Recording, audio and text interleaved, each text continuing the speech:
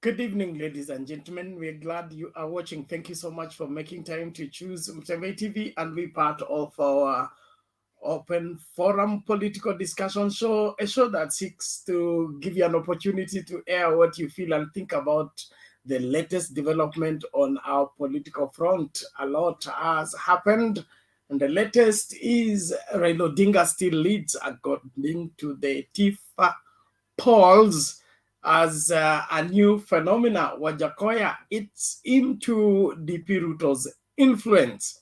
What is happening with Kenya Kwanza and DP Ruto, and now their newfound challenger, Wajackoya? We need to know what you feel and think about the same. Let's talk tonight. And of course, Azimio la UMOJA, Raila Odinga in ISIOLO, taking the offensive charm to woo voters in ISIOLO and get their basket full. Kenya Kwanza maintains Nairobi.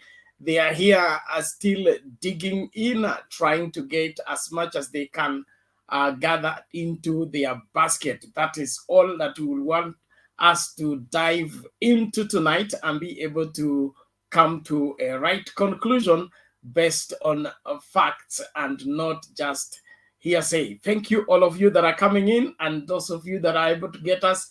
Please don't watch alone. Make sure you invite 1, 2, 3, 4, 5 people to join into the discourse. This is one family program that ensures that everybody can get into the required understanding of our politics so that they can make right decisions. So invite your mom, invite your dad, invite your sisters, both locally and in the diaspora.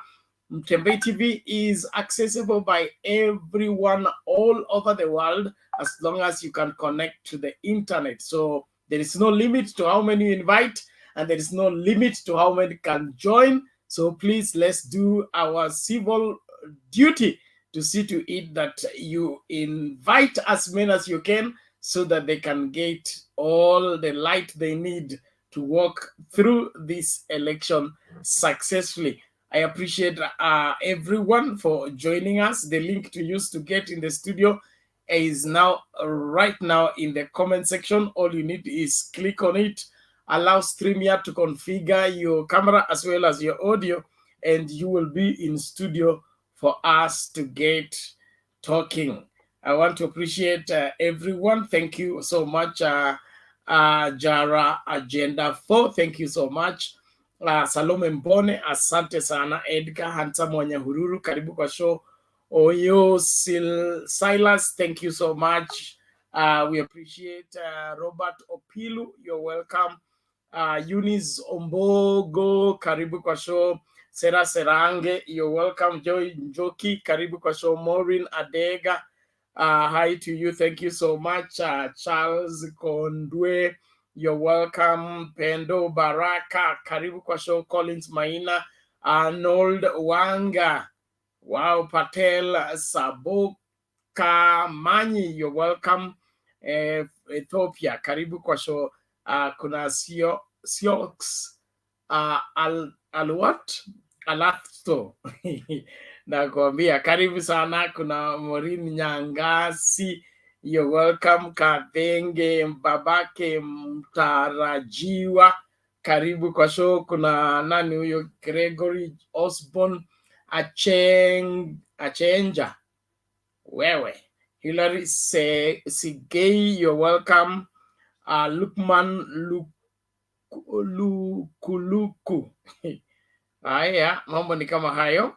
Mama, thank you. Brayo, karibu kwa show. Kuna Hana Mbugwa, karibu kwa show. Collins Maina, you're welcome.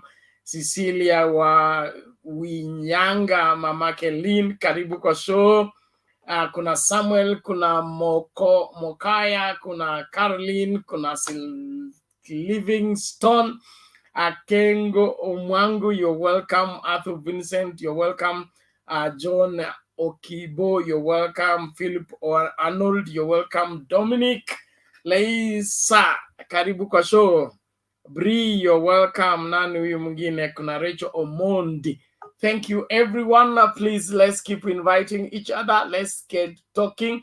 This is our civic duty to see to it that every Kenyan is fully informed as far as our politics are concerned, and they will make an informed decision based on facts and not on hearsay. It is important that we retain and maintain that even as we start out our discussion on the comment section. Please, let's keep it civil. Let's keep it respectful. There is no reason of you getting worked up because your team is losing or your team is gaining.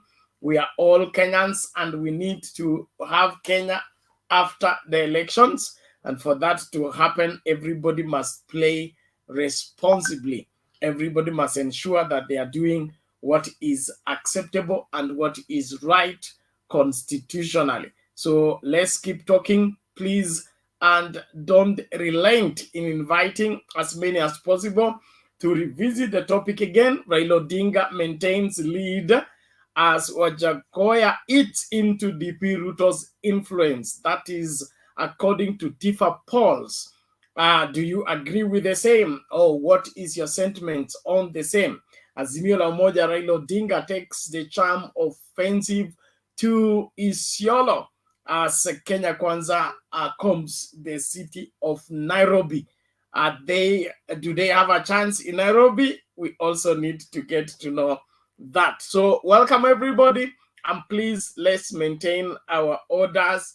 Let us ensure that you respect everybody on the platform. Comment section. There is this Lukuluku man. His language is terrible, and for that matter, he will not stay longer. I think he has overstayed his welcome and he's gone. Mama Selina, habari ya leo? Salama sana Penat, habari ya jioni, usiku Kenya. Tuko salama, tashukuru. Karibu, karibu. Asante sana Penat, pia niko salama. Nimeona kabla sijaenda topic ya leo, niko na kitu moja tu, anajua utanikubalia. Colombia, they have elect the first vice president woman, a black woman in Colombia. She's a single mother, and she was former housekeeper.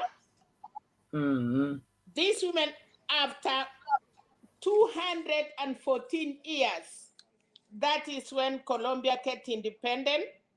Now they have a black deputy president. Her name is Francilisa. Hey, jina ingine ni ngumu, but I want to tell the women of Kenya, this is the moment of mothers. This is the moment of women. We have the first black vice president in the country of Colombia. They elect a housewife, single mother. So now in Kenya, women in the world, they have come up kwa sababu ya leadership. So hiyo tu ndio ilikuwa nje na she was selected on Sunday. So that is the breaking news that I wanted to tell my sisters and my mothers and our children, our daughters, our sisters-in-law that, hey, wake up. This is the moment for women. I know we have our mom, Mother Karua, yeye ametutangazia. Now, wacha nirudi kwa mambo ya leo, kwa sababu sitaki kukua out of topic pena. Tumesema 48 days or 47 days, we need to go to serious topic tusaidie watu yetu ya Kenya. Now, umesema Raila Odinga maintain the lead. In Nairobi, they say 50% for Raila Odinga and 25% for William Ruto. And then I have something else, Bernard, you have not said. IPC, wamama, tulienda chini. 50.8 ni wanaume, na sisi kina mama ni 49.7 or 0.1, yeah, 0.7. So let's make sure 49.7% ya wamama wale wamekuwa registered. Tuende tupike kura. Wale watakuwa hospitali to make sure tumewapeleka waende wapike kura. I think those are two things. Ya kura huku kwa umesema, nilikuwa nataka sana kuchua percentage. So wanaume wanatushindia na 1.8%, of which the goodness wababa watokangi sana, lakini tunafikiria watatoka. Wajackoya akona 7%. I could not even imagine this man 7% penalty from 0. That is okay. Na wanasema kura zake iko sana kwa vijana, but our sons wako desperate, hakuna kazi. Alafu sasa sijui this man amechukua kura za baba ama amekuja kuchukua kura za UDA. It is for you Kenyans to say. But the men, the young people are decided they want to vote this guy. So tulikuwa tunasema farasi ni 2 na baadaye tukajua farasi ni 1. So penalty tutakuwa na punda, sijui punda na nini. Unajua squeeze wamemix, hata uwezi jua sana farasi. Wameweka hiyo mix breed ya farasi na punda. Unapata mafarasi zingine zinafanana punda, unapata mafunda zingine zinafanana farasi. Hapo tutajua. Na nataka tu niseme, well, kama Wakenya watoto yetu wamepiga kura ati kwa sababu mtu anasema atalegalize pangi na kufuka nyoka, ati sijui sumu itafanya. Hata kwanza nauliza vile watu ni waoka hata kufuka hiyo manyoka pena. Mutatoa wapi hiyo manyoka ya kufuka ndiye mupate? Ati munapatia Chinese ati ndiye ilipe deni yetu. That is a lie anyway. But hiyo ni siasa. Tumeambiwa katiba inapatia kila mtu asimame. So nafikiria next time tutaambiwa ingine hatujaisikia, ile hatutakangi isemwe. These people are inside us. I don't want to talk about it, but I know they are there. Siku moja tukipata mwenda simu moja anasema yeye ni ya hiyo jamii, hapo ndiye Kenya tutashangaa. We live with these children, they are with us, they are our families. So hapo sitaki kwenda sana. Mambo ya Ruto, naona mambo ya Kashakwa anajaribu. Martha Karua, siwezi sahau my chairperson, alikuwa mkutano, the place called mkutano, that is in Kirinyaga, na alikuwa na mkutano, anaendesha mkutano yake vizuri sana, na ameambia atapeleka baba Kirinyaga very soon. So she was going round, naona vile watu wamejitokesha, they have decided. ISIOLO wamedecide penalty. Sasa mambo ya Kaboko, naona mambo ya Kuria ameattend meeting. So we don't know what is going on penalty in Kiambu County about the governorship. We have all these strong men and they are fighting to be the governor for Kiambu. I don't want to talk much about that of Kiambu kwa sababu sijui. Kitu moja tulikuwa naye jana, sikupata nafasi penalty, nilikuwa kasi. I feel so frustrated, lakini nilikuwa nafuata kila kitu. Nilishangaa nikiona Mudavadi Wetangula wanakuja kutoa statement ya Nairobi na kusema baba ndiye sijui amefanya nini Western, sijui ametesa Western. I want to say kwa serikali ya baba alikuwa ameandika, na mimi najua serikali yake atachunga mabrothers yake ya Western, lakini Mudavadi na Wetangula kukuja kulia Nairobi kutuambia hata ndugu yake ule Timu Wanyonyi mwenye amekuwa na baba wakati wote, na wakati baba waliongea na Timu Wanyonyi akasema anaenda Westland, kuna mtu tayari alikuwa amesimama Westland. Nakumbuka anaitwa, kuna kijana alikuwa amesimama na alikubali ku step down kwa sababu Tim Wanyonyi aliruti kiti ya Westland. Najua hiyo ni baba alinegotiate mpaka Tim Wanyonyi akaenda akachukua kiti ya Westland. Alafu mtu kama Wetangula anakuja kutuambia ati baba anadharau Waluya. Nyinyi viongozi ya Waluya and not viongozi, the orphans yenye walifuata pesa, moja alinunuliwa, moja sosa, mnakuja tumia china ya Waluya. Waluya wako intact. We have Obaranya. Baba amepromise our Apple speaker Marende. Tuko na Wamalwa.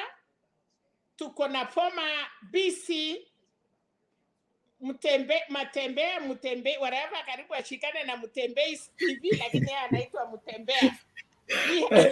We have a lot of Luyas that they are Apple. Nyinyi kama munashindwa, nyinyi ndio muliangusha party yenu. And I don't know why Ruto is talking about Baba. Mudavadi is talking about Baba. Jana alisema anafukusa mwenda simu. Penet, I really feel it. Mwenda simu anafukuswa. Who is that mwenda simu? Walimuita Machina. Ruto tafadhali, omba kura. And these people, oh my God. I'm also black Penet. Lakini niliona jana watu wamekuwa black kama, wamekuwa nyeusi ya, kuna mtu anaitwa Ouko Pen. Naona katikati yake kuna nini imekuwa black. I'm telling you, Pena, these people have changed the color. Badala ya kukua black ile yetu tunajua, wameanza usiseme nimekusema, wameanza kukua na sura ingine. They are not black, they are not green, they are not chifu. Yani, these people wame panic. Lakini tunawaambia, in 47 days of Kenya, baba tayari ameingia ndani. Kama baba ako na 50% Nairobi, where else can these people go? Thank you so much, Penat. Naomba panelist wenzangu pole, nimechukua nafasi. Ni kwa vile sikukuwa chana na nilitaka kurevenge because today I'm really in until the end. Thank you, Penat. Asante sana Mama Selina, tunashukuru kwa utangulizi, tunashukuru kwa maoni yako na congratulations to the Colombian first deputy president after over 200 years. That is historical, and we believe that we will be part of that history this year, even as we elect the new government August 9th, 2022. So Kenyans, let's be serious about making history in this country and ensure that we vote in right leaders that are going to help make this country better, not anybody who is asking for leadership. Na Wetangula na Mudavadi au mwiba wa kujidunga hauna pole. Okay? Wakati wewe unapaswa kupeana uongozi umeshindwa. Tuoli alitoa mali yake, akatualika Buhungu, akakuita, akakuweka mbele ya wazee, akakufanya kiongozi. 2016 ukaenda kulala. 2016, 2017, 2018, 2020, 2021. You did nothing. Alafu sasa mzee akasema huyu mtu tulipeana uongozi aongozi. Apeani mwelekeo. Jamii inakuwa scattered. Akasema hapana, kama mtoto wa kwanza haongozi vizuri, tuna mtoto wa pili. So tukakuwa na Buhungu tu ambayo iliamua kiongozi wa Waluya ni nani. So Weta na Mudavadi, those ones are not Luya leaders. They are one of our children from Luya land, but their leadership was taken away in Buhungu too. Those who have not updated, be updated. And we donated them to Kenya Kwanza for free. Let them get married. We don't even want the dowry. Wakae huko, wavumilie ndoa yao, wajitahidi. Ndoa yao ifanikiwe. Isipofanikiwa, wakirudi wajue vile wanarudi, kwa sababu walitoroka. Come stay. Sisi hatukuwasindikisha, sisi hatukuwapeana, walitoroka wakaenda come stay. Huko mambo ikichemka, wakirudi lazima warudi polepole. Sio hii wanarudi ati wanataka kutuongoza. Wanaongoza nani? Those are cowards that needs to be named for what they are. What is their capacity in Nairobi? They reign in Kibra, si walionyeshwa? Ford Kenya ilikuwa na candidate Kibra, ANC ilikuwa na candidate Kibra. Walipata nini? Wote pamoja, they couldn't get somebody said the number of their returning of their, what are they called, agents, the agents in the polling station were more than the votes they got in Kibra. So that is their capacity in Nairobi. They cannot sway the Nairobi vote. They don't know how this city operates. So vile William Ruto alikubali kubeba mzigo, aendelee tu kubeba mzigo wa hao watu wawili, avumilie hao watu wake mpaka dakika ya mwisho. Watafarijiana baada ya kupoteza kura, I mean to lose the election on 9th August 2022. Hiyo ikuwe hivyo, na everybody knows what is true. Wale walilipwa kwenda kujiunga na chama, walilipwa, walikula peke yao. Sasa wanakuja kulilia Waluya gani? Sisi Waluya tumeamua kule tunapaswa kuwa na, we don't follow cowards, we don't follow confused people, so they can try elsewhere. Steven, namna gani? Poa sana Bernard, how are you sir? Hey, I'm well, thank you. Jambo to all the panelists in the studio, how are you? Okay, Bernard, you know, yesterday when you played the video about Mudavadi and the team, you know, Mudavadi looked so exhausted, anakaa ni kama ametoka kuchimba migodi. Paka unashangaa. No, it's serious Bernard, I'm not insulting anybody. It's there, you can play it again. Everybody can see with his own eyes. Like Mama Selina is just telling us here, these people don't have the color they had before.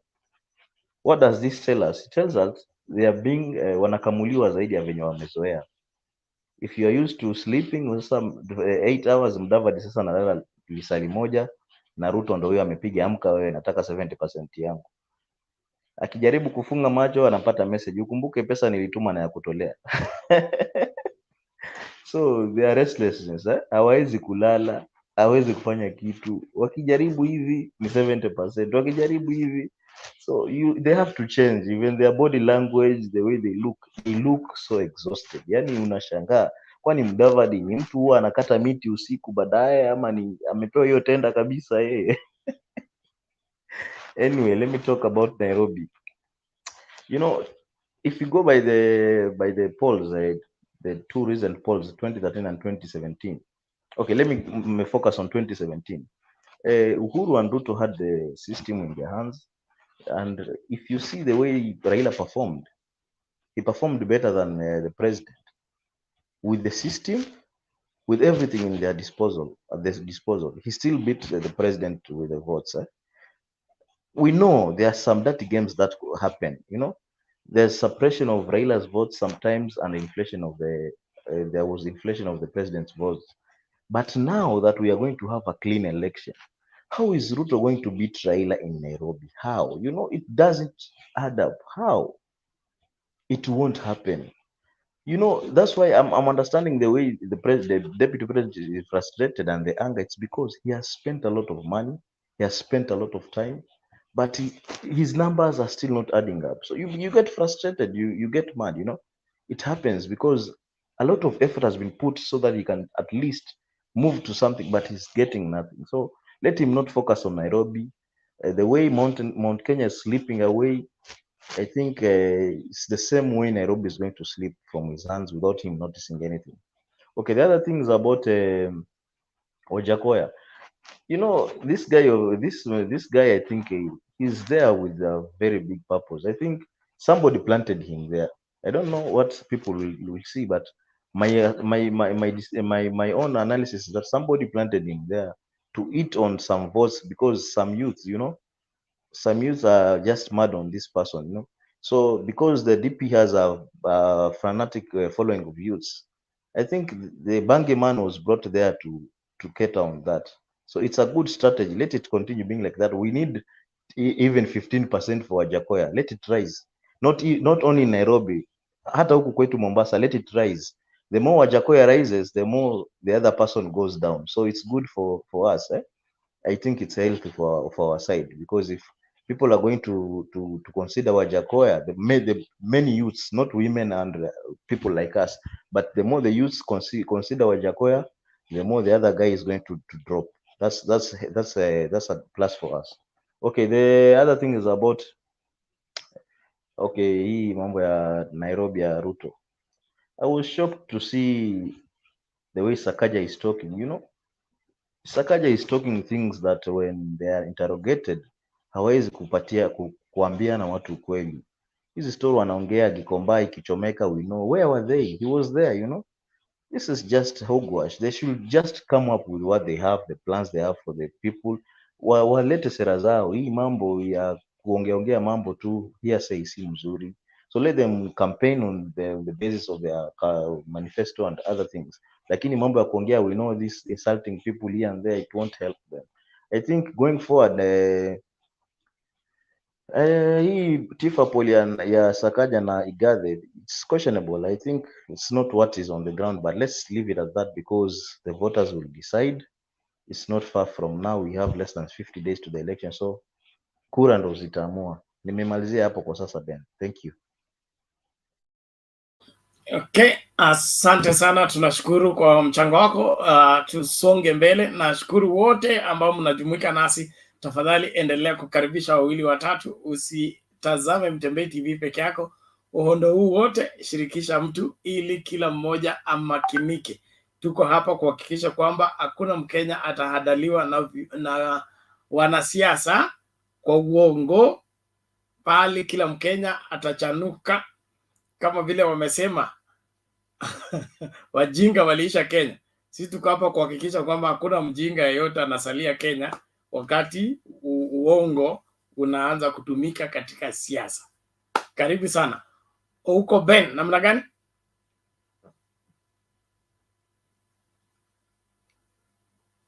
Unmute, the mic is beside your name on the screen. Unmute Kwanza.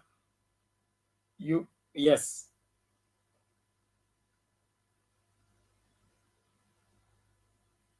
You click on the mic beside your name on the screen, Kwanza. If you don't do that, we can't hear what you're saying.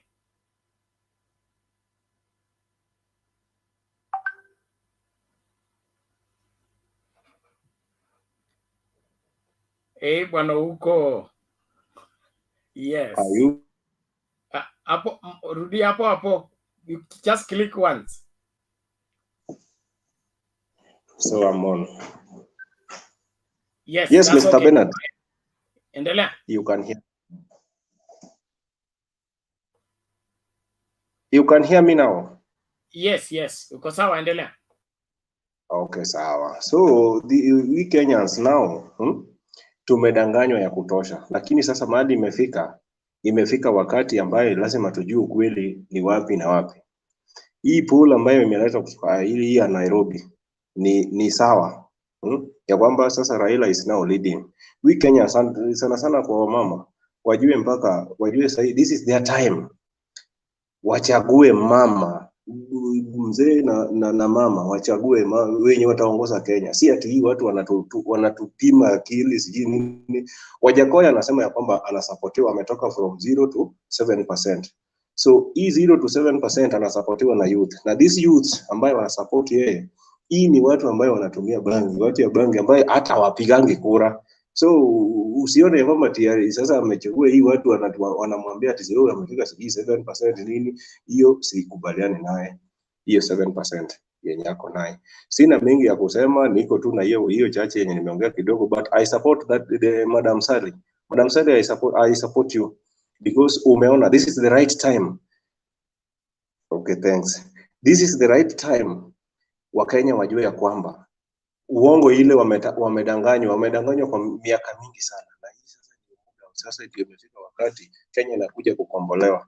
Yenyewe tumehangaika sasa. Hata ukiangalia uchumi ya Kenya mali inaelekea, uchumi sasa imepanda. Sasa unga sasa ukienda kwa supermarket kununua unga sasa imefika mali imefika 240, from 120 or from 100 to 240. My friend, where are we heading to? Let us support baba and mama na tuone Kenya itutapeleka wapi. Ni hayo tu, sina mengi ya kusema boss. Okay, asante kwa mchango wako bwana huko. Tunashukuru kwa maoni yako. Kila Mkenya ana haki ya kuchagua kiongozi wake, lakini tunapaswa kuchagua kiongozi atakayesaidia kuboresha nchi. So kabla nani aje, wacha tusikilize hii.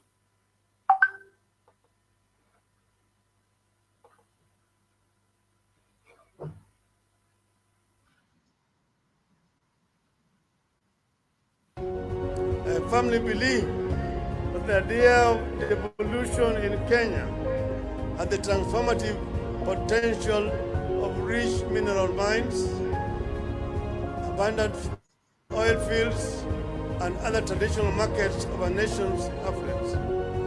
One county, one product program designed to be a launch pad to a Kenya which consumes its products, exports excess, and registers surpluses, not deficits. The national government will support materially and technically towards an ultimate vision where the 47 counties will begin industrializing at unstoppable rates.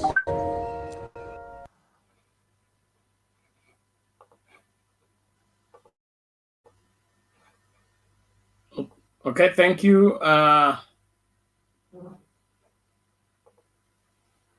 WG, you're welcome.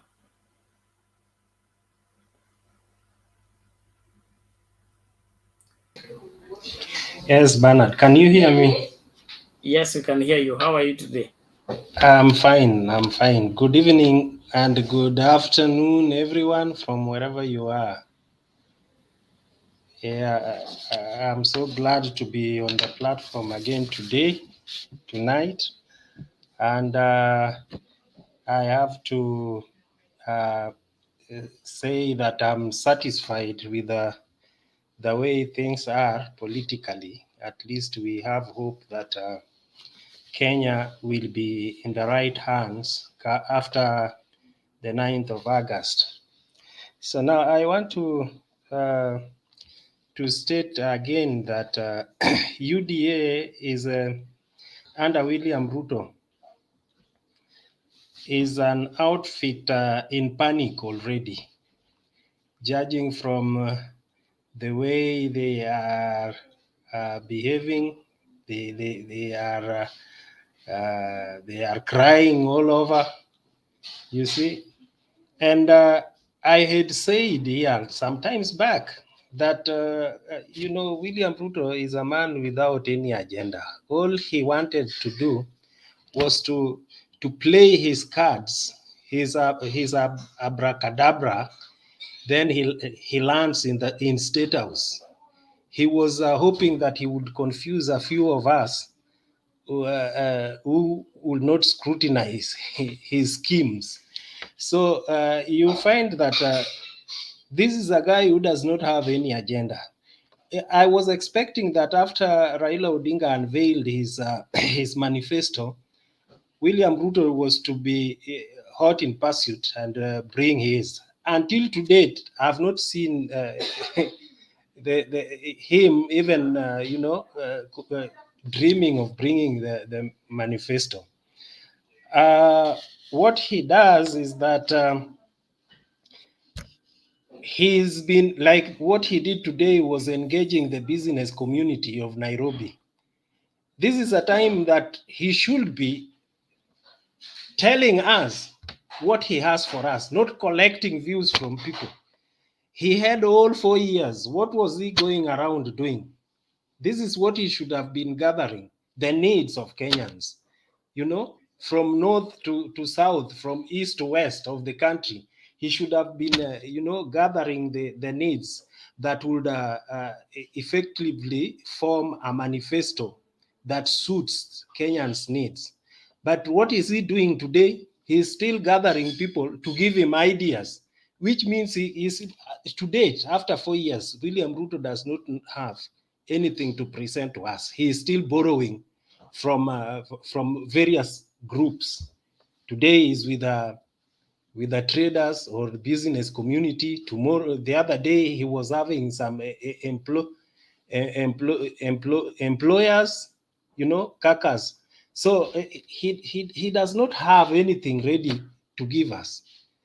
And the other thing is that what shows that he does not have any idea or anything to present to us, instead of him engaging in selling his products, his ideas to us, he is banking on the unfolding events. When he is beaten in Jacaranda, that remains the major thing for the campaign, the whole day, until the following day he is still issuing press conference about the beatings he got in Jacaranda. And you see, so he does not have anything. Yet on the other side, his opponents, where Raila is, they even hardly have time to complete their agendas. The time is very short on them. They have a lot to share. The other thing is that just to show that William Ruto does not have any agenda again, is that he waits until Azimio brings some ideas or does some of the things, then they are preoccupied on analyzing what Azimio has said. When Baba says he would bring, he would stop some mitumba or control the use of mitumbas, they begin changing without even, scrutinizing whether what Baba said would actually impact negatively on the people of Kenya or just on the face value. You understand? So these are things that make us believe that William Ruto does not have, so far, until few days to an election, he does not have a proper, roadmap in uplifting this country from where they've landed it so far. So we are happy, though, that the ground is changing from all corners of the country. People are learning and knowing what William Ruto is, and they are busy. They are moving, and the ground is shifting from central Kenya to all over across the country. We are seeing that. Finally, the wrangles that we are experiencing in UDA or the Kenya Kwanza, I don't believe there is a Kenya Kwanza. All these things, there is only UDA. Kenya Kwanza is just a hogwash. So in UDA, you find that the wrangles among themselves, while on the other side, Azimio is becoming more stable. The only disability initially was Kalonzo's stance. But after they had rectified it, the ship is now stable. But on the other side, you find that the storm is now brewing. So that is very good sign that we are experiencing. And again, the people who are calculative, the politicians who are calculative, are already beginning to jump the ship, the likes of the Kabogos. So those are very good signs, Bernard. Asante. Unless if there is any question from the... Okay, thank you, WG, for your observation. That is a good one. UDA camouflaging as Kenya Kwanza, they have a tall duty to see to it that they catch up. They are playing catch up, but they are really behind in terms of making an impact on this election. Well, let's listen from Anne first before we continue with the Mkuruno. We give ladies first. Okay, habari zenu? Tuko salama, vipi? Mimi niko poa sana Bernard. Kuchoka tu. Moving door to door. Kazi mpaka ifanywe. Leo si kwenda mbali, nilikuwa within, nilikuwa naongea na my neighbors. Na I thank God because watu wamekuja kujua ukweli wa mambo. Wale wataokoa nchi yetu ni mother na baba. Kwa hivyo nashukuru sana. Leo nilisema nishinde kwa area, nisiende kuwasha moto kwingine na kwangu kuna zima. Kwa hivyo nimefurahia, nimeshinda na my neighbors. Kile kitu ningetaka kusema anzia na hii mambo ya Sakaja. Nimekuwa nikiangalia vile wanasema ati yeye ndiye ako mbele, of which tumeona baba ndiye ako mbele Nairobi. Sidhani kama kuna watu wanaweza angalia Sakaja akuwe mbele kuliko Igathe, of which watu wale wanampenda baba na watavutia baba ndio wengi Nairobi. Hapo tumedanganywa, hapo kuna kampeni inafanywa because sisi watu wa Azimio ukisema ni baba, tukisema ni baba na wale wako nyuma yake. Kwa hivyo hapo wametucheza, lakini we know on the ground wale watavutia baba ndio watavutia governor wa Nairobi Igathe. Another thing nataka kuwakumbusha, vita ya Sakaja, mambo ya degree, it is not yet. Kwanza saa hii ndivyo iko ngumu. Kwa hivyo very soon mtamuona akiondolewa tu kwa mchezo, hata kuwa kwa baruti. Hivyo mnasema amefanyiwa clear. Yes, amefanyiwa, lakini kesi bado inaendelea, mambo bado inaendelea, mambo ya degree. Na sidhani kama wanaweza kutuambia ataenda kuchaguliwa bila degree, ati wabed the law so that yeye wafulfill his heart desire. Hakuna kitu kama hiyo. Nikuja niangalie hii mambo ingine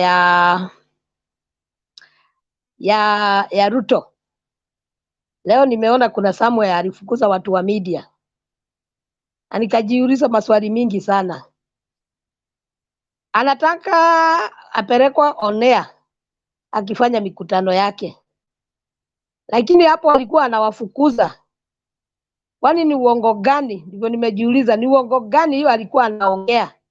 Hakutaka tujue, of which tulikuwa tu tunajua alikuwa anadanganya watu wale victim of violence, na watu walikuja wakagundua hakutaka iende on air kwa sababu ya ICC.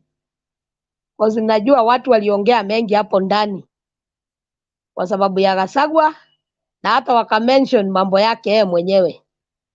Kwa hivyo hakuwa anataka sisi wale tuko mbali tujue. Akasahau siku hizi sio lazima tu work na cameras hizo, alikuwa naona na macho. Zingine hata tunaziwekanga kwa mifuko kama vivungo za browse. Kwa hivyo hivyo tuende sana, tutaona tu by tomorrow tutakuwa tumeona zimetolewa hizo secret alikuwa anaongea hapo. Kwa hivyo hiyo tu ni kitu moja ilionyesha Wakenya huyu mtu kuna kitu anakuanga ameficha, kwa sababu kama hakuwa na jambo ingine ya kuficha, angetaka sisi zote tujue hiyo meeting yake ni nini inaendelea. Ama angesema kama rais wetu on Sunday wakati alikuwa Kasarani, ile jambo alikuwa anataka kuongea, sema basi mimi sitaongea sana isiende kugeuziwa huko juu, hiyo ni tutaongea kinyumbani. Lakini angefukuza watu wa media wakiwa already wameingia. Angetangaza kitambo, niko na mkutano kesho na victim of violence, lakini watu wa media wasikuje. Hapo ilimrudisha chini sana sana sana sana sana. Na hivyo ndivyo tunataka waendelee tu kila wakati kufanya makosa. Kitu kingine niliwatch jana ni vile alikuwa anasema ati our candidate baba amuombe msamaha kwa sababu ya Jacaranda. Nataka kumwambia na asikie vizuri. Wewe unataka uombe msamaha kama Ruto? Ni mara ngapi umetesa baba 2017 na 2013? Umeshampatia hiyo msamaha ili wewe upatiwe msamaha? Number 2, Baba yeye alikuwa kanisa, wewe ukienda mikutano. Kwa hivyo ulijuaje ni yeye alikuwa amepanga, of which kwa kamera tunaona watu wako wamevaa t-shirt zako, wanakupiga na mawe alafu wanakufanya escort. Hapa unataka kutuambia nini? Kwa hivyo sisi sio wajinga. Hata wale wa mama wa Gumbaro tumerafuka, tumetoka kwa analog tuko digital, tunajionea saa hii. Hata sidhani atadanganya akina nani, because hata akina shosho tunaenda huko mashinani, unasikia shosho tu anakuambia nitachagua Raila kwa sababu ametetea haki yangu for a long time, na yeye hana hata smartphone. Hivyo sijui atawaambia nini. Aache kutudanganya. Kama kuna investigation inafanywa, ifanywe ikiwa full. Hao wenye walikuwa wamevaa t-shirt zake wanamfanya escort na wanatupa mawe, tuambiwe ni akina nani. Aache kuingilia candidate wetu. Sisi nyumba yetu iko laini, hata tumerelax. Sisi tu ni kuelezea watu agenda yetu. Hatuna vita kama nyumba yake. Tena nimeona mama mwingine hapa anaita mother ati ni mtoto wao. Wana Jane Kehara. Madam Jane Kehara. I don't want to fight a lady, but wacha nimwambie ukweli wa mambo. Kama yeye anaona mother hajafit, hata yeye hajafit. Kwa sababu amekuwa kwa serikali for a long time. Atuonyeshe vile amefanyia watu wa Naivasha. Na najua kuna watu wa Naivasha hapa wanasikiza. Kwa hivyo aachana na nyumba yetu. Sisi tumeamua ni mother na baba, na wale candidate wenye tunaona wataisaidia baba kama ma MP, women reps, MCAs, senators, waache kutuambia mambo mingi. Washughulikie nyumba yao. Kama inaanguka watafute vikenge za kuisukuma isianguke, lakini sidhani kama wako na time, because already Kuria alituambia wanapelekanga watu na mabasi. Achungulia aone kama kuna basi inatoka Nairobi ikienda ISIOLO ama Meru ama Kiambu. Sisi tunaenda tunapata watu, candidate wetu anapata watu huko wamemgojea, anamalizana na hiyo area, anaenda area nyingine anakuta amegojewa, lakini wao wamewabeba ni kama wamewaajiri kazi 500 kila siku. Siku yenye itafika wakati wa kupiga kura atawatafuta hawakoze, kwa sababu hao wote anapatia 500 ni watu wetu. Tumesema wakule tu alafu warudi tuende tukavote. Kwa hivyo na mark my words today, atashangaa, because hao watu wanaenda, tumesema waende wakule, ni pesa zetu. Kama leo nimeangalia hapa kwa news Ben, na nimeona kuna msichana rika ya hawa wana youth, wengi wao wako hapa. Nimeona akaunti yake ilikuwa rich. Hiyo corruption ndio tunataka baba akuja na mother wamalize. Treasury ameiba more than 37 million within 2 years. Me, I have been in business. Zile pesa mingi sana nimefanya na nikapata ni 80 million na nikakoniwa hiyo mizigo. Kwa hivyo na hiyo ni more than 3 or to 4 years. Yani 2 years akiwa mwajiriwa wa 24,000 na akona 37 million kwa account, imefuruziwa 18. Hizo zingine alikuwa ametumia. Then I'm asking, hiyo ndio Ruto anatuambia tuendelee nayo? Mtoto ametoka juzi kwa shule na sasa anakuwa bilionea na anatuacha tukilia. Treasury tulikuwa tunaiomba pesa ili mafuta ipungue na unga ipungue, of which ziko kwa mfuko ya mtu. Wacha sisi mother na baba wakuje wafunge hiyo mashimo yote. Kama mtu ameshikwa na hiyo corruption anafungwa. Na wakicheza tuweke sheria kama ile ya China. Unakatwa hapo tu, maisha yako inaishia hapo. Hao watu wameua kuweka 18 million ama 37 million kwa mfuko yako. Umeua Wakenya wangapi? Hata kama hujawaua kwa kutumia kisu, umewafanya walale njaa, hawana dawa kwa hospitali, hawana barabara mzuri, na ni kwa sababu umechukua pesa zao. Kwa hivyo mimi na support vile kunaenda saa hii, na hiyo nyumba yao iende kupigana kabisa kavogo. Hata hatutaki wakuje kwetu. Nimesikia akisema yeye hajatoka huko, asikuje kwetu. Nyumba yetu imejaa. Haitaki watu wa kukaa leo wako huko ndani, kesho wanatoka wanaenda kwingine. Sisi tuko na mabibi wenye wamejua nyumba ni nini, na wako ready kuifagia na kurembesha tukijua tarehe 9. Hivyo tu ndivyo naweza kusema for now, Bernard. Okay, asante sana mama Ana, hiyo ni iko poa. Tunashukuru kwa kazi nzuri unafanya. Mama movement, wacha kila mama amakinike. Hii Kenya tutaiokoa. Hakuna vile wakora wataipata. Wamekuwa nayo kwa muda wa kutosha. Lazima Wakenya sasa wachukue sehemu yao na warekebishe makosa ili tusonge mbele. Kuna vizazi vijavyo ambavyo vinatutegemea sisi. Tukikosea hao ndio wanaumia sana. Kwa hivyo lazima tuwasaidie ili wafurahi nao, kwa sababu walikuwa na wazazi ambao walikuwa wanawajibika. And that is my desire for each and every Kenyan to wake up and realize that if we don't fix our problems, we only push them to the next generation. And the next generation will curse our graves for having slept and watched the country being plundered. So let's do our very best to see to it that no vote is lost. Na wale watu wako na voters card, tafadhali linda kadi yako vizuri. Kitambulisho yako weka vizuri. Kitambulisho kwanza, wacha hiyo kadi ya kura. Kitambulisho ni cha muhimu sana. Mtu asikwambie anataka kwenda kutumia atarudisha, ama akuweke hiyo bila hiyo kitambulisho huwezi kupiga kura. Hata ukikuja upige nduru haiwezi kuwa kura. Kuwa na kitambulisho na siku toka mapema.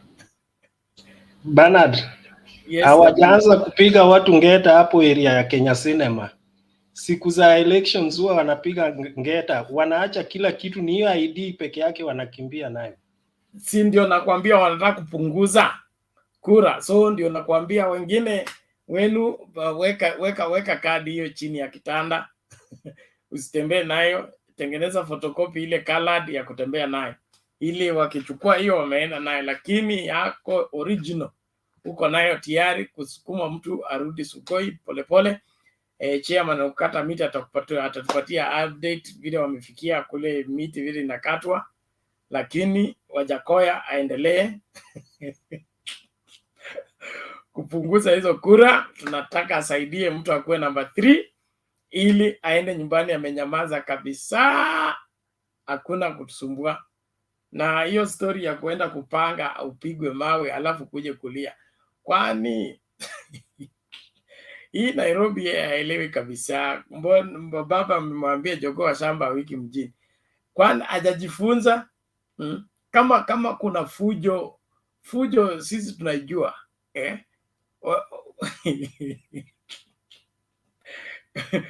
hiyo ilikuwa tu stretch. Sisi tunawekanga hii nchi tunaitingiza from the airport to Uhuru Park. No.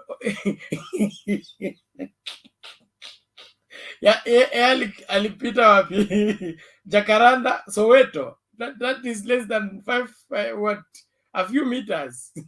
Apasa kujifunza siasa ya Nairobi. Akuje klasi tutampatia polepole aelewe, lakini kwa sasa hivi ajaribu siku ingine, haiwezekani hapa. Tutashukuru lakini. So naomba tumlete nani huyu, tuko tumemruka Imoli mwana wefu.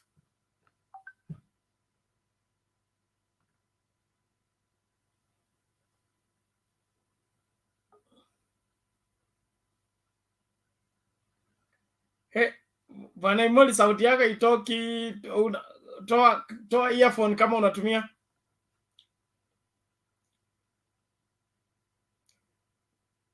Your audio is not coming out. You are not hearing what you're saying, although you are not mute.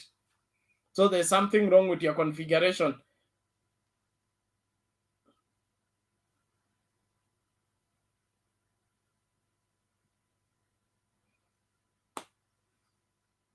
You work on that. I think you may need to restart afresh your phone and be able to make it work. Okay, thank you. Wacha tumlete Felix wakati Moli anatengeneza mitambo yake. Felix, vipi? Poa Bernard, habari zenu kila mtu? Tuko salama. Hope this event finds you in a good health. Okay, before I give my submission, I just have one or two words of caution. As we approach the 9th August, that day is a very important day to all of us.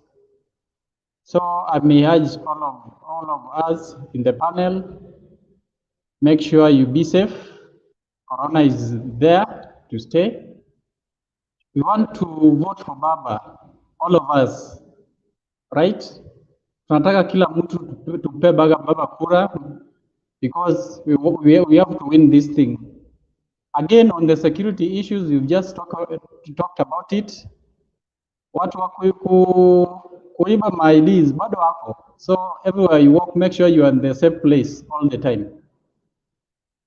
On my submissions, I'm just going to be so brief because I'll need the others also to contribute, then I'll come later. About the latest opinion poll, it's so encouraging. The gap between Azimio candidate and the Kenya Kwanza candidate, the gap is so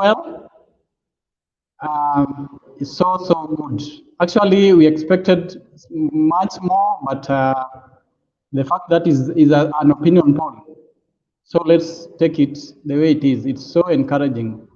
Although I have some questions, just a few questions on the gubernatorial position, because the figures, they're somehow not realistic. Because if you look at the presidential candidates, the range between a presidential candidate for Azimio and the presidential candidate for Kenya Kwanza, the range is almost half. But you come to governor, the range, you find that they are giving Kenya Kwanza candidates a higher percentage, but if you look at the range, it's somehow slim. So there must be a statistical question. Then about Wajackoya, okay, eating on Ruto'S influence, it's a celebration to us. We should not, in fact, it should just do it more and more. That is what we need, because this guy, we want to beat him with all corners. In fact, if it's possible, Wajackoya should just come and even defeat him, because we have to show him that Kenyans are not for deceit, right? Then Kenya Kwanza in Nairobi, I think these people, they know they don't have the ground in Nairobi, but they're just trying so hard to maintain the relevance. But Nairobi, as we know, the voting pattern ever since, with the system and everything, we know they've been voting Raila for the longest time ever. In fact, this electioneering period, it's going to be a surprise to a majority. Baba is going to get quite a number of votes actually in Nairobi. So for them campaigning just for relevance, and then they want to, there's like excites the other people about the Sakaja's case, the recent Sakaja's case, just to make sure they excite their supporters. But when we come to the election day, we'll get the results. Next one, touch on lastly, just briefly, because I'll come back later, about Raila in ISIOLO. It was so encouraging and impressive reception. I followed the event all the way from the beginning up to the end, and then I'm seeing there's a difference. I think in ISIOLO, last time, if you look their last election, majority of the voters voted for Jubilee, but most of the candidates who ran in Jubilee last election are in Azimio right now. From the governor candidates, the senator, and both women in Jubilee and the previous, the 2017 women rep. All of them are in Azimio. So this one shows you that there's some positive response, and we are, this time around, Raila is going to get much more than 50% or more than 55% of ISIOLO. I wonder why the recent opinion polls was placing Ruto much ahead of Raila in that county. We are yet to know, and we will get to know the reason behind that. I think for now, I'll come back later. For now, that is my submission. Thank you very much. Okay, asante Bwana Ochieng, tunashukuru kwa mchango wako na maoni yako. Naomba tumlete Bwana Wangira. He went to reset his gadget. I hope your gadget is now working. Oh, how are you, Bernard? I'm well, sema. Mzuri, my gadget is working. How are you, Mama Selina, Steven, WG? Sijamuona siku mingi bwana WG, and everybody in the studio. How are you? Bernard, let me just go straight to my contribution. I've seen this Tifa opinion poll today for Nairobi, and it is saying that Raila Odinga in Nairobi is leading by around 50% of those people who were interviewed in that opinion poll, followed very behind by William Samoei Ruto at 25%.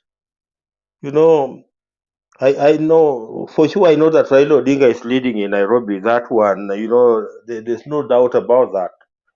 You know what I don't seem to agree with Bernard is this Wajackoya thing of 7% popularity in Nairobi. You know, I don't think that Wajackoya is enjoying this 7% popularity in Nairobi. Where is he getting it from?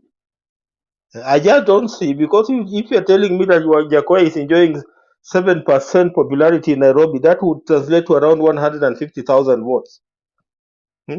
Are you telling me that in Nairobi Wajackoya will get 150,000 votes? I just don't see how.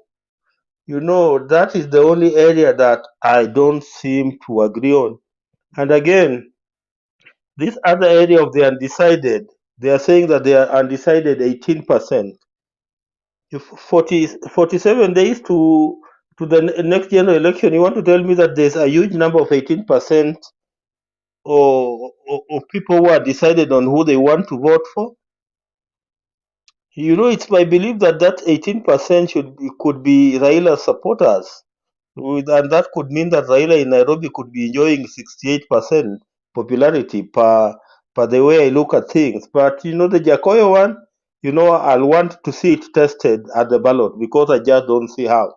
Because to me, it's my take, if Wajackoya will be lucky to get anything big in this general election at the ballot, it will not be more than 50,000 votes. That is my take. And if you are giving him 150,000 votes in Nairobi alone, then what are you telling us? Are you telling us that Wajackoya could pull 1 million votes in this country at the general election? I don't just see it how it will work. I just don't see how. Secondly, I want to raise an issue that, you know, to bring up an issue that has been raised by Azimio la Umoja One Kenya.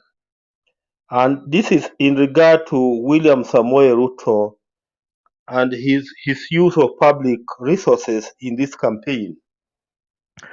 Azimio la Umoja One Kenya have written to the IEBC, and they want the IEBC to issue what they are calling a cease and desist order to State House controller Whiskey Mbugua, so that he can stop facilitating the office of the deputy president. And you know, there are things that are really coming up and especially at this campaign period. You know, the amount of money that has been budgeted for William Samoei Ruto's office is a whole half a billion shillings. That's 500 million shillings. And out of these 500 million shillings, you discover that 23 million just goes to kukunywa chai pale kwa William Ruto pale Karen. 23 million, and that's why you see people, and that's the reason why people are popping in and out of Karen every time, because they are guaranteed of chai and some nyama na mchele, because there's a huge 23 million shillings to be spent for that thing. And again, there's another issue that is coming up. You know, William Ruto has 150 million shillings to pay his staff who are not necessarily public servants. These are people who are not public servants within the meaning of the Public Service Commission, but they are staff of William Samoei Ruto. So their budget for salary is 150 million shillings. Perhaps this is the type of money that could be going to people like Wakila Itumbi. You know, this could be the money that could be funding Wakila Itumbi, because there's 150 million shillings to pay them salaries. So Azimio la Umoja has brought up a very crucial issue that needs to be looked at, that needs to be looked into, because we don't want somebody to have an upper advantage over us when he's just using public resources, and the other time he was also accusing us of using public resources. And so Azimio la Umoja One Kenya wants the funding for hospitality, hiyo nimekuambia ya chai, at the current residence stopped. And we also want that that current official residence of William Ruto should not be used for campaigns. You know, every time we see people going there for campaigning, you know, every time, and that is supposed to be an official residence of the deputy president. And at this particular time, you know, he should not use it for campaign purposes, just like the way Uhuru Kenyatta is not using State House for campaign purposes.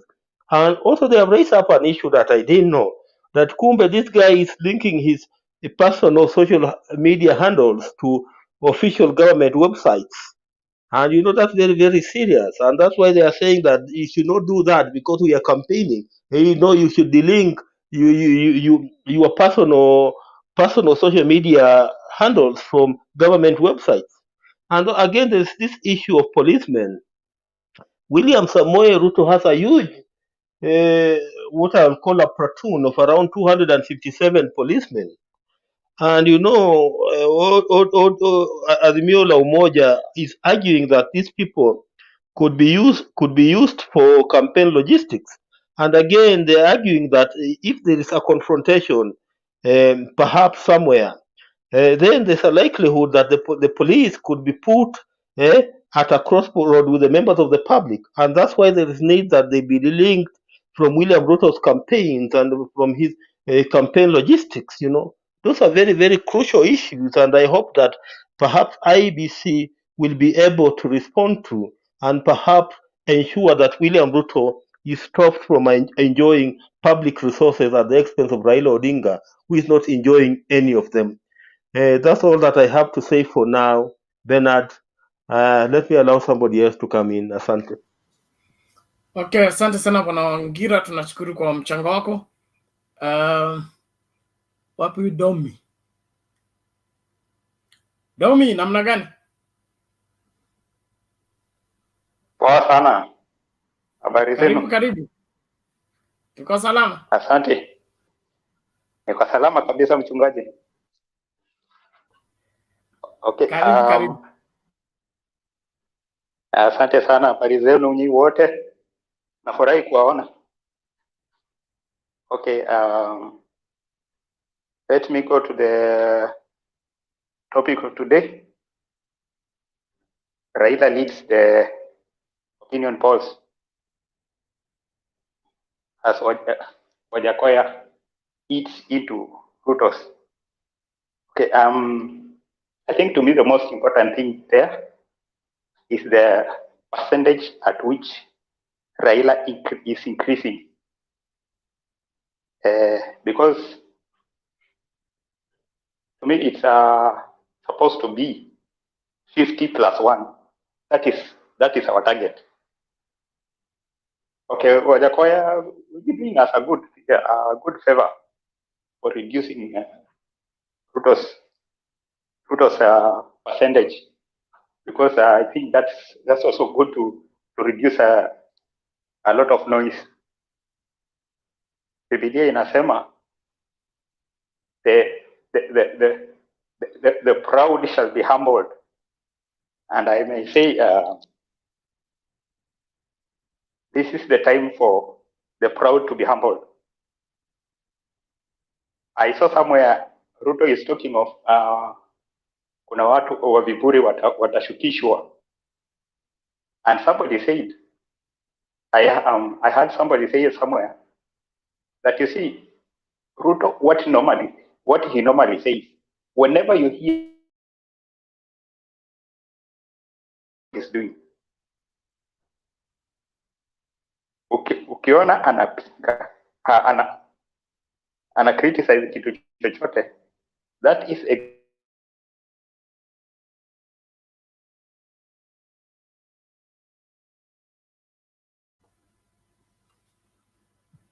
Domi, you're having hiccups. Your net is not going through properly. I think you need to work on it. We can't get you. Wacha tulete Moseto. Moseto vipi? Poa. Mambo. Unanisikia? Yeah, nakupata, endelea. So mimi nataka kujifana nyinyi wote kwanza. Unanipata? Soka karibu na mic. Unanipata sasa? Yeah. So if you, at first, this people, I want to differ with this people, Paul. First, look at Sakaja. We can't hear you properly, Moseto. Maybe you put the mic the way you were at first.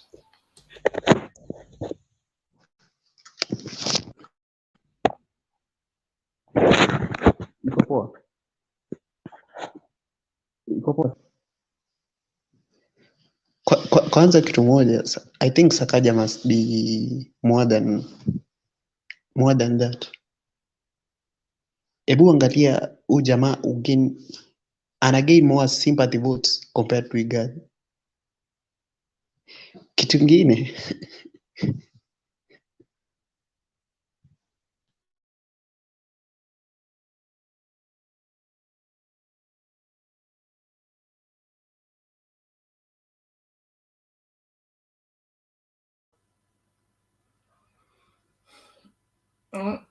Network imekuwa hash leo. Domi endelea basi. okay. Sorry, network imenitupa nje. Okay, you know, somebody said, whenever you see Ruto speak of anything, criticize anything, that's exactly what he's doing. When you see him at one point said, wajinga walisha hii Kenya yetu,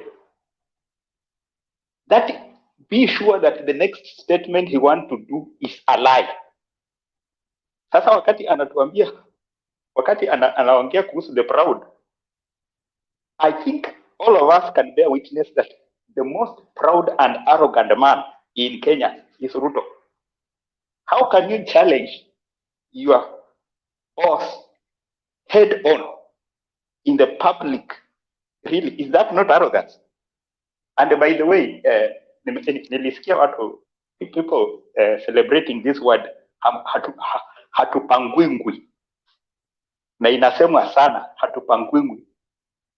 I think for this one, for a pastor like our Reverend Bernard, I think there is a spirit, a demon of rebellion being broadcasted in the nation, and we need to pray against that. Hata mimi ukiwa kwa hiyo mkutano ukuje useme haupangwingwi, and you come to my office, wewe ni mfanyikazi wangu, nitakuuliza hebu niambie kama haupangwingwi, nisikupange kazi. Okay, about these guys, Akina Mudavadi and Wetangula, standing up and purporting to represent the Western, saying that Raila has been against the Westerners, ati ametunyanyasa. I think, to me, if there are people who have benefited well from Raila's closer to power, whenever he's close to power, look, people from Western have benefited a lot. And if there is anybody who has benefited a lot in Western, it's Mudavadi. Mudavadi was nowhere. Raila picked him from nowhere. And I may say, to be honest, this is what I normally say. And I said it some time back. I thank God because for once, Mudavadi is getting out of political space. I think in Western, Mudavadi is the greatest obstacle of any political movement. He was found as the representative of Luya. What did he do? He did nothing. He even never called for any meeting. He never gave any direction, and he expects that all Luyas will still listen to him. That is total nonsense. That is rubbish. To me, I really appreciate that Mudavadi is getting off from political space. We need new people. Yeye ni kama mkuki umeweka ngozi yuko mbele. He cannot do anything for us. As a lawyer, I may say Mudavadi is a problem to us. And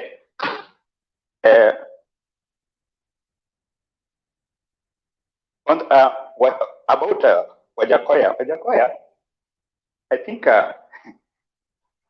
yes, it's good that he's eating into Ruto'S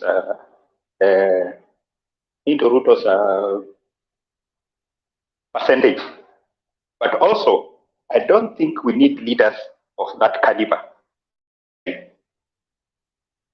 wacha tusaidie kupunguza kura za Ruto, lakini this is not a person to be encouraged, because I think, to me, I don't like taking chances. Such a person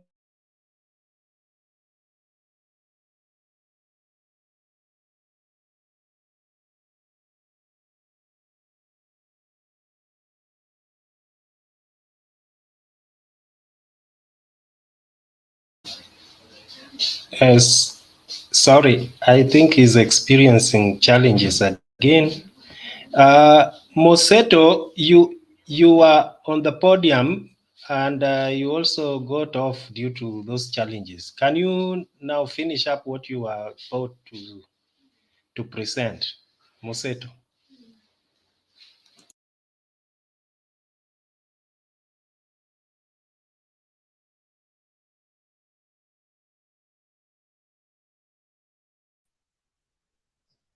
Hello. Yes, we can hear you. Ebu kwanza huyu anaongea kwanza. Kuna mtu anaongea? Mseto, unataka niseme nini? Amitu ya utuambie vile unaona siasa ikienda ya Kenya. Don't fear. Tumekuja hapa kukampeinia Azimio. But mi naona mngepatia kila mtu from each political side aongee kuliko mkwe the one side, debating wote mkiwa one side sioni kiwa fair. Moseto, but I'm giving you chance, or whom do you want us to give apart from you? I think it's you we've given chance, or we fetch people from outside the podium to drag here by force. Anybody who comes in is given fair chance. So if you have something, please, you just go ahead and tell us. Don't fear.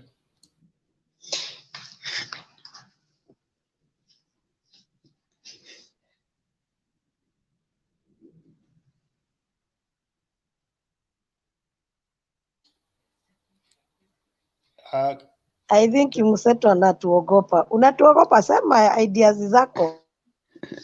Mi hakuna mwananitisha. Kuko na kitu moja mjajua. Kuko na kitu moja mjajua. Comparing Sakaja Tuambie Kenya tutajua.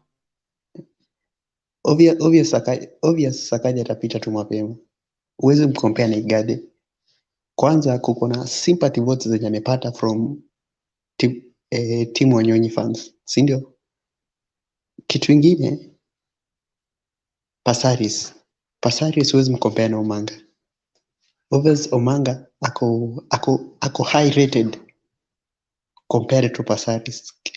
The only person mwenye mimi najua anaweza pita ni Sifuna. Huyo ni direct.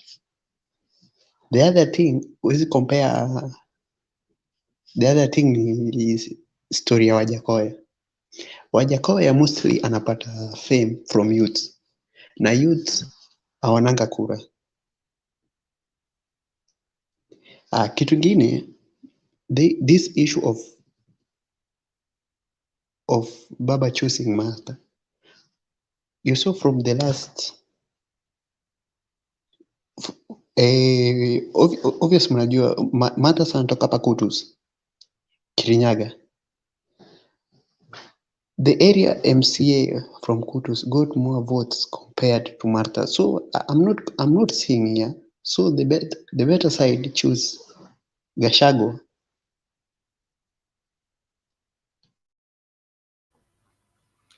Excuse me, Moseto, where are you basing those your figures from? I'm basing from Kenya. Go and relax. From UDA data. Goja. An MCA got more votes than Mother in which elections was that? 2017. Just compare. Hold on, don't worry. I want you to relax because let us talk mature politics. Relax. I want you to prove that because we do figures here on this show. All right. Okay, and, check. Goja, an MCA is in charge of a ward. Okay. Martha Karua was running for governor. Yeah. All right. Yeah. Martha Karua election ended up in the Supreme Court, challenging Waiguru's elections. You are aware of that? Yeah. It is now even in the East African Court. You understand? You are aware of that? Yeah. So I want you to tell me how many votes did that MCA get and how many votes did Martha Karua get? Na Bernard, unaonekana hata wewe hujui. Imeisha kesi na Martha Karua akashinda already. I don't know whether you are aware of that. Order, please. Let's prosecute one thing at a time. Thank you for the information, though.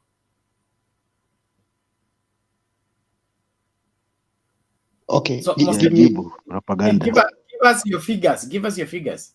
Okay, give me 5 minutes. I bring my those figures.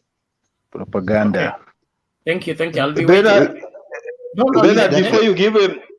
Bernard, before you give him 5 minutes, you know, he should also be specific about the word he's talking about. Which is this word that he's talking about? He's just talking about Kotus. Which word in Kotus? Wangira, relax. He says he needs 5 minutes to go and bring me figures. I know the people who vote in a ward cannot compare to the people who vote in the county. But if he has those figures, I want to see them. I'll be very much interesting. And from there, we can now either believe his gospel or not. Ndio hiyo Mseto.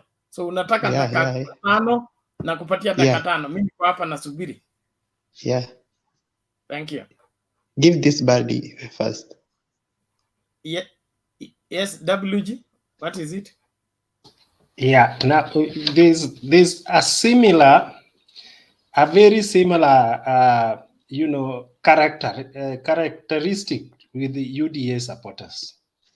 Those allegations, and before he goes, I just WG, want relax. to say, WG, I know. Goja.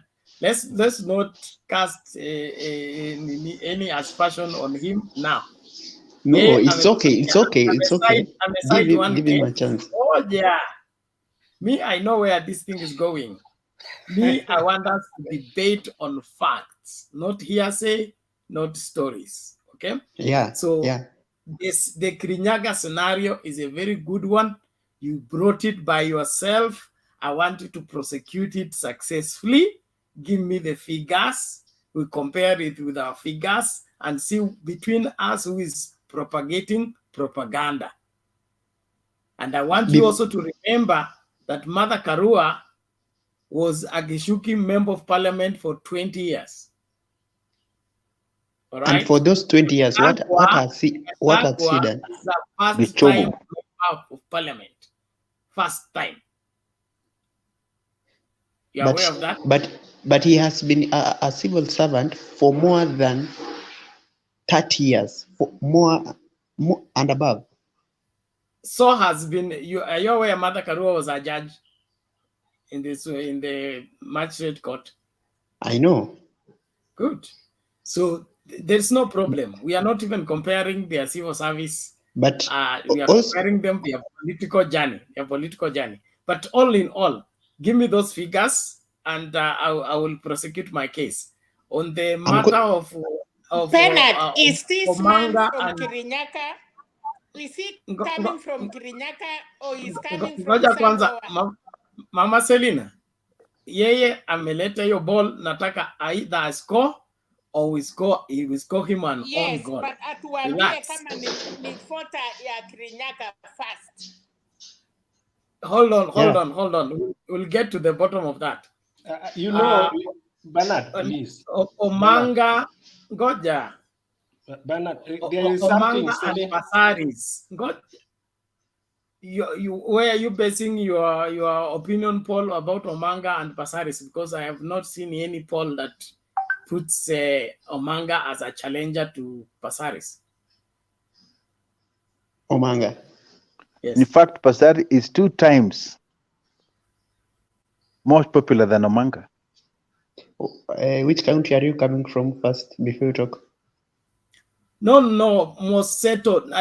Please give your figures. You give us figures. Number 2, give us reference. Because atuongei tu maneno tulisikia. We are debating and we want facts. Umesema I'm searching for head of Basaris by far. So which poll is that? Is it the one for Itumbi or what? Not for Itumbi. Yes, which one is that? Because we have not seen any poll anywhere. Be it Infotrack or Tifa or this other one analysis, what?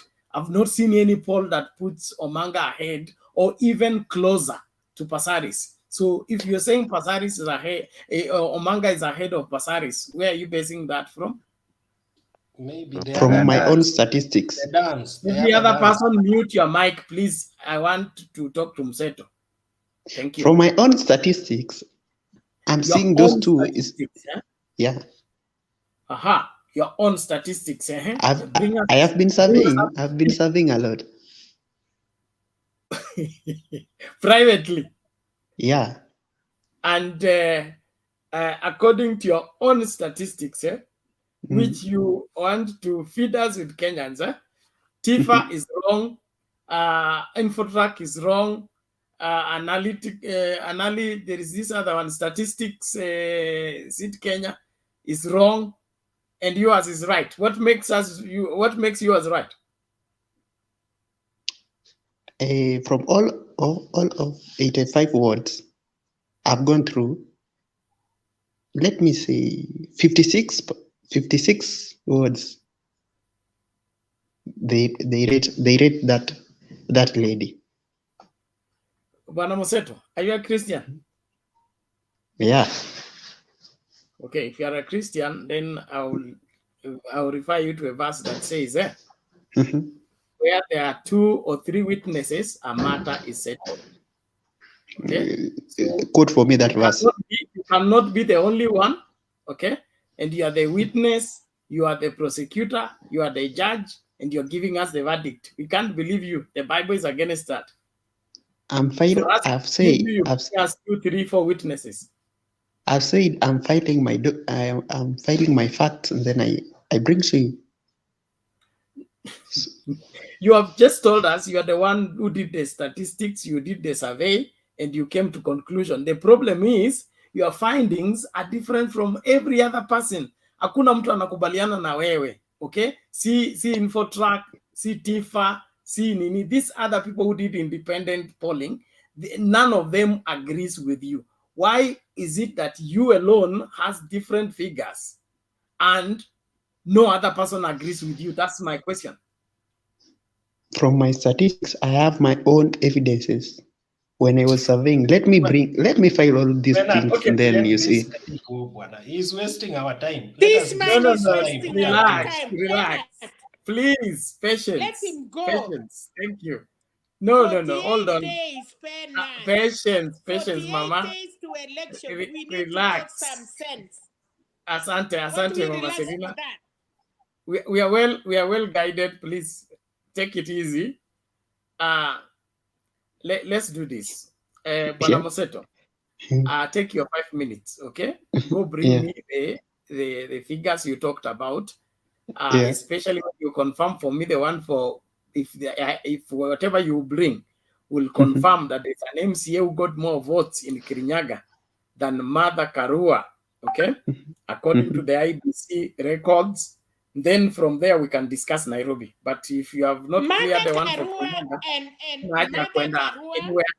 Mother Karua na Anne Waiguru walishindania only 500 votes. Mother Karua alikuwa 100 and something and Waiguru alikuwa na 100 na kitu. Walishindania 500. Mama Selina, relax. So Moseto, enda uniletee your figure, alafu when you are ready, let me know. Thank you very much. We are proceeding. Bernard, it's also important to make it be known. I agreed with Mama Selina that Martha Garua got 125,000 votes when she was fighting for Kirinyaga gubernatorial seat in 2017. So we want to know this MCA and from which ward was he that got more than 125,000 votes. Let him tell us the ward and the name of the MCA so that we can also verify that particular information. And Bernard, to make mambo straight, Mother Karua win East African case. Na ikaonekana ni kuibiwa, aliibiwa kura zake. Go and look, uone alishinda hiyo case. Okay, thank you. Now, Moseto, which word did you say it is? You say Kutus. Or the word is Kutus? He has no idea. No, WG, stop answering the question that is not directed to you. So when let Moseto will bring the figures. Naomba tusonge mbele. Let's get to the next person. Domi, did you finish prosecuting? Oh, the net threw me out again. Okay. Yeah, carry on. Be faster so that the net does not throw you out. Okay. Now, I was still talking about. Okay, I was now on Sakaja case. I think Sakaja. I wish he had a good advisors. Sakaja has reduced himself too much because I think. Okay, in as much as I know that Kenyans probably will talk of whatever sympathy votes, but you see, if you don't have a degree, you do not have it. Simple. And you do not blame the president for not having a degree. Why? If Joho did not only got a D plus, I don't know whether it's a D, and he went through the whole system and made it.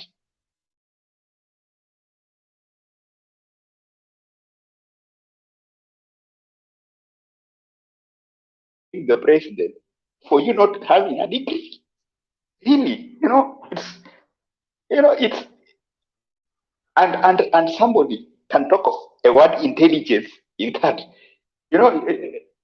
unless we don't know English. If anybody can call Sakaja to be right, then I think there is a problem with English. He has made him a fool of himself before everybody.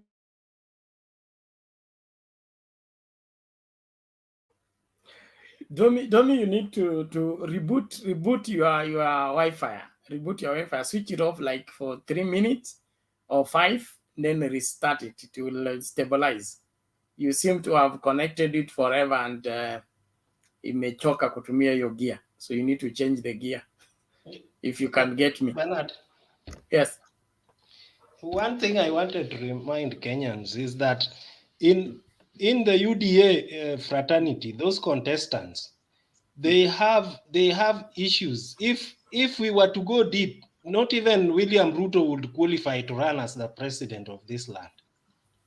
From what we are observing from the courts and the other, if we tied up with the rules and laws of this land, he would not even, So everyone is pushing their knee and they are seeking favor, So like they must be there. It's not a must that they have to be there, Yeah, that is one thing that we need to know. UDA, it is something that is struggling to be a government. They don't qualify. Okay. Sawa WG. Naomba tumlete George sasa. George Kwanza. George Orlando. Yes. Oh, thank you, sir, and thank you, Bernard, for allowing me. This is my first time to get into this platform. I come from Nakuru, and of late, about how politics are going, the deputy is so much in anger. I don't know why. He's so much angry when he's speaking, and the politics of Nairobi about the polls. There's no way Raila can have 51%, then the Igade can get less vote. Doesn't make any sense at all. And you can go back to the 2013 Raila and Kidero. The votes were almost like going, so it doesn't make any sense to me. And you saw even in the Raila was in where was he today? This northern county. Isiolo, yes. Their messaging was so much good, and I see they are doing well every day, apart from the incident Ile Jacaranda, but that was, we don't know who did it. But even in Nakuru here, the tides are changing. I mean, people want the current governor. I can tell you that for free. And I mean, the Azimio team, they are really, really doing good. And if you are keen, yesterday, if you could see the Star newspaper, they were running a propaganda that Ruto was now ahead 51%, and Raila was 42. And today, it was Tifa. It was it was survey for in Nairobi, but they were running propaganda that the UDA, the yellow thing people, they are now leading 10%, but they won't Toboa. So let's continue praying, and we want peace anyway. Yeah, but we want also the the good guy to come in, and it is only Baba. Thank you. Okay, asante Bwana Ochieng.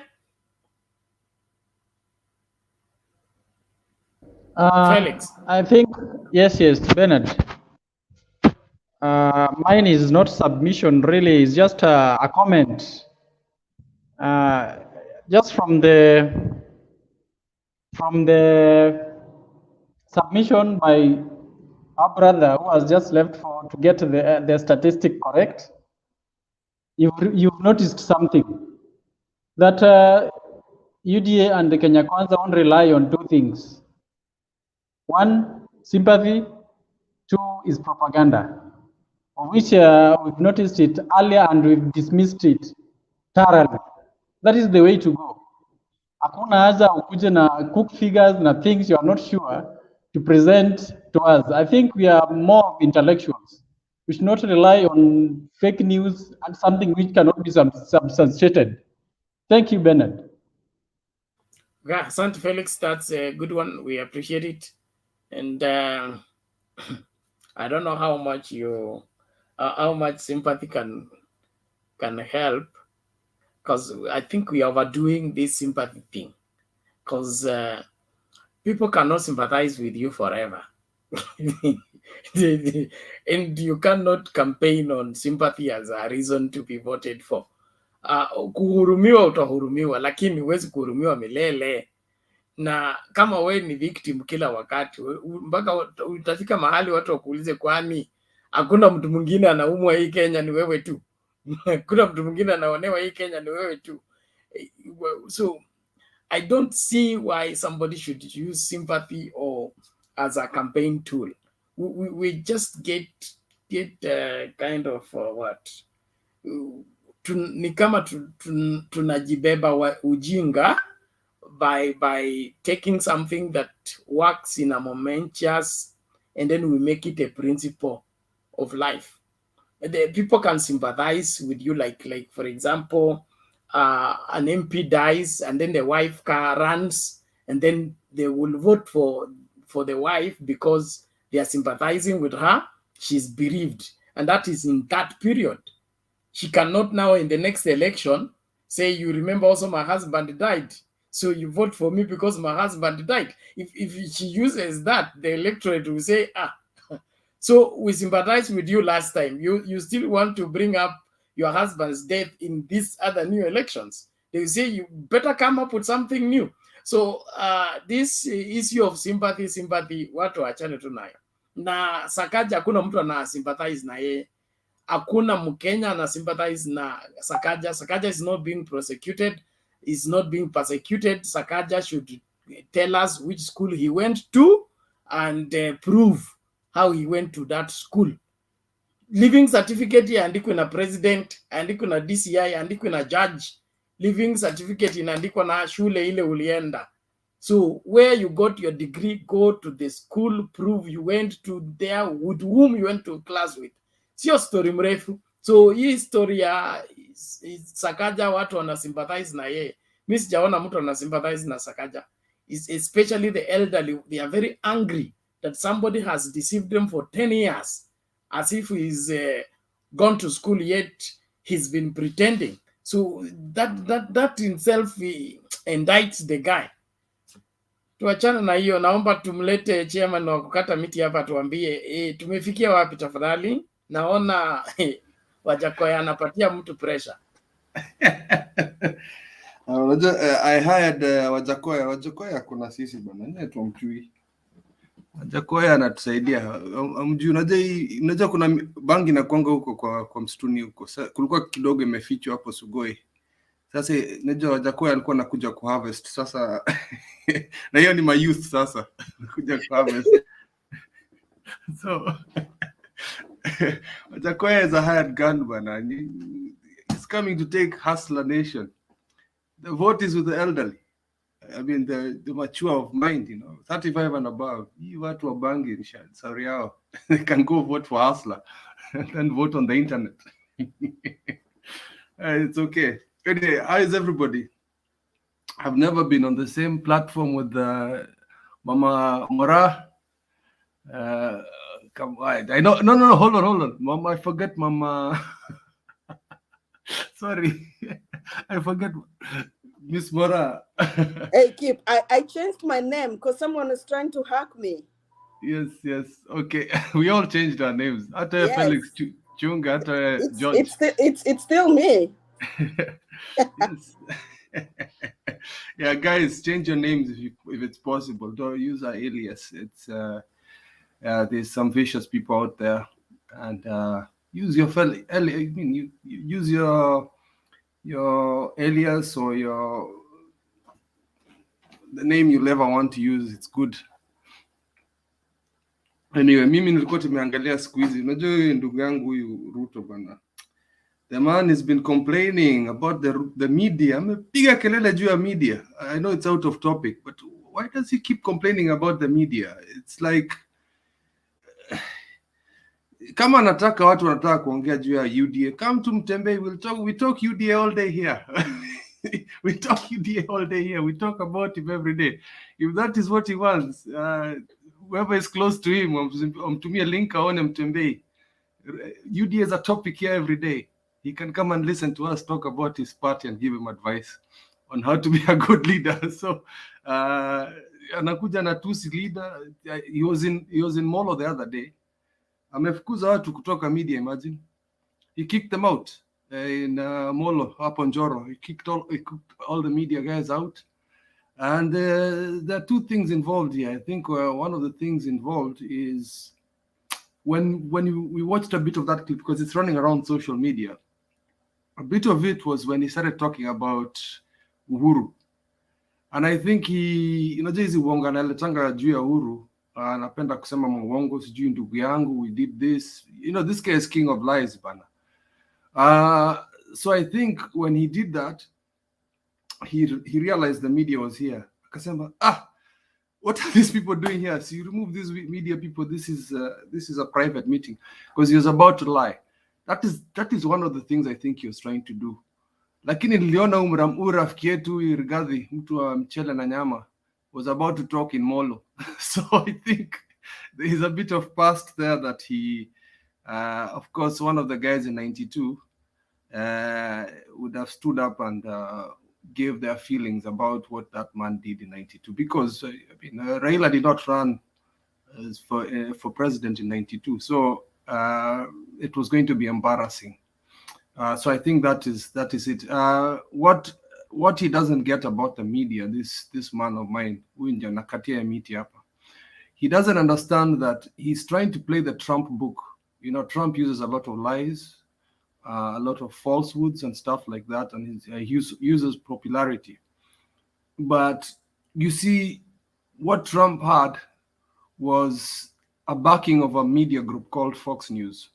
Fox News would play him day in, day out. Whatever he says, they'll play it. 24 hours, they'll play Trump. For 4 years, they did that.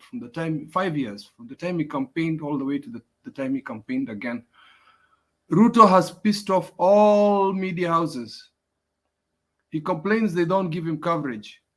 And when they do give him coverage, it's live. And when it's live, a pastor says Kenya Kwisha. And then he says, oh, media killing me. It was live, my friend. It's not the fault of the media. You told us to come.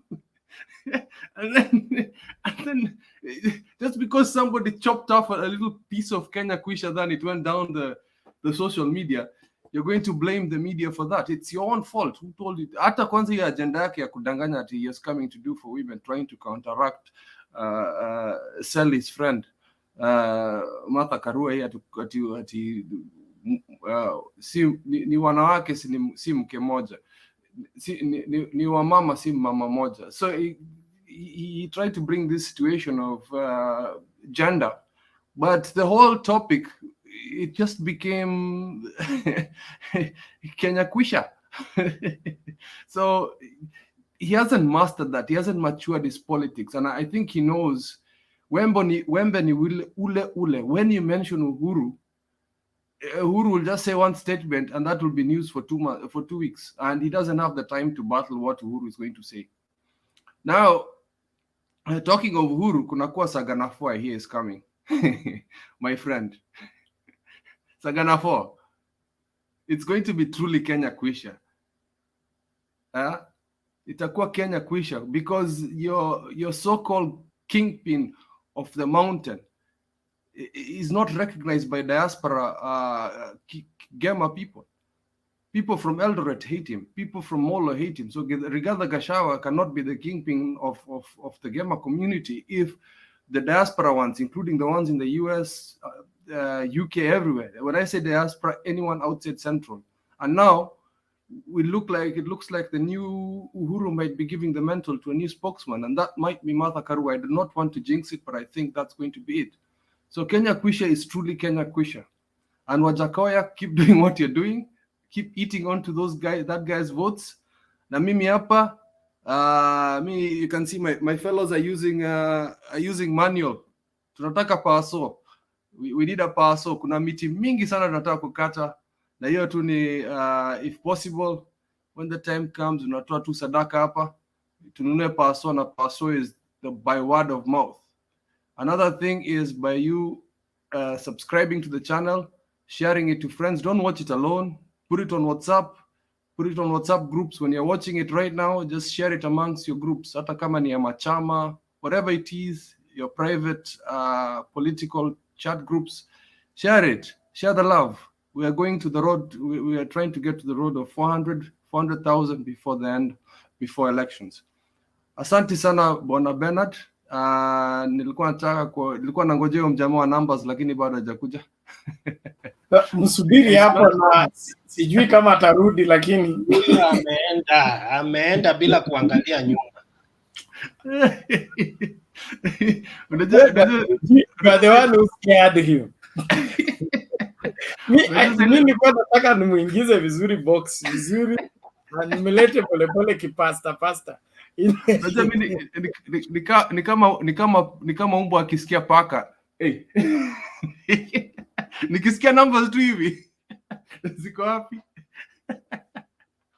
Yes. Alikuwa anatafuta sympathy votes hapo. Wapi? Anafikiria hiyo story ya Ruto. We cannot keep sympathizing for this person forever. Hiyo miti tutakata yote na huyo mtoto atajinyonga. Hata Atoli alisema. I can't even call him my older brother. Huyo ni mtoto. There is a video I'm downloading. I don't know, but there is chaos with what? It's a Trans Nzoia UDA office that has been locked and people have been kicked out, the officers. And I think Kirinyaga also. The MCA aspirants were kicked from the economic something. So I've seen that. Please put that. That is hilarious. Things are getting thicker out there. So before Mr. Kamau drives the bus, let's listen to Mora first. Mora vipi? Poa. How is everybody today? They are great. Good. They are great. Karibu. Yeah, thank you so much. I haven't been online for a bit. I've been a little busy here, but I listen to you guys every day, and I share this these conversations. So we are doing well. So one thing that I'm just gonna point out that is so encouraging about these elections, nobody is going to lie to the Kenyans. This is the age of social media, and many people have smartphones. So everybody knows what's going on. I mean, I don't live in Kenya, but I know exactly what's happening in Kenya. Like, if I want to know every little tiny thing that happens in Kenya, I can know it. So nobody's going to lie to Kenyans anymore about what's going on and what someone said, and like even the numbers when they're gonna start broadcasting the election numbers, we are going to be watching it. It should almost be like what we have here in the US. It should be the same. As the numbers come in, we see how the percentages go up or go down or whatever. So nobody's going to lie to anybody. If IBC is actually honest with how they're going to transmit these results, then we're going to have a fair election. And then Mr. Ruto, he seems to be so desperate. I mean, to a point where I don't like him, to a point where you kind of sympathize with him. Everything he has put in the campaigns for the last 4 years, it's just going down the drain. I don't like him. I've never liked him. But you almost sympathize with him. He is so angry. He is so unhinged. He comes on stage like ready to attack, like a lion. I don't know what's going to stop this guy, but I think what's going to stop him is the polls on the 9th of August. One thing that I didn't like about Jacaranda, if he is the one that organized that violence to look like Baba castrated it, that is very wrong. Those schemes is what leads to violence in communities. So if he's going to be so desperate to a point where he's going to scheme violence, then then he's done. He's done. We don't want anybody to die during these elections. We don't need any. Mora, those were kids. Those were kids, and it was an opportunistic situation by Ruto. So he just took advantage of what happened. It was just two people from political spheres meeting, and it naturally happened, and there was nothing cops could do. And most of them were chokoras. I mean, some of them were chokoras. So it's like he took advantage of the situation and blamed it on Raila. None of them did this. So I hate when people put conspiracy theories there. That happened because it was people who were on opposite sides. None of the leaders instigated that. Yeah, but for Ruto to come up and blame Baba for it, you know, Ruto has like fanatics. Ruto has people that follow him. They follow. Sorry for interrupting, Mora. Just I want to chip in this as you proceed. Okay. If ODM and Baba organize violence against Ruto, he will not leave the current house. If he doesn't believe that, let him go and check the repeat elections. When we said we are not going to vote, what happened? We didn't vote. The roads were blocked. The roads were blocked literally. IBC officers did not leave the office to go out with ballot papers. Does he know what organizing violence is? He should thank God he made a few boys. Baba should give us just 5 minutes. No, we are Baba, praying. He should give us just 5 minutes so that we show Ruto what violence is. The last elections, Baba told us not to go vote, and we stayed home. Actually, I was in Kenya during that election. I was in Kenya that whole month of August. Baba told us stay home, don't go vote. I actually had a vote, but I didn't vote. So what I'm trying to say is Ruto has like followers that there are fanatics. So when he comes up with gimmicks like that, those fanatics, people that believe each and every word he says, can use it and maybe stir up violence. So that's what I'm trying to say. He needs to desist from utterances like that. He needs to argue his points. He cannot like put everything on Baba. Baba is not responsible for everything that goes wrong for Ruto. Baba is just busy with Martha. They're campaigning. Oh my God, I love their campaigns. Everything is so peaceful. They're getting the crowds. He needs to like get one leaf from them and campaign at least one day. Stop being angry. At least one day, talk to us like you're talking to us. That way you can change people's minds. Maybe he can take back people that have left UDA back to his camp. But he comes out like so angry, like Baba is responsible for everything that goes wrong in his campaigns. Baba doesn't do anything. Baba just goes to Kisii, then Ruto comes to Kisii. Baba goes to Nyandarua, Ruto follows him. That's what he's doing, but that's okay. Nobody says he can't follow him. That is fine. But what I didn't like is him blaming the little violence. And then that guy, Mureithi, I hear people say like he poured ketchup on himself and so people can think it's blood. Come on. So if someone was really, really injured, it could have been covered by the media. So I don't think anyone was injured. Baba is just trying to exaggerate what happened for his advantage, but I don't think it's gonna stick.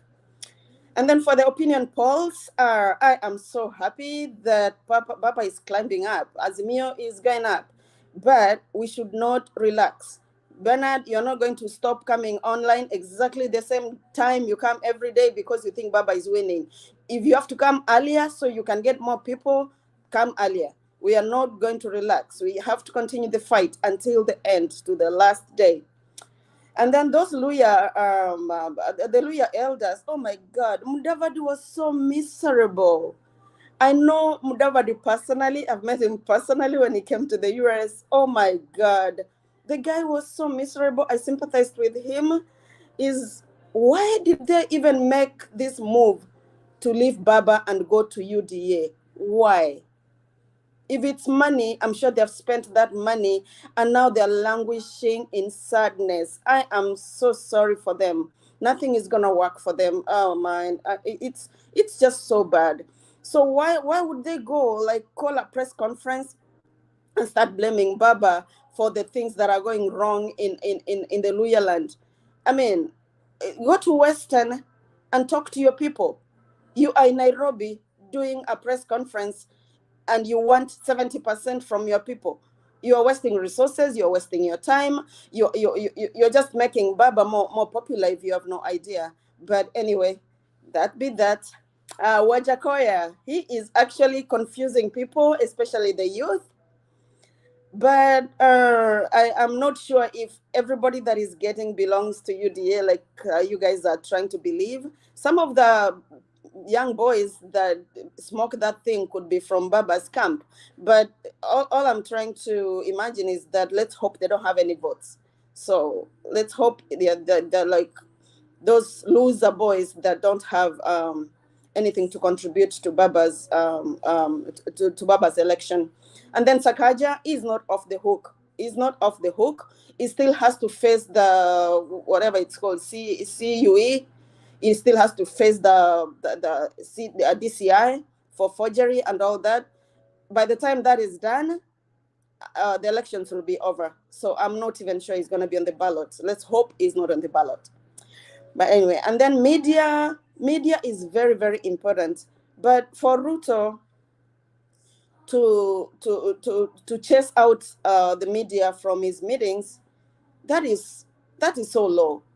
That is so archaic. I mean, it's so deceptive, it's so manipulative that he calculates his moves, but he miscalculates a lot of the time. He thinks like if he lies today, we are going to forget, and then he comes up with another lie tomorrow, we are going to forget, and then he comes back and corrects the first lie. I mean, he's confusing people. He's with his lies and deception, but it's only like making him more unpopular among people. He is the same person who complained that Baba is getting more media coverage than him, and then when the media shows up, he tells them, who called you here? This is a private meeting. I mean, you should have said from the get-go, like, this is a private meeting, media is not allowed, so they don't come in, instead of embarrassing the media. And then Mr.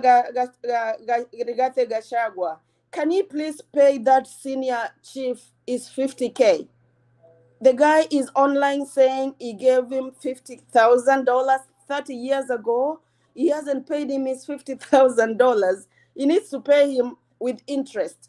That guy, maybe he's going to cast Rigathi Gachagua. Rigathi Gachagua needs to pay him his money so the guy can maybe bless him. Maybe they can get some votes from Molo area, but I highly doubt. Okay, I'll hang around you guys, but let's keep doing this. Let's keep doing this. Let's not tire. Let's keep doing this. Thanks a lot. Thank you, Ms. Mora. We appreciate it. It's good. This is our country. We must take full responsibility. Tutaruhusu wakora. Now, Mr. Kamau, come in quickly. Mtu wa hesabu amerudi. Tunataka kumpatia nafasi. Anatupatia opinion poll ingine. Si kitu tulisema imeisha. Because according to me, Baba is leading everywhere now. Anyway. He should lead in every word so that we will not count the votes, we'll count the words. And Yeah, because even this issue of Nairobi opinion poll, Baba is at 70. I think UDA can only get MCA seats. Kidogo Mathare, kidogo mbili hapo Huruma na hapa nini. Lakini hata MPs, they are not getting any MP. Kwa sababu Lang'ata is going to Jalango. There are places where they are Madhara is Jubilee, my friend. ndio nakwambia maybe MCA they can get MCA, but hii issue ya kutuambia sijui sijui Igathe atashindwa sijui nini, that one is not gonna happen. Nairobi is Azimio zone at 70 now that even Jubilee and ODM is in one party called Azimio 5-star hotel. It is going to be no Azimio zone. I mean, Nairobi, I'll tell you, there's nothing like UDA. UDA, you know, the people they depend on, the young people who come from camp, they don't have, and we also saw today on the papers that this election will be determined by Sisi Wazee, over 35 years old. The young people did not take votes, and the one that took votes they want to layer snakes and bangi. So you can imagine these are not people UDA can really depend on. I've been talking to them, some of them here, when we are eating mogoka, they are telling me, my friend, that guy has now defined what bottom up is. We can now rear chickens from the house. That, you know, UDA did not define what bottom up is. It was so difficult because each and every time you ask a new UDA guy, how do you raise me from the bottom? They could not explain. They were saying read Psalms 23 verses 4, and it was not working. But now Wajackoya has a practical. He's actually saying with a cage, 5 snake, you'll help the government and help yourself. So that is bottom, and therefore we are sure that Wajackoya will actually, as we speak, he might even overtake Ruto in the presidential. We might have the president as the first person, the president Raila Odinga, number one. Wajackoya waachane na kura 200 na Ruto. Ruto atakuwa number 3. With the way things are going, it is becoming difficult. So therefore, me, I'm an excited person because there's a video I think you played in one of our groups of WhatsApp, and there was a guy talking about uh, what is legal and what is ethical. Kuna kitu inaitwa uadilifu. I don't know whether you're going to play that video. I saw it in one of WhatsApp group. Play that video because there's a Tanzanian who is saying sometimes legality doesn't mean it is ethical. Because sometimes you see like what IBC is doing with these papers. They are saying at one point they are sitting down saying they cannot ascertain whether the degree is there or not. And then on the other side they are still sitting and saying we have revoked somebody's qualification like Nyambane. They are contradicting themselves. If you cannot ascertain degrees, then you have no any mandate to pass or disqualify anybody. That is neither here nor there. But I think, and I just want to really want IBC because they are listening to me, wherever they are, where they are. Let them not be wearing yellow shirts, pole pole, because what we are looking at, because even before Sakaja was cleared, he was very confident in a chat somewhere saying, I'll be cleared today. I'll be cleared and I'll go. So you look at it that way, and then if they bungle this election, then I don't think it will be easy for them, even wherever they, because we don't want stories. We want, if they are using that system, that is, they should have backups upon backups, so that we do not have a line in Kibera where people are 100 people waiting to vote, and then the steamers inapotea, because we know this tabia of UDA people. The UDA has the best, as we speak. They have the best hackers now, as I can tell you the truth. They can disrupt the process, and therefore we are very concerned as a people of Kenya. We don't want violence, and we don't want Anything that is not verifiable, it is not simple, and it is not it cannot be audited. We need things that can, because it is like we are getting to the same position. It is like each and every 5 years, Bwana Bernard, we have a new experiment in election. Now they are telling us they have a new way of doing things that they have not done before. I usually tell people, you study the electoral process in India. There are about 300 million voters. 300. Hiyo si watu kidogo, and the commissioners are 3 or 4. And there are no disputes there. There are no issues. And here we have 9 commissioners with a bunch of secretariat and CEOs. And the only work is to have an election after 5 years. And they still look like cartoons. We cannot allow this country to go to the dogs because of people who are playing around with our votes. Therefore, personally, I just wish, because we know the votes are there. What we do not trust now is the system of IEBC. Let them learn simulations upon simulations until we are certain that it will work. Because they are saying they are not going to depend on the manual register. Yes, we know manual register, there's collusions, but we also know that systems can be hacked. We also know systems can fail. We want to know exactly what is their game plan here. Kwa sababu by 10th we need a president of Azimio so that we can have a revolution that is of economy. I've read the manifesto again and again, and there's no manifesto like the Azimio manifesto. Talks about one county, one product in every county. Talks about the tax breaks. It talks about many other things that actually, even Mother Karua was talking about renegotiating the loans. Those are the things that people want, not people promise. In fact, I don't know why UD have not they have not made their manifesto. I think the 1 billion promised to the young people in each and every constituency, it is not fitting their manifesto, because it will come to 100 trillion of shillings. And therefore, we, the people who are propagating the gospel of Azimio, should not be worried. Should not be worried.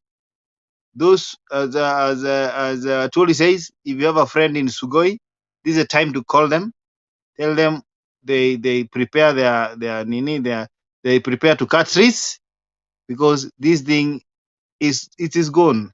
There is no way, there is no chance that UDA can win this election. Hakuna. Mount Kenya now is at 50-50 as I speak with you, and it is turning in a very fast way. So even Baba will lead with 60 or 70% in Mount Kenya, and it will surprise a lot of people. Kwa hivyo Bernard, so far so good. Sidhani kuna kitu ingine hapo nimeachia, lakini polling ziko sawa. In fact, hiyo ya kuambiwa ati Baba ako at 50% Nairobi, hiyo ni mauongo. Baba ako 70. Hiyo 50 ni kidogo sana. Baba ako 70. Hakuna mtu mwingine anaweza shinda Baba Nairobi, na ni province karibu zote except sasa Rift Valley na Mount Kenya kidogo, unaweza sema ati hapo kuna hiyo free flopping, but at the end of the day 6 counties, 6 provinces out of the former provinces, Baba is at 70. Hii ingine ni 50-50. Thank you. Kuna Sagana 4. Sagana 4 sidhani, but I think Uhuru has to speak as he says kwaheri. But once Mother Karua came in, he doesn't see the need of campaigning again, because Mother is doing the job that Uhuru could have done even better.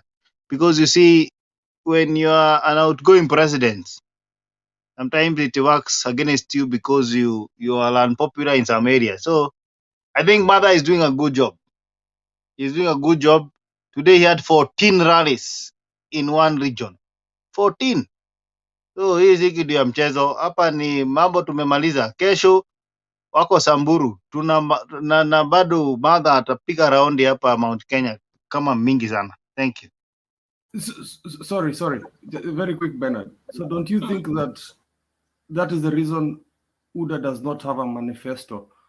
UDA has been used to running around battling anything that has been said in media by Azimio. But Azimio right now is too busy to even react to what UDA is saying because they are selling their manifesto and UDA is dry. They have nothing to sell. Tumengoja hiyo manifesto mpaka nimechoka. I'm tired. It's too late, Ben. I'm still waiting for that manifesto. Hey, Kip, manifesto is bottom up. Just 2 lines. Yes. What else? I love what Mr. Kamau said. It took Professor Wajackoya to define for them bottom up, and the students have gotten it clearly with no questions. Yes, I mean, if they can't define it, then Wajackoya he just took it and ran with it. Yeah. Now, Join Joki anauliza Kamau, Azimio in Kiambu inaendeleaje? Kiambu kwanza ndio itaongoza kwa baba, because one of the thing is that Kiambu is cosmopolitan. Me, I'm in Kiambu, and I will tell you there are many other tribes in Kiambu that support Baba. Actually, even in the previous elections, you'll find that in Mount Kenya, Kiambu supports Baba because of many other tribes. But now, because also the MP of Kiambu is a Jubilee person and is coming back, it's called Jomo. I don't think even UDA. And then let me remind people, even when there was a UDA nomination in Kiambu, I was there. There was 2% of turnout on their nomination. And because now they are disgruntled people like Jibebe and Kuria, now I can tell you it is even more, it is dramatic. It is actually falling apart. And apparently they're backstabbing each other, aren't they? Yes. Actually, now they are fighting each other. If you go to Raila Jibebe, and I told people here, these are people who are going to destroy this UDA from within. So Kiambu is not, it is not in UDA as earlier purported. Okay, thank you, Mr. Kamau, for that. We appreciate it. Let's get this video before we move on.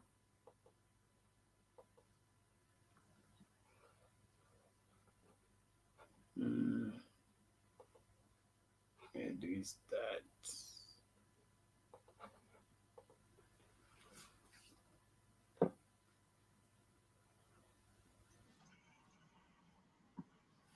Tafadhali usiweke siasa kwa hii maneno bana. It's a matter of record. Ukiulizwa peleka record zako kwa CUE, peleka record zako pole pole.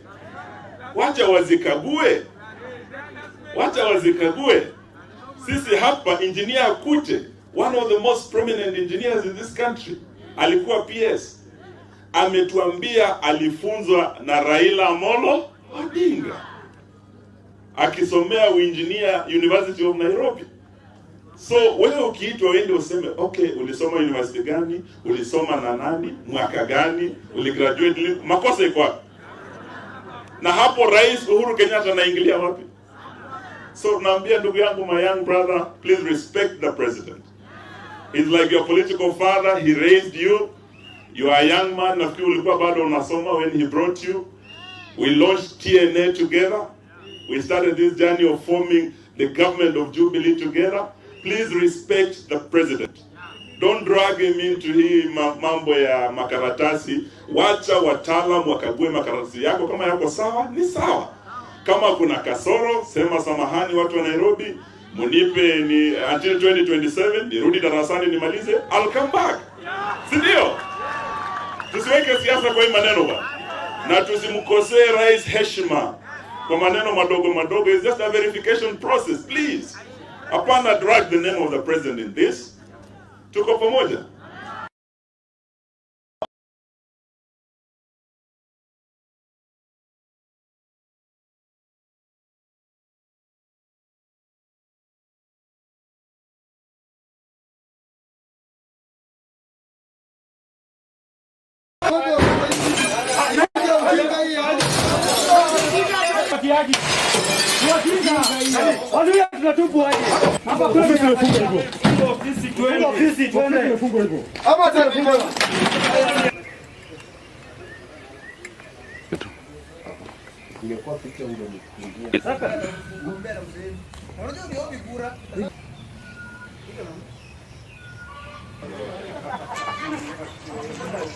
Sisi tunataka uwazi.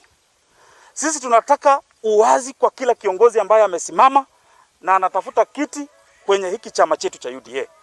Waende waite meeting, hao wote wakuje wakae chini na hao mahasola ili tuwe na uwazi ndani ya chama chetu cha UDA. Sisi hatutaki kusikia kwa watu, ule mtu ambaye hawezi uza hata chama, ule mtu hata hawezi kupigania chama, ule mtu hata hawezi kusimama na chama, anapewa nafasi ndani ya UDA, na kuna wale watu ambao wana uwezo wa kupigania chama wanawachwa nje. Chama hiki hatutaki kiwe chama cha kikabila. Hiyo yote inafuatana na kutokuwa uwazi kwa ni picha mbaya sana kuja kufunja ofisi na kuonesha kuwa ni kama kuna issue wamekuwa nayo, at least wangetafuta njia ya kuhandle, lakini kitu wenye wamefanya wajafanya vizuri. So mimi sana hiyo kitendo ambao wamefanya kwa ofisi ya UDA, wamekuja wakabomoa kila nini, vio zote wamebomoa milango na wamefunga milango. So mimi ningependa sana kustumu mtu ambaye ameongoza hiyo kikundi na kukuja kufanya hivyo. Mimi ninastumu na nasema hajafanya tabia mzuri. Kitu ya kwanza, kuna protocol za chama. Tunaweza keti chini, kama kuna kitu mbaya tukae chini na tutatue, kuliko kufanya vitu kama hizi.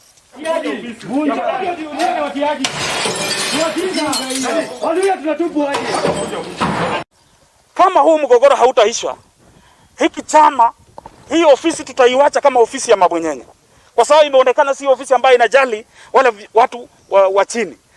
Kama huu mgogoro hautaisha, kama huu mgogoro hautatatuliwa na hao viongozi, sisi kama mahasola, sisi kama wale watu ambao ni walalahoi, ambao tunaheshimu Deputy President, ambao tunamhenzi sana Deputy President, na tumeona kama yeye ndio mtetezi wetu, sisi tutatoka ndani ya hiyo ofisi na tutaenda tutafute ofisi nyingine ambayo ni ya watu wa chini ambao wanaheshimu Deputy President.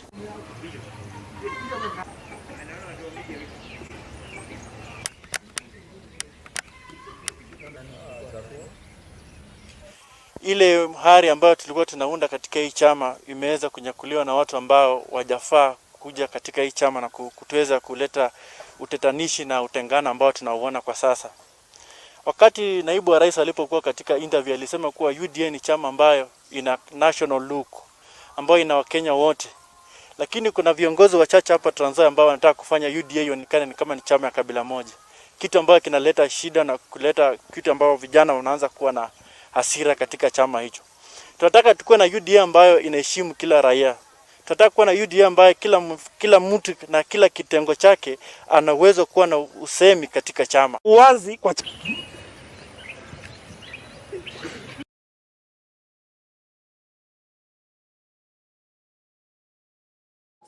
Hey, Bernard, let me get this clear. So who are the people that were like throwing stones at that office? The members of UDA who feel sidelined from the affairs of the party in Trans Nzoia. So those are UDA. Those are UDA people among themselves. Yes, UDA people destroying their own office. Yes. Okay, I get it. Okay, thank you. Okay, na ni sasa ni WG ni wewe ama mmebadilisha majina tena? Sasa mnaanza kunichanganya. Jason B huyu sijaongea naye. This is George bwana. Nishaongea mimi. Yes. Nimeambiwa ni change jina nisihakiwe bwana. Unajua hackers wako pande ile. Jamaa sasa anatu stock venye tunaongea hapa. Na mtu wa hesabu ameenda wapi tena? Moseto, uko wapi? Hebu njoo hapa. Umepata figures za Kirinyaga. Tunataka hizo zote. Want to get that settled once and for all. Nilikuwa mpia huyo jamaa alitoroka, angeangalia hata nyuma, ameenda nywe, huwezi msikia tena. Amekuwa hapa wewe. Amekuja, amerudi na hizo hesabu, amekuja na zile, unakumbuka Kivuito alisema wameenda kukuku figures wanarudi. Okay.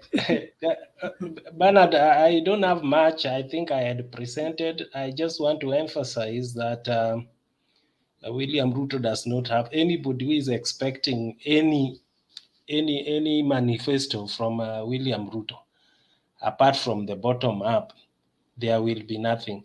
The other thing I wanted to mention is that I concur with Mr. K, Mr. Kamau, that I think it's in the best interest of Azimio that the president is kept away from the campaigns. I think due to the current circumstances, which to me was brought about by Ruto's failures. Now he has heaped them on, the son of Ngina.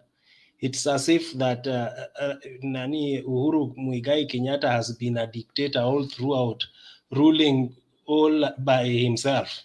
But this guy, I remember at one point he even went boasting around somewhere in the Rift Valley that the other guy is just taken a backseat. He's the one driving this country. So now, after landing the country in the ditch, and like a car that is now on the blocks, all the tires gone, he has now jumped out and is now, blaming the someone else for that. We know where William Ruto came with this, and therefore now this is the one time that William Ruto, we know him better than he thinks we know, and we are not going to give him any chance. He can only cheat the youths, some of them who are here, bringing some funny figures from nowhere. Those are the people that he can appeal to. But anybody who's gone to school and anybody who is mature enough knows his schemes. And there's no way he's like Atwoli says, hakuna penye atapitia, amezuiliwa vibaya sana. So it's in the best interest that the president keeps off the campaigns, and I think the personality of the president is doing the campaign. He cannot keep off the campaign. I think only that he's doing it differently than other people expect it. And in my opinion, that is wise. You saw him introducing Mother and Baba to their Corinos.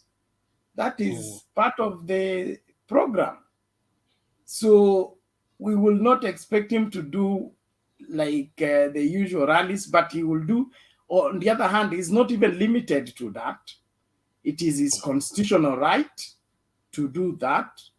And the UDA's scaremongering will not stop him from doing that. In fact, it's a good catalyst. I don't think there is any negative implication of Uhuru participating in the campaign to the degree that it can mess up the mathematics, because the blame game of UDA wangekuwa saa ndio wanaanza, it will be different. But they've been crying for 4 years. So Kenyans are used to their cry. They will not even, they are not taking them serious. But the president is doing the campaign, only that he's doing it differently. And I like the way he's doing it.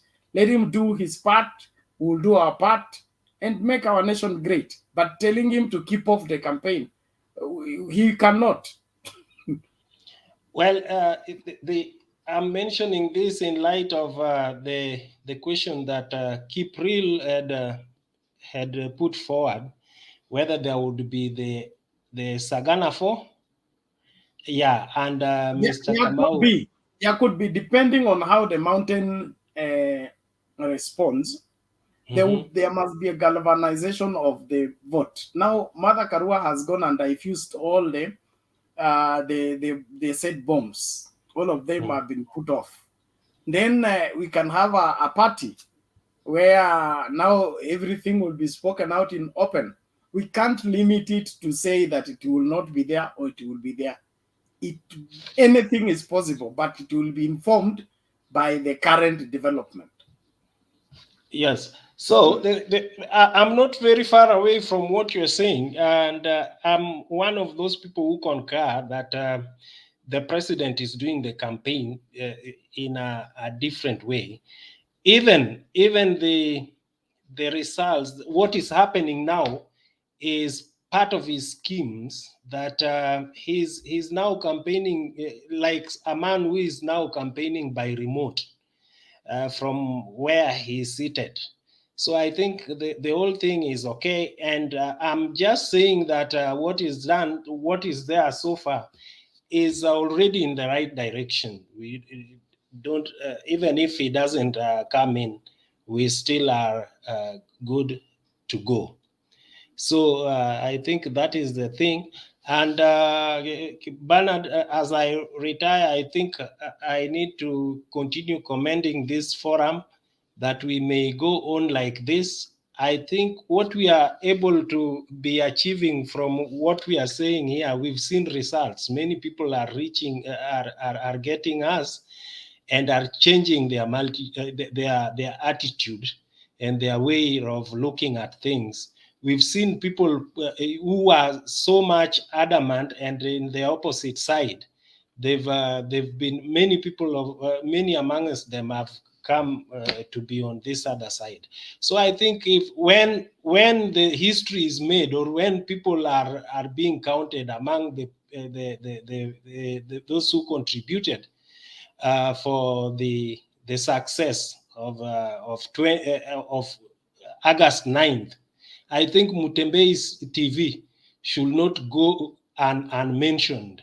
They've played a major role, and I'm just urging everyone to keep it up until the very last day. Thank you very much for today.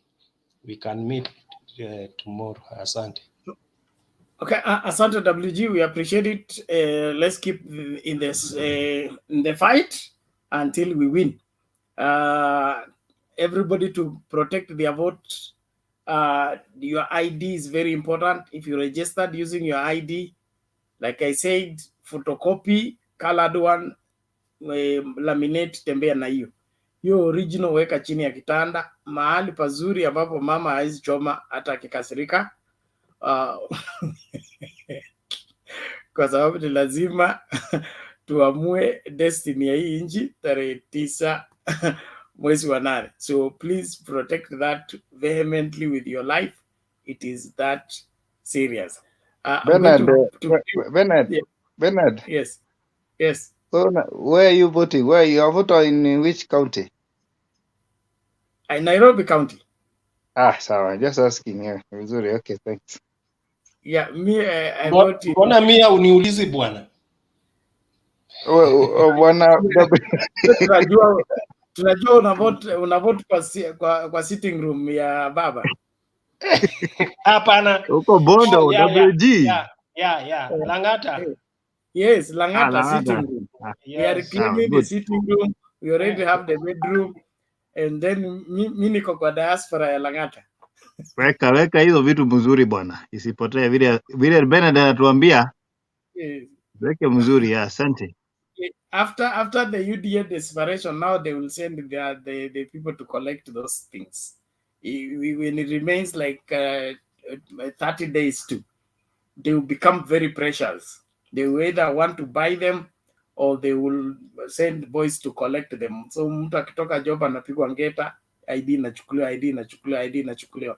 We must guard them vehemently, seriously, because these elections are high stake because we have one desperate competitor, not that is a serious competitor. He's a desperate competitor who wants to stamp authority that he doesn't have. So desperate people are capable of anything. So we should treat them like so and relate to them like so.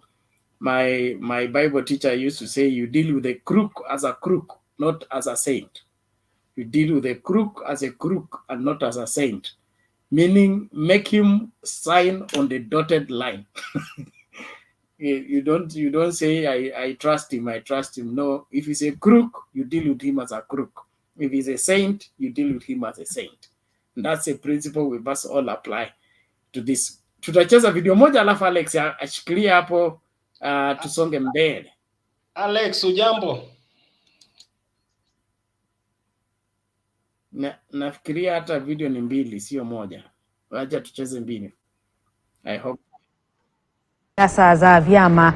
Wafuasi wa chama cha Amani National Congress ANC katika eneo la Mumias West wametoa wito kwa viongozi wa chama hicho kukoma kumshurutisha mgombea wa kiti cha ubunge eneo hilo Jacqueline Okanya kujiondoa kwenye kinyang'anyiro na kumpisha mpinzani wake wa chama cha UDA. Wamesema kuwa wako tayari kumpigia kura Okanya ambaye ni mwanamke wa pekee katika kinyang'anyiro hicho. Hivyo ninawaambia kama mama yenu nitalea wote.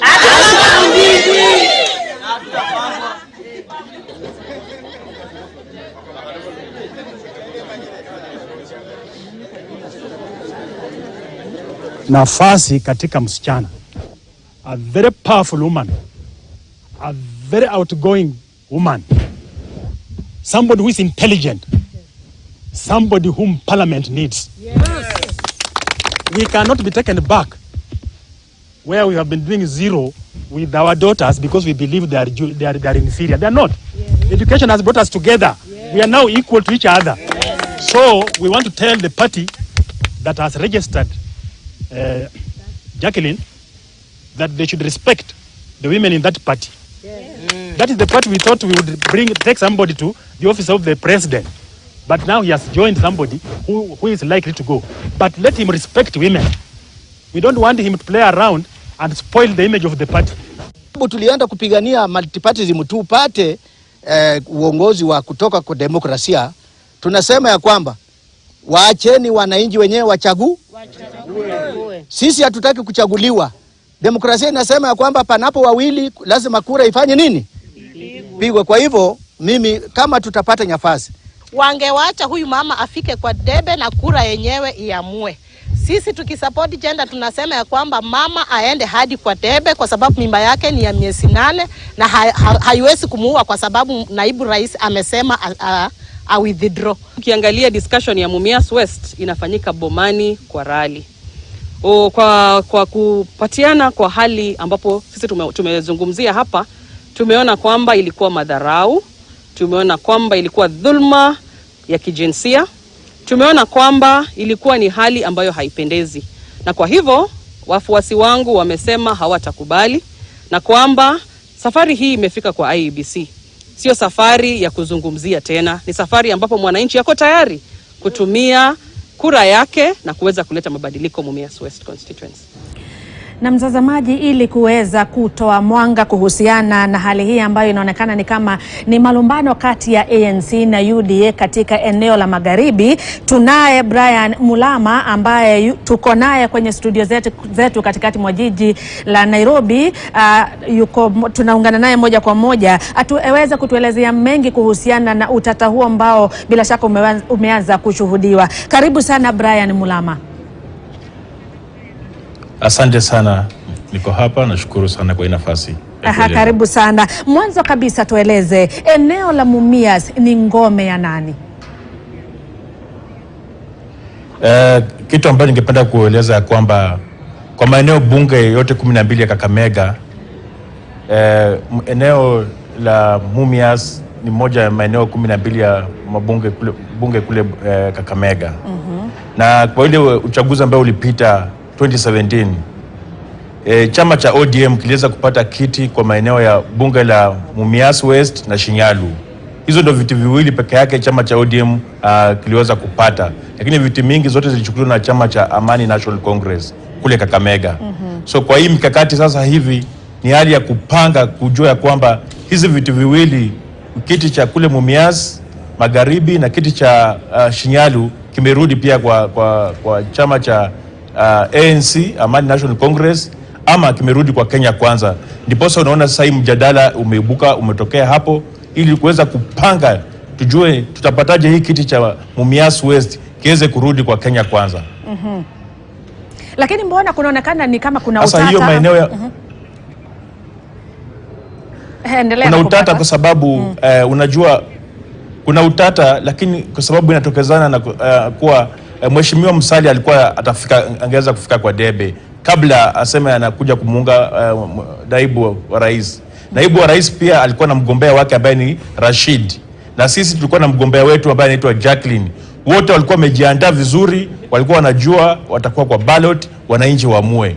Lakini kwa sababu sasa hizi viongozi wetu wana ile wasiwasi, wanaona ya kwamba waweze kuwaongelesha pamoja ili kuweza kupata mmoja wao ambaye ataweza kutusaidia kurudisha hiyo kiti kutoka kwa hiyo sehemu ambayo imekuwa ikigombewa na ule kiongozi kutoka kwa chama cha ODM. Umeweza kutueleza kwamba bora hicho kiti kiweza kusalia kwa mtu ambaye yuko ndani ya Kenya Kwanza, na ni kwamba ANC iko ndani ya Kenya Kwanza na UDA pia iko ndani ya Kenya Kwanza. Tatizo liko wapi? Kwa sababu inaonekana ni kama kuna tatizo, kwa sababu inaonekana ni kama huyu Jacqueline anataka akae kando na amwachia nafasi yule ambaye yuko UDA. Okay, sisi kama chama cha ANC tunatamani sana, sababu Jacqueline ni mama ambaye amebobea kisiasa na anaelewa siasa. Tunatamani tumuone amefika hapo mbele na apate kushinda hiyo kiti. Na pia unapata Mheshimiwa Rashid pia amekuwa mtu ambaye pia amekuwa akipigania chama sana kwa kutoka kwa chama cha UDA. Ndiposa unaona hii utata iko. Na kwa ile nyumba ambayo unaona kuna resources, ile nyumba ambayo unaona kuna mwangaza, lazima mambo kama haya yatokezee ya watu kukosa kusikizana. Lakini sisi tunajua ya kwamba hao wote tutaongelesha, ni watoto wetu, ni ndugu zetu, tutakaa nao chini, tuwazungumzie, tuone kama wanaweza kuja kukuwa na ngamia ruwe wale na mui chamege senge hapana.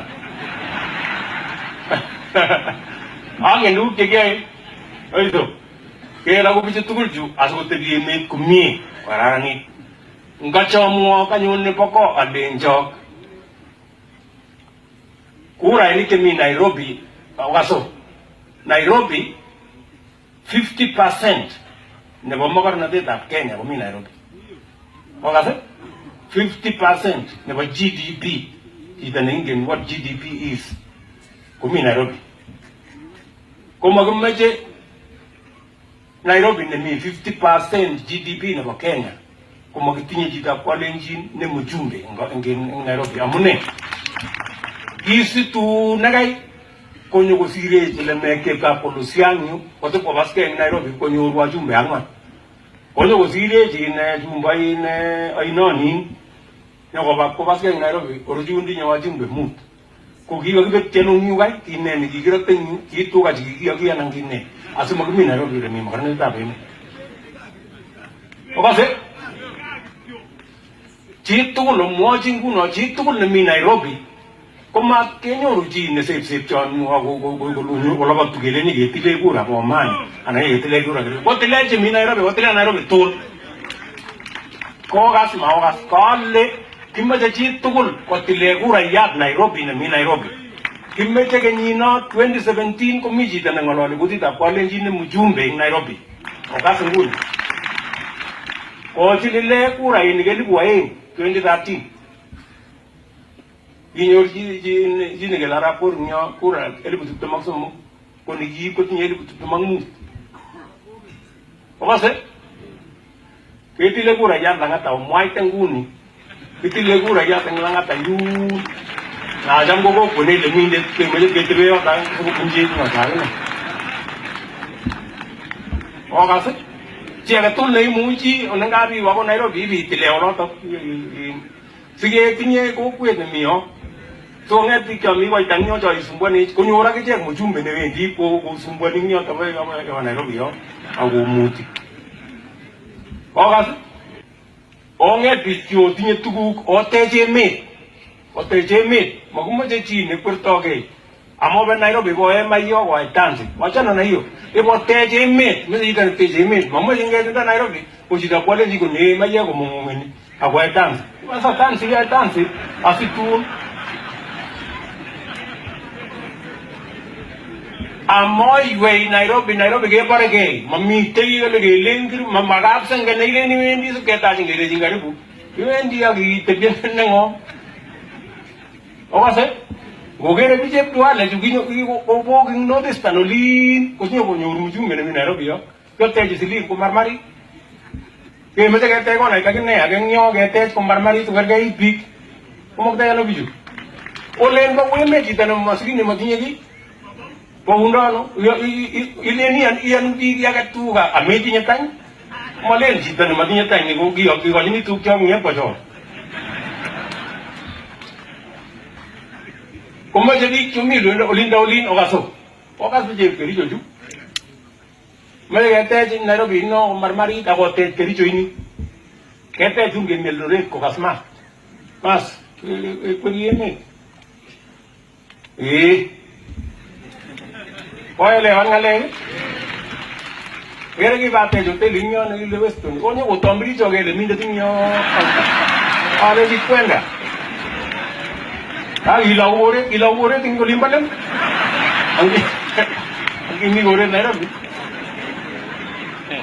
Vale, ¿cómo pongo? Ah, te lo pago, le subo con Holanda, que aquí con lo que se ocupa. Anane. Imma kolen ki golle garge muren soja mammi je ko ko ta ji gele na udi ko ta ja pan korin gani le ngi me bi ji lu gon dang nyun konen ki muwe ge ngo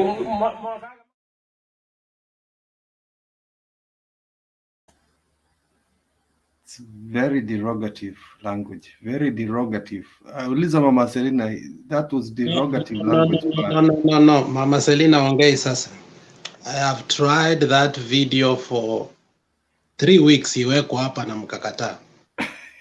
And Bernard, thank you for putting that video. That language, the way he says it is derogative. Keep nyamaza.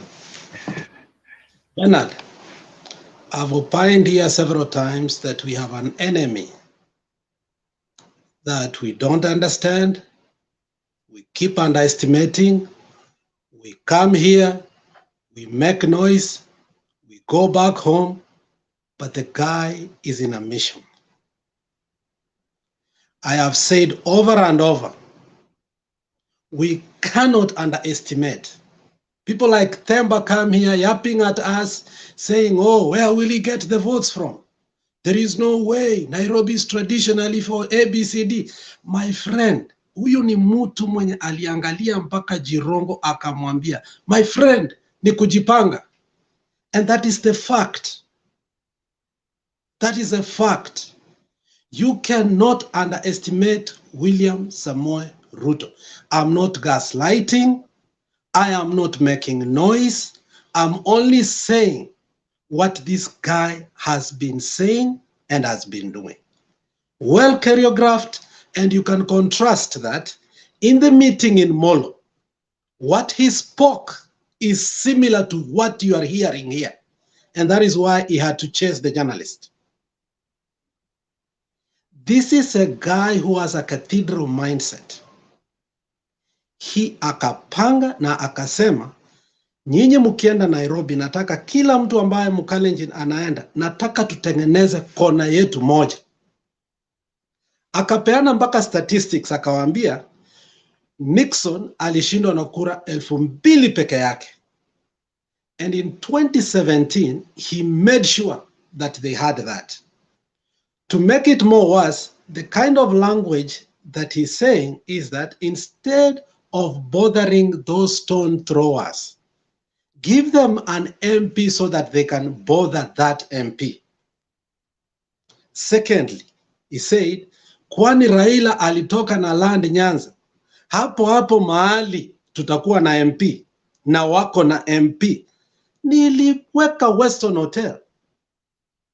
You see, if you follow what Ruto is saying, alafu Mr. Kamau hapa anakuja anatuambia kuwa hakuna njia Sakaja anaweza shinda Nairobi.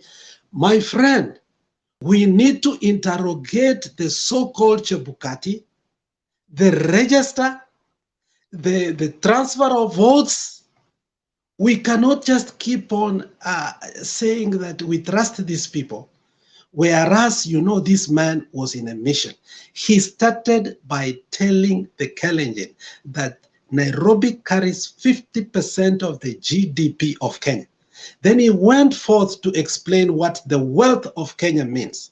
he ended up by telling them that some people like Luos have surpassed us. You know, he kept on talking about Luos, not even Kikuyus, okay? And they have already MPs in Nairobi. And you people go dance and drink in Nairobi, yet you haven't gotten your votes there. And at the same time, you know that there is a corner called Langata that we can go harvest, and it becomes ours. We need to watch this clip over and over and over to understand the mind of one William Samoei Ruto. Uki understand huyu jamaa, what he has been doing from, that was after 2013, after they lost your city ya Korea. And that is why some of us were saying, you know, Jalango is a socialite to me. We needed somebody powerful to fight for that seat. Unfortunately, we did not have somebody powerful to fight for with Jalango, so that we can take the forces of Ruto and Koril within Langata. Now, when you realize the meeting that Chebukati had yesterday and the inconsistencies of which areas, because we wanted in specifics, the voter, you know, transfer of voters to where, the amount, ABCD, he was very conniving. He didn't want to give specifics of that. And I'm one person who believes that if there is anywhere that Ruto tampered most is a seat called, is a constituency called Langata, because he has targeted it from 2013 and said, ata sisi lazima tukue na kona moja huko Nairobi. Unaelewa? So when you, go ahead, Kamau. You mentioned me. You mentioned me kidogo. I just wanted to clarify. I said, yeah, on the, Nairobi is an Azimio zone, but I also said that Chebukati is the one that he's going to use. I remember I was very categorical that the problem will be with the Be very ABC. careful on that last part. Yes. Yeah, I'm sorry for saying that, Yeah, because I think yeah. many people come on the panel and are not understanding the game plan of this guy. And until we understand him, we cannot be able to dismantle him carefully. And his game plan is very clear, that the wealth of Kenyans, half of it is Nairobi. And the Kalenjins, according to him, are grazing cows back at home. But those in Nairobi are drinking and dancing. So we must stop grazing cows. I don't know if that is true. Kip will tell me later on.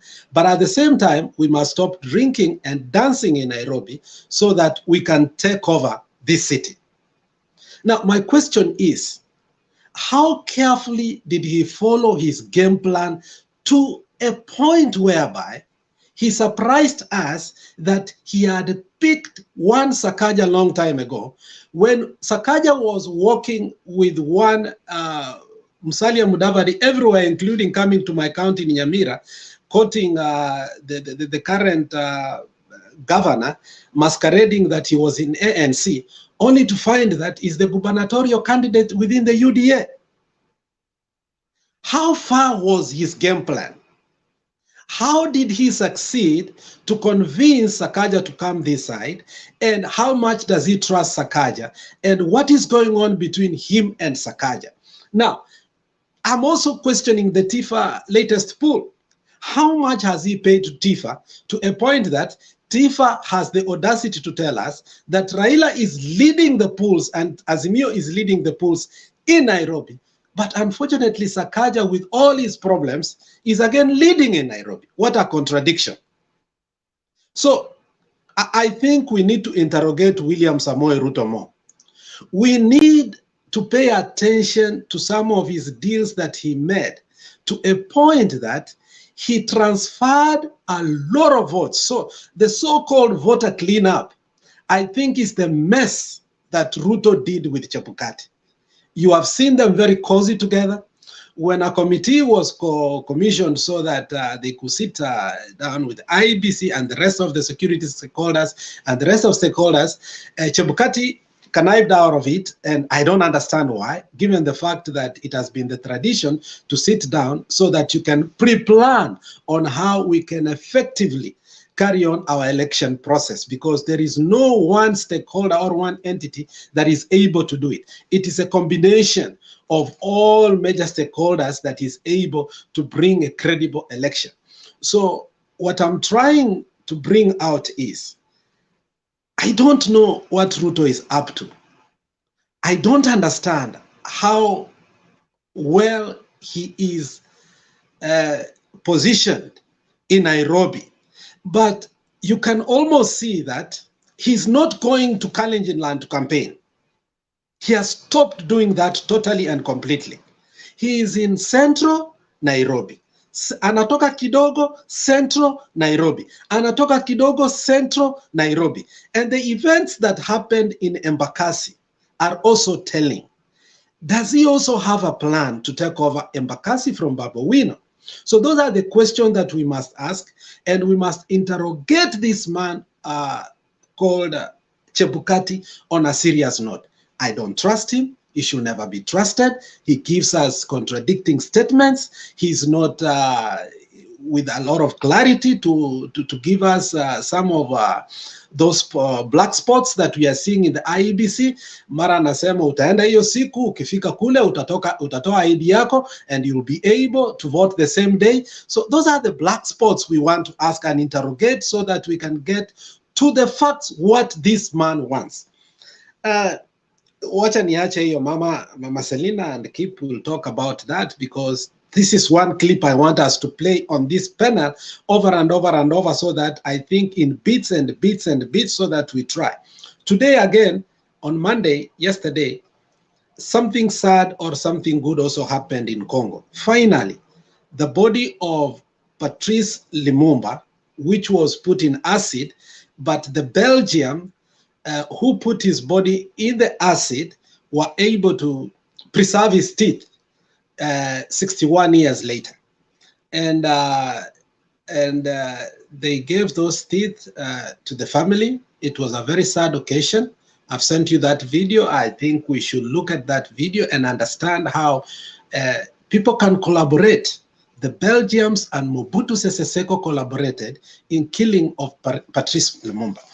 When you look at Mobutu Sese Seko, the opulence, the way he was going to churches, the way he was doing his campaign, his word style, his work style, his campaign style, echoes totally with what William Samoei Ruto is doing. If there is another Mobutu Sese Seko in making in Kenya, it is one man called William Samoei Ruto. So you can understand that the moment this Mobutu Sese Seko, the Mobutu Sese Seko called Ruto, will take over, he will assassinate, he will put us into acid, he will make sure that he has totally alienated us from the history of us to be remembered 60 years later. So I don't think it is something to joke with. This is what the Belgium said today. This is a painful and disagreeable truth, but must be spoken. A man was murdered for his political convictions, his words, and his ideals. This is what William Samoei Ruto is capable of doing to those people who have fought for our democracy this long. If that man takes power in less than 10 hours, we will not be able to have people like Raila, Karua, and others still breathing in that country. You and me knows very well the CID will be revived, the Nyayo torture chambers will be revived, and we have every reason to go back to the archives of history and bring these things forth, because I think when a man is campaigning and he does not want us to bring history, there is something insidious and sinister that he's trying to hide. So I want us to compare what Mobutu Sese Seko did and what William Samoei Ruto is trying to do to our country. But I think I will leave it there. Congratulations, Mama Selina, for having the first black woman take over as a deputy president of Colombia. Colombia has shown us a way. They are our pacemaker or our curtain raisers, And I think in 2 months, we thank God that that also will be done to Kenya. Thank you very much, panelists. And Bernard, thank you for putting that clip. Thank you, Alex, for that angle of looking at this. And I believe we need to have a keener look on the same. Yes, Mora? Hey, Alex, Inagi.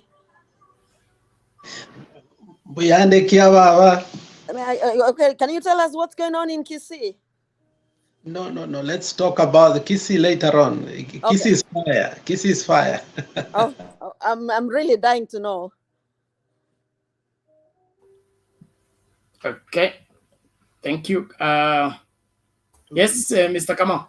Mora anataka kuwasha kibiriti bana. Unajua akianza Kisii ita stop.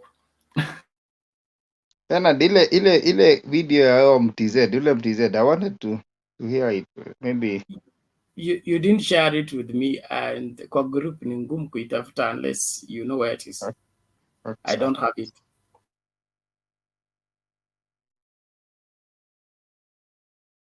Mike?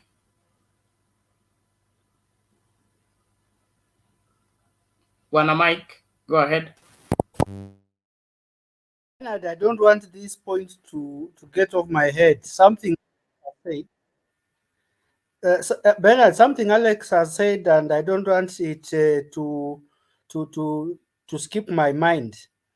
People are not aware of the schemes Deputy Ruto has prepared if he takes over.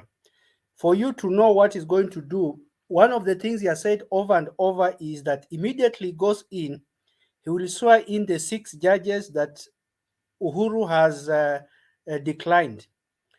I don't know whether you are aware or people are aware that some of those judges, because it is in public domain, and I'm not naming a name, but they are part of the people who are receiving money from the drug lord Sakaja to manipulate their cases. And that information has been shared with the Kenyan government about the judges. And I think the information is common knowledge. Akasha, in his pre-bargain, disclosed some of the names of the judges that they were collaborating with. Now, Ruto is saying that these judges will be sworn in immediately he takes over office. What, in essence, he's saying is that he will plant his corrupt judges, and what we shall be looking at as independent judiciary will be actually a compromised judiciary, because Ruto has information about them that he will be using against them to make sure they pass judgment in his favor. So the judiciary, parliament, and the legislature, the executive will be under his control. There will be no bigger dictatorship than what we shall be seeing in the future.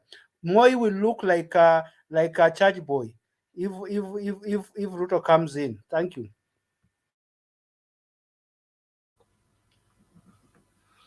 Okay. To be forewarned is to be forearmed. Yes, Alex? And another interesting thing, Bernard, today, it's still very elusive to me. Today was after the extension, because there was no quorum last time for the Senate. Today was the last day for the Senate. And you can go watch it. I watched the whole of it. Beautiful Senate. But there's something that captivated my mind in that among the senators that are supposed to vote for the debt ceiling, which actually passed, only 3 senators did not vote for it. Even the people of William Samoei Ruto agreeably voted to raise the debt ceiling from 9 trillion to 10 trillion. And this was the reason that Lusaka gave. And he said that whatever government that will win, you like it or not, you will need money for your first 6 months so that you can carry the business of that government. And they overwhelmingly voted for 1 more trillion. Now, after all this campaign, and you know, Ruto is really, really using money because that is his strategy. I was asking myself, now, Ruto has been handed 1 more trillion in case he wins. Where will this money go to? Immediately he wins, he has already been told you can borrow 1 trillion. And all his senators voted overwhelmingly. Usually, wanakwanga sumbua in the Senate. But this time around, they didn't. They just voted for it. So I think it's a danger again to vote for William Samoei Ruto because 1 trillion that may increase debt ceiling is the same things that we did with the Eurobond 1 and Eurobond 2, which never got back to Kenya. So it's a danger to hand over a silver plate again to William Samoei Ruto. Once he takes office, will that 1 trillion Kenya shillings get to our budget? That's what I was asking. And my man Ongeri made me laugh in the Senate. Alijikaranga kabisa akasema, Professor Ongeri, that he started working in 1966. That is when he had his first job and he wants to be a governor. But that was wrong for him to say that. Thank you very much, Bernard. Thank you, Alex. And just on the issue of the voting, I think the UDA people had no choice but to vote along others because it would have exposed them badly again, like it did the previous. You know, they have lost so many times in parliament. So at this time, they wouldn't want a confrontation where they will be humiliated on the floor of the House when there is an impending election that is high stake. So probably they may not even want to believe in the debt ceiling, but because of the situation at hand, they would rather give in and let it go with for the bigger war of the general election. And from the look of things, they are the underdogs in this election, but they are not relenting. They want to fight to the last drop of their blood, and so they are scheming from far. They want to lose some little battles, so that they can win the main war, of which, in my opinion, itakuwa ngori. Now, I want to bring in Wesonga. Wesonga has not made his submission. After that, nitafutie nani. We play one more video and then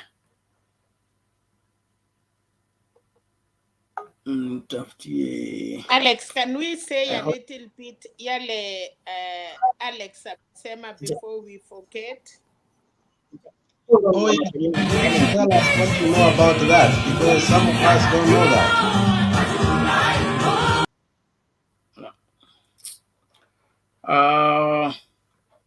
Some of those videos have that music, and that music is some of the music is copyrighted, so we don't want problems with our broadcast.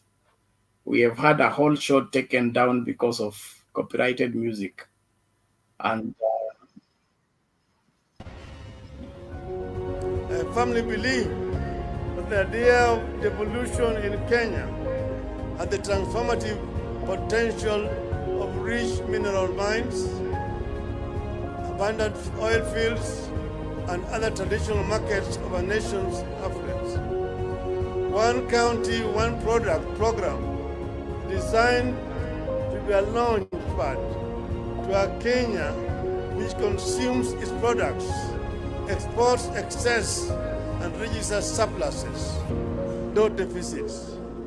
The national government will support materially and technically towards an ultimate vision where the 47 counties will begin industrializing at unstoppable rates.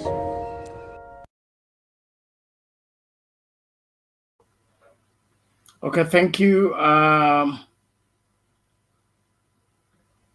Well, Mama Selina, you wanted to weigh in on then. Can you do that after Wesonga? Let Wesonga make submission, then because that I'm sure is going to open another matter. Then we'll build on that. We'll need good time on the same. Wesonga, go ahead.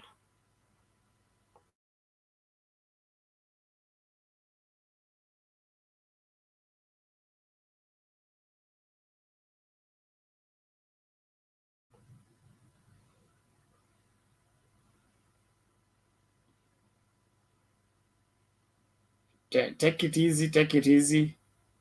You just click once and then it will open. Relax.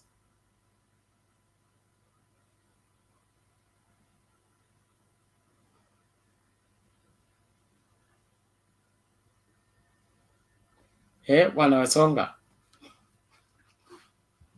Your gadget has refused it. Bolivas, you will need to restart your machine.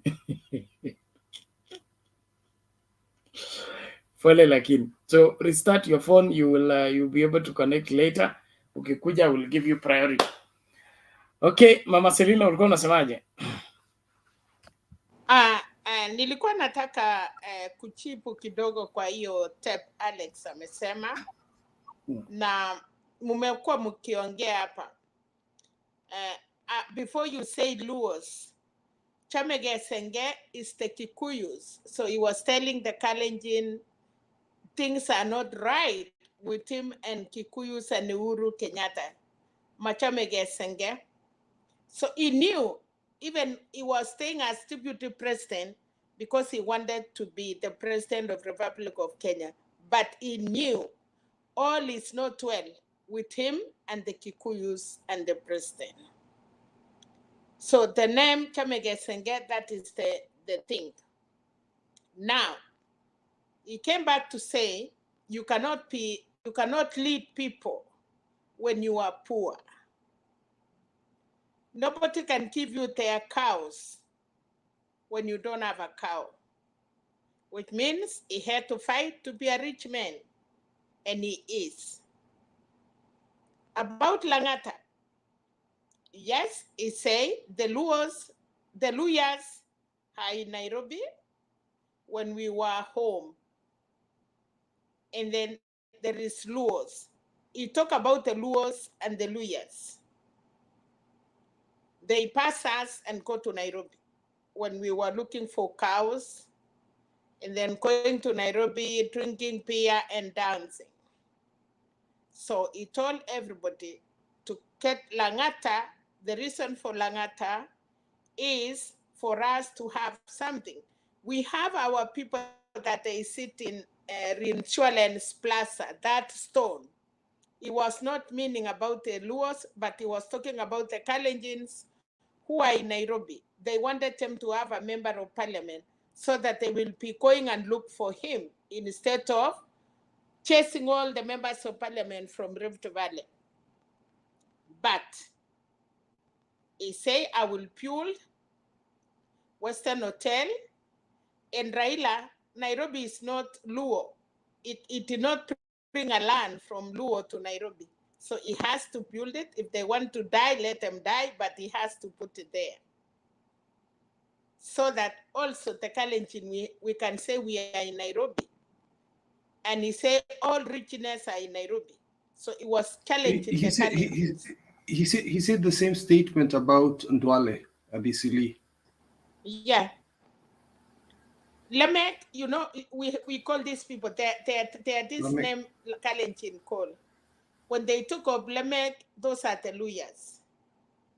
Then now the Luos, they almost share the same name in the Kalenjin when they are talking about the Luos and the Luyas. He actually said about the areas they are from. He stated it. They're just from here, and then they've got. Yeah, they've got meant like very Nairobi derogative. is for everybody, and we need to be there. And he say he has to be there. But one, you cannot be anything if you are a poor man. So the fight from that time, staying being a deputy president, he knew what he wanted. He wanted to capture this country the way Alex have said. And he was telling people the river road, how did these Kikuyus get the country? So this Nairobi, when he get to power, yes, some people have to retreat and go back where they came from. And it is true, when he get to power, if you did not have any respect to Moi, who else can Ruto respect, by the way? He's arrogant and he can say what, and he say if you don't, that is what he say. You have to be arrogant to these people for them to be scared.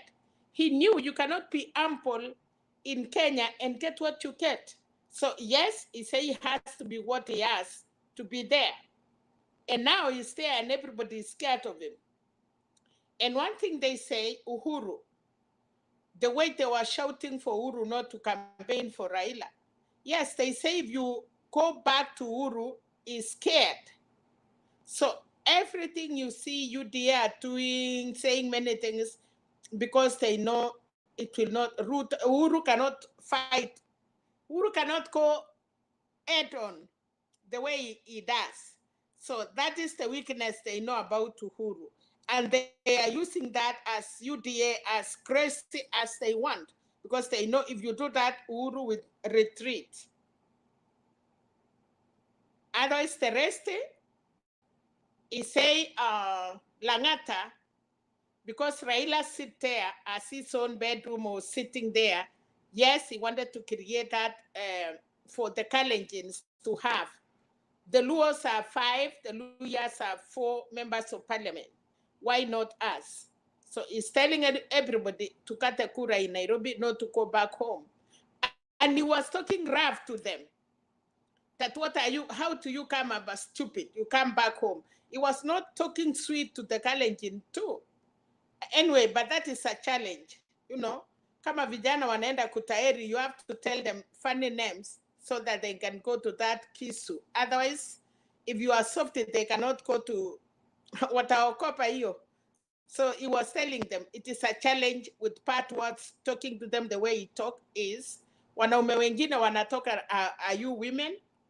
So why can't you go and be with other men the way they are? Of which it was encouragement, part of it for the Kalenjins, because, and he said they want to fuel Eldoret until people know it is the Rift Valley, and the same Kericho, you keep. Yes, he was telling people from Kericho, you know, we are poor, we have not done anything in our cities, the so-called Kericho, Eldoret, Nandi. So part of it is a challenge to the community. But again, I told you one day when our sons they are running, they will go together, 6 of them, but the last lap or the second lap, they say it is do and die. Your legs can get you to where you want. And that is what this man from Suga is doing. He wants to be there where the legs will get him, plus the Kalenjin or not plus the Kalenjin. But he knows, he knew Central is not for him. So if you guys are saying he's going to Central every day, he knows, he wants to be there. And he knew if he start early, the Ndinyoros, those people who Ruta put them in the parliament, they are supporting him because they know if it was not for him, they would have not been in parliament because Uhuru had his own lineup. So they are loyal to him. And now he's making that to every part of the country. Even the Western people, these people in Luo are crying for this woman, no, in Western, Viika. He wants this Kesa because he will be on his side. So the lady is for Musalia.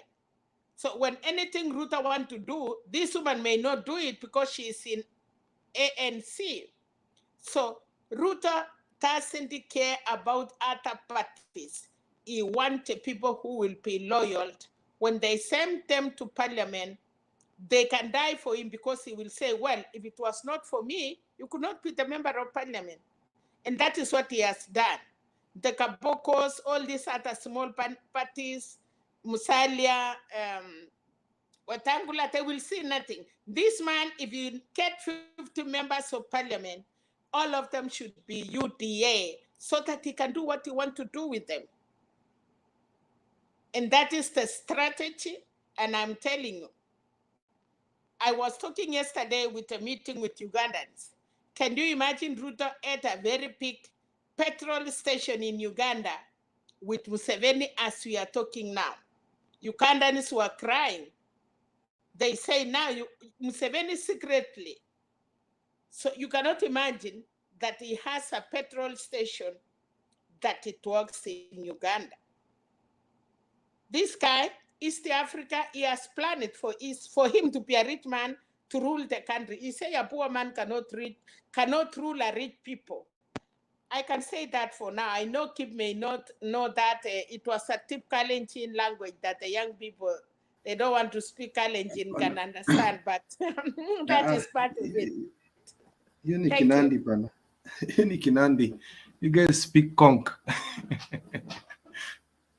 You know, my worry is, Bernard, if this person can have a petrol station, Hold on.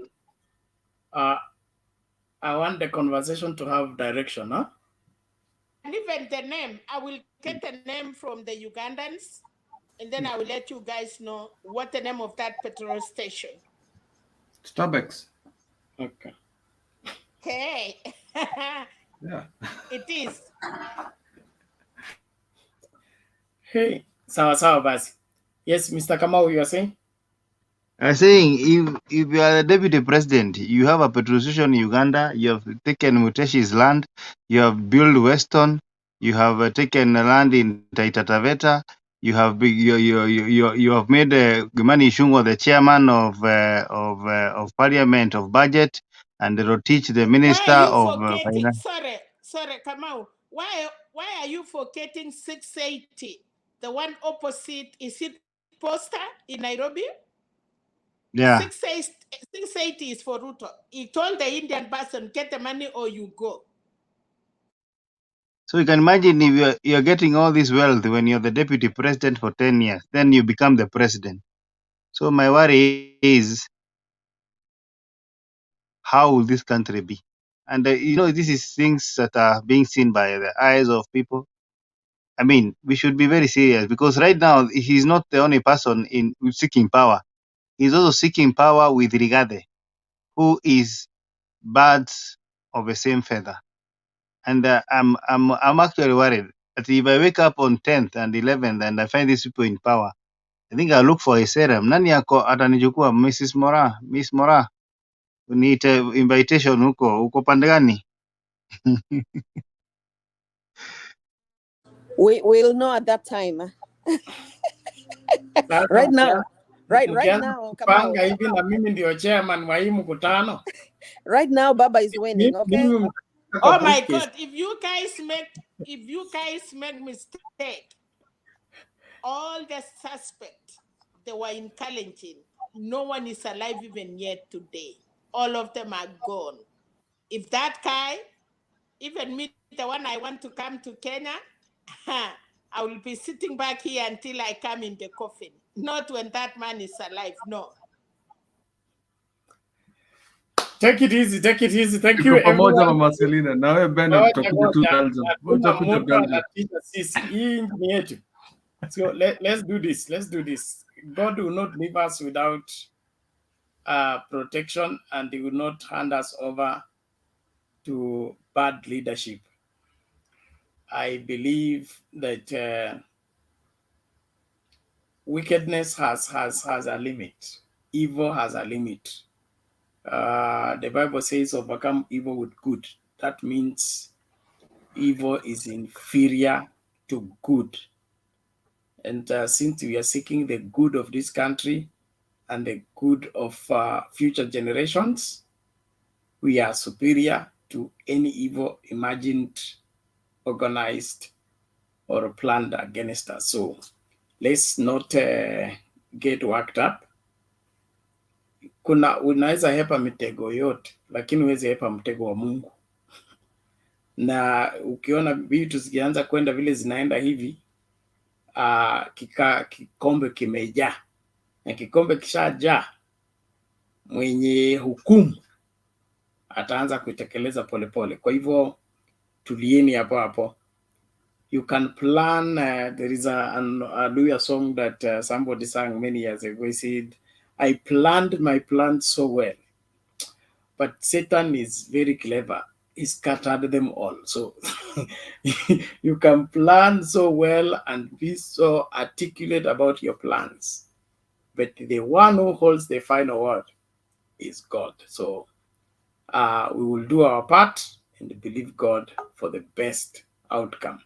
One thing I am too sure of, we are not handing over this government to bad leadership. We have endured from colonial time. God has brought us this far so that we can enter into the true Jubilee. We must, this time round, correct all the wrongs and permanently bury them so that we can move forward as a people.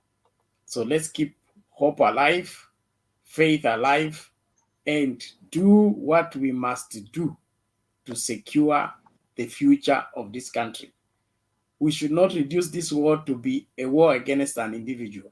Let it be a war against bad leadership that has made us what we are, that we secure not for ourselves, for our children and our children's children. Our children should not live in the state of life we have lived. The only way to do that is see to it that the looting must stop, bad leadership must stop, responsible leadership must be given opportunity to express themselves. For that to happen, change must begin with us. And that change begins with this conversation, yes, and then we add action to it by ensuring that we vote right and safeguard the vote. In fact, I am more worried about this Chebukati thing than these other threats. The greatest threat is the person who is supposed to announce the president. Because but Chebukati is working for him. And Chebukati is a relative of this Wetangula, your man.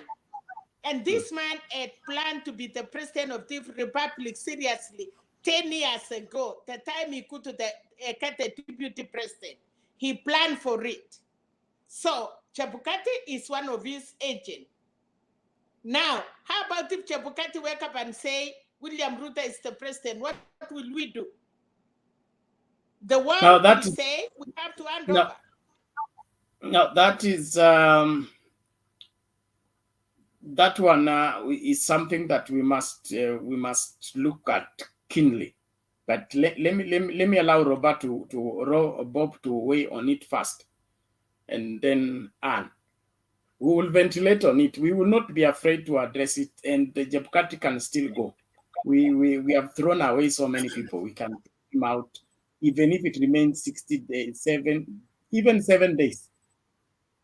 We have enough commissioners. Bernard, you read. Bernard, you read Chebukati. They say he has 1 year. He will retire in January. Hassan tulimtoa kama amebakisha miaka 3. Ilikuwa miaka 3, yes. Hassan tulimtoa kama amebakisha miaka 3. Na tukamlipa hizo miaka 3, tukamwambia enda. So hii mwaka moja ndio tutashinda kulipa sisi. If worse comes to worse, let the intelligence do their due course, okay?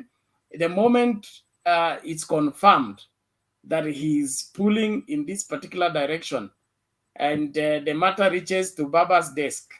Now Baba says Chebukati must go. 48 hours to 72 hours.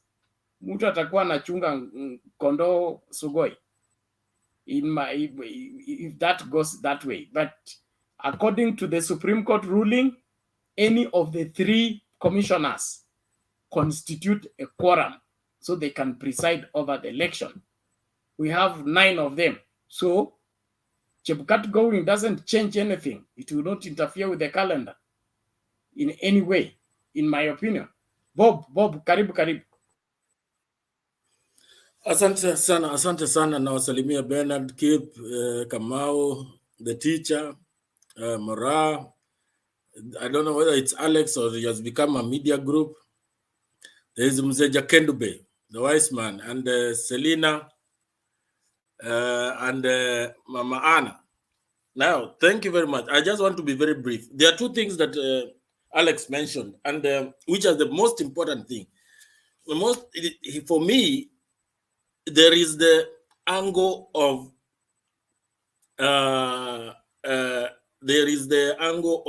using the church, similarities of him and one Mobutu. The DP has seen weakness of Kenyans. Kenyans are very religious people, and that is how he has been able to infiltrate and become a darling of the masses. But he has used it badly, because his end game is something very different. Then there is the tribal card. This tribal card is the hallmark of a Nyayo regime. There is nothing wrong with going to church. Everybody goes to church, and or everybody worships. But everything that Moi did, if you lived in the Moi era, you will know that that is what Ruto is practicing. A tribal card and using the church.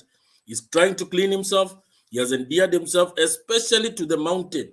He has hoodwinked the mountain so much, while you could see his speeches, that particular speech in that video, and even more, many more. He is talking negatively about the same community he pretends to wanting to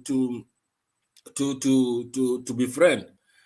Lastly, my major worry is not even whether, all these other things he's talking about and how he can take over Nairobi.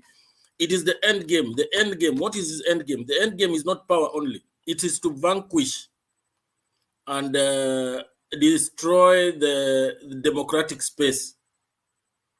I don't think he envisages where he can have any kind of opposition.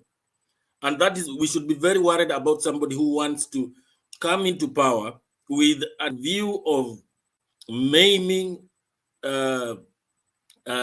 doing all manner of things that are not in conformity with the current modern world. That is my major worry. No space, and you can see it is coming. Just a day or two ago, if he could chase away the journalists, what makes you think that while in power, he can't shut the internet?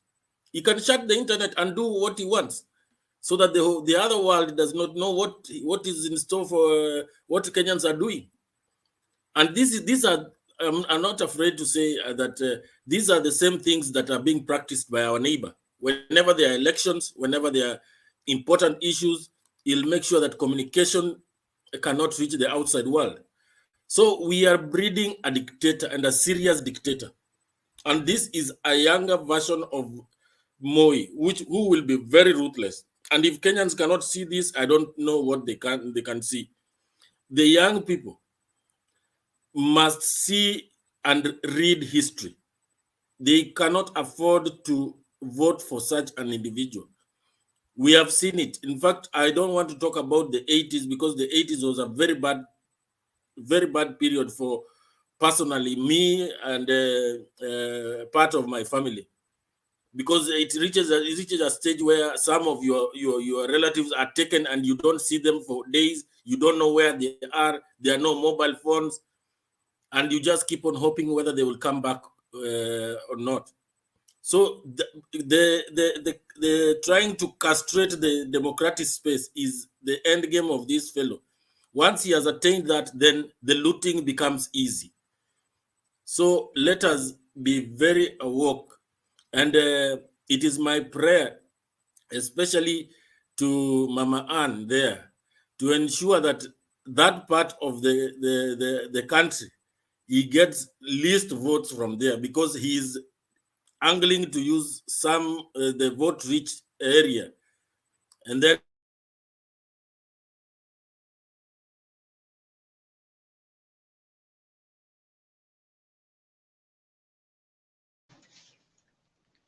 Bernard.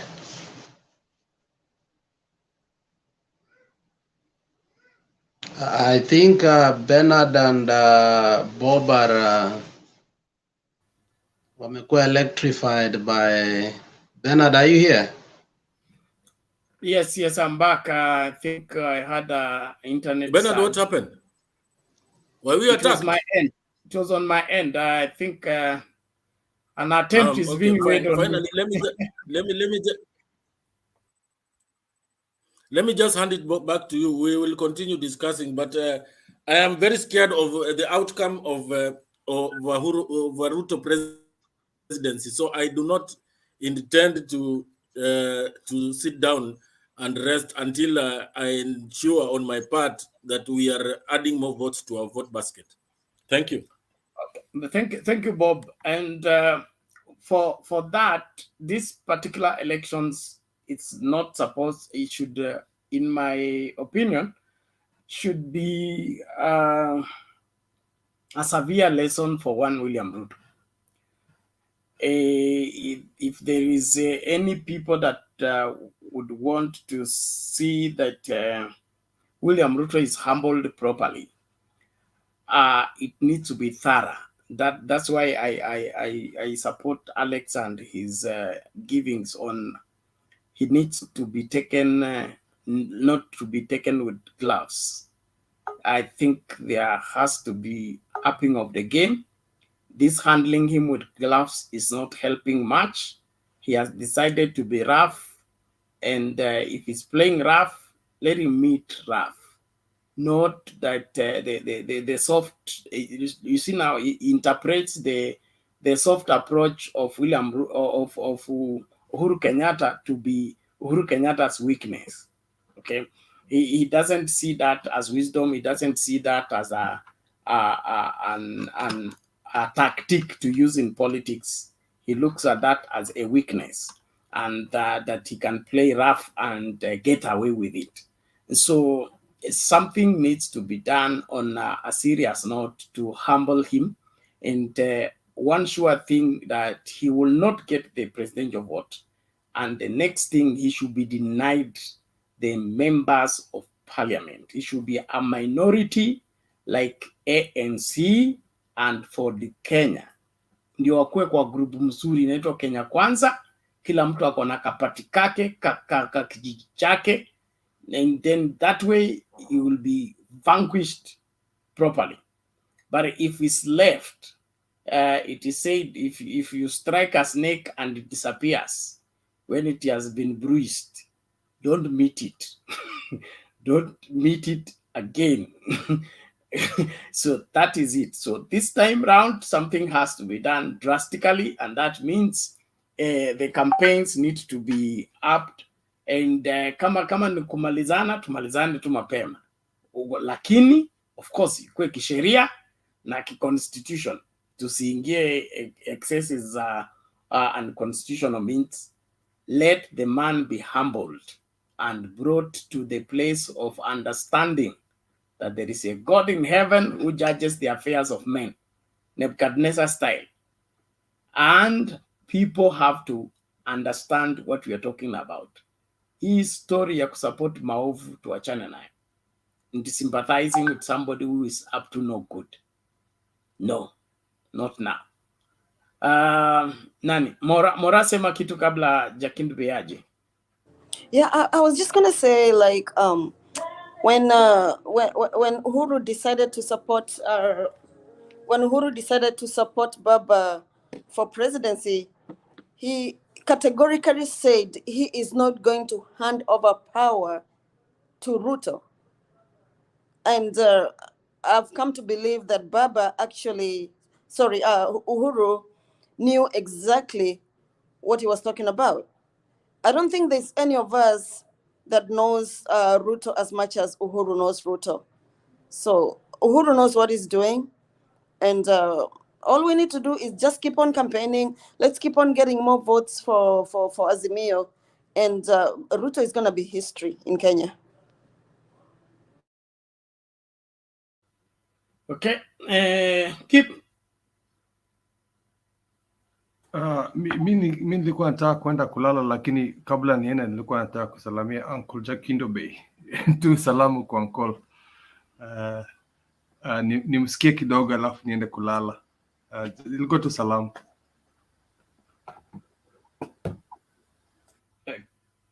Okay. Thank you for the greeting and the exchange of greetings. Baba Jakindube, how are you today? Sijambo Bernard, na nawasalimia wote sana. Alexa, Mama Salina, Mora, Mr. K, Mike, Ann, nawasalimia wote kwa ujumla. Nimesikitishwa sana, nasikitika sana, lakini nataka kuambia hivi, baada ya uhuru, baada ya kupata uhuru, wale wazee kina baba yangu na sisi wengine ambao tulikuwa wadogo, tulikuwa tulikuwa tunajua, tuliambiwa vile kulikuwa na matata, vile kulikuwa na mauaji, vile kulikuwa. Kwa hiyo baada ya President Jomo Kenyatta kuwa president, Wakenya walikuwa wanataka amani tu, walikuwa hawataki vita kabisa. Kwa hiyo kuna mambo mengine ambayo yalikuwa yanafanyika ambao Wakenya wako wanataka, lakini walikuwa wanataka utulivu. Hata wakati Moi aliingia kwa uongozi, watu walitaka utulivu, lakini makosa ambayo walifanya wakati huo ni kwamba walianza kumuonyesha Moi kwamba yeye ndio, yani walianza kumfuga kama kumfuga yule mbwa mkali, kwa sababu hawakuwa wanakataa, walikuwa kila kitu wanakubali. Unaona? So hilo ni jambo ambalo mwanao umuleavyo ndivyo anavyokuwa. So walimlea Moi akisema kitu walikuwa wanakubali, tulikuwa tunakubali, kwa sababu hakuna mtu alikuwa anataka fujo. Na niseme parliament wakati huo, kama Moi angeacha tu watu wawe na uhuru wa kuzungumza, sidhani hata kama Wakenya wangekuwa wanalilia hii multi-party, hawangelilia hizi. Kama angewacha watu wazungumze vile kila mtu anataka tukosoane, hakungekuwa na hizi fujo. Lakini hizi fujo zilianza kuja wakati walipokatazwa kuzungumza. So kitu ambacho nasema sahihi ni kwamba ni jambo la ajabu sana sisi wa Kenya, hata tukiona kitu mbaya mbele yetu, hatuogopi mpaka tuende tuingie huko tuumie ndio tunaanza kupiga kelele. Na yet kitu tumeonyeshwa kama sasa, huyu makamu wa rais Bwana Ruto anafukuza waandishi wa habari. Jamani, hilo ni jambo moja la kutishia. Akifukuza waandishi wa habari na yeye sahihi ni makamu wa rais. Je, akiwa rais, je, nani ataandika chochote? Nani? Wale watu ambao husaidia nchi zote ulimwengu mzima ni waandishi wa magazeti. Kama akisha wafukuza hao na bado Wakenya wanamshangilia, hii ndio kitu tu inanishangaza. Wakenya sisi tunataka kwenda. Naweza kusema hivi, nasikitika kabisa kwamba Wanakenya wengi ambao wako katika miaka ya 35 maybe 40 ni watu hawajui Kenya imetoka wapi, hawajui wakati wa Moi. Kuna hata wale wamezaliwa juzi sasa, hii wamezaliwa 2000, au hata wale walizaliwa 95 ama 92 ama 90, hata wale walizaliwa 85 ama 89. Hawajui kwamba Kenya ilikuwa, kuna wakati mwingine ulikuwa uwezi hata kukohoa peke yake ungeweza kukohoa. Jamani, mvua ile imenyesha na ikatulia, mtu akikwambia kulikuwa na mvua huamini. Lakini mimi nakwambia wakati wa hizo miaka za 80 na huko mwisho, hizo miaka za 80 tulikuwa na shida nyingi sana Kenya. Ulikuwa uwezi kukohoa hata kidogo, lakini watu walitusaidia kidogo, walikuwa ni waandishi, kwa sababu kulikuwa na waandishi wa magazeti wengine ambao walikuwa wamejitolea muhanga, wengine walikufa, wengine walitoweka.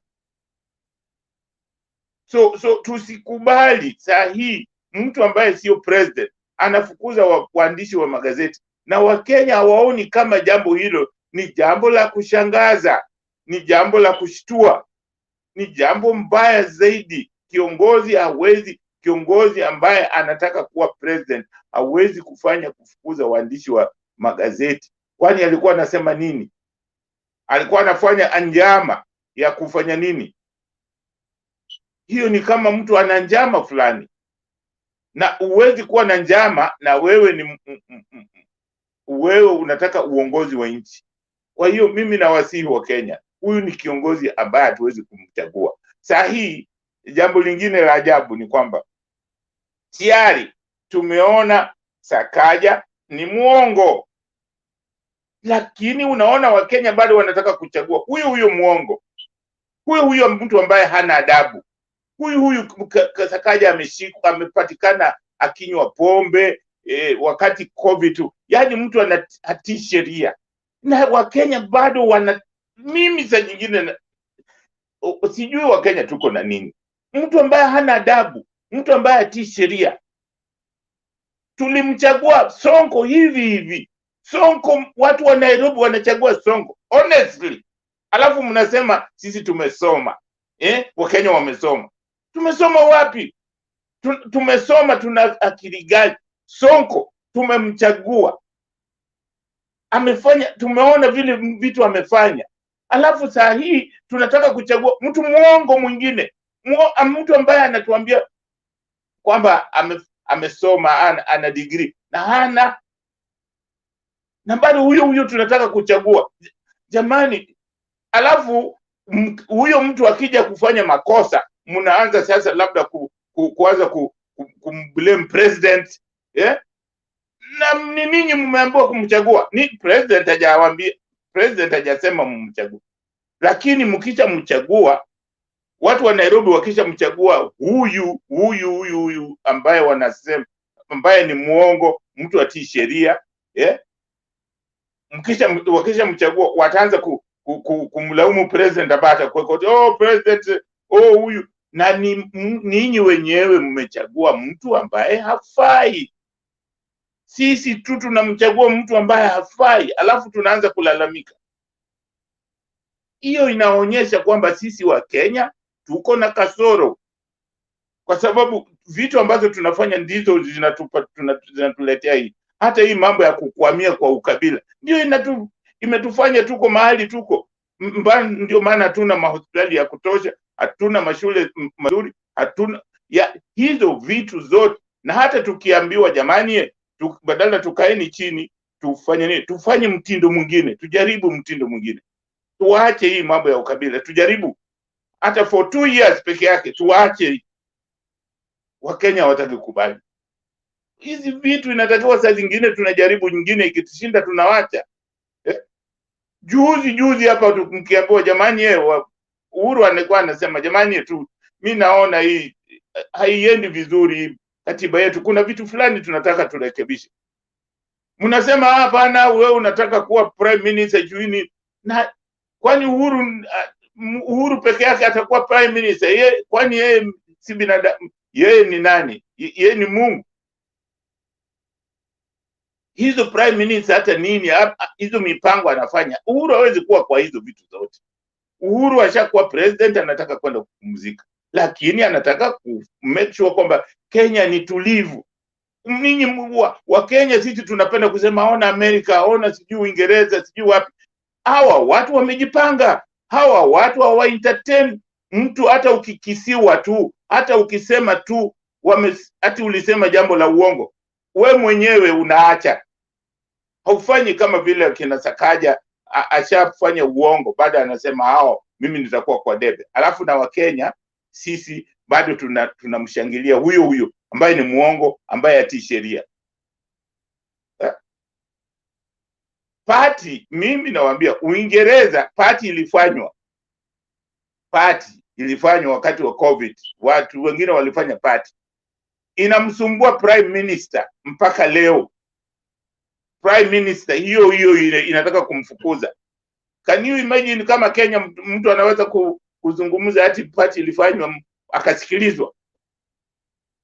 Lakini hiyo ni kusema mtu atii sheria, na usipotii sheria wanyonge hawana haki. Kama wewe ni mkubwa na utii sheria, wanyonge hawana haki, wananchi wa kawaida hawana haki tena. So ni sisi, mimi nimeudhika sana na mambo ya vile naona sisi wa Kenya vile vile mambo ambayo mtu anafukuza waandishi wa gazeti, alafu huyo mtu tunamshangilia. Mtu anasema uongo mbele yetu, alafu huyo mtu tunataka kumchagua ndio aende awe ndio kiongozi ambaye anachunga pesa zetu, pesa ya Nairobi, jiji la ambalo ni mji mkuu wa Kenya. Huyo uongo. Mliona Sonko tulimchagua kwa governor wa Nairobi. Jamani, hata sisi saa zingine najisikitikia sana. Alafu jambo la mwisho mimi naweza kusema kwamba campaign ya Azimio inaendelea vizuri, lakini mimi siku zote mtu anaitwa Chebukati, mimi Chebukati ni mtu simwamini. Hata akizungumza ni mtu anazungumza kama mwoga. Juzi alifanya kitu ambayo Wakenya hata Wakenya sisi wote sijui, hata sisi ni timid. Aliambiwa na Chief Justice na wale ambao wanaangalia mipango ya uchaguzi, waketi pamoja, aseme zile vitu anasema. Wakati watu wa UDA waliposema kwa nini inafanyika hivyo, serikali aka withdraw. Sasa ndio kusema anasikia watu wa UDA kuliko watu wengine, ama hiyo ni kuonyesha nini? Kuonyesha kitu gani? Sio ni kuonyesha kwamba anapenda upande mmoja, ana upendeleo, kwa sababu yeye alikuwa anaenda pale, manake yeye atasimamia hiyo kwa vipi? Kwa sababu hizi sehemu zote wanasema bunge iko peke yake, watu wa mahakama iko peke yake, executive iko peke, lakini zote zinafanya kazi pamoja. Wote ni lazima tufanye kazi pamoja. Sisi wanakinyi wote na hizo sehemu zote zifanye kazi pamoja. Sasa hii hao ambayo wauda wakisema Chebukati ashatoroka, ati sasa nime-withdraw kwa sababu bosi wake amesema anachofanya ni mbaya, ni kama anakuwa controlled na Ruto. Mimi Chebukati, kwa maoni yangu, mimi Chebukati si mtu simwamini hata kidogo, kwa sababu hata akisimama kuzungumza Chebukati sijui kama mimi ndio bias, lakini Chebukati anazungumza ni kama sijui mwoga, ni kama anaogopa. So dull, hata huwezi kusikia anasema nini, huwezi kumwamini. Mimi simwamini Chebukati hata kidogo, na watu ambao mimi na walaumu ni watu wa mahakama ya nchi yetu. Waliamua kwamba uchaguzi ulifanywa vibaya, lakini hawakumchukulia mtu yoyote hatua, kwa sababu kuna watu ambao walifanya makosa. Siku hiyo ndio mtu kama Chebukati angeresign. Hii ndio kitu moja nasema, sisi wa Kenya angeresign, kwa sababu chini ya uongozi wake uchaguzi ulifanywa vibaya. Sasa kama angekuwa mtu muungwana, angesema mimi natoka kwa sababu nimeharibu, kwa sababu wa Kenya lazima watoe pesa tena wafanye uchaguzi, lakini Wakenya hawafanyi vitu kama hivi, na hata hakuna mtu alisema, hata Chief Justice hasemi kwamba wewe umefanya makosa, imefanywa chini ya uangalizi wako, toka. Asante sana Bernard, inaniudhi sana hizi vitu vingine. Okay. Asante sana. Thank you Bwana Jaked. Okay, thank you Bwana Jaked. Asante kwa mchango wako. We keep the conversation going. So sikuwa najua lineup ni nani, lakini Bob acha aulize swali, meanwhile Bernard atanipea lineup. Thank you. Bob, unaweza uliza swali. Lineup hata nadhani ilikuwa ni Anna ndio alikuwa anaingia, lakini nilikuwa nataka kuuliza hii swali, nataka kuuliza ni swali kwa ambaye nadhani itajibiwa na wewe ama Anna ama nyote. Na swali yangu ni kwamba wakati Deputy President alikuwa anafukuza wanahabari kule Njoro jana, unajua unaweza fukuza wanahabari, lakini watu wako na mdomo na wako na masikio na wanasema. Naibu wake wa rais ambaye ni Rigathi Gachagua anasema ya kwamba alisema ya kwamba ati he will protect Kikuyus. Kwani Wakikuyu kuna nini mmefanya mbaya? Na nyinyi ni Wakenya kama sisi. Why does he want to protect you? In fact, inasemekana kwa maneno yake mwenyewe alisema jeshi na polisi zitajazwa Wakikuyu. Na hivi majuzi pia alikuwa Uasingishu akiambia watu wa kule bonde la Ufa ya kwamba anataka watu wa UDA wachaguliwe ili wapewe mabarua waingie jeshi. Sasa mimi nashindwa kwa nini ako na obsession ya hizi mambo ya jeshi na forces na mambo ya kusema ya kwamba Wakikuyu will be protected. Kwani kuna makosa gani wamefanya ndio wanataka protection? Haya. Is this man serious? Bob, naweza kujibu kabla ya Anna kuje. I have gotten your question. Unajua Rigathi Gachagua experience yake ni dio. You need to understand that. Na sio ndio wa wakati wa Kibaki ama wa wakati wa Uhuru. Walikuwa wale mandio ambao walikuwa wamedegrade na level ya kutocha watu vile unasikia mambo ikisemekana. So Rigathi Gachagua hata akiongea hizo vitu anaongea, Rigathi Gachagua sio spokesman wetu. Rigathi Gachagua ni msaidizi wa Ruto. Ruto hakuna mtu alimpea recommendation atafute Rigathi Gachagua. Rigathi Gachagua yeye mwenyewe ndiye alijirecommend kwa Ruto, dhuru ati kujifanya yeye ndiye anajua kutafuta kura sana.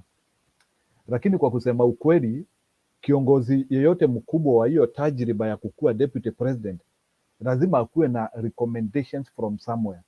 I can tell you, wazee wa Kikuyu hawako hapo, business community hawako hapo, intellectual people hawako hapo, MPs wa Mount Kenya hawako. Hakuna mtu alirecommend Rigathi Gachagua kwa Ruto. So we need to be very clear about that. This one is about Ruto project. So Rigathi Gachagua has nothing to do with the Kikuyu community. It is one man who was taken in a pretense that he can marshal support ya Wakikuyu through coming with the archaic mechanisms zile alikuwa na. Unajua wanataka kutumia ile concept ya madio wa kitambo, ile concept ya sijui kumobilize kufanya nini, kama ile zile concept zimekuwa zikitumika sijui za kupigana na mapombe na vitu zingine. So Bob, you don't need to get worried of Rigathi Gachagua. Rigathi Gachagua is representing himself and Ruto. Rigathi Gachagua has nothing to do with the Kikuyu community, and I want you people to get that thing very strongly. And I want yule mtu wako hapa na ni mtu wa UDA aniambie recommendation ya Rigathi Gachagua ilitoka wapi. Tell me his godfather. Tell me the people around him and the people. Sababu, let me tell you, even in Kenya, for you to become a president, you need to be recommended and start getting support from somewhere. Rigathi Gachagua anajifanya ati ni mtu ati he knows how to mobilize the grassroots. So to me, it's Ruto project and is plan to delude people. So that's what I wanted just to tell you, and you don't need to get worried about. Maybe Ann kabla ukuje naona Alex kama he has like one addition, you can add Alex then tupate Ann sasa. And maybe 1 minute Alex then before you add. Bernard, I think if you want to leave, you can leave at your pressure. If you still want to add one comment, you can add. Thank you. Bernard, sijaongea. Oh, okay. One comment quickly, then Mama Ann utaongea, but I will be listening from behind Mama Ann. We thank you, Mama Ann. You always bring some sense of understanding maneno ya Mount Kenya, na tunakusihi uendelee kuwa hapa vile Mama Selina pia yuko anafanya, tuna understand Rift Valley, kwa sababu kuna njia mama wanaweka vitu ambapo unajua wamama si they're not tribalist. They look things from a mother's point of view.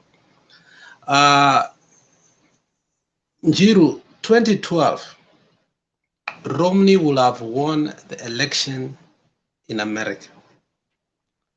But he made one simple mistake. In Atlanta, he told everybody to get out of a room. Na hii ni kwa Bob ameenda wapi understand.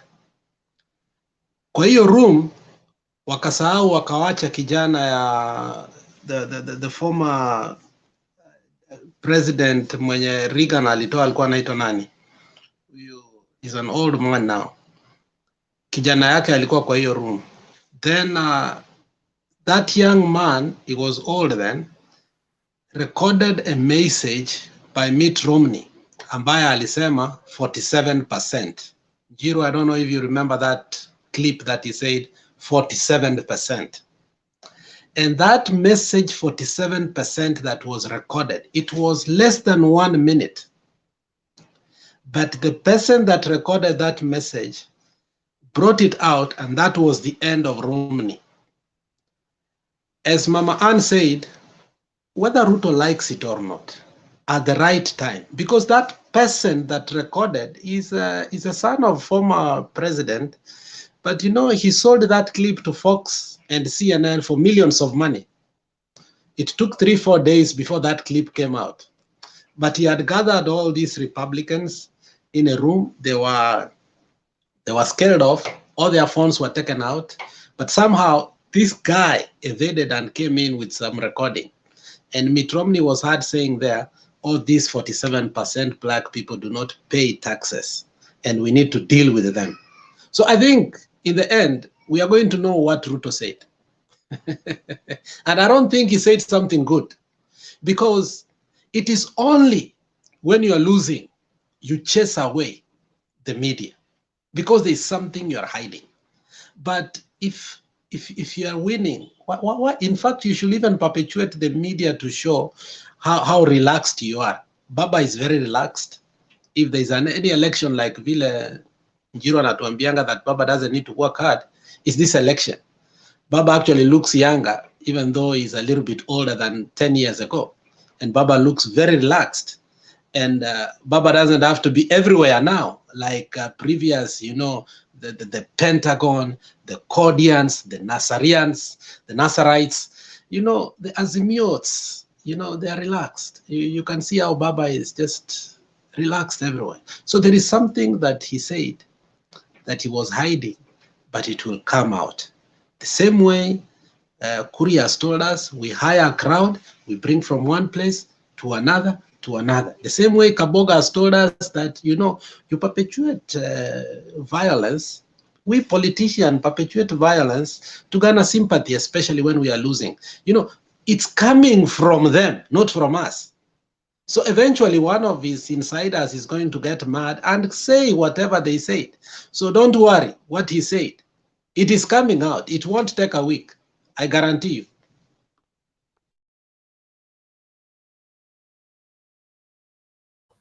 Okay, thank you, Alex. Mama Anna, you said you want to speak while I'm here. I'm here.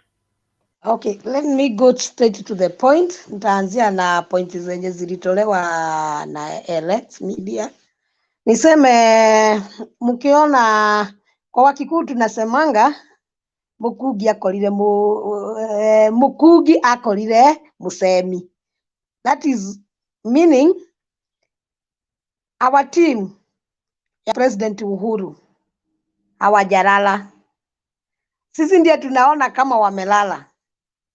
Whatever Ruto is planning, everywhere he is going, what he is planning, tuko na vicheru zetu wanafanya kazi.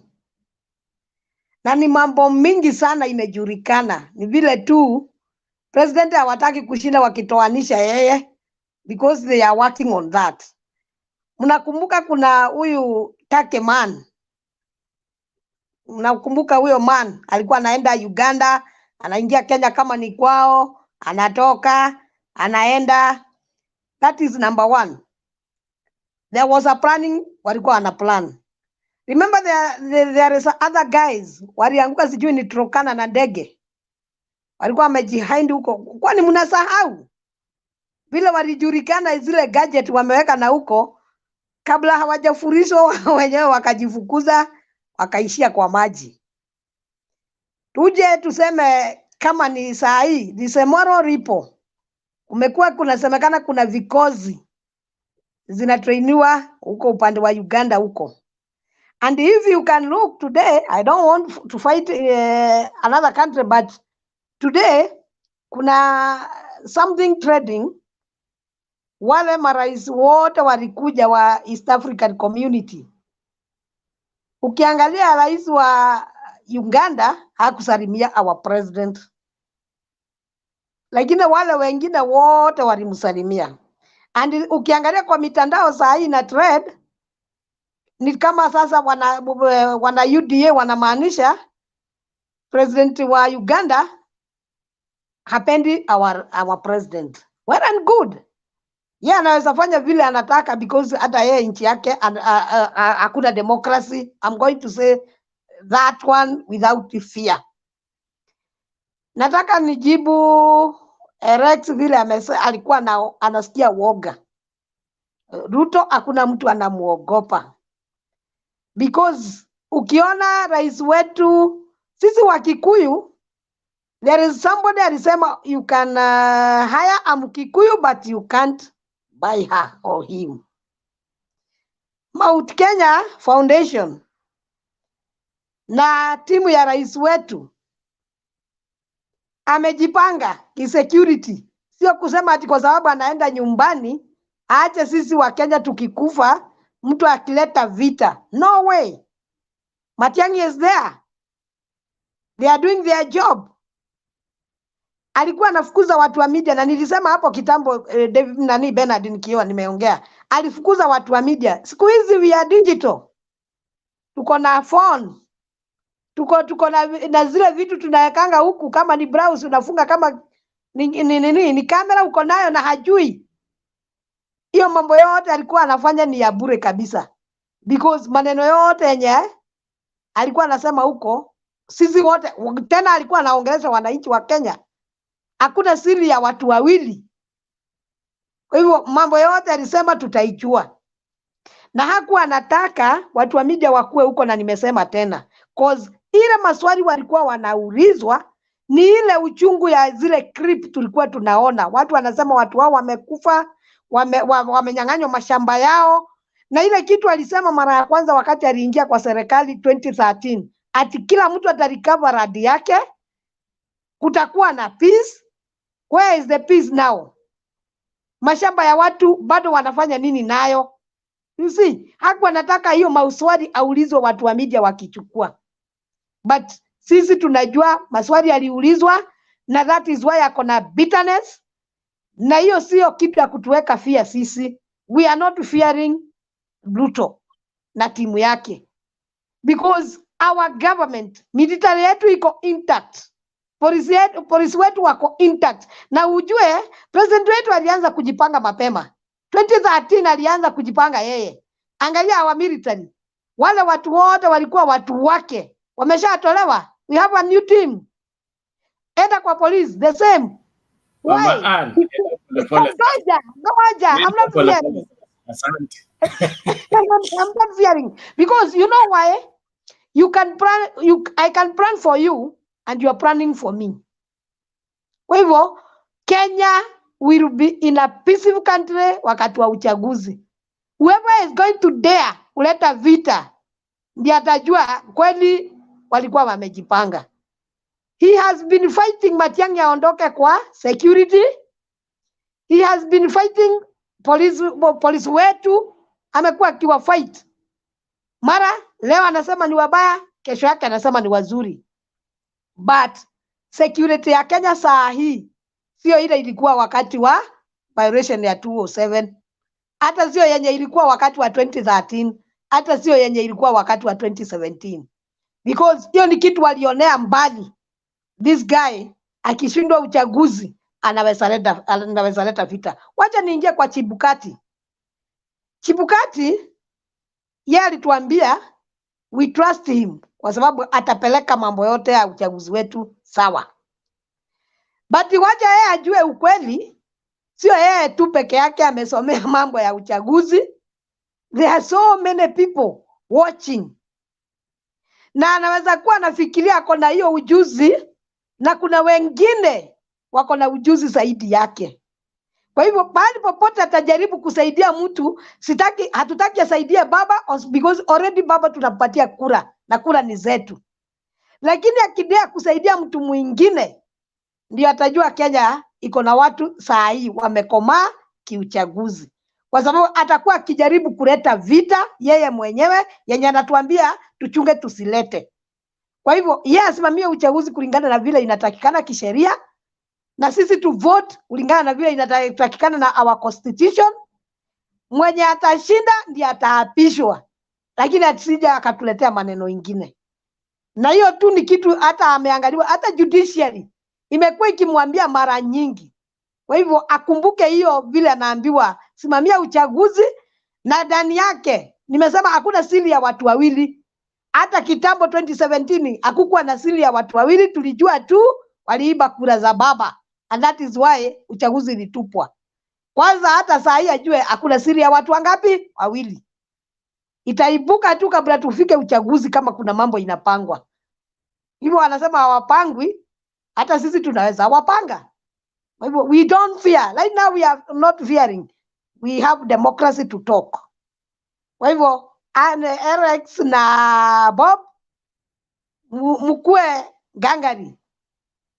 Security yetu iko sawa, we vote. Na nitaenda usingizi, kesho mimi niamkie doa to doa. Hii mambo ingine ya Chebukati ajue tutamweka chini na votes akijaribu kusaidia mtu. Hao ni watu already wameshatoka kwa uwanja. Ni vile tu hawasemi. Ruto ameshatoka kwa uwanja, ni vile hasemi. Because even the team yake imenyamaza siku hizi, waongei wakina Waigoro. Walikuwa wanamfuata wherever he is going. Hawaendi sasa siku hizi. Wamejua kwao wametupwa nje wakifuatana na Ruto.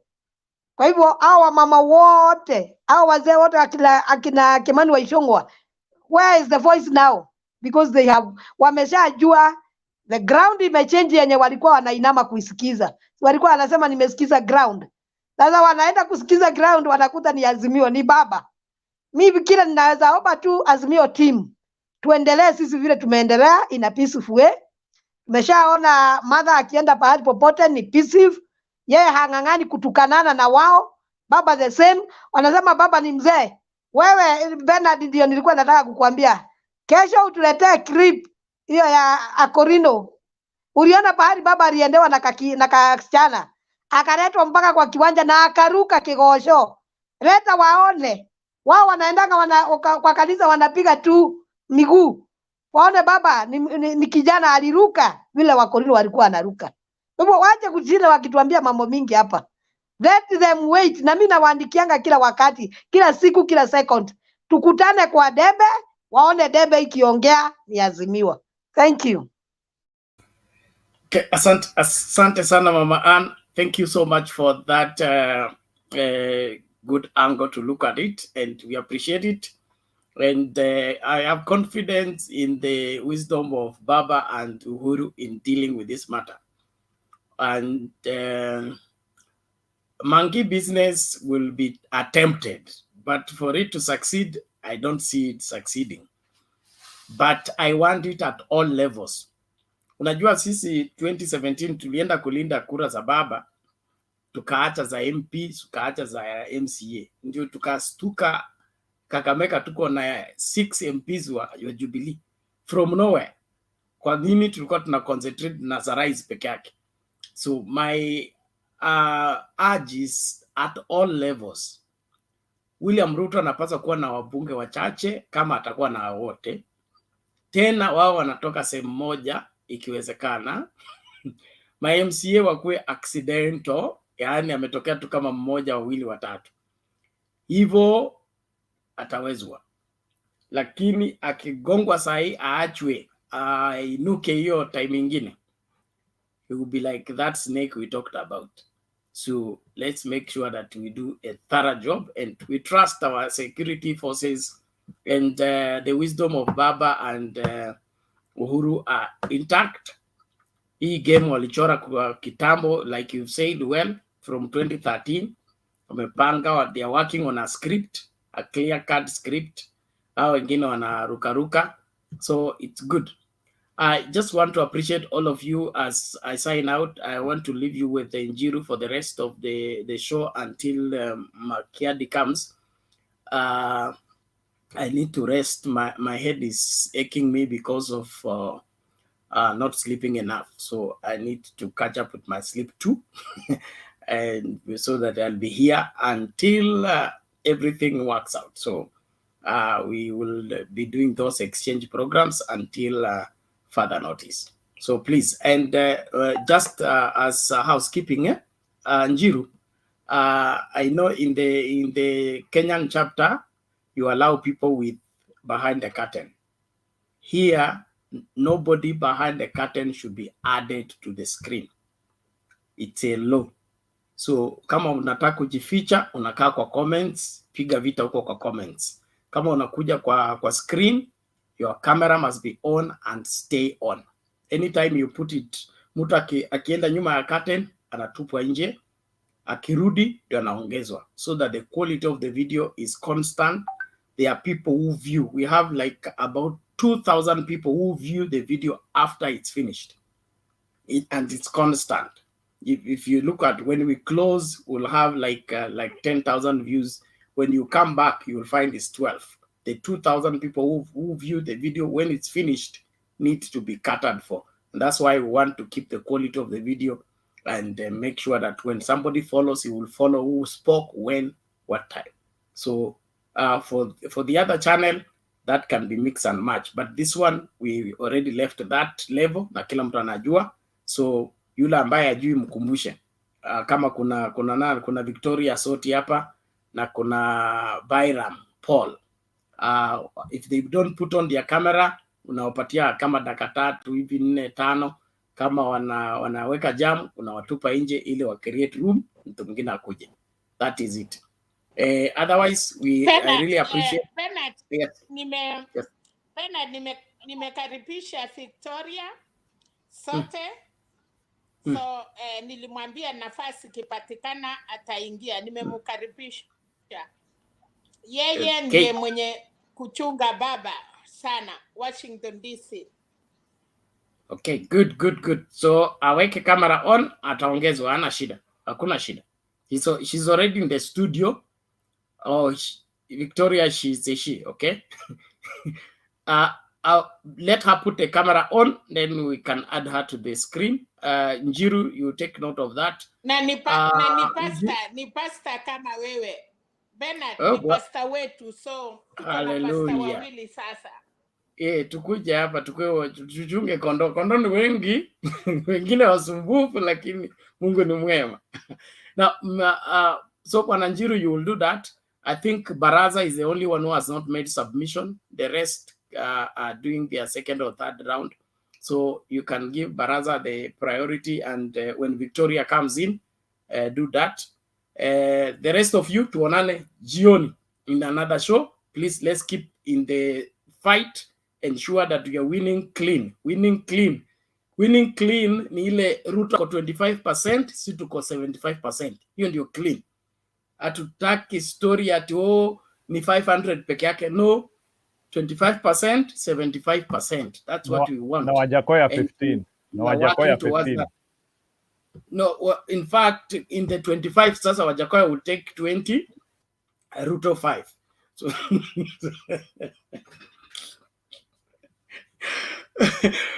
see you later. Thank you. God bless you. Talk later. Okay, let's have Jiro, the Jiro, 1 minute nirudishie Bob. Swali alikuwa anauliza ati Wakikuyu ni nini tumefanya? Wakikuyu hakuna kitu tumefanya, ni vile tumewisobro Gasagwa. Matendo yenye amefanyia Wakikuyu. That is why anajaribu kutuonyesha the other tribes ni our enemy. Sasa anataka kutuonyesha akishaingia kwa serikali ni kama anatupatia ulinzi sisi peke yetu Kenya, tusiangamishwe na other tribes.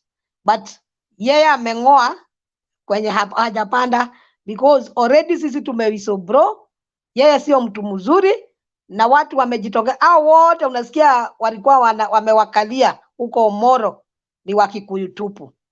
Cause walikuwa wanataka kujua kwa nini aliwaangamiza wakati alikuwa dio.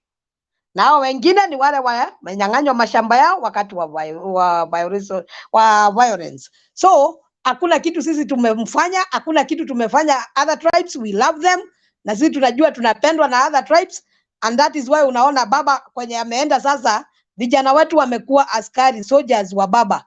Saa hii ukijaribu tu kuongea ubaya wa baba ama urarue tu posta yake ama t-shirt, wewe utakipata. Saa hii vijana wamejitolea. Kwa hivyo Gachagua aendelee na kujionyesha kama Wakikuyu anataka kuwapatia security, lakini nafikiri ni bibi yake na watoto wake anapatia security, sio sisi.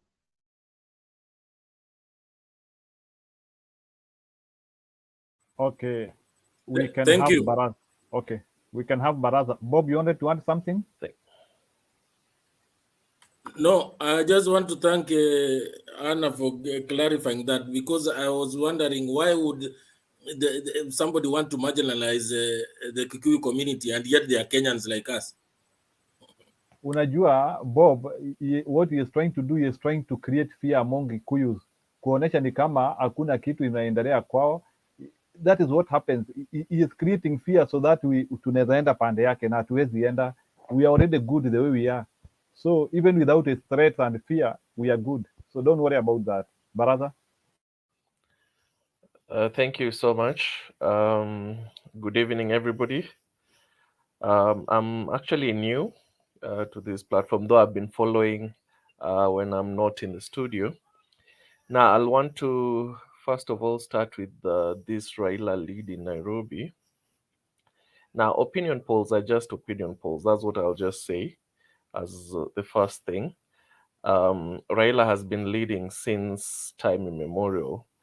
Now, what we need to do as, probably, if I can use the word, diehard fans of Raila, is to ensure that you have a network of people that you have to facilitate in some way to come out and vote on the 9th of August.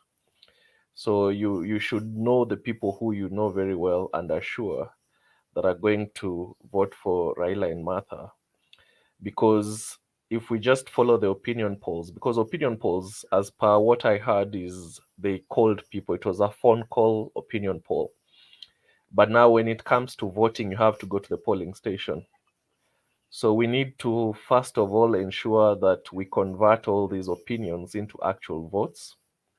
And that would mean by following people that we are sure about in terms of their support for Baba and Martha. Now, of course, the opinion poll will be attributed to the combined efforts of Uhuru and Raila, considering at least they had a handshake. And we all know Nairobi is somehow the bedrock of Raila Odinga. And now that he has had a handshake with Uhuru, definitely most of the support would actually lie on Raila's side. Now, one thing I know is that Ruto knows very well he's not going to be president. So that's why you see that he's trying to consolidate his support in most of the regions in terms of members of parliament. That's why he's going ahead to even backstab some of his own partners in Kenya Kwanza, like Musalia Mudavadi, who's busy complaining. And I'm really worried, like we from Western, because I come from Western region, I don't know why we have myopic leaders who can't just see that the future for them is very bleak when it comes to their partnership with Ruto. If you can have a partnership with somebody who's claiming that you need to give him 70% of your, vote base, and yet he's coming again to the same region to compete with you by placing candidates to compete with your own candidates, and you expect that you will deliver the 70%, that would be very myopic of our loyal leaders. So I don't know what will be done to Musalia and Wetangula, because I don't feel like they're in the right place. They'll continue being frustrated, and I don't know where the end will go, because once the election is done and dusted, and we all know who's going to win if people get out to vote. The politics of Luhyaland, because we are many. In Luhyaland, Western region has a lot of people. And in the current Kenyan politics, we expect people like Musalia and Wetangula, after probably Raila Odinga and Ruto, this should be number 3 or 4 when it comes to popularity. But right now, they are taking themselves to a level where they can't even be compared to somebody like Rigathi Gachagua. So I'm thinking that we are very myopic. Something needs to be done with regards to that. Now, with regards to Wajackoya, I can see he has a sizable lead compared to other people. But one thing we need to also look at is his maths. His maths doesn't add up. I don't know if this is something that we need to talk about. One thing that I noticed is that if you look at the export statistics of weed, of bang, the largest exporter of weed is Switzerland, and they normally export around $11.34 million per year of bang, which translates to around 1 billion Kenya shillings. Now, if you look at that statistic, and especially looking at Switzerland being the largest exporter of weed, you find out that 1.34 billion shillings is not enough even to sustain a county budget. So something needs to be looked. We need to look into the mathematics behind Wajackoya's proposals. When he says that one sack of weed is $3.2 million, where does he get his figures from? And where is his market? Because if the largest exporter gets 11.34 million US dollars per year, then he should vividly tell us where his market is. But I'm happy that he's actually taking part of Ruto's voter base. And based on IEBC data, in as much as it's not something that we should be proud of, I'm actually happy that the youth voter percentage is around 39.86 or something. That those are under 35 years. So that can actually show you, if we are to go by the perception that most people that we interact with are going by, it might show us where the voting will go if people come out to vote. So I don't want to say much because this is the first time I'm here. I want to listen to other people's opinions. But thanks so much for the platform. I've been listening keenly for a while, and I hope you guys will continue with the same. Don't falter. Let's get until we get this thing up and running, because once we mess up in this particular election, we will have messed up a whole generation, because in the next 10 years, we'll have a new generation. And if we get the wrong leaders out there, then Kenya will be messed up. And this is on both Azimio and Kenya Kwanza, because we have good and bad leaders on both sides. In as much as personally I support Raila on the presidential ticket, there are people within Azimio that I wouldn't support. So we need also to look at all that in a wholesome way, so that we encourage people to vote in right leaders who will actually propagate, the sort of progress that we want in our country. So thanks a lot for the platform, and I want to wish you a nice evening. But I'll be here listening to other people's opinions. Thanks.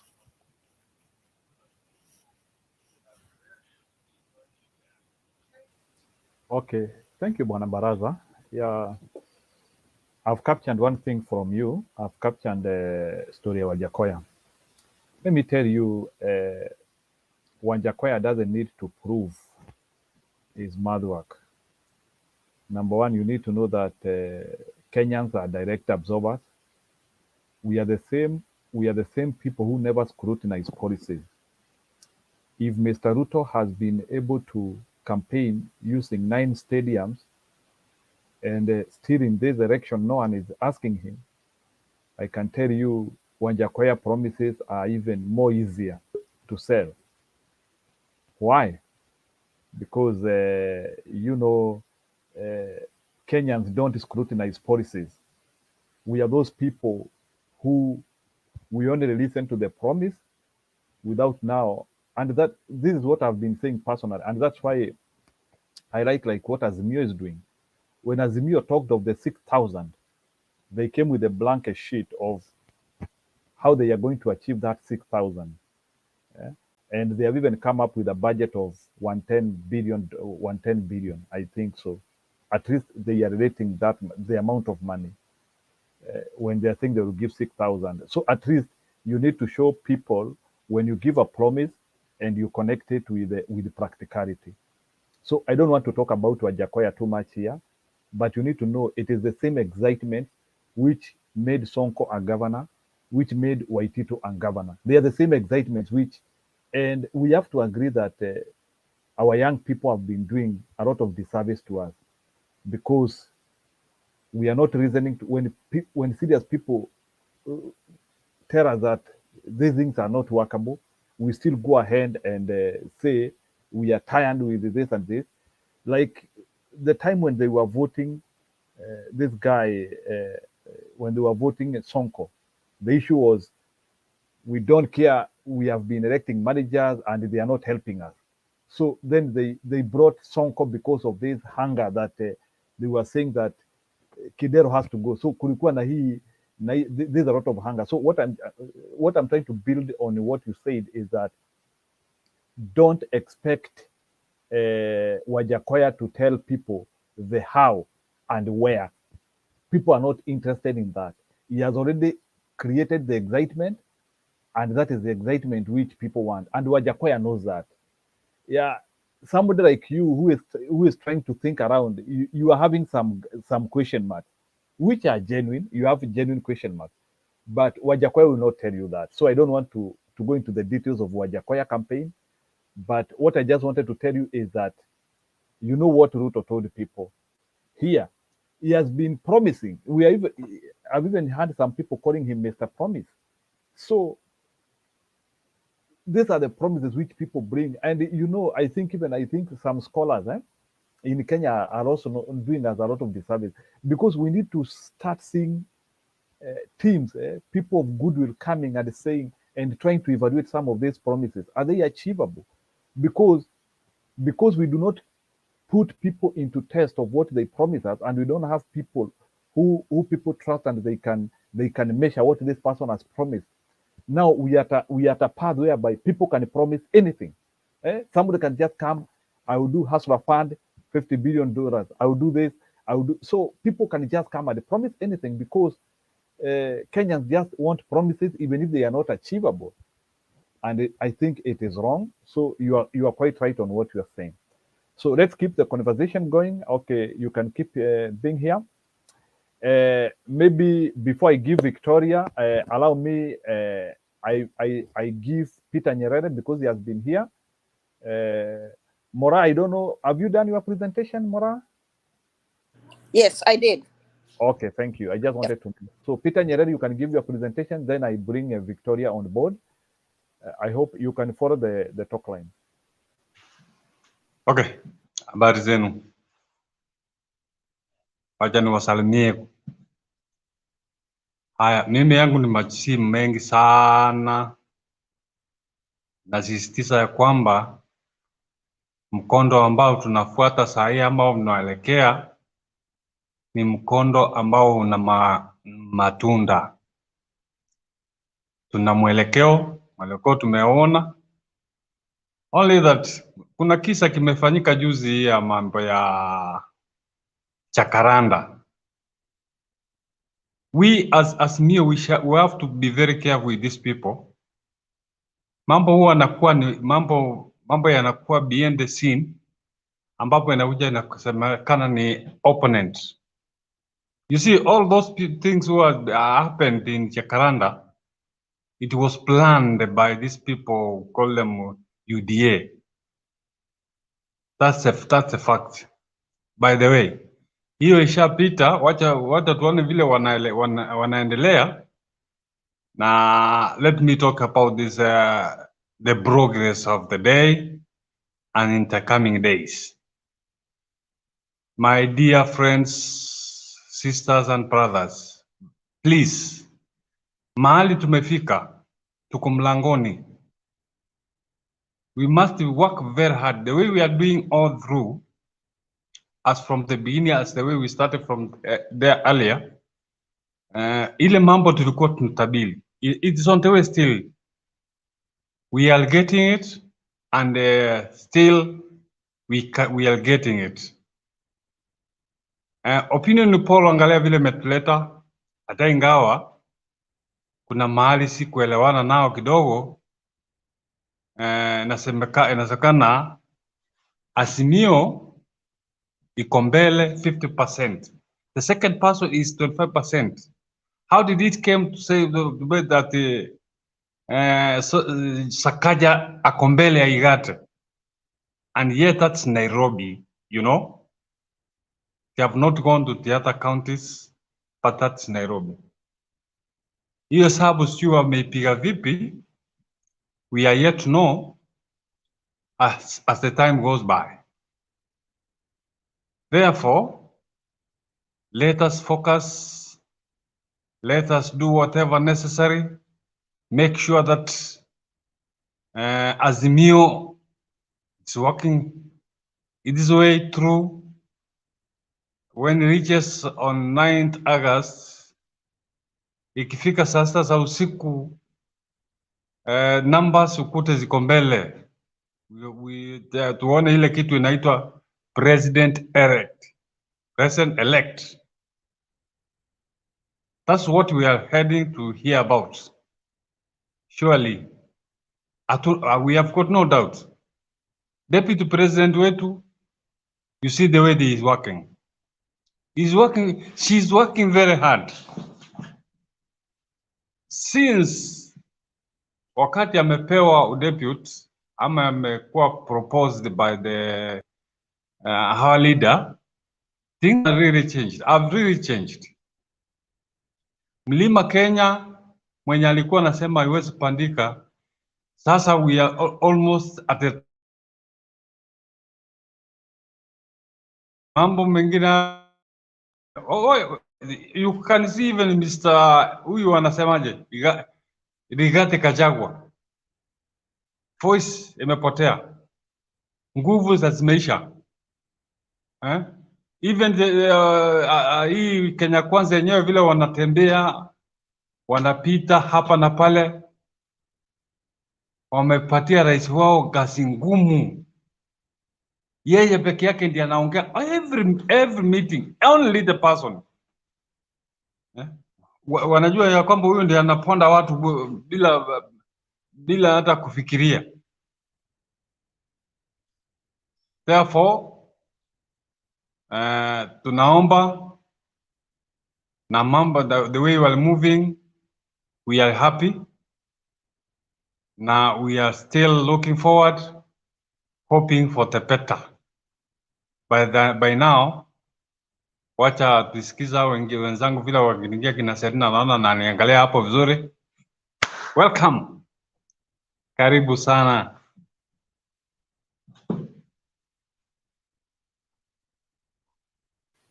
Okay, thank you, Peter. Yeah, the conversation is going on. You know, I know the reason why people are sacrificing their time and to be here is because they want a good nation. I think, Serena, before I bring Madam Victoria, maybe I will want maybe you can say something and then you bring Madam Victoria because you are the person who talked about her. I think it will be better that way. Serena? Serena, can you hear me? Ako kwa simu. Haya. Victoria, you don't need introduction. You can come on board. I hope. So we usually have a discussion here. We talk about Kenyan politics. Yeah. You can talk about the line of your support and kuna kitu inakuanga ikipita hapo kwa TV yako. So you can always read it there and comment about them. But you are free to give your discussion, which is from your brain, as long as it is within an acceptable range. I hope you understand me. Thank you. Yeah, let me say hello to everybody. How are you, everyone? Habari zenu?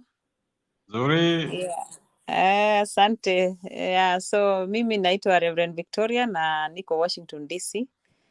Nimekuwa kwa maombi kwa muda mrefu nikiuliza Mungu nchi ya Kenya inaenda namna gani, na majibu yake ni kwamba ameshatupatia kiongozi, and that is why I am part of this team.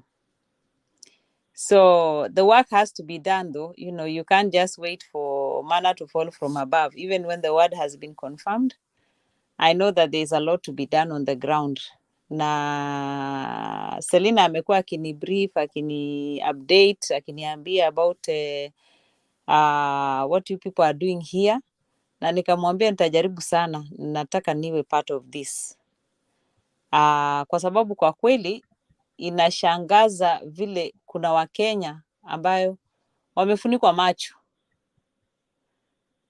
You can see it's very obvious, lakini kuna wenye wamefunikwa macho, na mara nyingi wanafunikwa na pesa.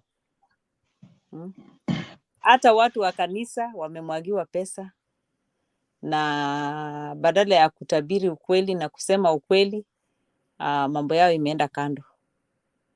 So kwa hivyo sisi tunaendelea kuombea baba, na tuko na kikundi kubwa kweli ambao wanaomba, na ni 24/7. Tunaomba to every hour, kuna watu wanaomba 24/7. Na hata nyinyi mkitaka kuingia, ninaweza kuwajulisha vile mnaweza kuingia. Anybody here who is an intercessor na angependa kuungana na sisi, tunapambana kwa maombi. Tumeelekea huko mbele, maana tumeona baba ameshafika, lakini tunaangalia hapo mbele mahali saa zingine inakuwa shida, because we have seen in the past kwamba favor ilikuwa na yeye na ujanja inafanywa hapo hivi. So tunaharibu hizo ujanja hapo. Na tunaomba kwamba watu wafunguke macho, wajue kwamba hakuna mahali huyu William anapeleka watu. Hakuna. In fact hata mwenyewe hajui mahali anaelekea. Ile kitu anajua ni ile kitu anaenda kupata hapo. He is all a selfish person looking for what he will get from it. And I don't know why people don't see it. And it's very easy in history to look at somebody and almost predict where that person is going. Ukiangalia na ufuatilie mambo ya baba, utaona mahali ametoka, na unaona you can almost project. You know, wale watu wanafanya hesabu na physics. Unajua ukienda kuna tangent yenye inaenda, unaweza jua inaenda wapi hapo. Na ukiangalia ukifuata laini ya William vile inaenda, saa ingine unashangaa tu. Unashangaa kuna watu kweli wanaweza amini huyu mtu anaweza kuwa kiongozi ya nchi. Rekodi yake vile inaenda, hata akifuata akipewa nafasi ya kukuwa deputy bado anafanya visanga. So how about akikuwa hapo kwa kiti? You know, ninasema mara nyingi, how come Kenyans are not asking themselves, huyu mtu kama amerejectiwa na mkubwa yake kwa sababu kadhaa, inawezekana aje anaweza kuja kuongoza nchi? Na huyu mtu vile alikuwa amefanya kazi, you know, unaweza ona mambo yake si ya kuunganisha watu, si mambo ya kutengeneza, mambo ya kuempower watu. Unaona ni mtu tu wa kupatia watu wheelbarrow. Mbona asipatie watu hiyo BMW na Mercedes anaendesha? Anyway, so ninachangia tu kusema kwamba what you are doing is good. Tunaendelea kuombea kweli kazi yenye mnafanya hapa. Na sijui ni dakika ngapi mnapeana, lakini sitaki kuchukua muda mrefu. Changio langu kubwa ni pongezi nataka kupa kwa baba kwa sababu ya kufikiria na kuchagua Mama Martha Karua. Madam Pastor, unaweza niruhusu tu kidogo tu ni kuambie kitu as you continue. Okay. Yeah, don't worry, you can take some close to 10 minutes tuongeleshe, but there is something I wanted you, even as you speak, you handle.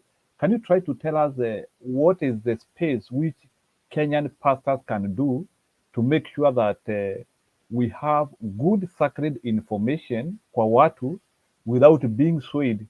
I hope uliona ile story ilitendeka Sunday kwa Jesus Winner Ministry. How can we have pastors who are not just being swayed and just to play kucheza ma video pale of the people they are sycophant to? Can you try also to tell us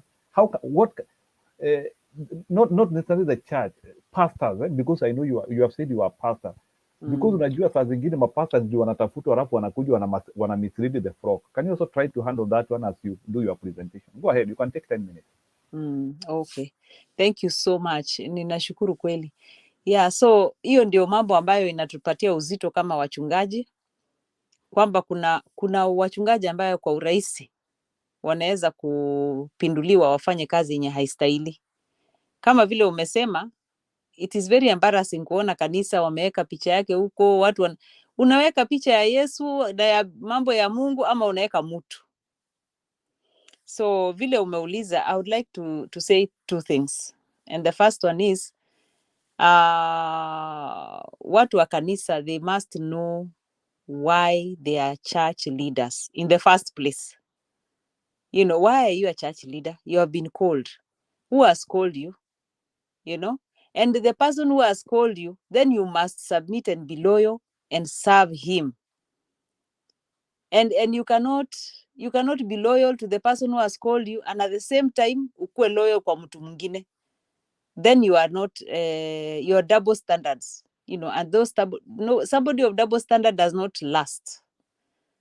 Their time comes. So ile kitu inaleta uchungu ni kwamba kuna wachungaji wanajua wameitwa kwa kazi ya kanisa, na badala ya kutoa msimamo ya haki ya kusaidia wanakondoo ama you know wale the people who are under them, wanaongoza watu kwa njia ambayo haina ukweli. Nitatoa mfano tena. Katika nchi ya Amerika tulipata viongozi wawili walikuwa wanapigania kiti, na hapa inakuanga rahisi, maana utakuwa tu Democrat ama Republican, inaisha. Sasa na moja alitafuta mbinu ya kutumia kanisa na ilikuwa strategy yake, na kweli aliweza watu wengi kwa sababu alipotaja akasema mtasherekea Christmas like never before. Kuna watu wenye waliamini tu hiyo. Haya, na watu sasa wenye walikuwa wamepewa kitu kidogo, you know, whatever, wakaanza kuamuka na kutabiri. Tuliona hayo mambo hapa. Lakini kuna wengi ambayo tulisema hapana, mbona tunasikia Mungu anaongea kivingine? Mungu anatuonyesha watu wawili hapa. Mmoja ni muongo, mmoja anasema ukweli. Na hiyo mambo ni kama hayo ambayo tunaona Kenya. Mmoja kweli ni muongo. Na sitarudi ku apologize, because when you are a liar, you are a liar. And you know, of course there are people who may not have the spirit of discernment, but karibu kila mtu amepewa hiyo 5 senses na Mungu na hiyo ya 6th. Hata kama hauna Holy Spirit unaweza kuona huyu mtu anadanganya. Na tumechambua, tumeona mambo kadhaa. Apart from uongo, mambo ya kazi yake iko na corruption na nini. Apart from hiyo, mauaji mengi ambayo inahusu jina yake. Kwa nini? Kwa hivyo vitu kama hizo inafanya saa zingine unashangaa kuna mtu bado anaona kama huyu anaweza kuongoza yeye. So sitaki kurudia sana, but nilikuwa nasema that is the main thing that is distracting the church. Watumishi ambayo wameitwa na wakaitika, lakini wamesahau ni nani aliwaita. Now they forgot who called them. What are they supposed to be doing? And when they get distracted like that, they mislead so many. So maombi yangu ni kwamba Wakenya wafunguke macho. Tumebaki na siku chache, about 47 days, very few days.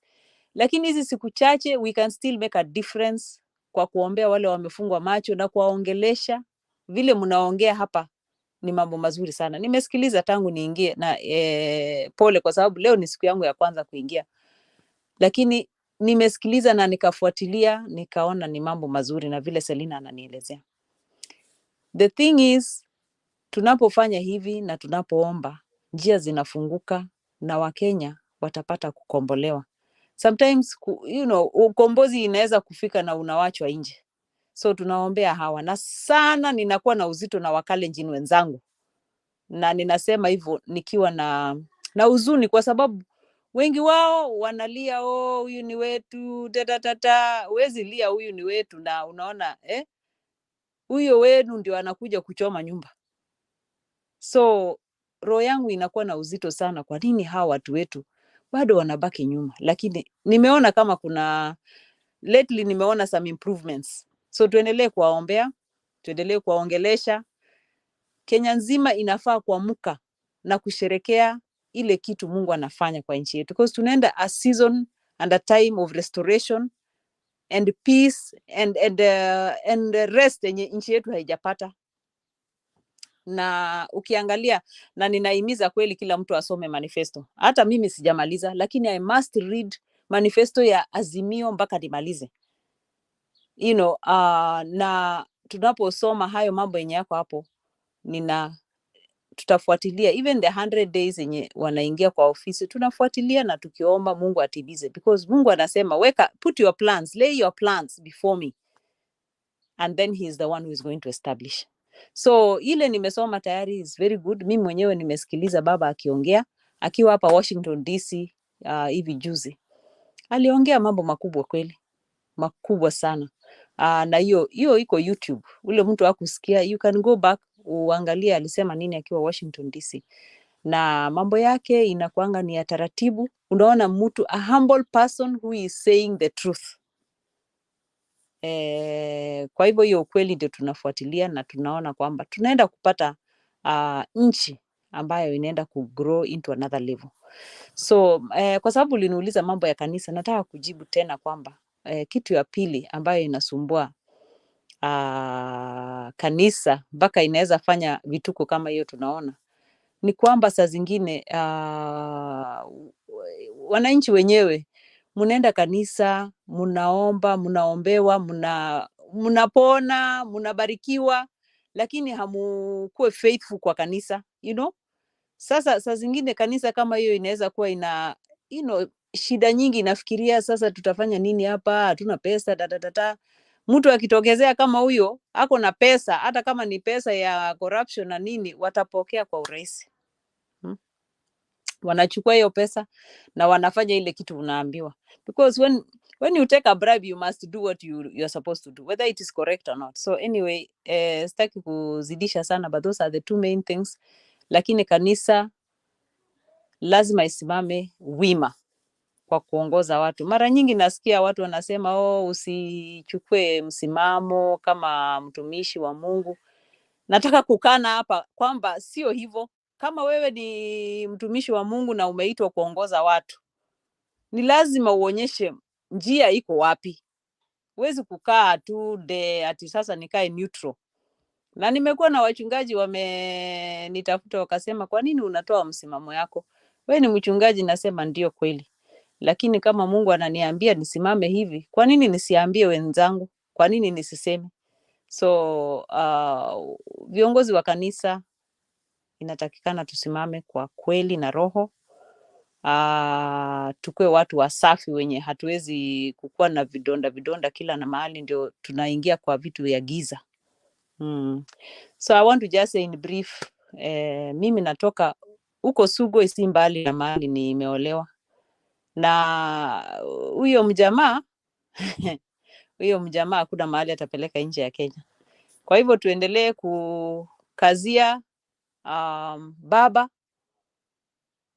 kwa wale watu wenye hawamuelewi, kwa sababu wacha niseme kwa English ikue kwa rahisi kidogo. There are people who have believed the lies that have been put on Baba. And the person who really engineers those lies is none other than William. He does it. And he knows how to turn things around. And our people, the Kalenjin people especially, have believed in some of those lies. So we have some little time. Wale wenye hawajapata, please tuendelee kuwaenezea ukweli. Just talk to them. Sometimes kuongea tu hivi mtu anaweza sikiza aseme, I think hapo umesema kitu. Kuna watu nimewaongelesha, even from center of my own people, wakasikiliza alafu wakasema, inaonekana hapo ni kweli. So talk to people, talk. We still have a few days. Let us talk the truth to the people as we pray. Na kweli Baba atashika hiyo kiti na sisi wote tutafurahia. Na itakuwa mwanzo wa kufanya kazi mpya Kenya. Hii itakuwa saa ya mchezo. Sisi wenye tunaishi Amerika tunaelewa kazi vile tunafanya. You clock in, you work. Hakuna saa ya kuweka koti hapo na kuenda tembea. Unaingia kazi, una clock in, unachapa kazi. Unamaliza kazi, unatoka, unaingia whatever else you're doing. And some people here in the US, they do 2 jobs, 3 jobs. Hiyo ndio kazi tunataka tufanye nyumbani. Na vitu ita change. Hata hawa youth tunawaombea sana. Na ninaona vile mlikuwa mmesema mbeleni, wanafurahia huyu mjamaa ametokezea hapa na mambo yake kadhaa yenye iko nusu. Lakini tuwaambie vijana wetu ukweli. Tuwaambie ukweli. Let's give them a background history. Mimi niko na kijana miaka 26 na nilirudi kuongea naye nikaona kumba hata haelewi historia ya Kenya vile inaenda. It's good to teach them the history of the country and who is who. And then wakibandikwa uongo wanaweza simama na kusema hiyo unasema uongo. In the same way tunapofundisha Biblia ni neno la Mungu ni ukweli. Usipojua ukweli, mtu yeyote anaweza kuja kwako na atakuambia uongo na utachukua hiyo uongo. So I want to say, let us stand on the truth. Our country is going to a new session. Na nataka pia kushukuru rais ambaye anaongoza saa hii Uhuru Kenyatta. Kwa sababu yeye mwenyewe alichukua mamlaka ya kusema hapana, hapa kuna shida. Na mimi sasa nitasupport Mheshimiwa Raila Odinga. Ninashukuru sana kwa sababu hiyo ilikuwa mwelekeo ya kusaidia nchi. Na hivyo everybody, wherever you are a leader, you have to show leadership in the right way. Kwa hivyo namshukuru kweli kama kiongozi. Na nyinyi wote asanteni sana Wakenya wenzangu. Sisi tunakaa kwa magoti. That is what we know best. And tuongee ukweli. Because hiyo ukweli ndio itatusaidia. Mara nyingi uongo inakimbia mbio kuliko ukweli. So watu wameelezwa uongo mingi wamesikia.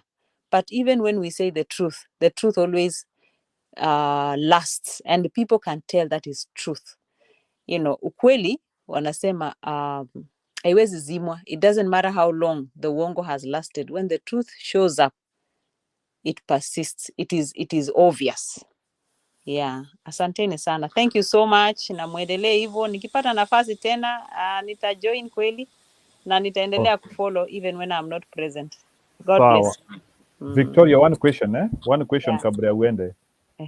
There is a very imminent thing which is being talked in Kenya, especially by fans wa Kenya Kwanza. Unajua kwamba watu wa Kenya Kwanza ni kama wanasema wao ndio wako na Mungu. Just listen to me a little bit. Yani, they are claiming wao ndio wako na Mungu sana. And on the other side wana claim hata watu wengine waamini Mungu sana. Maybe hata pengine ati ni maedis na vitu zingine.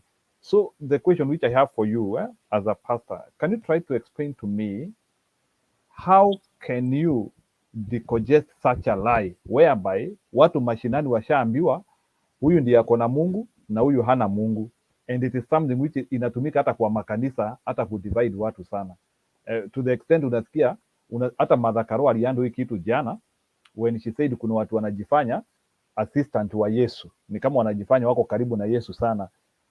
It's a very deep lie, especially in Mount Kenya region. Ukienda Mount Kenya region unasikia watu wanasema sisi hatuwezi chagua watu hawana Mungu, and it is a lie which is being propagated by people, and it is being propagated in churches. And unakuta sasa watu kama akina Moi, they even coming to the extent of even giving a prophecy which we don't know whether it is true or false, but anakuja tu anapeana kitu in the name of wanting to propagate an idea and an agenda. Can you try to handle that maybe like in a minute or two?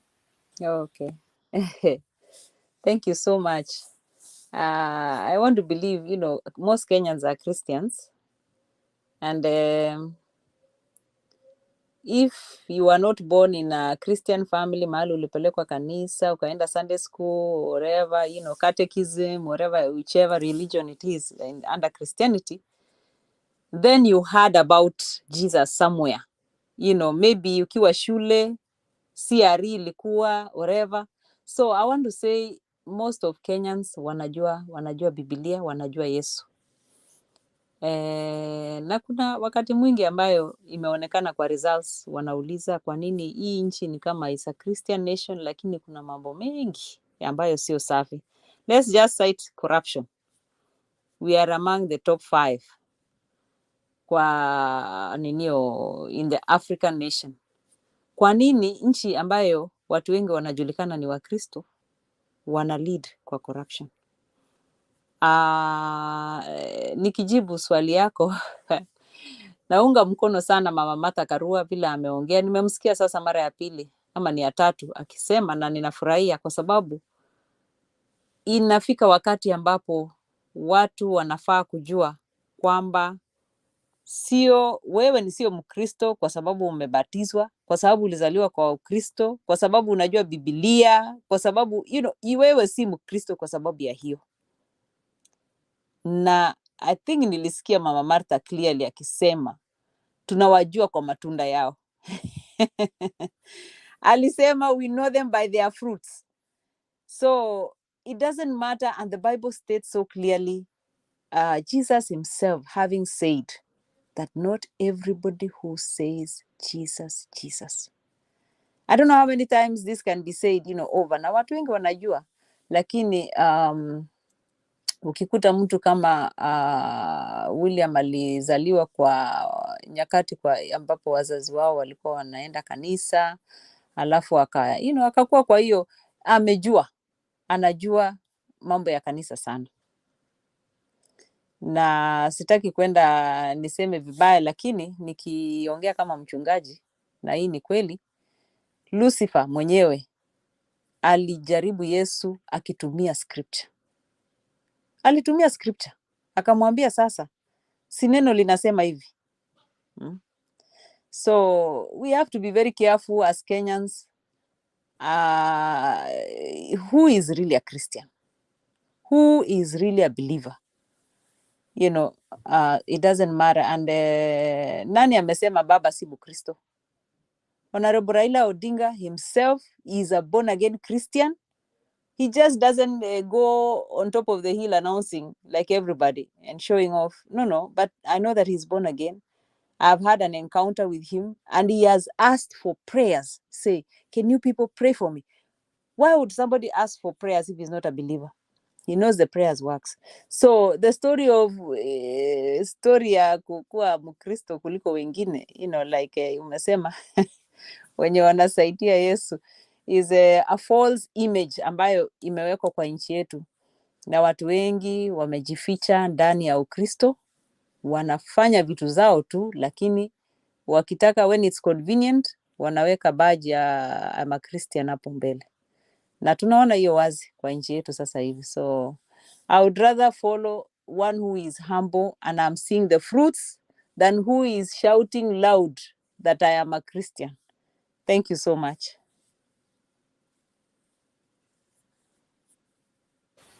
Thank you, Victoria. Kuna watu wanauliza kama unaweza share link ya maombi. I don't know if somebody wanted to join your team ya maombi, what do they do? Maybe can you explain that? Kuna watu wanataka kujoin. Watu wana comment hapa. Kuna WhatsApp link. I don't know whether I should, because I have Selena's. I don't know, how do I chat in? Let me see. Okay, no problem. I can share the link. You know what I can do is I can actually give my personal phone and they can reach me and I can join them in. Okay, usipeane hapo. No, don't say it there. Kuna private chat hapo. Kwa private chat hapo ndio utatuandikia namba yako. Okay. Then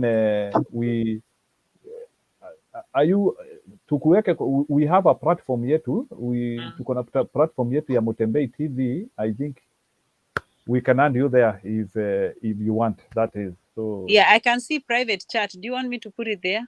yeah, you can put your number there, so nitaichukua, then you can share with us that link. Wale watu wanataka maombi, Okay. wataungana na nyinyi. Thank you so much, Pastor Victoria, and we appreciate your time. That's why tumekupea hii time kidogo, at least pia you also nourish our hearts na hiyo maneno ya Mungu, sababu hiyo maneno ya Mungu ndio inapingwa sana huko kwetu. Na pia inatumika vibaya the same time, watu people are using it the wrong way. That's why at least we wanted to give you that time. So, and we are very happy for Mama Serena also. Mama Serena ndiye ametuelezea mambo yako, so we are very happy of Mama Serena. And this forum is open for any person who wants to come and give some information here. Thank you. Asante sana. Jauridi, you can say your comment. Okay. Good morning, good afternoon, good evening, depending on where you are, everyone. Okay, first of all, I'll take this opportunity to thank everyone. I'm actually a regular person, but for the last few days, I've not been able to join, especially Kenyan time, evening time. I had 2 comments I wanted to make. Maybe Mutembei TV can consider, maybe also to enlighten our youths. There is a narrative that the election is all about the youths. And if you check even the data taken with the IEBC, the majority of voters are not the youths. Then the second thing is about the economic model.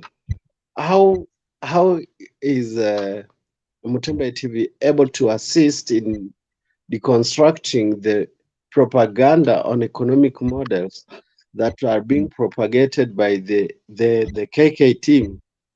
Because mostly people, our people think that whatever these guys are presenting to Kenyans is something that can help them, especially when they do promises of billions. How are these things workable, and how is Mutembei TV able to contribute in deconstructing these kinds of propaganda to help our people understand that this particular type of economic model is not applicable even to our economy? So I think those are the few things that I wanted to put across before I go, because I'm preparing to go to work. Otherwise, thank you for the team. I'll join you tomorrow evening session. Okay, thank you. Okay, Jauridi, although I know even who has not muted, please. There is somebody who is disturbing us. Okay, so just one comment. One thing which you need to be aware is that it is not the responsibility of Mutembei TV to explain the economic models of the presidential candidates. If Ruto himself and his brigade were unable to explain what bottom up is, and walipea yule mama kwa TV akaanzia kusema bottom up, down, what. So our priority here, so let me tell you, we will not come here to explain bottom up, and I can tell you for free. We are here to listen from them. Let them come here. If there is a support of UDA, come here and tell us what is bottom up. But I will not spend my time to research about bottom up, to give them information, and personally, I'm not supporting them. So I believe the day when they brought the name bottom up, it is their responsibility, because they just floated a word to people. So kila mtu anasema bottom up. So it is the responsibility of the people who are saying bottom up to explain about it. So for Mutembei TV, that is not for Mutembei TV here. It is to broadcast and give information and reason to people on their opinion. So I don't think we can come here and start talking about those models here. It is them to come and talk about them, but not us. So the narrative of the youth, don't worry about that. What is happening is that the data which we are having, different presidential candidates will be able to get their votes according to how the people will come. So I believe voting is always generic. So don't worry about that, the issues of the youth and the rest. Whoever will vote will come out and vote, whether it's a youth or an old person. But so I don't think that narrative should make people to get worried too much. And in any case, Rhoda, mute your mic. Rhoda, mute your mic. Rhoda, mute your mic. Sorry. Okay, sorry for that. So what we are saying here is that this narrative of the youth, in any case, tumesikia hata kuna narrative ingine inasemekana pia many youth again hawana voters ID. So those are some of the issues. So I don't think again we need to come here and so what we are coming here, we are here to and try and enlighten the people. So we cannot come here and start discussing about the data which IBC is having. I think that one is again for us is to talk to people and hoping that people can make a good judgment. So your comments are welcome, but I think they have some limitation, and I hope you understand me why I've said that, because we can do that. Okay, Bob, welcome. Yeah, thank you. I wanted to mention one or two things. Before I start, I want to urge anybody who is watching us, the panelists, anybody at the comment section that is pro Azimio, to go to Play Store, download the Azimio Volunteer app. It is there on Play Store. It is there for Android and both Android and iOS. You'll be able to watch. You'll be able to follow and share the event with any other person who might not be able to catch the Azimio events live, and many other things. Aside from that, I also want to comment on a few things. And one of the things I want to talk about is power. It's about power. You know, power is normally taken. It is never given. In as much as we are ready to vote, come out and vote in large numbers, we must guard the risk of power being taken, because Bob, we have had. Bob, allow me Yes? one comment. Please, let's not remain in the curtain. Victoria Pastor, we are always lazima you have to be visible, please. Otherwise, tutakuweka kwa background. Tafadhali, you have to be visible, please. Go ahead. Yeah, you know, in the previous elections, I'm one of the people who believe verily that Raila won the last two elections, but power was taken. It was never given to him. And there is every indication that we shall perform very well in this election. But there are some indications that a few or some character wants to take this power. And these indications from me is one, his behavior. Two, the perceived,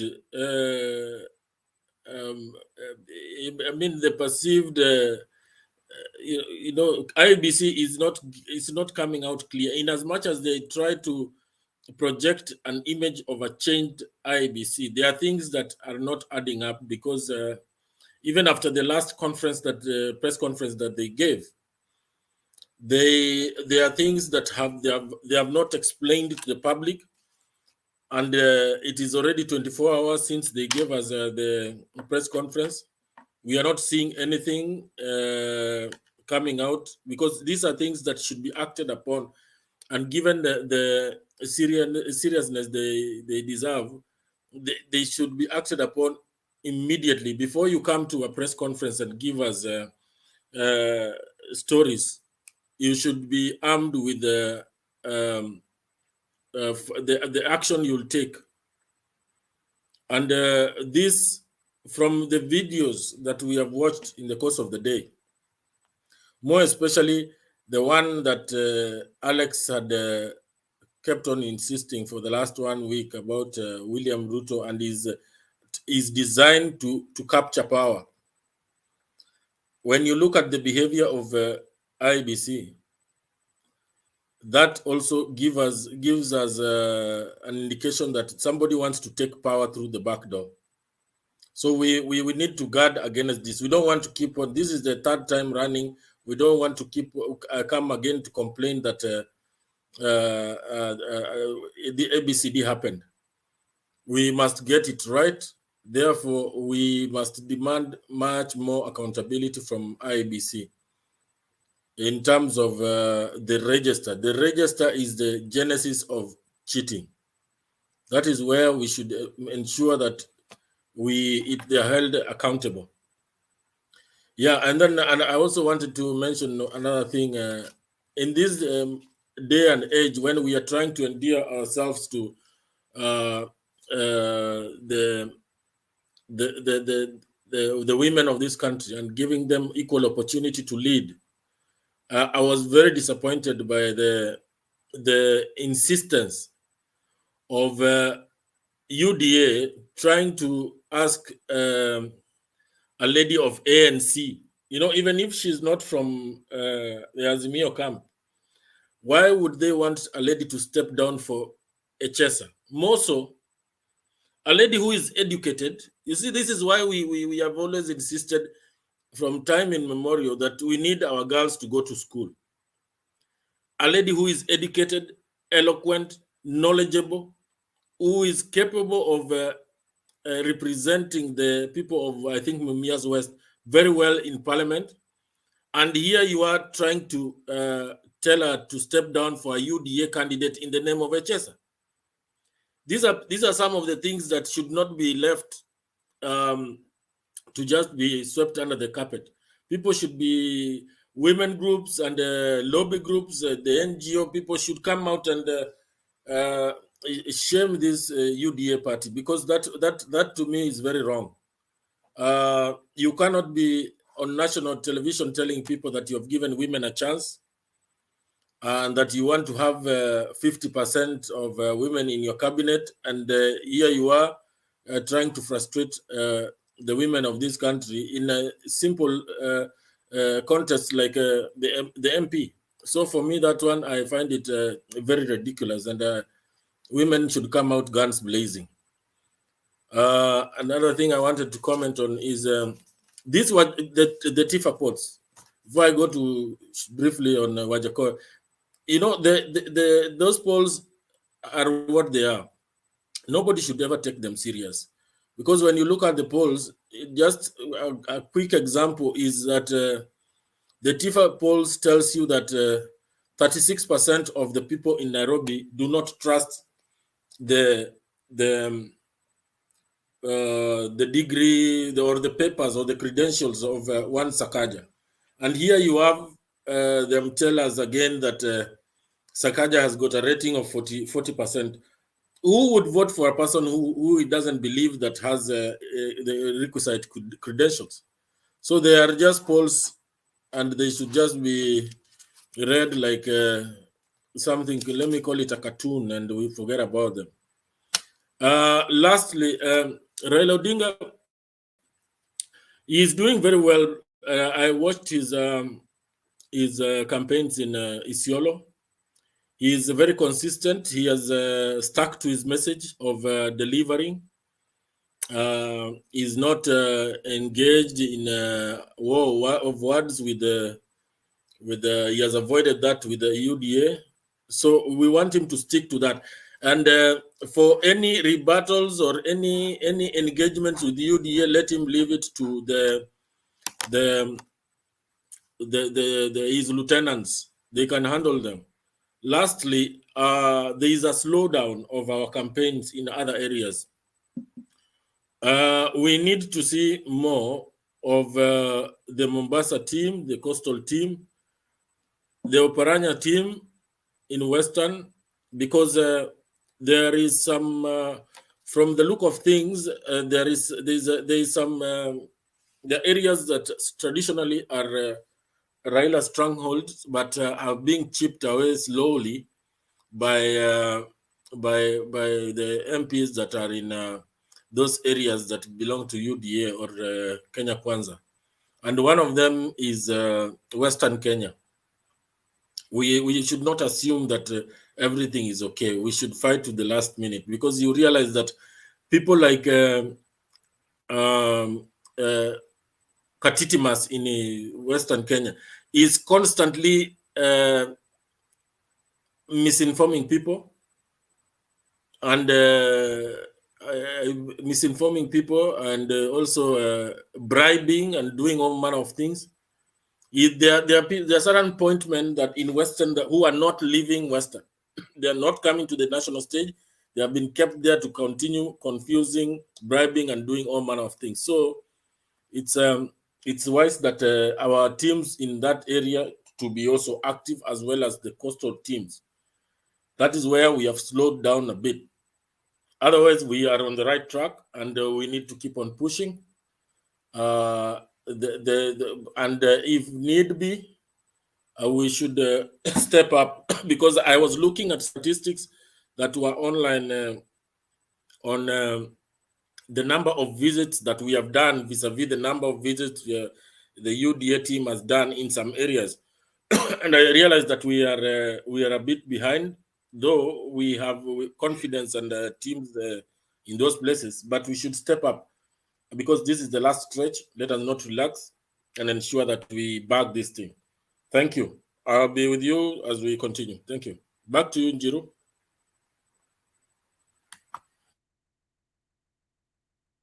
Okay, thank you, Bwana Bob. Yeah, your presentation is clear. Maybe to comment a little bit on the schedules of Azimio. I think let's not get worried too much. I think I've been seeing a lot of campaign from Wajackoya. I've been seeing Raila Odinga organizing himself. I think they have their concept, both digital and everything. Maybe they should be planning their rallies as they're planned. So I hope they're on track. So that's what I just wanted to hand on that. So let's not get too much worried about that.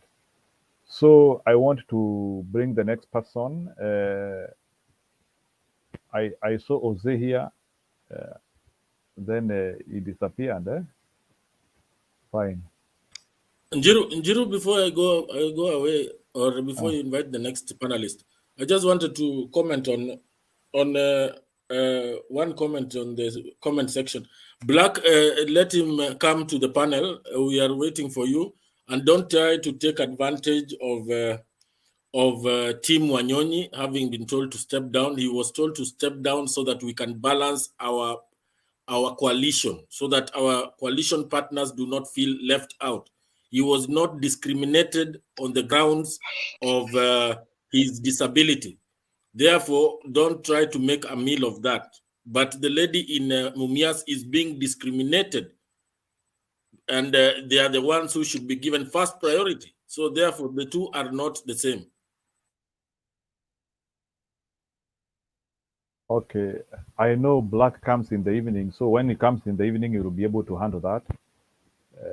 I think it was a general concept. The reason why, unajua hakuna vile Azimio ingekuwa na watu 10, so we need to be clear about that. So they had their own concept, and it was a bargained issue. Na huyo na Team Wanyonyi mwenyewe, he is not complaining. He is okay vying for Westland seat. So I think only talk of things which even the people are also complaining. Sijasikia Team Wanyonyi akisema amepokonywa. In any case, the person who complains on his behalf ni Wetangula, and we expect Wetangula to create an issue there because he wants to create an issue there. But Team Wanyonyi is very comfortable, so let's not create a wedge where it is not supposed to be. I think that one is in order, Bwana Bob. Ama una namna gani? Ni kweli. Yeah, good. So let's have Rhoda. Rhoda, you can do your presentation.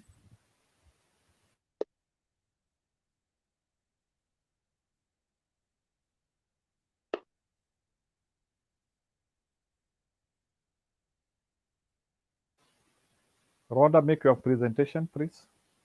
Follow the talk line. I'm talking to you, Rhoda. Okay. Hi everyone. Hi. Hi.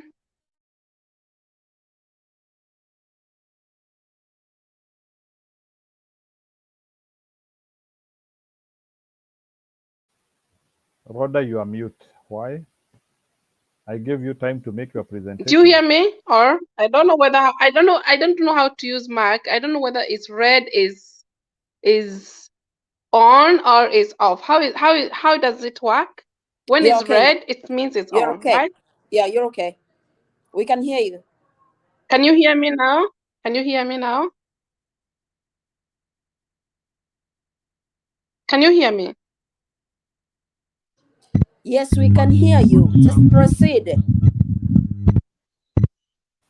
Rhoda, stop muting. You are muting. Rhoda, you are muting. Unmute, Rhoda. Yeah. Yes. Don't touch now. Talk now. And don't Do touch you hear me anywhere. now?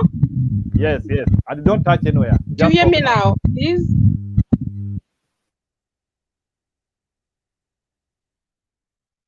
Pull up. Rhoda, you are muting.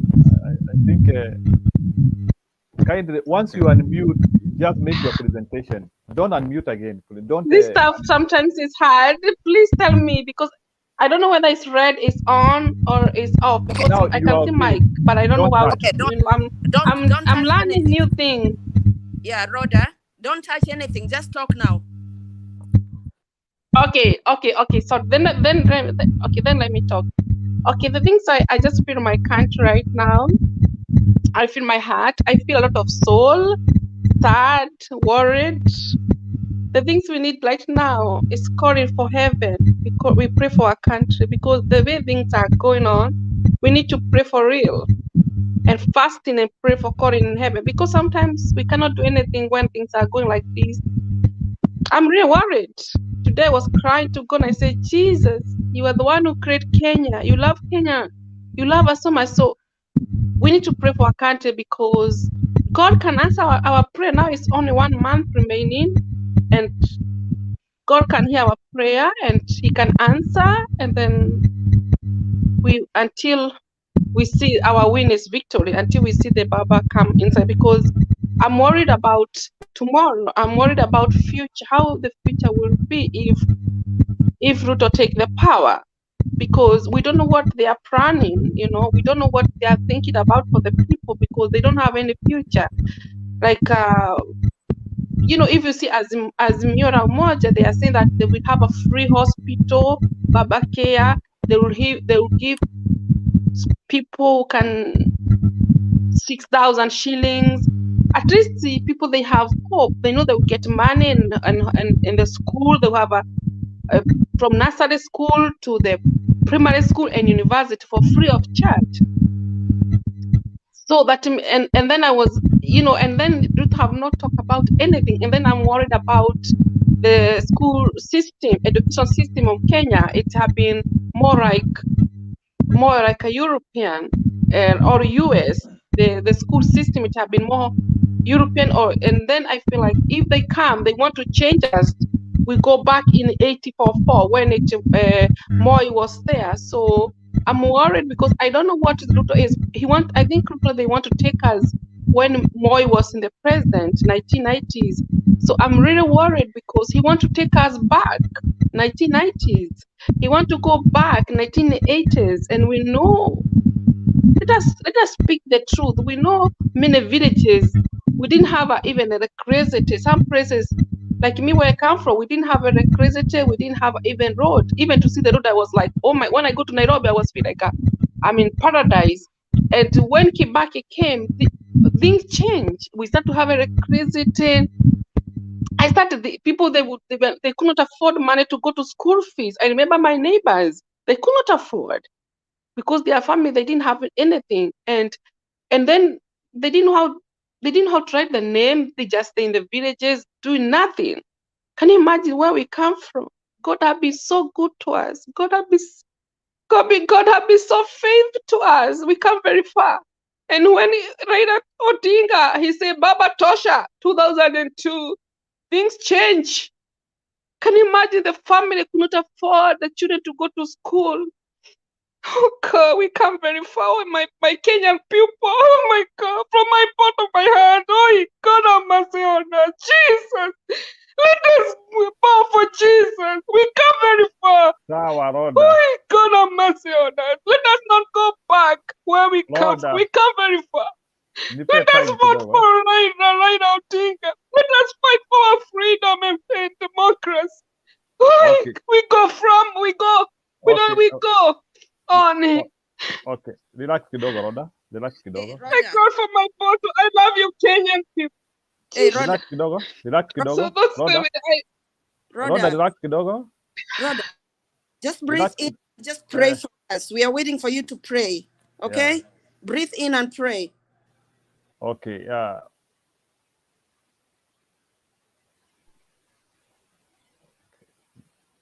Jesus, we come to you this evening. Jesus. Thank you, Jesus, for giving us life. We don't take opportunity. Thank you, Lord, for our country, Kenya, God. You have blessed us with a blessed, beautiful country with the honey and sugar. We come very far, Lord. We are so thank you, Lord. Thank you, Lord, for every county have been so development. Every county have a tarmac road. We are so thank you, Jesus, God. Oh God, I pray for our country. Open people's eyes to see. Open them. Even I pray for the I don't know what to do. Okay.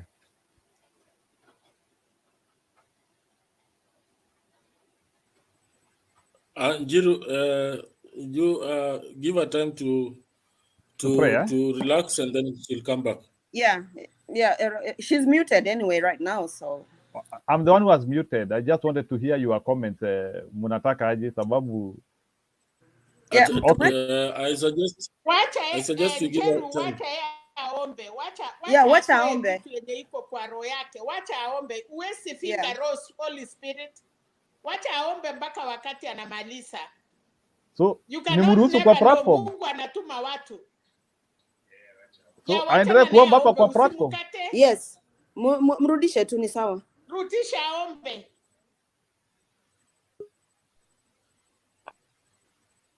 Haya, Rhoda, go ahead.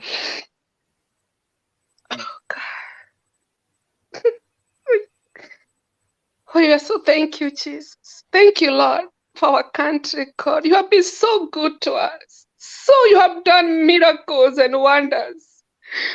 Oh God, I see miracle in my country. I see a beautiful country. I see the tarmac road. I see Nairobian people. I see development. We are so thank you, Jesus. Thank you, Lord. Oh God, we cannot say what you have been good to us for the last years, for the 10 years, God. Oh God, open people's eyes. I pray for the chairman, Chibukati, God. Give him wisdom. Give him peace. He can do the right things when he's counting the vote. Give him feelings of God. Give him mercy, God. He can do the right thing. He will not be manipulated, God. Oh, we pray for even Baba. Oh, God, you love him so much, Jesus. Oh, Rema Shakarabas. Oh,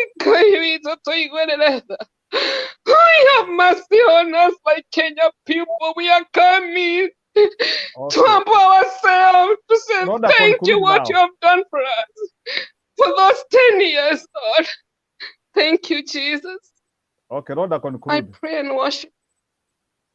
Amen. Amen. Okay. Amen. Thank you. Amen. Thank you so much, Rhoda. Thanks for the prayer. Thank you, Rhoda. May the Lord bless you. Thank you so much. Thank you for the Holy Spirit. The heaven has agreed with your prayers. We have also prayed with you. And thank you for coming. This is Mutembe TV. May the Lord bless you and continue coming. All of us, let us continue praying because you don't know what the Lord is talking about Today is 49 or 47 or 46 days to election. We need God in this time. It is not about a human being. It is the will of God. Thank you, my sister. And this is the time for women. Let these men know that. It is the time for women, and us, our weapon is to pray. Njeru, vita ya wamama ni kushika maombi. Tunafunga leso kwa sababu hatuwezi pigana na wanaume. So huyu data Mungu amemtuma, tumesikia maombi yako, na hiyo ni maombi ya wamama. Thank you so much. Hiyo ni kitu tunafanya. Saa ile tuko na vita kwa manyumba yetu, hatupigani na wanaume, ni kushika makoti. Saa ile watoto yetu wameenda vibaya, hatushikani na pimbo, tunaenda kwa makoti. Umekucha kwa makoti kwa sababu ya nchi yetu ya Kenya. We bless the Lord this night. Na wamama, hii 49 days tuendelee kufunga na kuomba. Mambo yetu ikue ndogo, maombi ikue sana kwa wamama. Asante Rota. Thank you so much. Okay. Thank you. Sally, even men pray. We do pray also. Hey, Barasa, hatujawasikia mkiomba. We haven't heard you. I'll follow what Reverend Violet or somebody. She was called Violet. Victoria. She was called Victoria. Yes, I'll follow what she said. We don't have to, parade everywhere that we pray, but we do in our own way. I told you guys, Victoria is a pastor, and today we have Bernard. But now we thank God because we have a woman pastor. She will be coming here too and lead us. Najua siasa na maombi ni sawa. Wacha ile maombi walikuwa naenda kuabudu Ruto. This girl anatoa hizo pepo. Can you imagine kanisa wanaenda kuabudu binadamu na kuweka picha yake mbele? So huyu msichana pole my dear. I know you are not a young girl, but mimi ni shosho. Lazima nikuite msichana yangu. You may be my sister, but it is okay. Thank you. Okay, let's keep the conversation going now. Let's keep the conversation going. We have new people in the room. Let's allow them. Njiru, just before maybe you allow the next person, I just wanted to say two things because I think I wanted to sign out. Before I sign out, I want to just say two things. In as much as we're not supposed to talk about the different economic models, I just had one pointer with regards to the bottom-up economic model. Now, one assumption that bottom-up economic model has is that the people who are supposed to implement it are supposed to be skilled and strategic to undertake the economic decisions. So the questions, or rather the question we need to ask ourselves is, the people who this bottom-up economic model has been proposed to, are they skilled enough and are they strategic enough to make those economic decisions? That is number one. Now, number two, with regards to IEBC, I think we need to make 2022 similar to what we had in 2002 when Moi was leaving. If the difference between Uhuru and Kibaki would have been slim, I believe that election would have been rigged. So if we really want to win this election without having to blame IEBC and all that, the only thing that we have to do is to, galvanize our vote base, try to tell them to come out and vote so that the margin is too big, such that whoever is the chair, whether Chebukati is pro Kenya Kwanza or whatever, the margin should be that too big, such that whatever influence they want to put on that particular vote would actually be insignificant. So for me, the issue of Chebukati being in Kenya Kwanza is neither here or there. What we need to focus on as supporters of Raila and Martha Karua is to ensure that we let people come out to vote, especially those people that we know are supporting Baba and Martha. That is the only way. Because as we speak right now, I remember Bernard had said we can always remove Chebukati, but in a realistic way, Chebukati cannot be removed right now as we speak, because we have around 40-something days to the elections. So all we need to do is to tell people to come out in large numbers and vote. That is the only solution, so that the margin is too big, so that whatever influence that they would want to have on the election will be insignificant. The only influence that would be significant in any election would be when the margin is slim.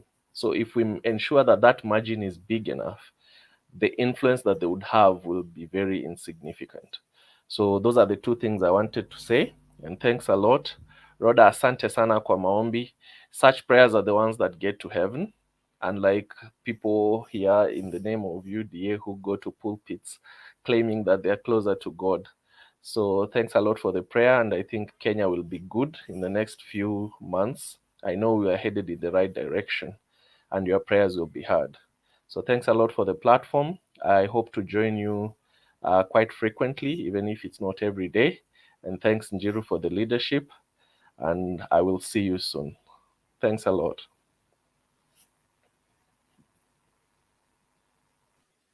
Okay, thank you for everyone. Thank you, Baraza. Thank you for everybody who has done his participation. Thank you, Rhoda. Sawa, kesho sasa, leo umetuombea, kesho sasa utakuja sasa ukuwa umetulia kidogo.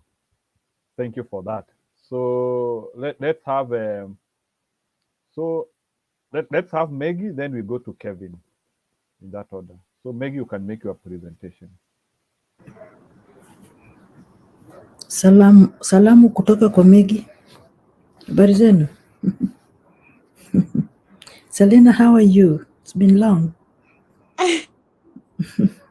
Rhoda, thank you very much. Yes. And Mora, Bob, Azimio, Kevin, Lalita. Rhoda, thanks so much for a good prayer. That is how I see we are very much concerned about our country. This, our country, I think even God is listening and He's telling us we should not let it go into the den of dogs, because the Kenya Kwisha, those are the den of dogs, those who just want everything for their tumbo, not for Kenyans. It's very, very sad. As we are speaking, I saw, KTN, I don't know whether I call it biased or something like that. I think it was at night. There is a clip where somebody carried an elections in Kasarani. Just a little impromptu elections amongst the people who were there. And they were even counting it. And the people who were there were they are Kenya Kwisha people. Kenya Kwisha got 26 and Baba and Azimio got 17. Wajackoya never got anything. I don't know whether you people saw something like that. Such things are really discouraging. And as we may be thinking that we are so perfect, people like Rhoda are the only ones we can lean on so that we can combine our forces and our spiritual warfare to ask our Father really to see us more and more and to make our Kenya become what we really expect it to be, because things are not very, very good. Hello? We are go Richard, can you atike gimoro, then I'm talking to you. Fine. Yeah, Richard comment. Yeah, I got you. Yeah. So, I'm sorry about that. There was a phone call I was answering to.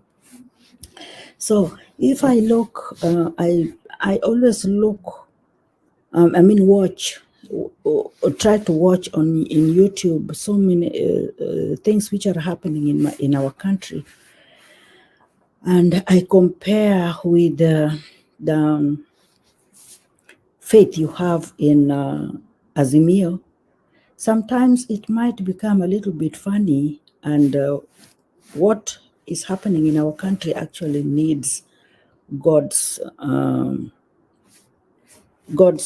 hand, because this the person we are talking about, who is William Ruto, is so bitter.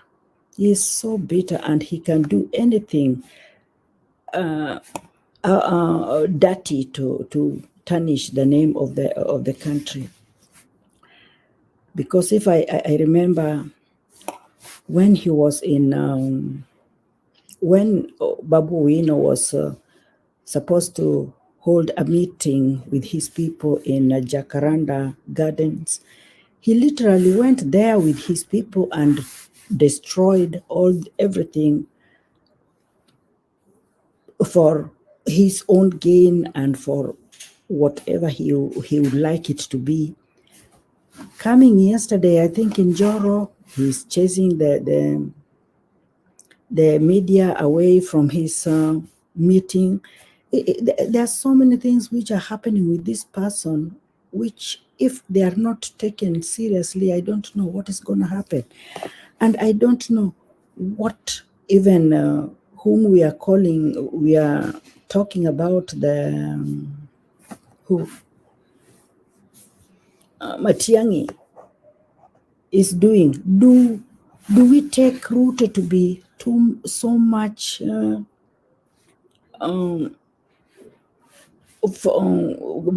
big, or is he above the law that he cannot be stopped? Why are all these things happening and yet everybody are just listening? No, everything is just quiet. What happens? I keep on asking myself, what is happening, and what is going to happen again next? Because watching what is happening in Kenya is really heartening. It really makes us ask so many questions which we cannot answer. But whatever I may say is that we are thinking, but let's just have hope and put it to God in prayer the way Rhoda has done it. I hear you talk about Victoria. I wasn't there when she was doing all those, but I've heard Rhoda. Let us all put ourselves to God in prayer and really ask Him, please God, help us, and don't let Kenya go into the dens. In fact, I just came in. I really wanted to thank Rhoda the way I've done it. And thank you very much, Jiro, for giving me this opportunity, at least, to talk at this time. Thank you so much. Okay, thank you, Maggie. We appreciate for the participation of each one of us here. We know it takes a lot of energy, a lot of concern. We want to build a good Kenya, ndio tuko hapa. So we should not take this time for granted.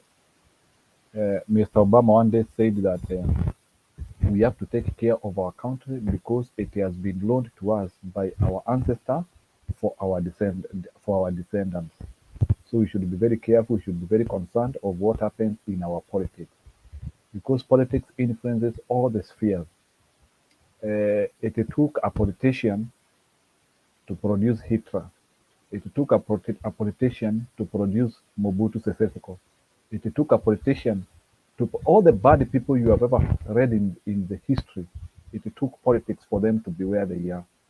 And by doing this civic duty, we are preventing such occurrences from occurring in our country. It is not that we are immune from bad leadership. We can get that bad leadership if we relent, if we take it as a joke, if we just hear people giving us the slogans and we are just jumping onto those slogans. we can end in that line of bad leadership where we regret and we start asking ourselves, are we okay? Kevin, go on board. Hi. Okay, thank God. Hello? Hello? We can hear you. Go ahead. Okay. I thank God in everything. I thank God in everything. Amen. Yeah. Okay, I have a privilege. I've been in Kenya for a while, but I thank God whatever is happening, politics are going bad in Kenya right now. But what I can tell you,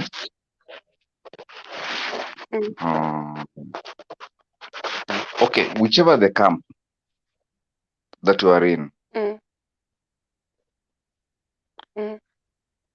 let us be sober in a way. There's no solution right now.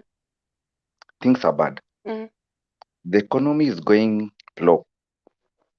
People are crying. People are doing everything. But as for me, myself,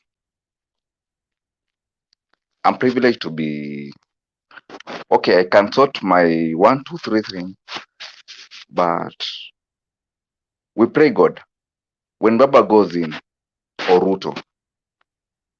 Let us be sober. We take things in a positive way, and then on the issue of Wajackoya being influenced to Ruto, it's true. They're one of the two things. But for sure, let's thank God we do everything. Okay, for now, let's pray God. That's my submission.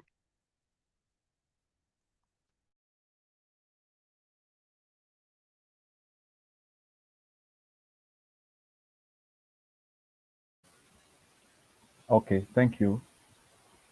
Alex, you have a question?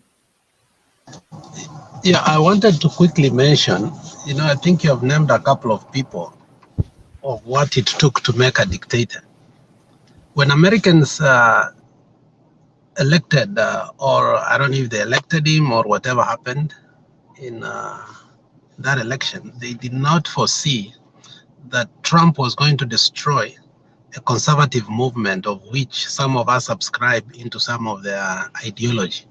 I'm not saying I'm a Republican, but I can say I'm a conservative, physical conservative in terms of small government, and participation. I don't want the government to participate in my life, in my bedroom, and in my kids, so on and so forth. But Trump came and destroyed a party whose history was beyond, comprehension. And today, as we talk, the Republican Party is no longer a Republican Party. It's a Trumpian party. And I don't think Kenyans are keenly watching how people like Mrs. Cheney are suffering to bring back democracy. The dangers of destroying a democracy is that you just bring a country into anarchy to a point that even the working institutions like the judiciary and the legislature is infiltrated. Now, right now you hear like the wife of one of the chief of the justices was even involved in so on and so forth. The whole the whole movement is so complex that if you allow Ruto to take over, it will take a bloodshed to undo what he has done so far up to now. And this is a deputy president who at some point even some powers has been taken away from, who we have even, at some point we have to change our currency because of him. I don't know what people like Black think. Young, informed, coherent, and they still subscribe into an ideology that will destroy the very fabrics of freedom that we have enjoyed. The born-free generation from 2002, it is hard for them to comprehend that 10 years before they were born, you had even to get a permit to listen to your radio station, to listen to BBC. We had to congregate somewhere, and somebody had a permit, the whole village, to listen to BBC. So I think Black should come here to the panel and tell us if he experienced that or he wants that to be taken away. Because whatever he's doing in the panel, sometimes in the comment section I think it perturbs me if he was born in 2000 but Black looks like somebody who was born during Moi's era. Thank you very much. Alex, as you say that, I'm sorry, Njeru, let these people ask Kalenjin, what happened to our community? Watu wameingia maji, no one to talk. Hakuna mtu anataka kuongea. Jamii ya Kalenjin wameingizwa maji. Wacha Wakenya wajaribu. They will cry. We are crying. Hakuna mtoto yetu mkale ako job na aliwaambia, don't ask Uhuru, ask me. Wote aliwafuta kasi ndio apaki Supreme peke yake. Wakati watu walienda mkutano Eldoret, he said what? Muniulize mimi, I'm the Deputy President of Republic of Kenya. Tulikuwa na ma-PCs, tulikuwa na ma-PS, Inspector Generals of Police, wote wako nyumbani. So, wacha watu wengine wajaribu, then we will cry all of us the same. Okay. Thank you, Serena, for your contribution. Yeah, it is true. You know, there is one thing which I always like telling Kenyans. You know, if you don't want to fight a dictator when he is in power, you better fight the person who is showing qualities of bad governance when he is not there. Otherwise, you will need to work 10 times more when that guy gets power. So that's why you need to perceive and know what type of leadership can we get from this person. So leadership is, you know, you can lose your democracy in a night. Even all these freedoms we are having here, we can lose them in a night. Usikie hata platform kama hii tukijaribu kufungua, unakuta hata wenyewe wanaanzia kutafutwa. We can go to that level. It will just it only needs electing one man who doesn't want anything good, and it can happen. And you lose everything you have heaped, or all the benefits our fathers have fought for 50 years. We can lose them by a stroke of a vote. So that's why I always want to tell Kenyans, let's be serious. Let's analyze these people. Isikuwe tu ni tu story tu ati unasikiliza tu mtu tu kwa mdomo hivi. Sasa mumesikia sasa wanahabari wameanzia kufukuzwa. This one is a wake up call. Mwanahabari, whether unaongea upuzi or what you are speaking, as long as whatever you are speaking is within the jurisdiction of sane mind, you are supposed to be allowed to speak it. So mimi nikisikia ati mwanahabari anakuwa curtailed, it is a wake up call. These are the people who help us. So let's not concentrate with this guy, please. So I want to bring another person on board. Kevin, naona uko kwa, you are on the curtain, I'm on the mattress, so okay. So I think almost each one of us amepeana. So Jose, welcome. You can give your participation. Jose nimemutaja na akatoroka. Okay, sawa sawa. So Mora, say something. Mora, you can say something on behalf of the ladies who are here. Nimesikia hata umeguzwa na maombi sana. Mimi ndiye memruhusu aombe. I had already panicked sababu sikuwa nimeona hiyo kitu in our platform any other time, so at least thank you for bringing panic down. Because, you know, we really wanted that to get it out, you know. So that's why I diverted it and told her, hey, why don't you just pray, you know. And prayer worked. She calmed down and she prayed for us. She prayed for Kenya, which is a good thing. There's someone that came earlier. I forget their name. The one that was talking about like he was asking us to try to interpret the bottom-up UDA kind of manifesto. I don't know if it's a manifesto or it's an agenda or whatever it is. So what I can say about that is that we are not here kuwafafanulia manifesto yao. We are not trying to teach people about the UDA manifesto. So that is up to the UDA people to come and teach us, like convince us, like that's what we should be following.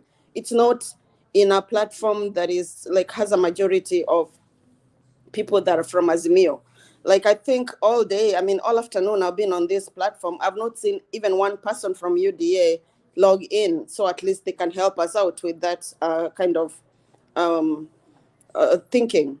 And as far as I know, Ruto and his brigadier, they've not come up like to tell us what their manifesto is, what they plan on doing. We want it like lined up point by point, and how they're going to achieve it. They have not like unveiled their manifesto yet. So I don't know what that person wanted us to like explain about the bottom-up economy. And I don't think that's part of what we are doing here. What we are doing here is educating people, making people aware that it's very important to vote, trying to push for Baba's ideologies. Those of us who support the Azimio, the Azimio, what is it called? The Azimio agenda. But we are not here to help the other group win votes by explaining what their bottom up, whatever it is. I've never heard about it. I read about it. I think it was in Germany or something. That's the only time I heard about that kind of ideology. Otherwise, I'm still hanging in here, and let's just continue the conversation.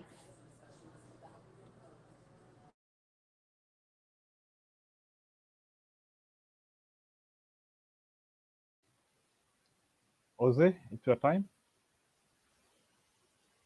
Jose, it's your time.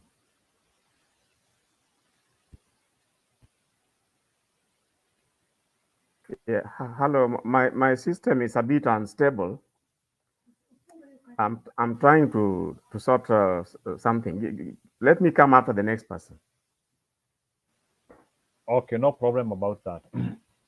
So, okay, thank you. Maybe just to give a small explanation before I bring Bob. You know, I've been looking at what is happening in Kenya for quite some time now. And I think sometimes it's good to analyze people based on what they do. And our deputy president has managed to create a one-man army where he started by ravaging our communities, that is in Mount Kenya. I don't know if you remember the shambolic nominations he gave us in 2017. And he ensured that everybody who thinks right or could challenge him was not elected to power. And today now we have a Mount Kenya region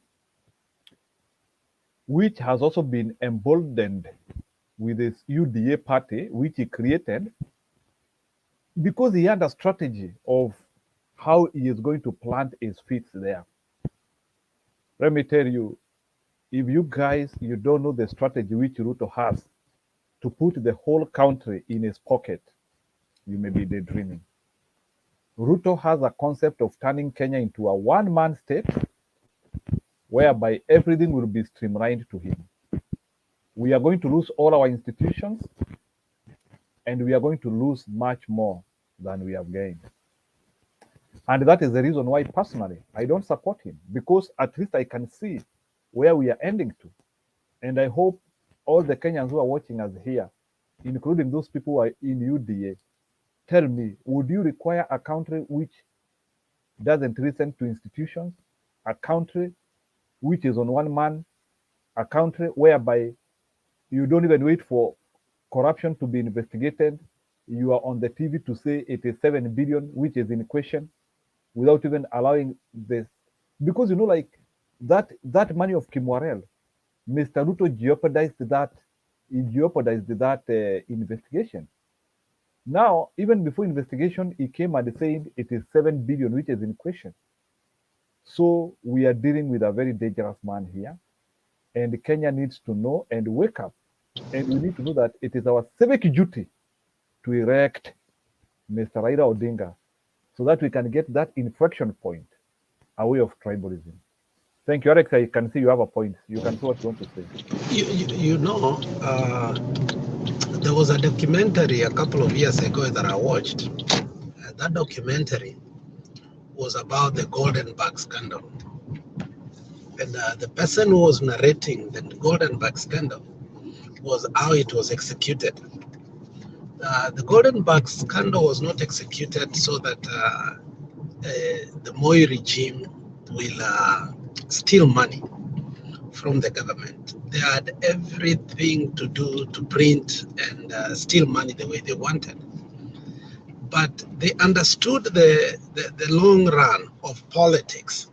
And therefore, Moi, as Jaramogi Oginga Odinga said, that he had the neck of a giraffe that he could see very far away. Credit be given to him. Realized that even if he was to steal the election, after that, there was going to be a very potent, and you saw that in 1992 parliament, that was going to be unruly. And he unleashed the Golden Bag scandal. So there was one inner circle person who said that when they stole that, when they took that money, it was given in bits. And Wamalwa, akanunuliwa nyumba, and so on and so forth.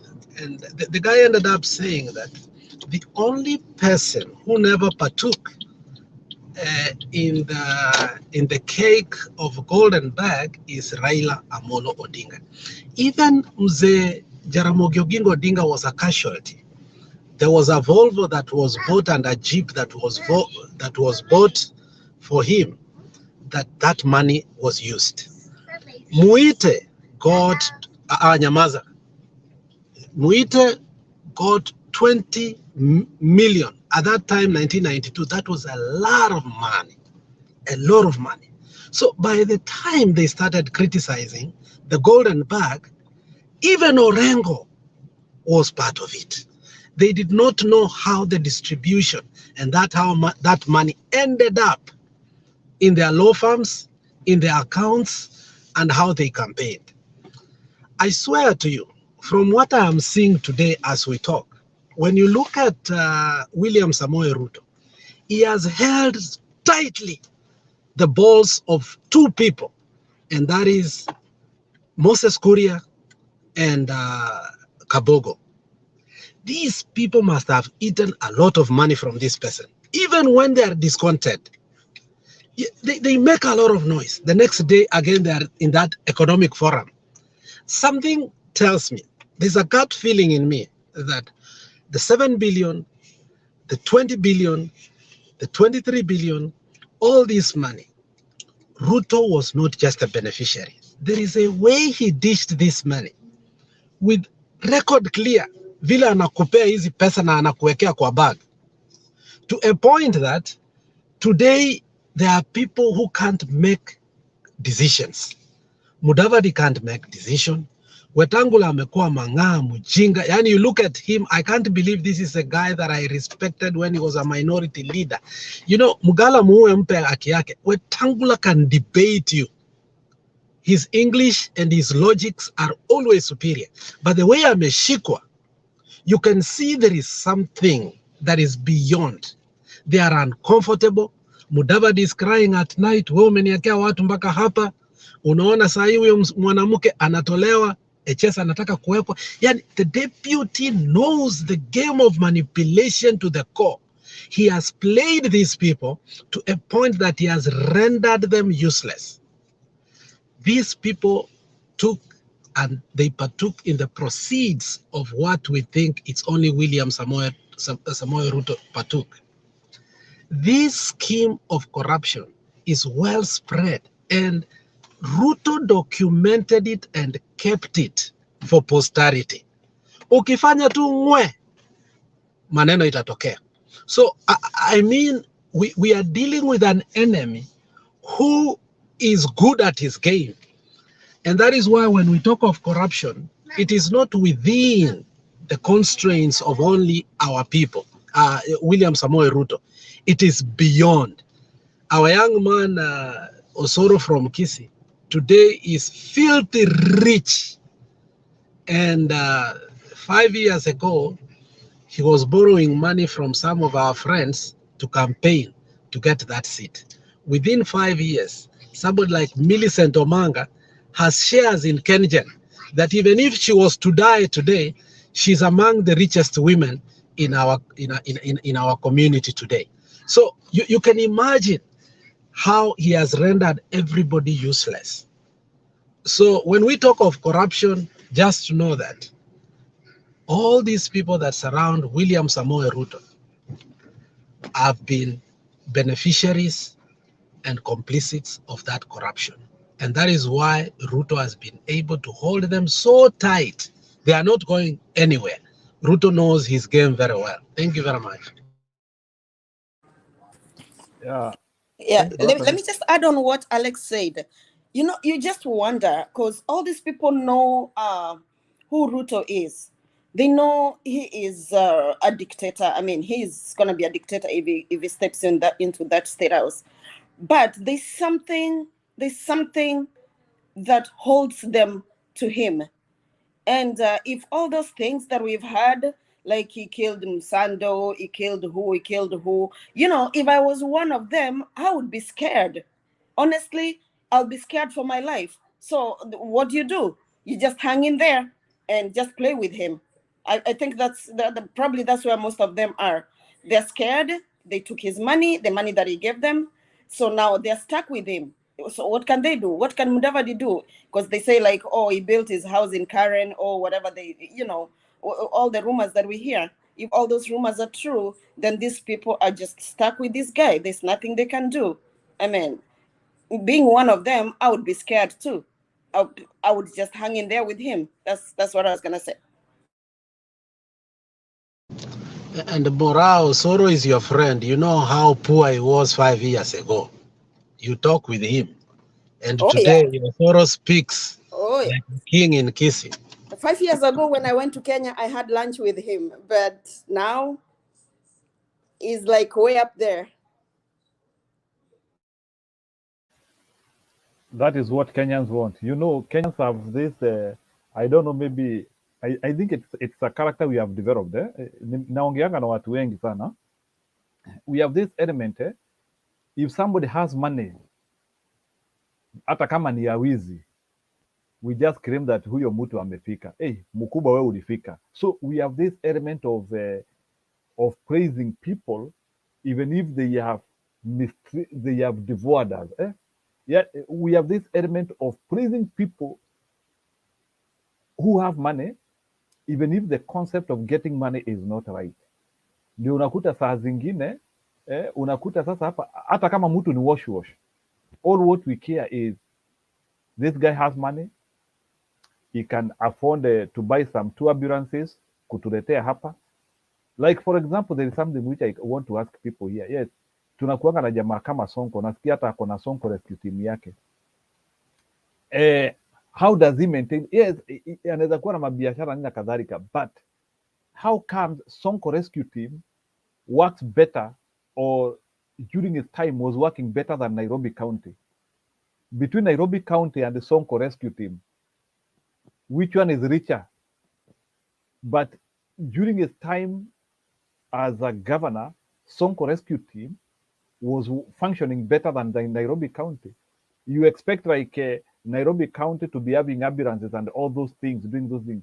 But unasikia, he is the one who is posing with PR stances. Sijui kama mnakumbuka ile wakati hata amenunua pawaso ameenda kukata muti huko. There was a time I think gari imeangukiwa na muti, unaona Sonko ako huko na pawaso ati kukata, and with some few rescue guys there who are from his rescue team. So and mimi nikaangia kujiuliza, should somebody have capacity better than a county? There is a problem. Bob, go ahead. Thank you very much. I'll be brief because I think Jose is now ready to present. Now, the people on the panel, we appreciate you, and don't have your doubts about the deputy president, because in 2015, the deputy president declared his wealth as 175 million in the wealth declaration Sakaja. But you can see how much he has spent. So nobody is accusing him wrongly. He is spending more than we know he could have earned, even after having the 175 million as his wealth. Another thing, nobody is feeling jealous, because I can see some of the people in the comment section talking about saying that Alex is feeling jealous about somebody's wealth. Personally, I wouldn't feel jealous about anything somebody has stolen. No. I have had opportunities to become richer than I am right now, but if I am going to have money that is going to give me sleepless nights, let me stay without that money. Now, going back to William Ruto. You see, there are things that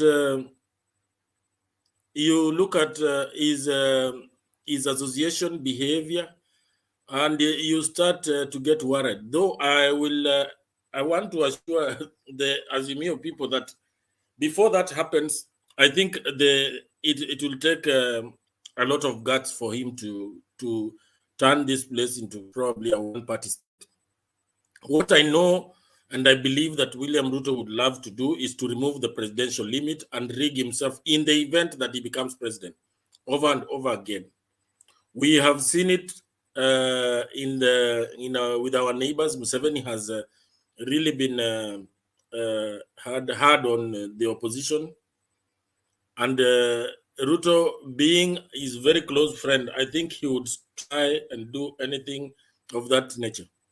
But for that to happen, I think there will be a lot of chaos for it to happen. It can't just happen, because we have come from very far, and looking at what was happening in the 80s and the 90s, you don't want to think about that.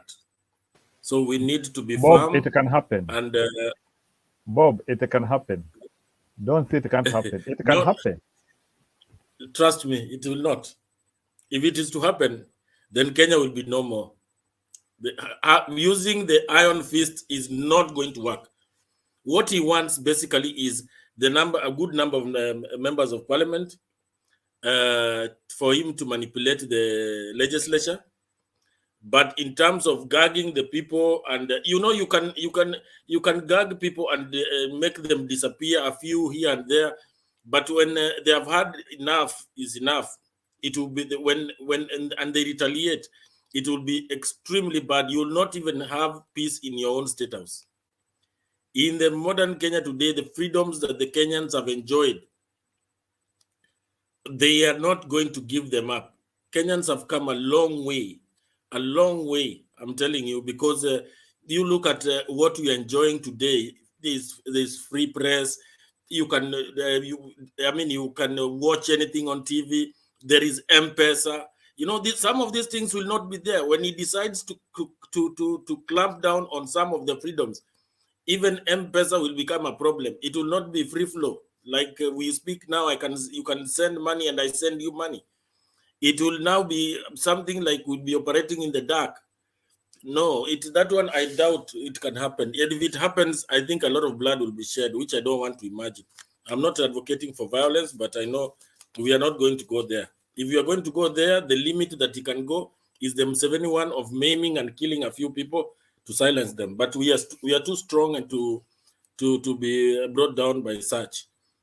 I just wanted to mention one thing. There is one thing that people keep on mentioning on this forum, and that is to do with this Wajackoya. One thing I want to say, as it is in Kenya right now, the so-called bangi is illegal. I don't even know why some people try to bring it to the forum. Yes, it is being done in other countries. Let it be done in the other countries. But as a conversation, we are even discussing an illegality. For me, I don't see any any sense in bringing the conversation of Bangi to this forum. We should never discuss Bangi. We know the effects of Bangi. For the young people, they don't look at the effects. They look at what they are enjoying, the freedom they are enjoying of smoking that thing. I can authoritatively tell you that, and this is not something I'm just talking about, because I have assisted somebody, a relative who has gone haywire because of Bangi and could not complete school. I was paying part of the fees to ensure that this boy goes back to school and finishes school. And I paid a lot of money for his rehabilitation. So that is not something we should even be giving an audience to this forum. If we have to talk about it, let it first get through legislation. Then we can give it, some audience. But for me, I don't want to hear about this Bangi at all. Let us just talk about Wajackoya as a presidential candidate, but nothing more than that. Let me invite, I think Jose was next. Let me invite Jose to say Hey, Bob, one or two. quickly. You cannot separate Wajackoya and Bangi. You cannot. No, Dunia will separate him. Don't worry. That is his brainchild. You cannot separate Wajackoya. I hope the policemen are watching. You cannot from Bangi and snakes. You cannot. We'll talk about the snakes part, but not the Bangi. No, even the snakes. You see, sometimes, let me just first of all greet Njiru, Ob, Cheb. Cheb is asleep. Alafu Mora, Peter, and Penny. I'm listening. You are banging and snakes. How can you dare say those things? At least today Penny is here. Asayote anatoroka. Well, back, I can't see him. Now, I want to start with this. Is it KK in Nairobi? And they have been in Nairobi, Jacaranda, Madare. I think today they were where. Now, sometimes you see they keep saying that a president is a symbol of national unity.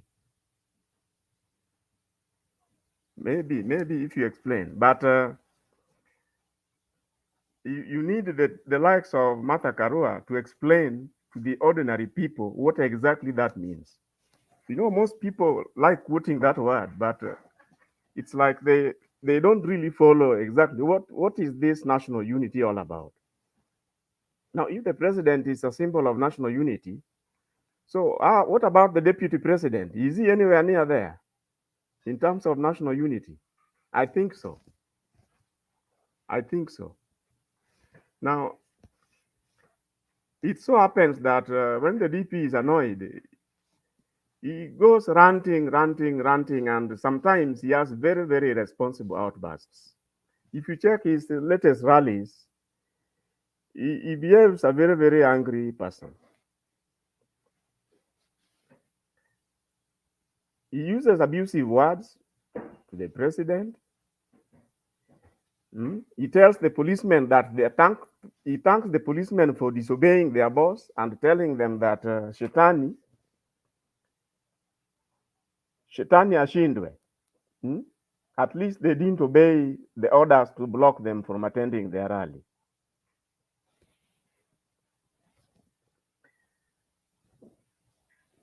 His conduct, for me, I think is very responsible for somebody who wants to be president, and maybe he doesn't care about bringing the country together. But this commission which deals with is it what cohesion and what have you? When you are the deputy president and you stand up in a podium and you tell people that wapende wasipende,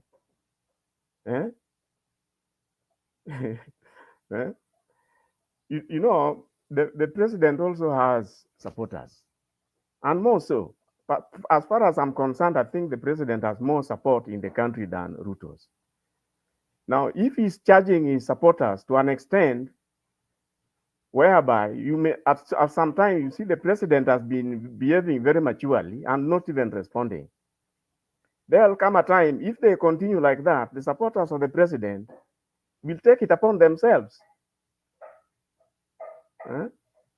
If they think the president is bad or is useless, not everybody thinks so. Now, what is going to happen? This kind of charged talk is going to bring the two supporters, both this side and that side, together. And what will you get? You are going to get chaos. Who will stop it? If everybody starts to deliver those charged talk, I don't know where things will end. So it is high time, even if they don't respect the person, they respect the office. You know very well that the police are part of the armed forces, isn't it?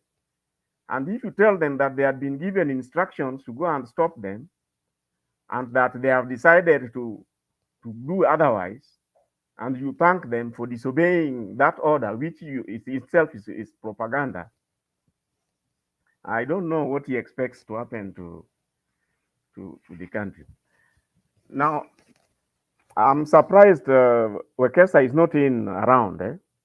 The other day, I brought in the issue of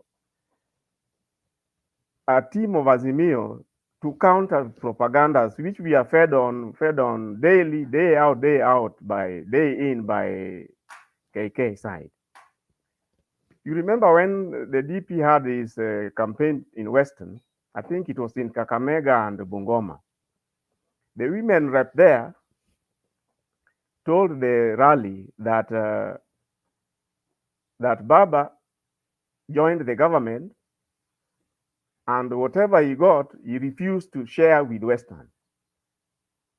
Instead, they are fighting Sakaja and they are fighting Wanyonyi, their only sons, who are poised to become governors. Now, that is propaganda and is supposed to evoke emotions. Now, you may call it a tribal kind of talk, but the crowd they were addressing may actually got misled to think that that actually is what is going on. Despite the fact that Wanyonyi himself, I don't think that he was pushed. He saw sense, as far as I'm concerned, he saw sense and decided not to contest the gubernatorial seat out of his own volition, because he knows what is good for his party and what is good for the bigger picture, so to say. But today, I was so happy during the rally. I think was it in ISIOLO. For the first time, I think Papa will agree with me.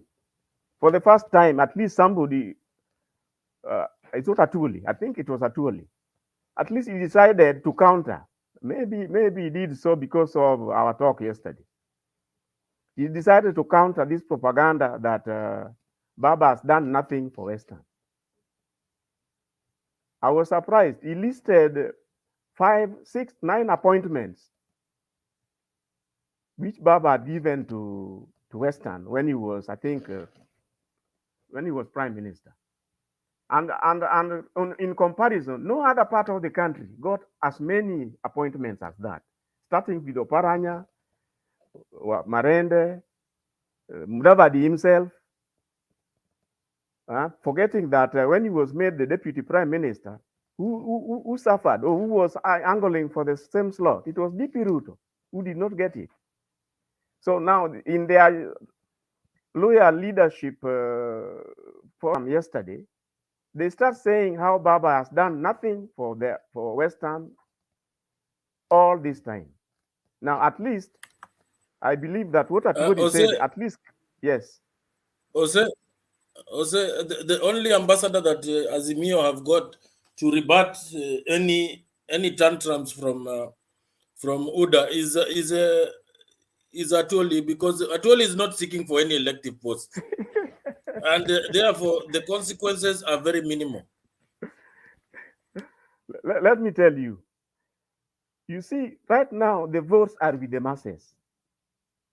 The propaganda best sells along the masses. People like you who knows better are not bothered. The people who are being misled, let's take it from me, are the people on the ground. Those masses that you see Atuli was addressing, was it yesterday or today?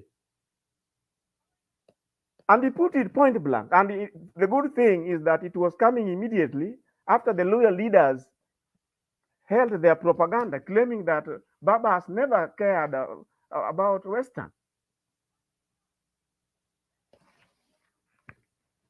Now, the other propaganda which I'm telling you, for me, I think Azimio is still asleep about, is this one about maisha. Hii maisha ngumu, again, touches mainly the people, the ordinary people. Take, for example, the fuel increase. The bei ya unga, this one they keep crying about. Bei ya gas. Now, when somebody goes into those platforms, users are full of masses, are a good number are even semi-illiterate, and you tell them, you see, the price fuel has gone up because Baba needs the money for Azimio campaigns. You can see. People in the middle class knows that Baba has nothing to do with the fuel increases. So as far as that is concerned, there will be no distorted information there. But to the masses, there are a good number of people, take it from me, who believe that for true, the fuel has gone up because Baba needs money for campaign. Who is giving Let it? me cut you short. Ose, let me cut you short little. Yeah. Because I don't think you are keen on Baba's campaigns.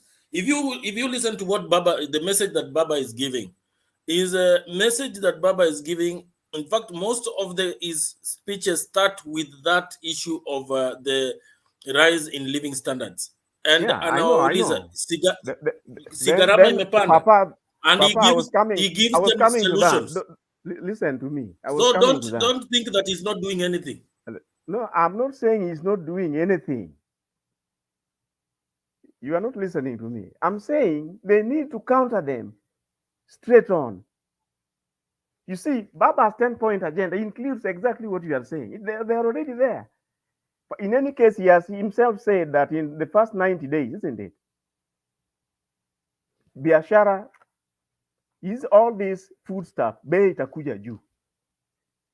Now, that is not the same thing as somebody singling him out that unaona hii bei imeenda juu. Ati imeenda juu kwa sababu ya Baba. That is something which Azimio must find out to counter. You see, the civic approach that Martha takes is very good, so that people can see, when you see the prices have gone up, there is no way you can link Baba to any such thing. That civic education is missing. Anyway, the other thing which is also worrying me is the emotions which are originally or for a long time have been in Central. Now, when somebody goes on the podium and starts saying that, like the other day in Kiambu, when Gachagua was saying that 3 billion which had been put aside, signed by Kanini Kega to do electrification in Central, was taken to Nyanza.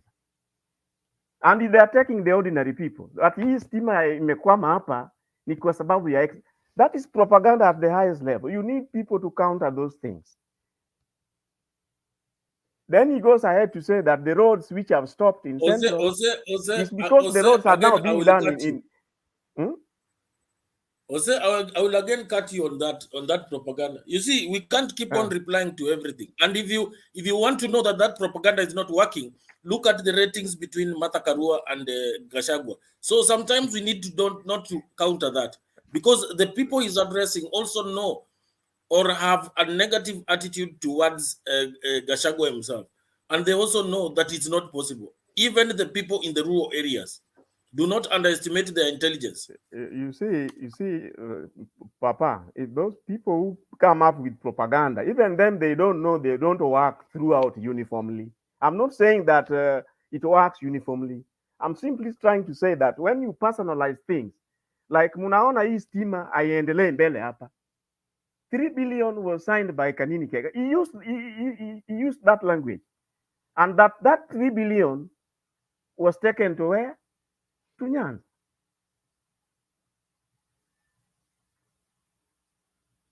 Now, Papa, I want to remind you again. You see, the middle class understands all the propaganda. In fact, you can see where they're coming from and how the people at the lower masses are not that understanding.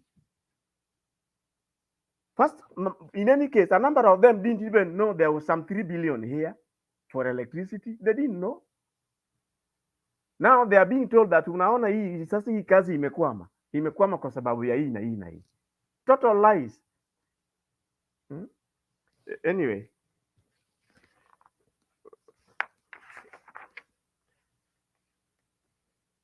Now, the other, I want to talk briefly about corruption. You see, I don't know why, for me, parliamentarians seem to get away with very many bad behaviors.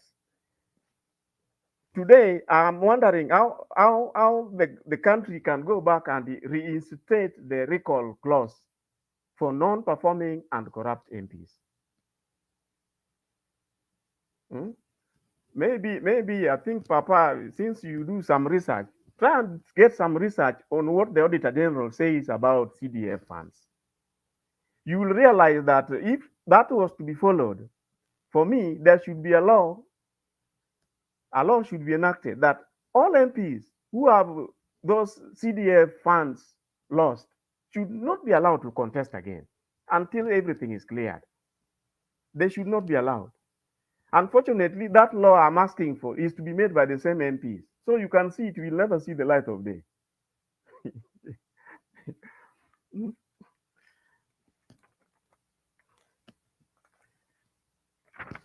Now, Nani, Papa, you did talk about...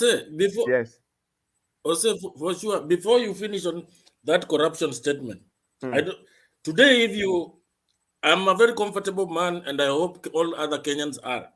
Today, if you had Martha Karua campaigning, there is one statement that she made that we are talking about funds and how we are going to fund ABCD, and the other side is talking about billions and billions and billions. Na kila mara anawaambia atawapatia pesa mabilioni mabilioni. Yes. Now, do you know the end statement of Martha Karua is, sisi tumesema tutafanya ABCD, she named them, and she said ili tufanye hii kazi lazima tusimamishe mambo ya ufisadi. And when she finished that statement, she said, na baba amenipatia kazi ya kupambana na hiyo ufisadi, na ninawahakikishia kwamba mama nikiwa pale, kazi yangu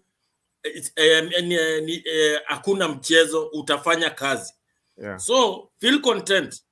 So don't be bogged down by too much. Let me tell you, Papa, you are not listening to me. I'm basically reinforcing that, and that's why I keep talking about this recall clause, so that the corrupt elected leaders do not use the money they have looted from us to come to campaign and to come back to parliament. I'm my problem with you.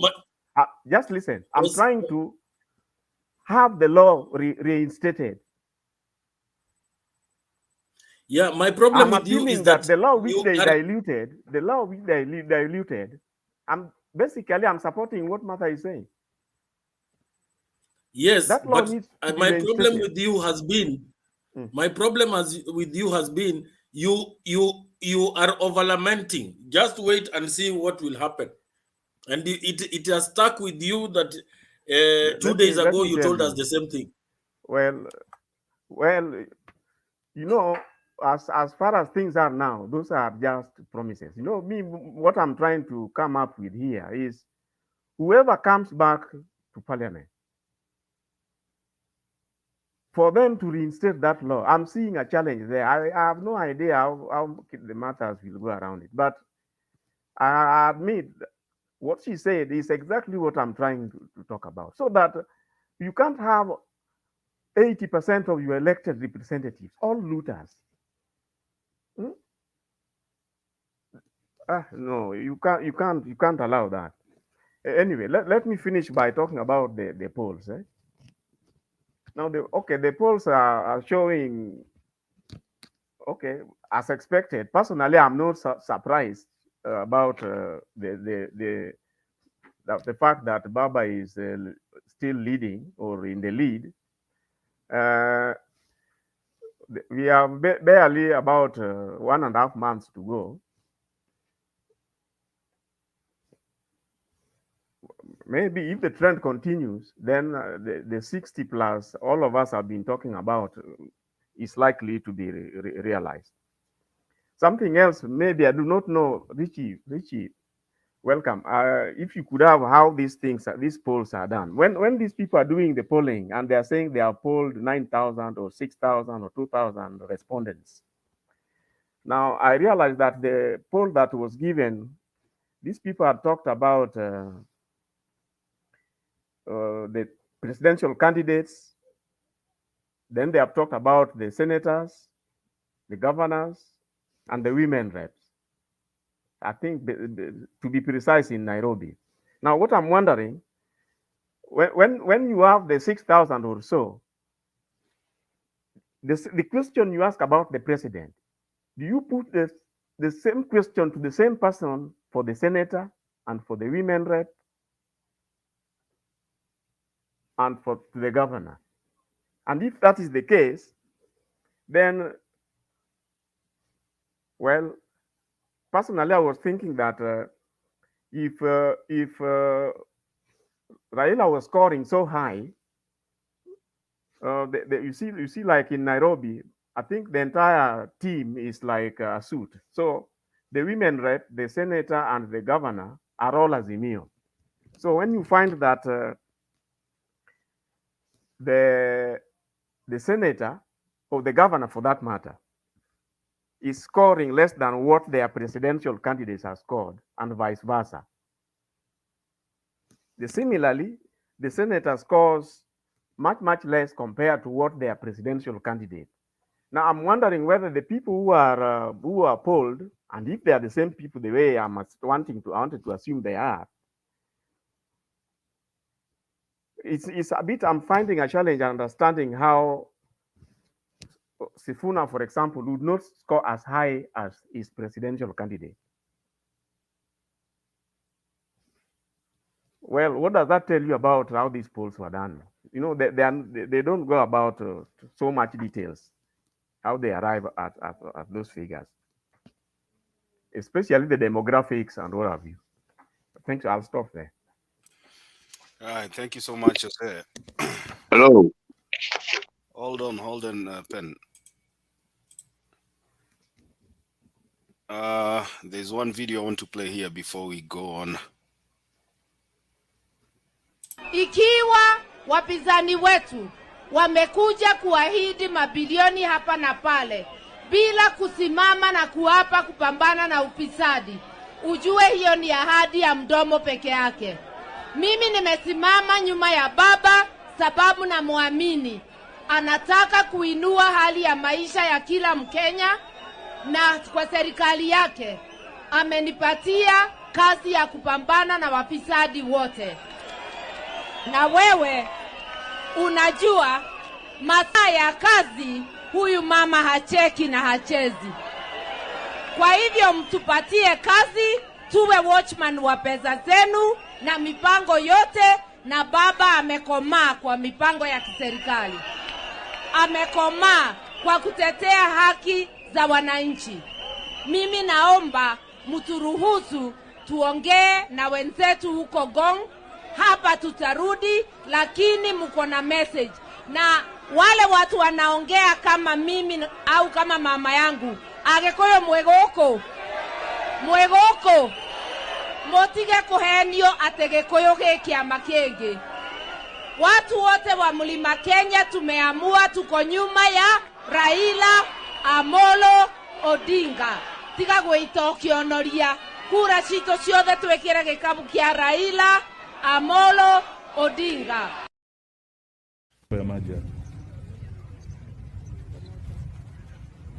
Ukichukua chupa ya maji na useme bottoms up na uweke chupa namna hii, sio ni kusema maliza kabisa.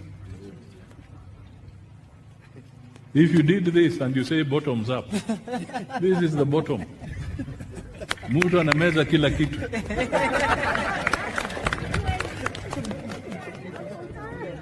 Na mwananchi atapata nini?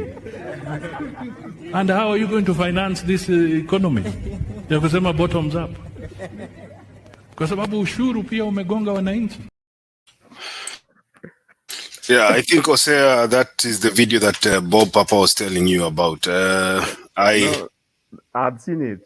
yeah. I think that is the video that also he mentioned, the Martha Karua video. So I don't know what to tell you about the polls because I've not gone through the specifics and the questions that they used. I think you're talking about the Tifa poll. I have not gone through the specifics and the question, the methodology. So I would not be in a position to answer you right now. Unless I get enough information, then I can respond to that. Did you get my question?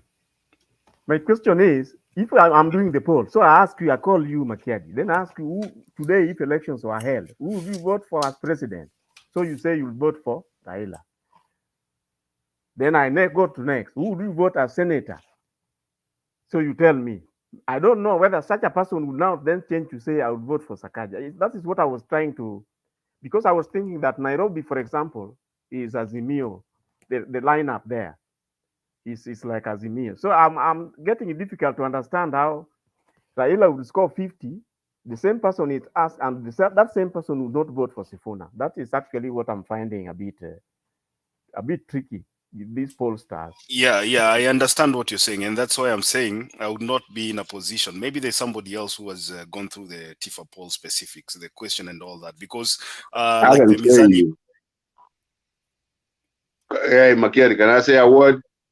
Hold on, 1 minute, Ben. Like I said, the Mizani polls, when Mizani post their polls, they actually tell you what criteria they used to ask the questions, the kind of information about the age groups, what specific part of the country they did their polling and stuff like that. But for the Tifa polls, I've not gotten an opportunity to go through that. So once I have information, probably tomorrow I'll come in and give you more information. Pen, you had something to say. No, I was saying that what Alex said answers the question or the issues that you have. Because how can Raila be the winner in Nairobi? I mean, Sakaja be the winner and Raila be the winner, and the Ruto misses. There is no polling like that anywhere. And Alex explained to you that earlier. There are issues there. There is no polling, Makiadi, in Michigan or wherever you are, that shows that the governor, if he's a Democrat, is winning in Detroit. And the Democrat mayor is losing. There's nothing like that. That's all I was saying about that polling. Thank you. Thank you, my friend. Okay. Like I said, I will not apply myself to that right now unless I have my own findings. So, Ose, nitakuletea majibu kesho nikipata probably. Duke. I have an answer to that. It's true that, first of all, I don't agree with opinion polls. However, the fact that most people in Nairobi may vote for Raila, but others, most of them also vote for Sakaja is true. If I give my personal example, in 2017, I did not vote for Kidero. I voted for Miguna. The same way I voted for Sakaja, despite the fact they were not members of NASA. Also, another example, if you go to Nyamira and the Kisii, Raila won, but In Kisii County and Nyamira County, there was no one single member of parliament of ODM. So sometimes people will focus on the individual, not the party. Usisahau vifarangas, eh? Okay. I think I came in and Mr. Wangira was next. Who was supposed to go next? Bob Azimio. Who was supposed to go next? Because I found After Jose was meant to be Wangira. Okay. Wangira and then I have a question to Osea. Okay, go ahead. 1 minute. First of all, Osea said that it's propaganda that the Kenya Kwanza saying that the food prices and the fuel prices as a result of Raila Odinga. He can be the cause to some extent because, while the government may not be the cause of increases in prices of food and fuel. However, it must do something. The government is expected to act to solve economic crisis or to control the prices of commodities. So even if it's not the cause, it has to act. So what happens in a situation where we are seeing fuel prices are increasing, food prices are increasing, the government is not saying anything. And this government is supporting a given person politically. And in Kenya, when somebody supports you, support not just in rhetoric, but in resources as well. So that may make a sense in a way. Number two, you are saying that Kenya Kwanza is promising a lot of money, but it's not giving the sources of that money. That's actually is false. It's actually Azimio. If you look, for instance, at Azimio's manifesto, I take one example. They are saying they will give 6,000 to individuals who are maybe poor. According to the UN report, 14 million households in Kenya are below the poverty line. So if we just take half of that, say they give those who are extremely poor, you take, for instance, even 5 million, and you do the math. How much per month? How much per year? It comes almost 1 trillion per year. Also, when it comes to healthcare, Raila is saying he's going to give free healthcare to every person. But we are going to see those who earn more are going to increase to pay more money, more premium for healthcare. So it's like we are going to raise more money. So that statement is not correct. You see, Duke. Raila had his figures. Before you respond, just answer him the way. No, just hold on. I'm going to help you here. Oh, okay. Before you respond, just mute your mic. Let me do these. The next conversation that we need to get ourselves into as Kenyans, is it government that is punishing Kenyans, or is it Kenyans, especially business people, punishing us? Let us start begin asking ourselves, even if we were to move VAT to 0% today, is that Matatu guy who has increased your fare from 30 to 50 shillings, is he going to drop the fare back to 30 shillings? That is the next conversation we need to get Kenyans involved in. Because we must be honest enough. We are saying government needs to raise taxes for us to be able to offer the services and goods that we have promised the people of Kenya. Okay, Duke, I think you know who that guy is, eh? That's called Kimani Ichung'wah. He was the chairman of the Parliamentary Budget Committee.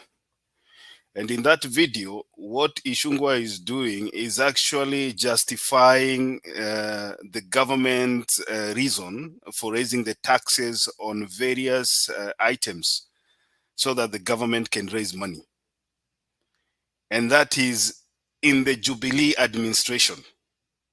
So as Hosea comes in to address what you've asked him, Hosea, hiyo video nataka uipatie a little bit of focus so that you can address the issue that Duke raised.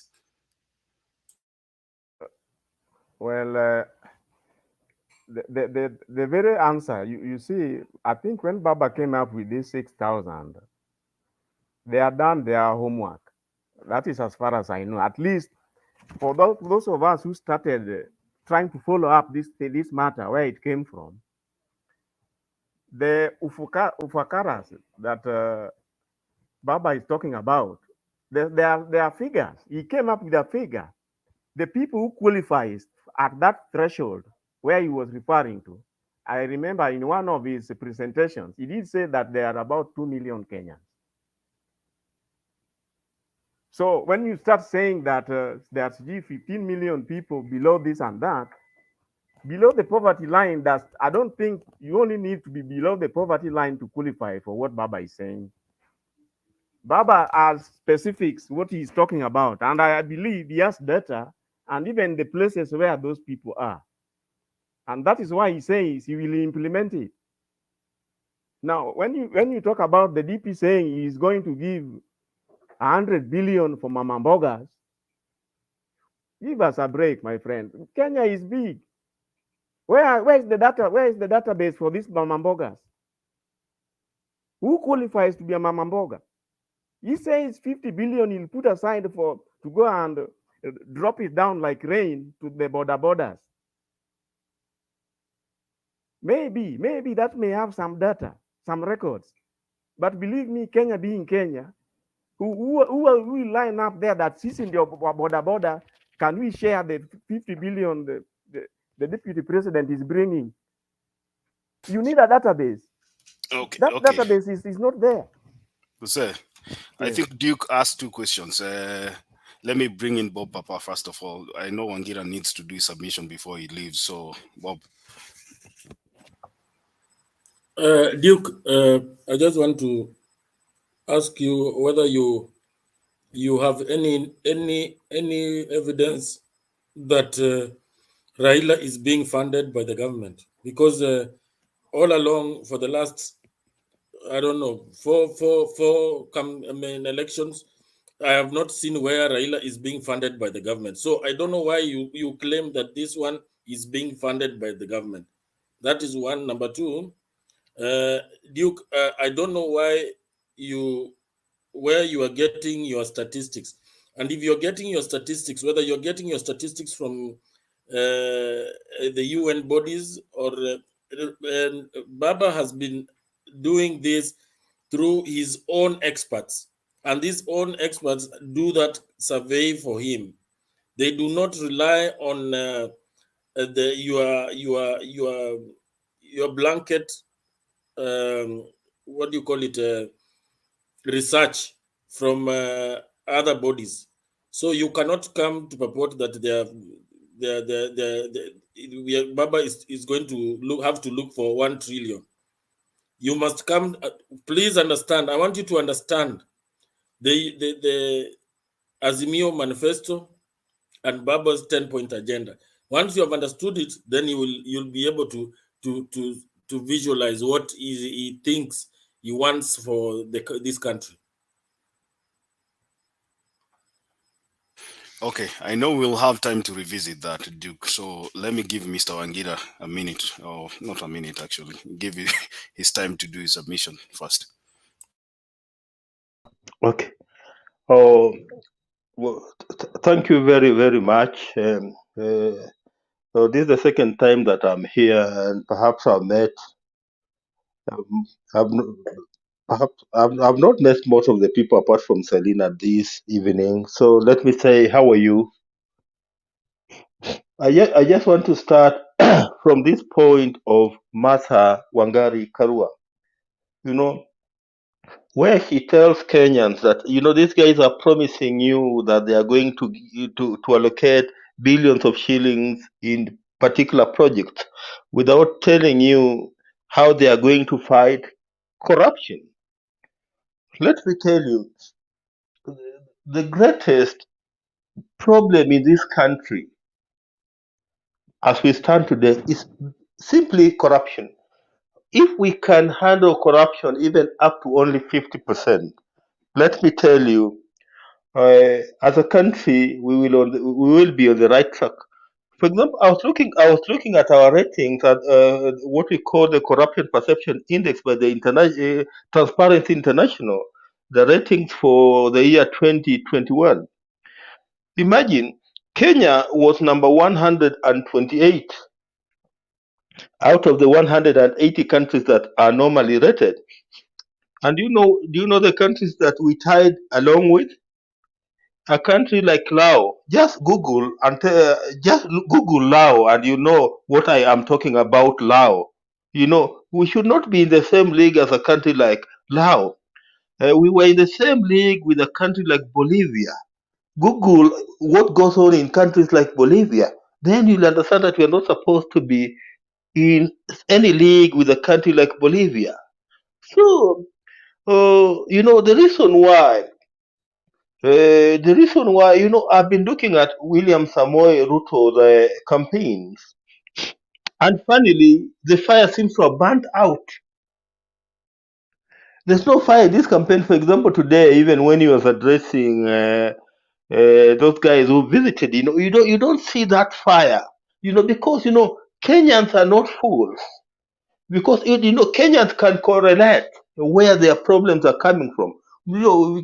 As much as Kenyans will appreciate that the cost of living today is a global issue, but they will also want to know. They will also want to know how is corruption associated to the sufferings that they are going into. Hmm? For example, it's only Kenya where guys are highly taxed, but you walk to a public hospital and you're still told to go and buy drugs from outside. These things happen in Kenya. They happen in Kenya. So, when Martha Karua emphasizes that, Azimio la Umoja will take the fight against corruption as one of their greatest emphases. She's sending a very, very strong point here.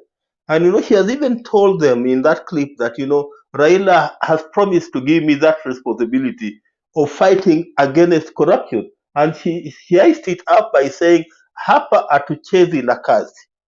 That point simply gives many Kenyans hope, because ordinary Kenyans, be it boda boda, be it the mama boga, be it what you call middle class, know how, know what corruption is doing for this country. And they actually know that the problem in this country is not all these promises we are seeing around, but the problem in this country is how we can tackle corruption. For example, there is this story yesterday of this young girl, 30 years old. She was only moved to Ministry of Finance in February 2020. And between February 2020 and, this lady who is earning, her salary per month is 50,000, which means between February 2020 and March 2022, what she was supposed to have earned and what was supposed to have passed through her bank account was only 1.3 million shillings. Because if you multiply 50 million times 50 million times that will come to around 24 months. Then you minus the deduction, then you will come to around 1.3 million. This is the only money that was supposed to have passed into her account. Imagine EACC, Ethics and Anti-Corruption Commission, has discovered that in that particular period, the amount of money that passed through her account 2 years was 24 million. In 2 years, 24 million. Most of it were from checks that were government checks. Just look at that rate of corruption involving very low level of public servants, people who are earning 50,000 shillings in government. And in 2 years, what they can accrue in the form of corruption is 24 million shillings. There was that other case of that guy, the Minister of Land, whose salary was only 150,000 shillings. And what he had accrued between 2003 and last year was to a tune of 1.2 billion. Do you know what 1.2 billion shillings can do for my constituency of Bulalangi? Because we get roughly 100 million shillings every year in form of CDF. So this will be equivalent of what we have gotten. In fact, equivalent to what we have gotten in CDF for the last 12 years.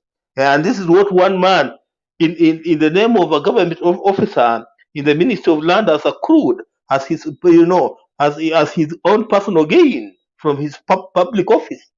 So we really need to come out strongly, and that's why the message by Azimio is resonating very well with the local people, because the local people know, even in the villages, in the villages today, if you go to the villages, local people will tell you that that big house belongs to somebody who works in that ministry.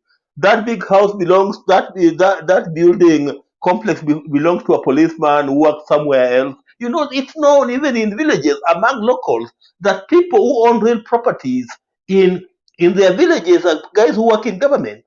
Where do guys who work in government get such amount of money to develop such properties? We see in villages. And that's why perhaps, I see great hope. And especially with Azimio la Umoja, Raila Odinga, and especially Martha Karua. Martha Karua is a lady who, when she was running for president, her net worth was only 88 million shillings. you know, despite having served government as minister, as magistrate, as MP, and as minister, her net worth was only 88 million shillings. So, that tells you that Martha Karua, whatever she owns, is her cleanly earned, her cleanly earned, compared to what we are seeing in people. For example, a girl who has been in a ministry for only 2 years, and she has accrued 24 million shillings. So we need to make the fight against corruption as a major emphasis in the next government. And my prayer is that the next government will be the Azimio government. In fact, this will be my take, and I'll make a proposal that we don't need even to struggle so much going through, court processes or asset recovery unit. Immediately we suspect that your you are a government officer, and the intelligence tells us that whatever you own, does not belong to you, given what you have earned. We just send the GSU to stand behind to stand before at the front of that particular complex, and that particular complex becomes government property. If their money is in banks, like this amount of money I'm talking about, 24 million shillings, and we know that you can not prove how you earned it, we just order the bank to transfer this particular amount of money to the treasury, so that you can start using these particular resources to build this nation. And if Raila Odinga will succeed on one thing, and that thing being the fight against corruption, then Kenyans will remember him. He can even fail to meet his targets on free primary, secondary, and university education. He can fail on those many other targets. But if he succeeds on this one target of the fight against corruption, then Kenyans will always remember him for having done a great thing for the people of Kenya.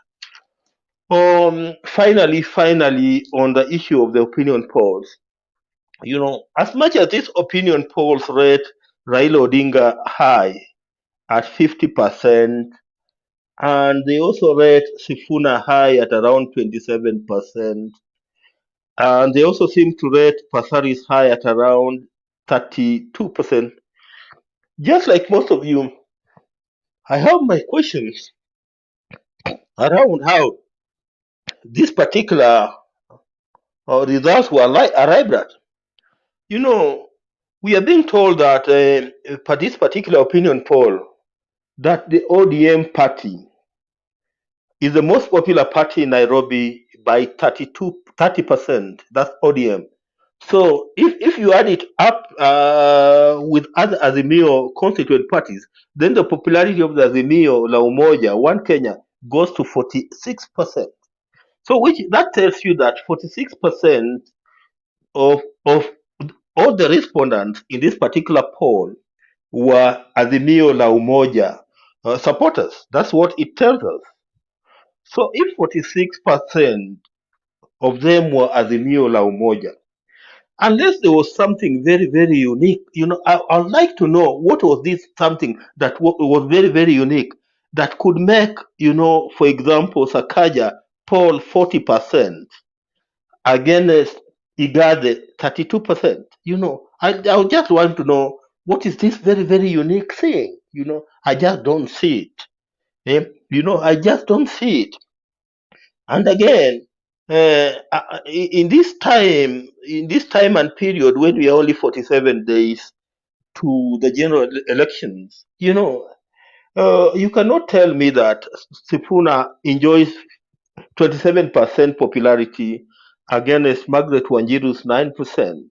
Then you want to tell me that 64% of Nairobians, or 47 days to the date of the next general election, don't know who they want to vote for as their next senator. Just having looked at the way these numbers are arranged, they are telling me one of the following things: that either there was a bias depending on the sample poll in this particular opinion poll. Perhaps the size of the sample, was so narrow to give us what is likely to be an accurate projection. Thirdly, or some of the respondents just decided not to be truthful. Those could be the reasons. And the reason why I'm saying so is even because of the number of the respondents in this particular opinion poll. The number of the respondents in this particular opinion polls, remember that Nairobi has 17 constituencies. And we are told that this opinion poll was carried out by use of phone call, and it was lasting 7 minutes for every respondent. But what I'm very keen about this particular opinion poll is the number of sample, the size of sample involved, because the size of sample involved was 632 people. So if you are polling 632 people in a constituency like Nairobi, which has registered voters who are more than 2 million of them, then are 632 people likely to give us an accurate projection of what is likely to be the result of the next or the result in Nairobi as far as the next general election is concerned?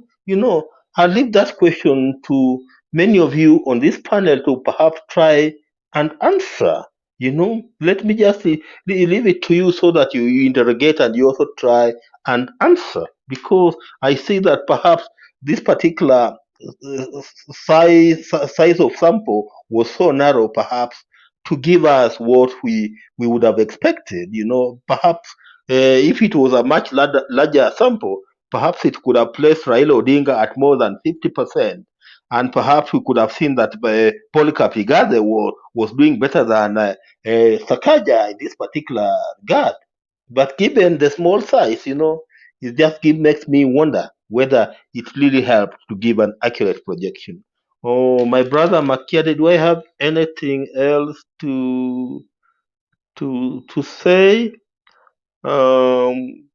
Anything else? Anything to say? Let me just leave it at that. And perhaps one thing. Yes, about the lawyers, the lawyer leadership. Can you tell us something? No, I think, Kose, that's a very general statement. You cannot ask Mr. Wengila to tell you about the lawyer vote. I mean, that's... About their meeting, the leadership statement, press. Yeah, we discussed that yesterday, right? I think we exhausted on that yesterday. I spoke about yesterday. Yeah, let me just leave it at that. Unless there are any questions, let me just leave it at that. Okay, what I want to do before I give those people who are lifting their hands, just give me a minute.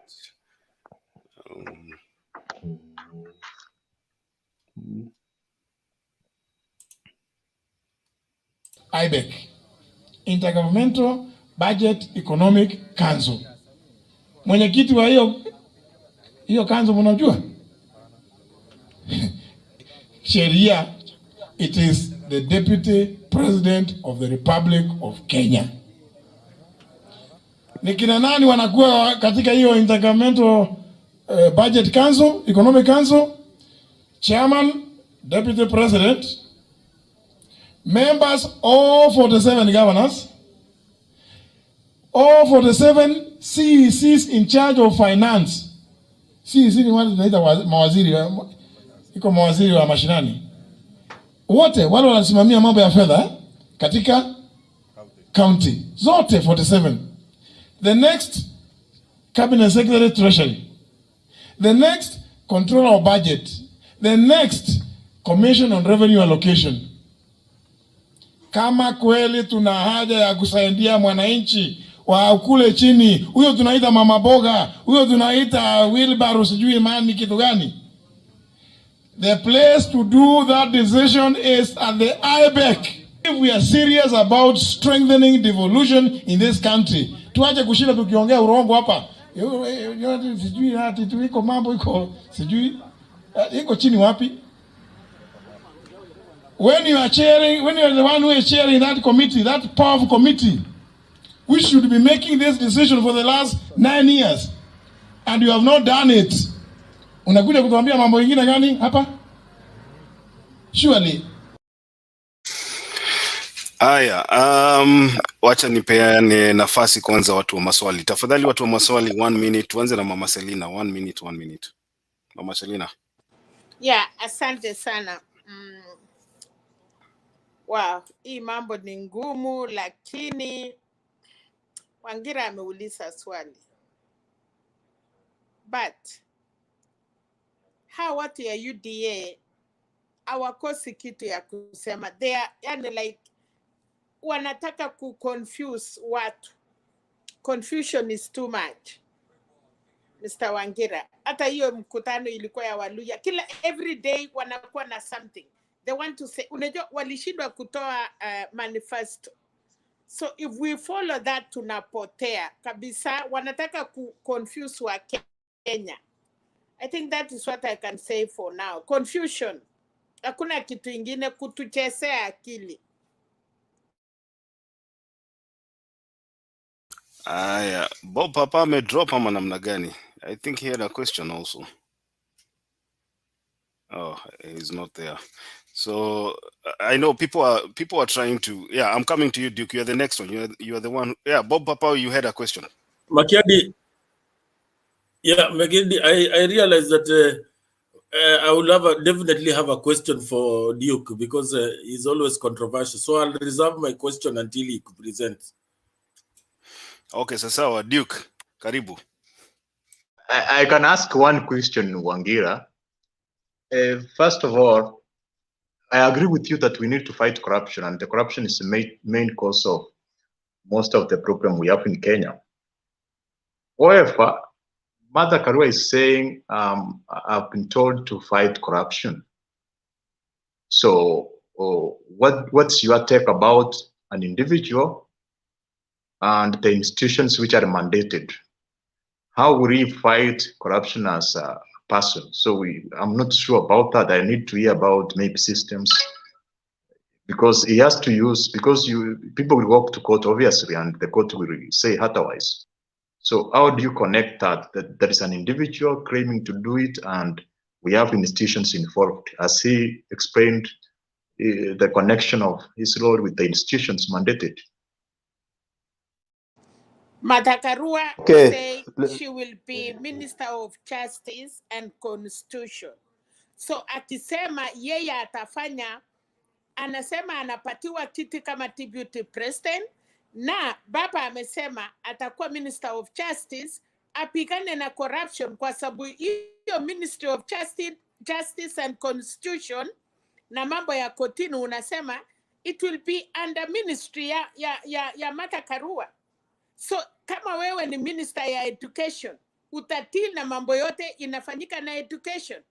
Kama wewe ni minister of lands, utafanya kila kitu inatii na mambo ya lands. So si ati individual amesema amepatiwa. Baba alitangaza ya kwamba Martha Karua atakuwa, and she was Minister of Justice and Constitution when we get a new katiba. Na ndia resign ni mambo ya corruption ya churches. So don't say individual. Sema atakuwa Minister of Justice na atadeal kama minister, not as a person. Okay. But with the judiciary is a separate. Okay. Hold on. Let's do this. Mr. Wangira, respond also to what Duke asked on top of what Mama Selina said. In fact, I agree with Mama Selina fully. In fact, on the first part where she says that UDA, having just discovered that they are going to lose this election, they are now creating confusion. Secondly, I agree with her sentiments in regard to Martha Karua fully, and this is how I want to elaborate on it further. You know, we are agreeing that corruption is a problem. So Duke sees Martha Karua as a person, and she doesn't see Martha Karua as part of a government that will be formed on 9th of August 2022, and one of the major missions will be to fight corruption. And let me tell you, Duke, you remember Raila Odinga has been saying that reggae will be back? Do you remember?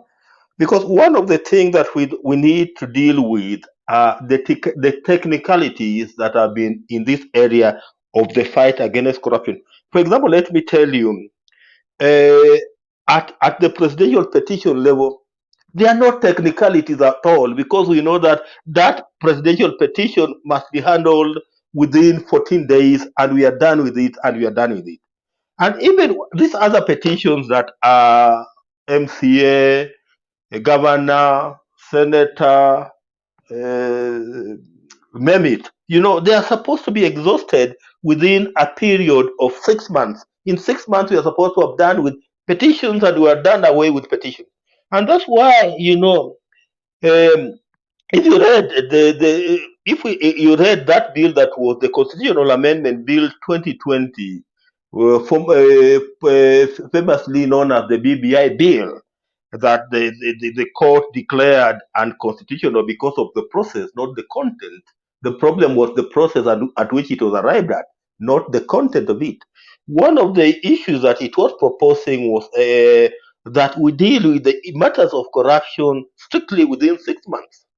So I'm very, very sure that the first thing that Martha Karua will do as Minister of Constitutional Affairs and Justice will be to push for this particular amendment, so that we can make it now constitutional that whoever is now taken to court on a corruption matter, his case must be heard and be determined within a period of 6 months. And if that becomes part and parcel of our constitution, we'll have cured a majority of these technicalities that you see around, where whenever somebody is taken to court, if he's a magistrate court, you see him rushing to judicial review or for constitutional interpretation. We'll have killed that, because we'll say that when you are accused for corruption, you stand before a magistrate court, and you are given what we call fair right of hearing, which means that both sides are heard. And if you are innocent, you are acquitted. And if you are guilty, you are taken to jail. And we want to see a speedy solution to corruption cases. And I'm very, very sure that is one area that Raila Odinga is working on. And I'm very sure that if Raila Odinga becomes president on the 9th of August, and perhaps by the end of by March next year, we are done with this particular amendment, and now we are sure that every corruption case, just like the presidential petition matter or election petition matters, must be dealt with within a period of 6 months. Then we'll be sure that when Wangira is today taken before anti-corruption court over a corruption case, in a period of 6 months, we'll know whether Wangira is innocent or Wangira is guilty. And in 6 months, we'll be taking so many people to committee. Unlike today, where we know people have been in court over corruption matters for the last 3, 4, 5, 6, or even 10 years. That is the only area that we need to cure, the period in which we take to hear corruption cases. If we can cure the period in which we take to hear corruption cases, we'll have handled this matter by around 75% due. And that would be my answer to you. Bob, 1 minute. Yeah, Duke, I don't know whether you normally listen. The problem with you, Duke, I've realized you never listen to what Raila says, and that is what most people do. They can castigate him. They're on top of their voices like UDA. That is what they do. I wish you would have listened to the manifesto launch of Azimio. Number one, Raila said he will focus on fighting corruption by first using preventive measures. And one of the preventive measures he said is that he will use the intelligence and investigative bodies to ensure that we can curb this corruption before it even happens.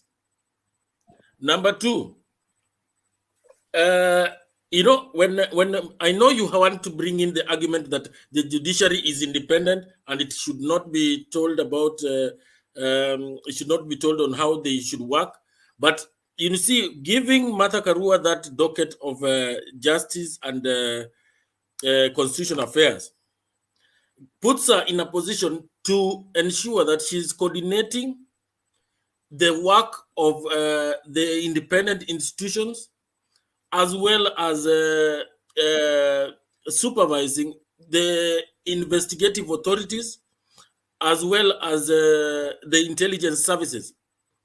And more so, if you also listened to the manifesto launch, and the other day, I think, I remember our presidential candidate Raila was meeting, I think, businessmen.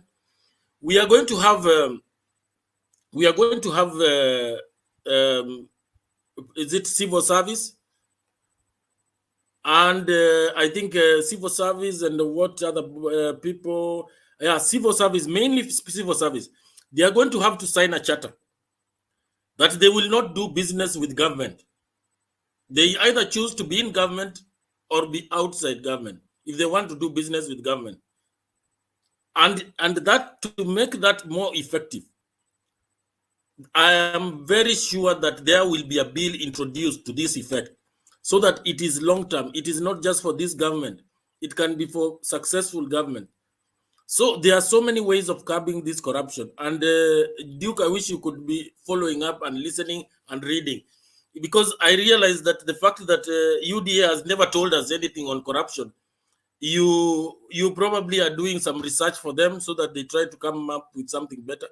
But be listening to what Azimio is focusing itself on, how it's going to deal with corruption.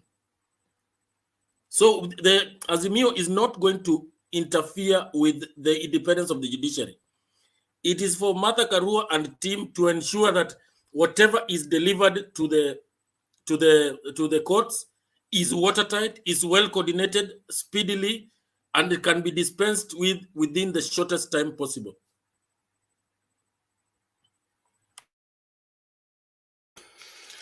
Okay, I think Duke, now you have your time to respond to those issues as you give your submission. Actually, they have tried to answer that question, but they did not exhaust it. For instance, if you talk about changing the constitution, I think even if you change the constitution, there is basic structure which cannot be impacted. Or if you talk about yes, no, I'm addressing your questions. If you talk about maybe you cannot mislead us. When the Supreme Court was very clear that the doctrine of basic structure is not applicable to Kenya, the Supreme Court was very clear on that particular matter, and it was dispensed on. So where are you getting this issue of basic structure from? No, it was that the changes did not affect the basic structure. It's like the unconstitutional.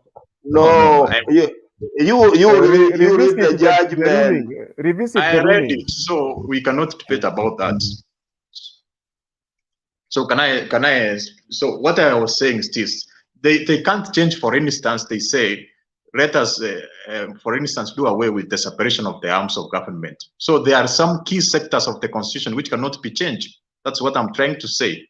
You can't say that they could come with constitutional changes and they say we are going to do away with the three arms of the government. So some parts of the constitution cannot be changed. That remains a fact. Also, regarding about corruption cases being executed within 6 months, then it comes with to support our proposal. For instance, if, for instance, you want the courts to prosecute cases faster, you have to talk about capacity. So maybe we are talking about giving the judiciary their money so that they can build that capacity. So if the courts does not have capacity, they cannot be able to handle that. Also, to some extent, it's not that the corruption cases are not prosecuted quickly. It's because there is no evidence. So for instance, we take, let the cases of corruption be solved within 1 week, 1 month. And then individuals who are corrupt are cleared within 1 month. You see, we have not solved corruption. So it's more than the speed. So there are several factors which can come in. Then I want to have my presentation today. I wish Rhoda was here. I wanted to speak to her. My introductory statements, I start by saying that the rule of thumb of democracy is that nobody will score 75%. So in a democratic nation, if a person scores more than 75%, then there must be, that's not democracy. That is the rule of thumb of democracy. So this is nonsense of Kagame scoring 98%. It means that's not a proper democracy. That's the rule of thumb.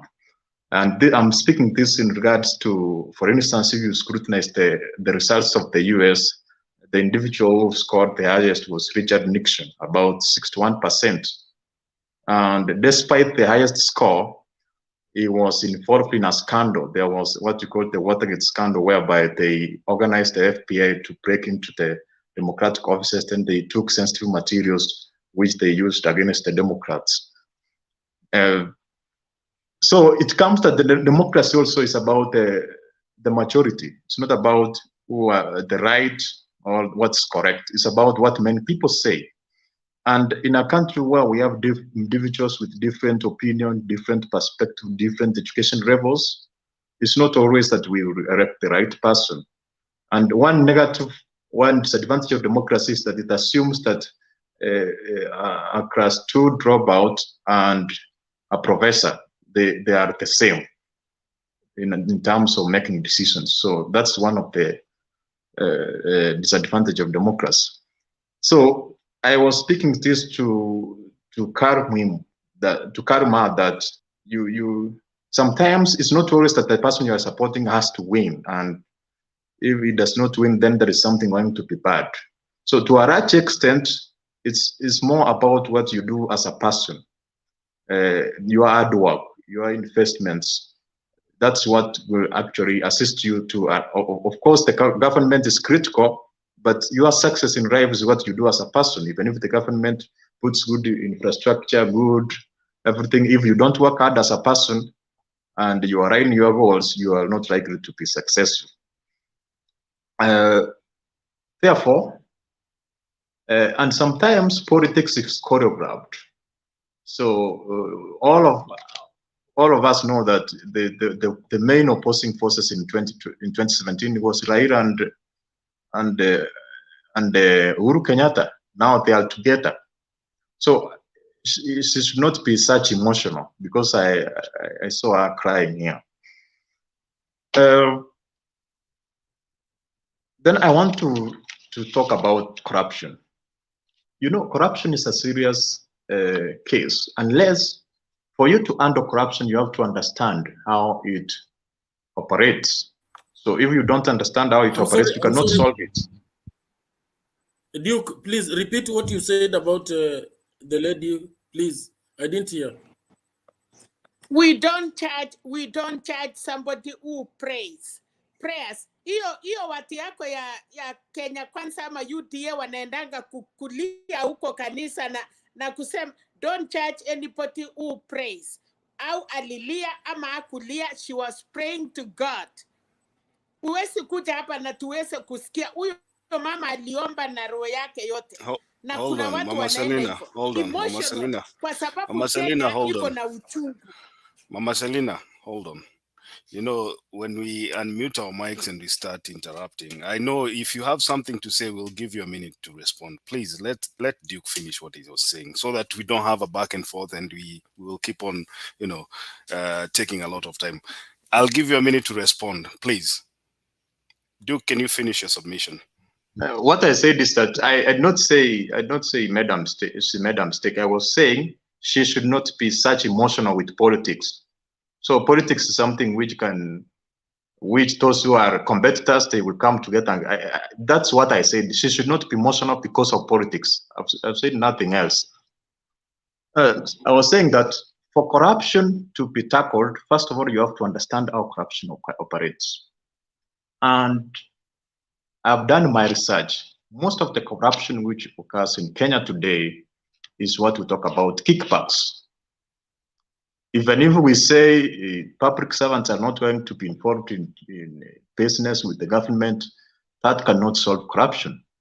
It's a prearranged agreement whereby if maybe you are going to be given a contract from the government, you have a prearranged agreement whereby a given separate company is given a contract, and then the individuals inflate it, and then they bring money in cash, you see?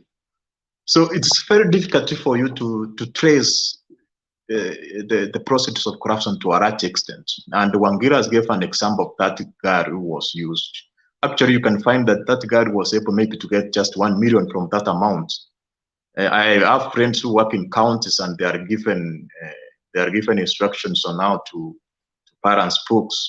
So, and if they disobey that, then they are working and their families depending on their income. So, me as a person, which is actually packed by Kenya Kwanza manifesto, is about building on the institutions and systems. By institution, I mean those mandated institutions should actually, for instance, you'd want to talk about speed prosecution of cases.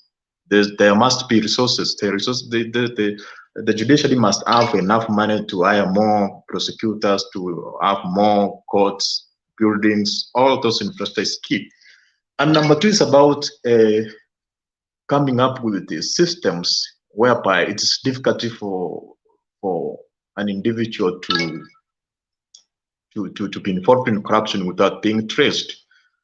So this narrative that we need to erect individuals who are of integrity or what, it cannot solve to a large extent, because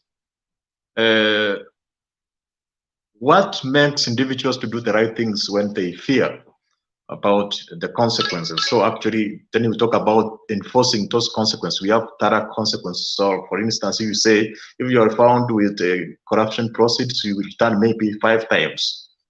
You see, then that can scare individuals from getting involved in corruption. But trying to say that you will actually be strict with the same systems and technology we have, it's going to be very difficult to handle that. Regarding the opinion polls, I don't agree with opinion polls, whether they put Sakaja ahead or they put Ruto ahead. Most of them have become political and they are not doing the right thing. For instance, in statistics, that is what we call confidence interval. For any statistical analysis to have a statistical significance, it must be have like more than 95% confidence interval. And to a large extent, they say that the sample size must be, there is a minimum of the sample size, the percentage of the population, it's a minimum. And I think it's around 2%. So if you, maybe if we have like 2 million voters in Kenya, and then you talk about 2% of that, maybe it's around 4,000 or so. So if they did a sample size of 600, then that is null and void. So that's my submission today. Okay, thank you, Duke, for your submission. Now, I'll give the people who have questions at least a minute, and then we go to the next person. Mama Selina, 1 minute. Yes, emotional nataka kumuuliza. Wakati Ruto alikuwa kanisa on Sunday na akaenda Chakaranda, he speak about emotional. Aliongea mpaka anaita watu mashetani, tunataka kutuma shetani. What is that? What do you call that? Ukiongea mbaya kuhusu watu, umekucha hapa una correct watu. Utuambie emotional ile watu ya UDA wanaongea, ndio tuone unasema vizuri. Second, hakuna siku kama si UDA imeongoza kwa opinion polls, ni ujui ni nani anaweka, and who are these people and who are these people. Now tukienda kuwin over 70% unasema hakuna. If Kenyans have decided all over the Kenya yote wanapigia baba, it cannot be 60. Itaenda mpaka 80% kwa sababu they have decided. Itakuwa ni uongo. You know what?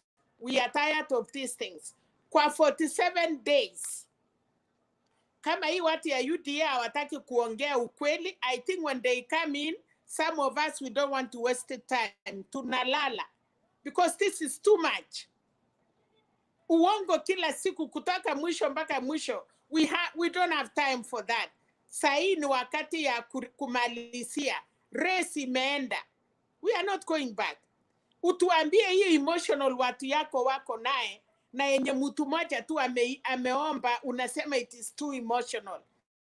Kushinda ile Ruto alikuwa karibu anapasuka mpaka anafukuza watu ya media. Hi, thank you, Mama Selina. Miss Mora. Hey, hi Duke, how are you? Yeah, mine is, I'm just gonna be brief. I think this is the first time that a Kenyan politician who is Martha Karua has actually come out clearly, like, against corruption, and this is the first time, like, they have put it like at the top of their their what do you call it, of their agenda. That's going to be the first thing that they will take care of. So for Duke to come out and try to question how she's going to do it, and her and the institutions and all that, it doesn't really make sense to me. She is going to be the head in that ministry, and she's going to use the institutions that are already in place. Maybe she's going to improve on the institutions so she can, like, make sure, like, this corruption at least is tackled. It's going to be the beginning. Duke, there's always a beginning for something to happen. We are not going to see, like, results in 1 week, in 1 month, but it's a process. They are going to start doing it, and then with time, they're going to put resources together so that we can see, like, a difference. Maybe in the 100 days that they've said, maybe we'll see a difference in 3 months. But for you, it's like you're kind of opposing that she can tackle the corruption. That is wrong. Duke, UDA might win, UDA might lose. We'll still have a government. So whoever that is going to go into government, we want to see how they're going to tackle corruption. And the last time I told you, I asked you to please go ask your principals, Gachagua and his president, whatever, William Ruto, to at least talk about what they're going to do about corruption. They cannot be sweeping it under the carpet. For how long? We want to know what they're going to do about corruption.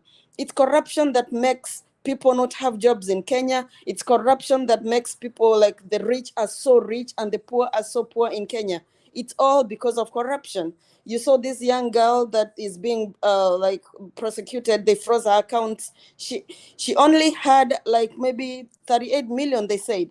And probably that's not even her money. But they are prosecuting her. While someone like Gachagua, billions. Someone like Ruto, trillions. They are still, like, out there campaigning to be president and vice president. They need to tell us how they're going to fight corruption.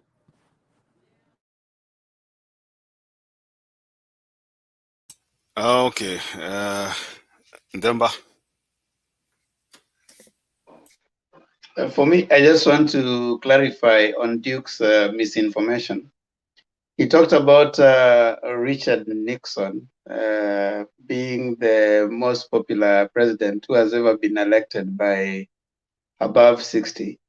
That is a misrepresentation of the fact. Richard Nixon was elected in 1968. Richard Nixon had 43.4% of the popular vote. I mean, it's a variable. 1972 re-election.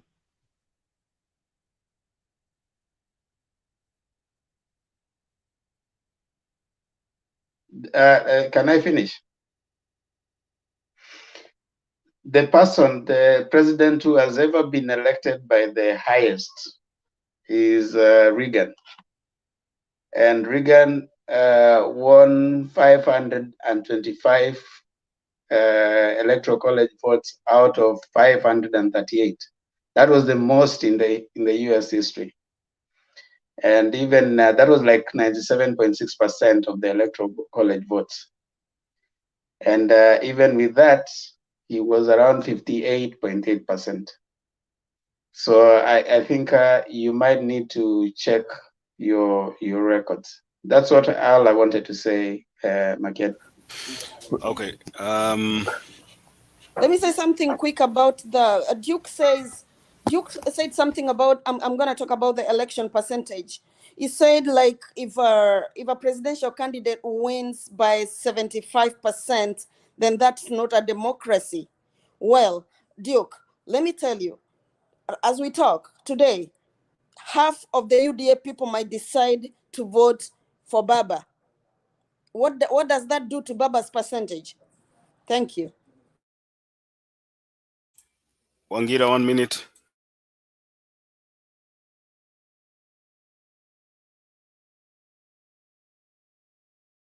You're muted, Wangira. Wangira, you're muted. Sorry, Duke. I don't know whether I heard you correctly. Did you say that for us to fight corruption, we need to understand how corruption operates? Yes. So you want to tell me that people of Kenya don't know how corruption operates in this country? No, what I meant is that if you know how it operates, you can be able to implement specific measures which addresses those loopholes. But when you come up with the measures and you don't know what are the loopholes, then it means you may implement different measures which are not solving the problem.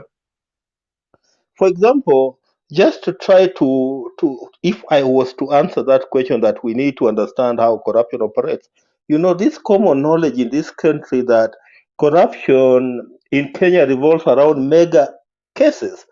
In fact, mega public sector projects. And these issues involve inflated prices. That's where we find most of corruption. Fictitious companies like the one in Kimarel and is it Kimarel and what?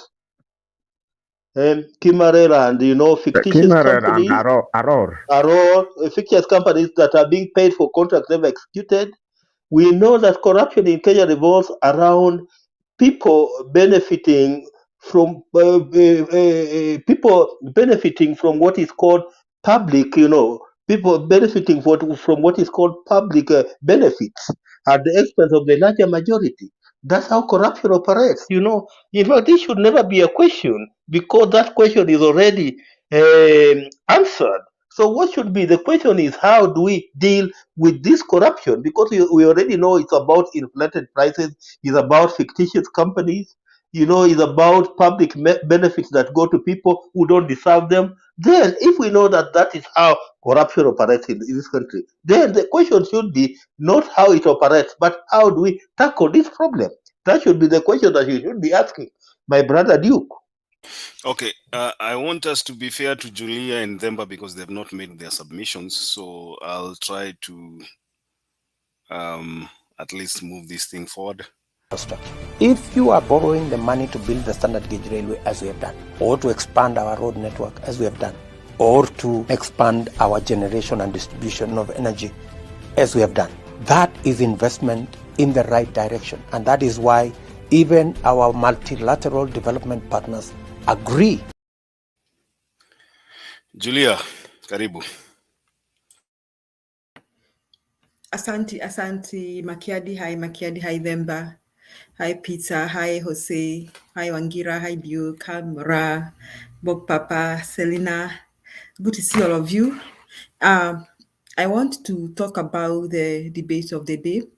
But before I forget, there was somebody who said earlier that I think someone who was arguing with Bernard that Mother Karua got as many votes as one MCA in one of the Kirinyaga wards. I was checking, I think Mother Karua got about 116,000 votes. And Waigoro was slightly ahead with a few thousands. I think she was about in 125,000 votes, but they were all in the margin of 100,000 votes. So I wanted to make that correction. I text Bernard earlier. I hope he clarified that. Now, about today's, I'm seeing about polls, Tifa polls. Now, Tifa polls, I won't buy this because I think it's Kuse was asking, if you call me today and you ask me for president, whom will you support? It's very difficult to deviate from my decision. I mean, I always say this, that many times I think I have voted for people in Kenya that whose names I didn't know, because I've gone to the polling center and I got to vote for the president, for the deputy president, and I got to vote for the member of parliament. I got to vote for the women rep. I got to vote for the senator. I got to vote for my local MP. And by the time I'm done with those people, I mean, I am kind of tired. So usually, how do I make my decision? I want my president. So, and that is what many Kenyans do. So the fact, I don't see those polls that Sakaja has 40 and then, I mean, Igade has this. That thing is just drama. And I think either Sakaja is financing this thing. It is just drama. And I'll no longer buy those polls now. So I think I'll not pay attention to those polls. I think we got to wait for 9th of August and see what happens. Because even if they put, and the thing is well planned, put Raila ahead so that these people believe it, and then put me ahead so that they see I'm not going to buy those polls. I think most of us have felt like that. Even Duke at one point expressed doesn't believe in them. I think we are all in agreement. Now, Azimio and UMOJA takes charm to ISIOLO. That was a good thing. I loved to see what was happening. I think we are doing a good, the campaigns by Azimio are really organized. And for KKA, I think, Duke, when you come, please tell us what KKA did, because I mean, you may help me to understand what happens wherever they were, because to be sincere, I don't pay attention to their rallies. I mean, I don't really pay. I don't know how they performed in Nairobi. I don't know what they were doing, because really I don't pay attention to their rallies.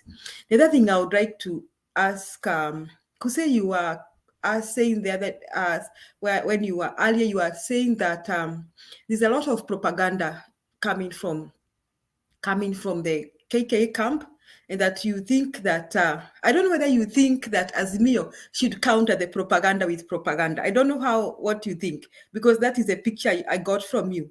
But propaganda never lasts long. It never lasts for too long, to say. It never goes far. And I think like you watched how Mother was explaining something that is real and that is truthful. So the impact is bigger and the impact lasts. So me, I'll still not go for that propaganda kind of style by KKA. And I don't think we should go that direction, because I think the way Mother and Baba are doing it is right. The other thing to say, when you are speaking it here, you are also spreading propaganda. That's exactly what you are doing. So when you tell us, you said something that they said that the cost of living is because Baba needs something. I need to also, address what Duke says about that. The cost of living is because Baba needs enough capital for his campaign. That's what they are saying. So should we also go ahead and say the cost of living is because Ruto needs enough capital for his campaign? No, we should explain things the way Baba and Mother are explaining. Everybody knows the cost of living is high. Even in the US, the cost of living is skyrocketing. And now when Duke responded to that, Duke, I'm disappointed by the way you responded. You actually say that is true, that the cost of living is because of Baba's campaign. That is what you say. I heard you. I was listening on my phone. And then you brought in the government. I wanted to ask you, I wish I could give you a call when you were speaking. Is really Raila in the government? Even if he shook hands with Uhuru, where is not a cabinet secretary? He doesn't chair IBEC. He doesn't chair any cabinet meeting. Where is campaign coming in here and his money? Okay. Then Duke also said, that is when I agree with you, that the government should cushion the Kenyans against that inflation. I totally agree with you. But I want to tell you that in the US, the inflation is skyrocketing. The most powerful nation in the world, skyrocketing. So as we point fingers to President Uhuru, and then we bring in Raila, I think it's sort of madness to even, I think these people are insane to even mention Baba in the issue of inflation. I think that I'm not able to understand. I think I don't know how their teachers taught them. This one, I also blame their teachers who taught them business studies and economics, because I think most of us did some business studies skills and we understand how inflation comes. So when we say that Baba is causing the inflation, I think only Kenyans who really, very few Kenyans will buy that. So Kose, we will not do that propaganda. I don't think we should do that propaganda that KK is doing. And again, when we come and repeat the same propaganda, I think we're also doing the propaganda also on this TV. So I'm not gonna do that because I don't want to do the propaganda KK is doing. Another thing, I think, because now I want to try and change you. I think you are kind of pessimist rather than optimist. Unfortunately, me and Demba, we belong to the school of optimists. We believe the school of we can do it. We are doing it. We're gonna do it. So whether they say this, we're doing it. We're overcoming it. It doesn't matter what they are saying. So I won't stand here and repeat the same propaganda. I will say we are doing it. We are overcoming it. That's my take to say. So I want you uvuke sakafu kutoka kwa shule ya pessimist ukuje kwa shule ya optimist and say we can do it because Baba's slogan is inawezekana. The last thing I want to address is what Duke said about corruption. Now, there is the basic structure doctrine was addressed during the recent ruling, and I think that doesn't affect the Kenyan situation. So I think we can also amend many parts of the constitution. I think, and even those that cannot be amended in parliament, I think they need a referendum. Now, about corruption, one of the things we can address is Article 227 that talks about procurement of public goods and services. So we can talk about that in parliament. Because that's what Duke, you are saying, that's one of the things that is failing us, that we have a lot of corruption in procurement of public goods and services. That is Article 227. That can be addressed so that we prevent people who are working in the government from participating in procurement because there is conflict of interest. If that doesn't address conflict of interest, then we can look at it. If we can go to institutions like in schools, we can talk about Basic Education Act and procurement rules, and we look at what we can do Basic Education Act and then what we can do about the procurement rules in public institutions or in government institutions. So we need to start somewhere. But I also agree with you that we need to finance the judiciary to enable them to perform. But we cannot go ahead and finance a corrupt judiciary. Duke, I totally believe that some of the members of the judiciary are very corrupt. Now, it means that we have people, public servants, the judiciary, even cabinet secretaries, who are truly corrupt. So there's a disease in Kenya, it's a virus, it's worse than COVID. Why I'm saying it's worse than COVID? Because Duke himself doesn't believe that we can fight corruption, which means that virus has gotten into you, Duke, too. So it saddens me to think like that. I'm really a sad Kenyan to think that Duke thinks that we cannot fight corruption. It makes me sad, it breaks my heart. So because it breaks my heart, I have only one solution, to pray that we have somebody who have the moral authority to talk about corruption. And that person is only Baba and Mother. They have the moral authority because they have integrity. If you don't have integrity, you cannot talk about corruption. That is why your boss Duke, Mr. William Samoei Ruto, doesn't have any moral authority to talk about corruption. He can't speak about it. He can't. Because there are questions of integrity surrounding him and his team, starting from your presidential candidate, your running mate, is like a charge sheet. So they do not have any moral authority to talk about corruption. So for us to decide which structures do we need, which part of the law do we need to amend, which sections, which subsection do we need to look at, we need somebody who has moral authority to speak against corruption. So not everybody speaks against corruption in this country, Mr. Duke. And that is why, fellow Kenyans, we cannot jump, if we think Uhuru's government has not done well, we cannot jump from the frying pan into the fire. Kenya has only one choice for presidents. We only have one horse, Raila Odinga and Mother Karua. We don't have option B, because option B is sending this country to the dogs. I didn't call no one dogs. I'm just saying it's like jumping from the frying pan into the fire. If I suspect that you'll steal my goats, I'm going to ask you to come and take care of my goats. If I suspect that you're going to grab my land, I'm going to invite you into my home to subdivide our land between me and my siblings because I don't trust you. It's a matter of, it's trust. We don't trust Kenya Kwanza. We are afraid. We are terrified. In fact, Miss Mora, we cannot have a thought of KK winning. That thought doesn't come to my mind because if it comes, I get nightmares. Thank you, Mr. Makiadi. Okay, now I want us to do this. Ose, hold on. Ndemba has not made his submission. The studio is full, so I believe you'll have an opportunity to respond to any issue that has been raised. So I want us to give Ndemba chukua hii nafasi kupeana submission yako, and then you take over from there.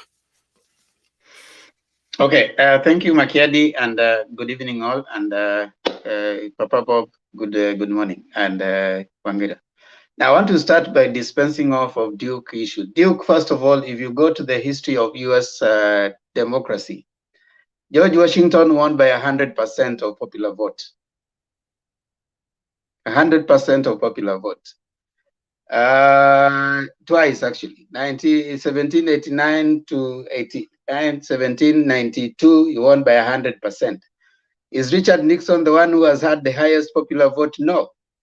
There are others who have won with the popular vote that is higher, like Thomas Jefferson, 72%. There was 68%. There was 80%, James Monroe. So go read wide before you come and start saying so and so is the one who had the highest popular vote. There are others who have had highest popular vote. You said it has never gone higher than 75. If you check, I mean, this public information, you go, you check James Monroe had 80.61%. That was a democracy. And you say even in the US, that's a US democracy. So before we start coming here to peddle, you know, when you go reading, you can read something to come and back up what you are trying to push off and ignore what information that goes against what you're trying to push for.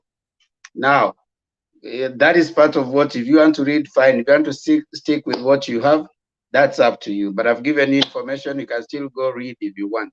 But you can still stick with what you have, if you like. Now, on to my submission. I want to just comment on two things. One, I want to agree with Julia that I start with a story. Joshua sent some people to Canaan. They want to go into Canaan, and they send some spies to go and check what is there and the kind of people. There are these people who come back and say that we have seen giants and we cannot enter there, you know. But now when you send other two, they come and say that we saw how nice we can actually enter. I don't remember the story fully. There are those alarmists whose focus is on how big the enemy is. And they will come and portray to you how much big the enemy is. The other story that you may want to buy for those who subscribe to biblical teaching, there's David and Goliath. Now, when David comes, the brothers saw how big Goliath was and how much they could not defeat him. But David looked at him and saw how big he was, and he couldn't miss him. So depending on your perspective and perception, you might choose to want to follow certain defeatist arguments, where now you are busy so much concentrating on your opponent to the extent that you forget your strengths, and you don't bring out the strengths that you are having within you. And I've seen that happening today, and I want to, with a lot of reservation, highlight. Alex came and mentioned me here in bad light, that but I found his arguments also tending to agree with the Kuze's alarmist. You know, we have this ballooned notion about Ruto that we are trying to push, that and that is the narrative that the deputy president is working with this propagandist to push to push to people that there are things about him that he can do that are out of the norm. Kuuzia watu uoga. And we see that coming out, and it's a narrative that is being sorted. Now, I want to highlight on something Alex talked about, that Ruto a few years ago, that was 2013, talked about making Nairobi, you know, challenges and stuff. There's nothing wrong with that. That's politics. I mean, a politician goes into politics to look for power. If you go into politics, you want to make calculations that will make you get into power. He's in politics. So we don't need to necessarily look at it as if it was something that was so wrong for Ruto to have ambitions about having people voted in Nairobi. There was nothing wrong with that. I was in Nairobi in 2013. I was participating in a Ken Okoth's campaign team.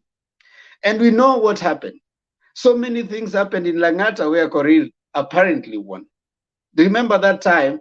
The Jubilee was being supported by the system. Number two, the ODM and the Wiper people could not agree on one candidate. So what happened? It was easy for someone to pita katikati yao.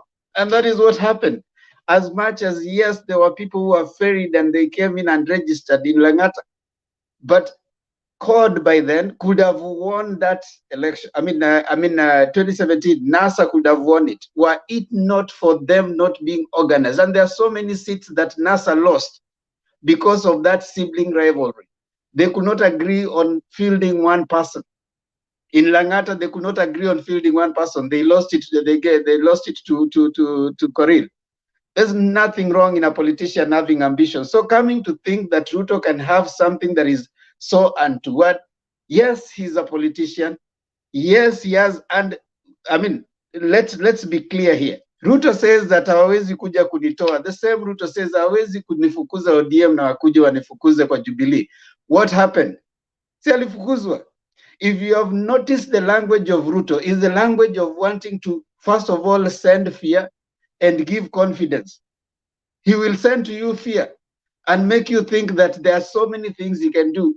Yet, if you look keenly, when you look keenly, if you focus very clearly, you find that actually, at the end of the day, he doesn't have anything out of the norm. It is said that you and I know so well that there has been problems with the election 2007, 2013, 2017. There have been issues with elections. So when we try to imagine and we try to blot the ego of one individual so that we sell to people fear, and then we start coming in, I mean, someone comes here that we fear what Ruto is likely to do. We are trying to focus so much on someone and you forget the strengths of the candidate that you are having. Look at Raila and his strength. Raila has never vied for an election out of Nairobi. And when he vied, he never lost. He understands Nairobi politics better than even Ruto. So when you come and then you start saying we don't know what Ruto can, every politician goes into an election to gain power. That is something we need to understand. And all those politicians know that we are here to gain power. And we are here to calculate and we get power. I don't see anything wrong with Ruto having ambition. And the things that he stole, I mean, the land that he stole, it actually later emerged that they were stealing that land. It was an issue in court, and he admitted to stealing that land. Is that something that you want to praise someone for? The same Korir, there's land, the Uhuru Garden land. They had already put up some club there. They'd grab that land. So it was said specifically to go and grab land. Is that something you want to celebrate, that someone is so calculating? I mean, we must be cheapening our political discourse to imagine that now that is a calculation. I think we need to up the game. In the first place, it is wrong to imagine that now we want to concentrate on the propaganda they're selling. They want to sell the propaganda that you don't know what Ruto can do. And once you start thinking about that, you become so pessimistic and you imagine that even if you do anything, and that is what they want to sell, that even if you go and vote Ruto, there's something he's going to do. He's going to is going to create some kind of chaos. I don't think that is one thing we want to sell to people. If we keep encouraging our members that get out and vote, the elections are decided on the voting day and at the votes, at the ballot. What has been happening? Take the obtaining condition when they won. When they won 2013, 2017, it was contested because there was interference with the popular vote. I mean, we don't have to ignore that fact. Now, what are we seeing moving forward? Matiang'i was so much campaigning for the Jubilee government 2017, and so we are ignoring that and imagine it was because of some calculations that they did. No, we need to be clear. Right now, I think even what we have said, the confidence level is that if there's no interference with an election, Baba is going to win. If there's no interference. And you see, there's no way you can think and imagine of interfering with a popular vote when the system, and actually not even the system, let's say the president has chosen, first of all, clearly, declared that he's supporting Azimio. And if they're supporting Azimio, that means you don't need to interfere. Baba has a popular following. We need to encourage people to get out and vote.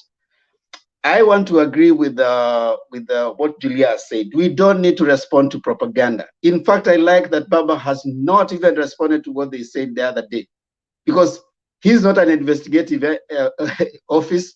He's not the police. He's not the one who is supposed to be recording even statements. He is too busy campaigning. And I think that should be the case.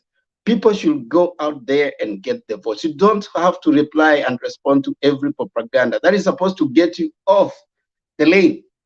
So if you sit and you are too much on the person that, you are looking at the giant, you will forget the strength that you have inside. We are forgetting that Baba is one person who has been campaigning and winning for the last 3 elections. And they know the Nairobi politics. I don't think we want to go along that line. So I want to finish by saying, if we are at that point in our election, we are at that point in our voting, where you can either bring people down by alarmist statements, or we are not saying you have blind optimism.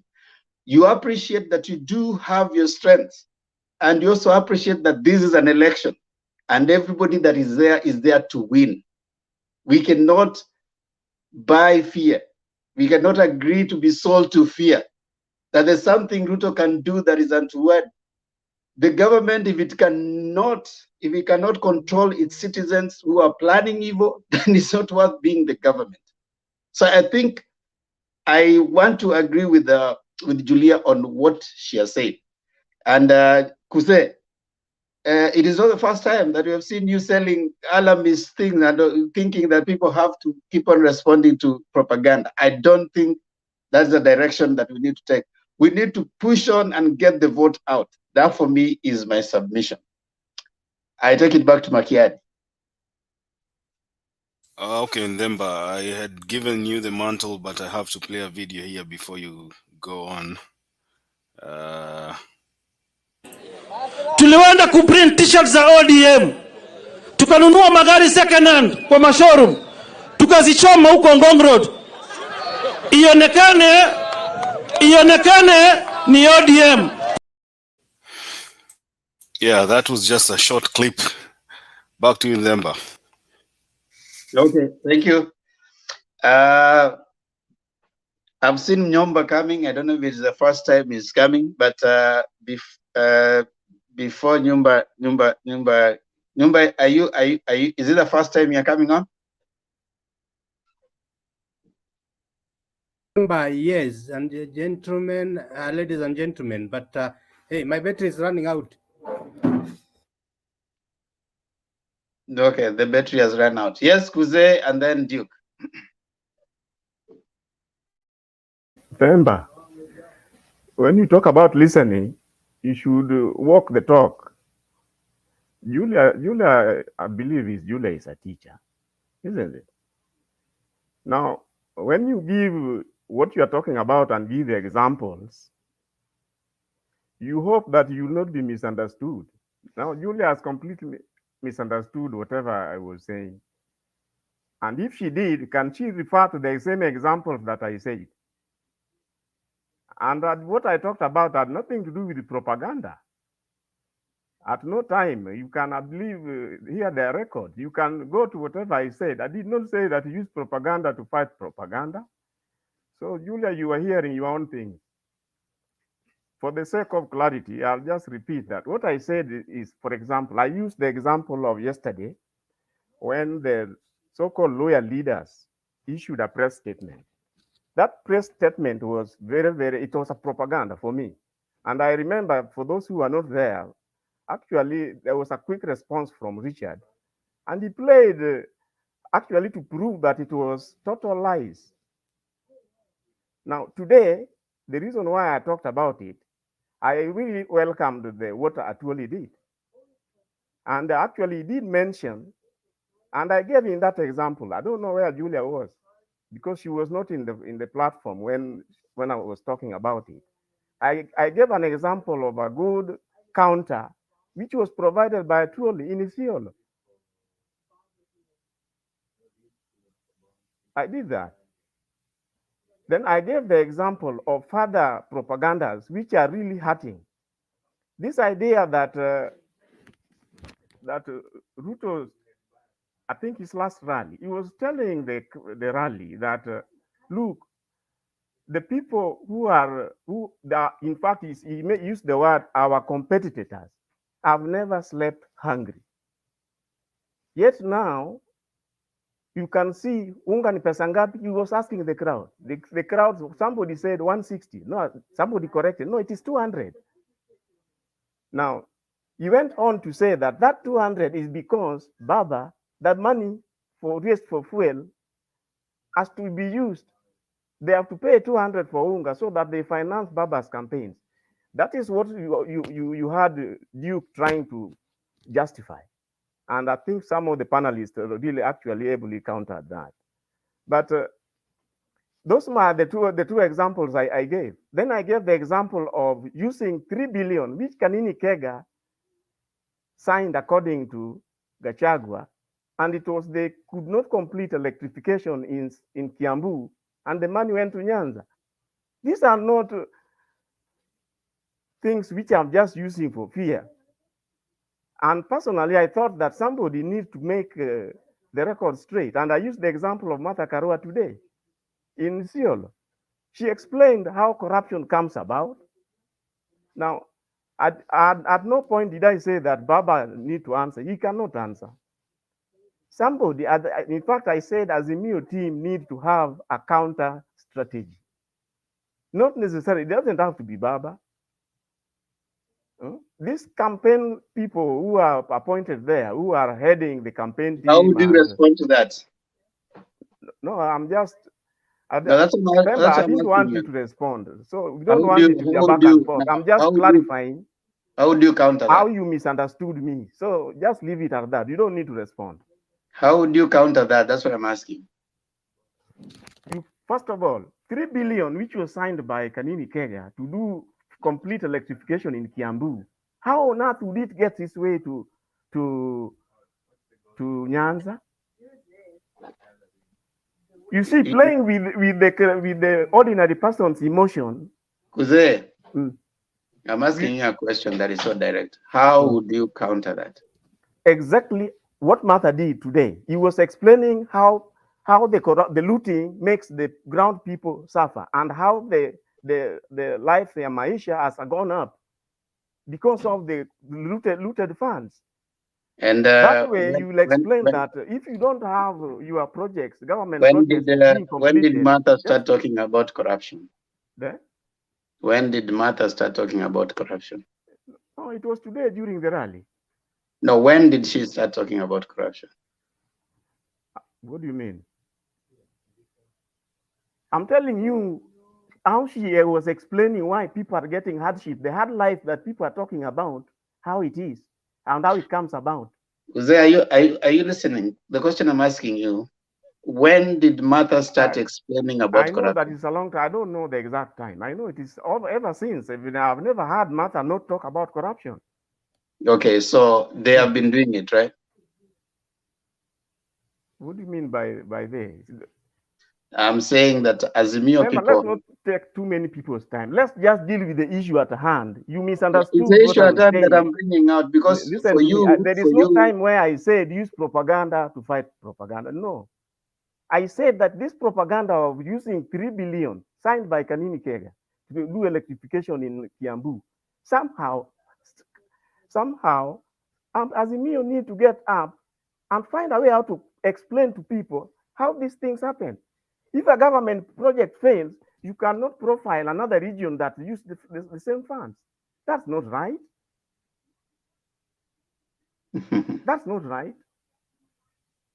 He went ahead to say that the roads in Kiambu could not be completed. Why? Because they are doing roads in Nyanza. It's propaganda.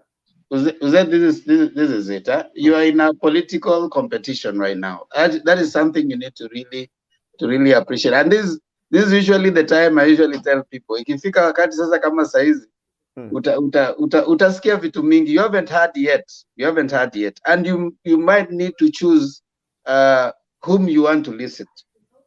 Because let me tell you something, you've not heard yet.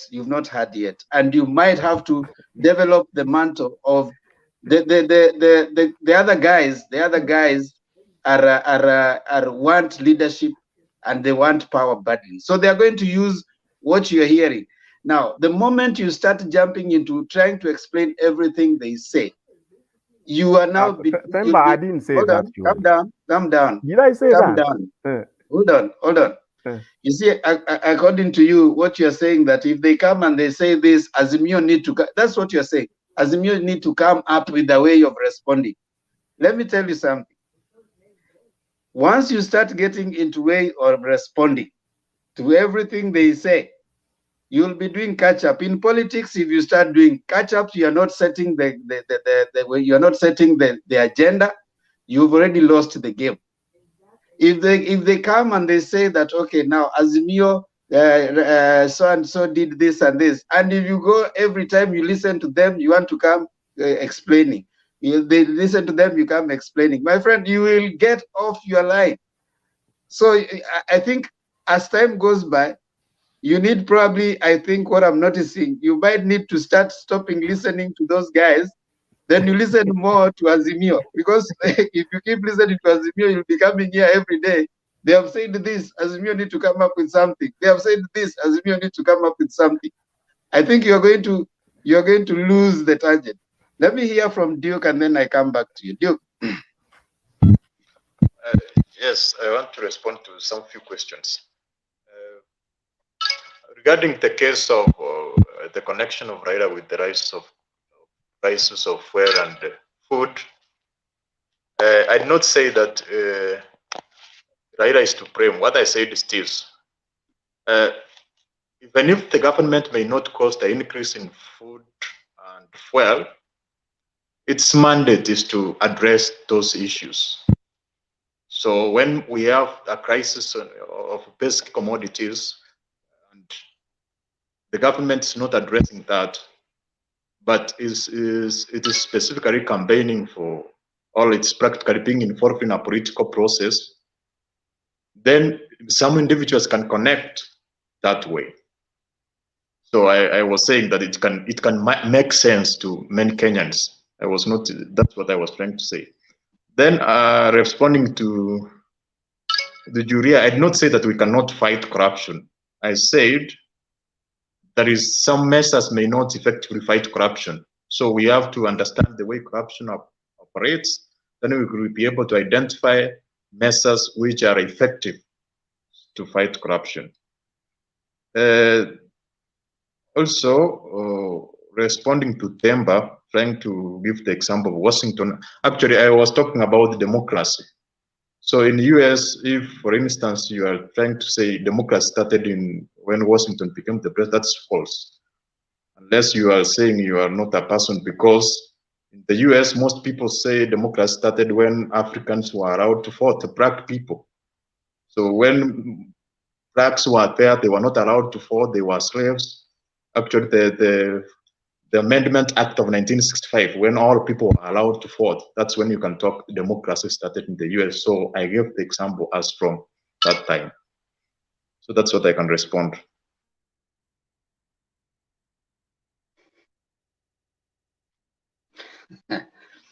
Okay. Bob Papa.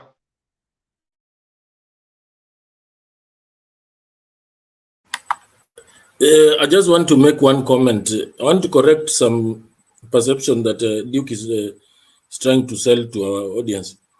Duke, do you know the price of fuel in Uganda? And if you know,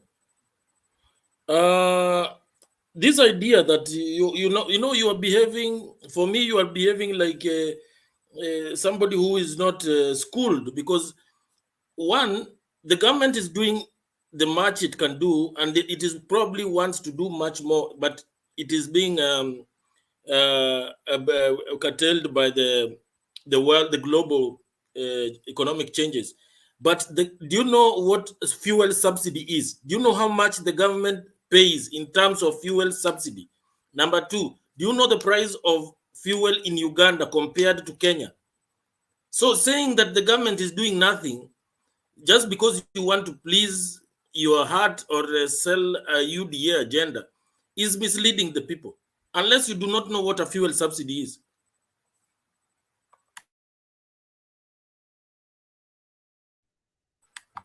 Okay. I just discuss Licheba, alafu we allow Adams to give his. So you allow me to conclude my whatever. Well, mine is No, just one. Because it was just Mine you know, is when like, you're giving a rejoinder, you don't go for a long time. Just give a point, then you move on to the next person. Yes, Salicheb. Temba, fuel hapa kwetu ilikuwa 2.95, the highest was $3.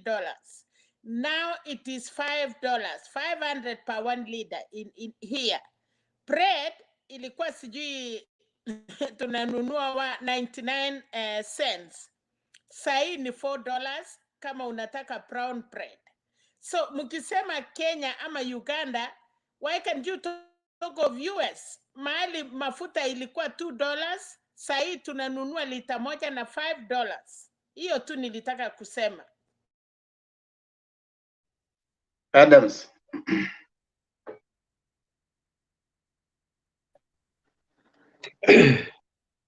Thank you so much for the opportunity.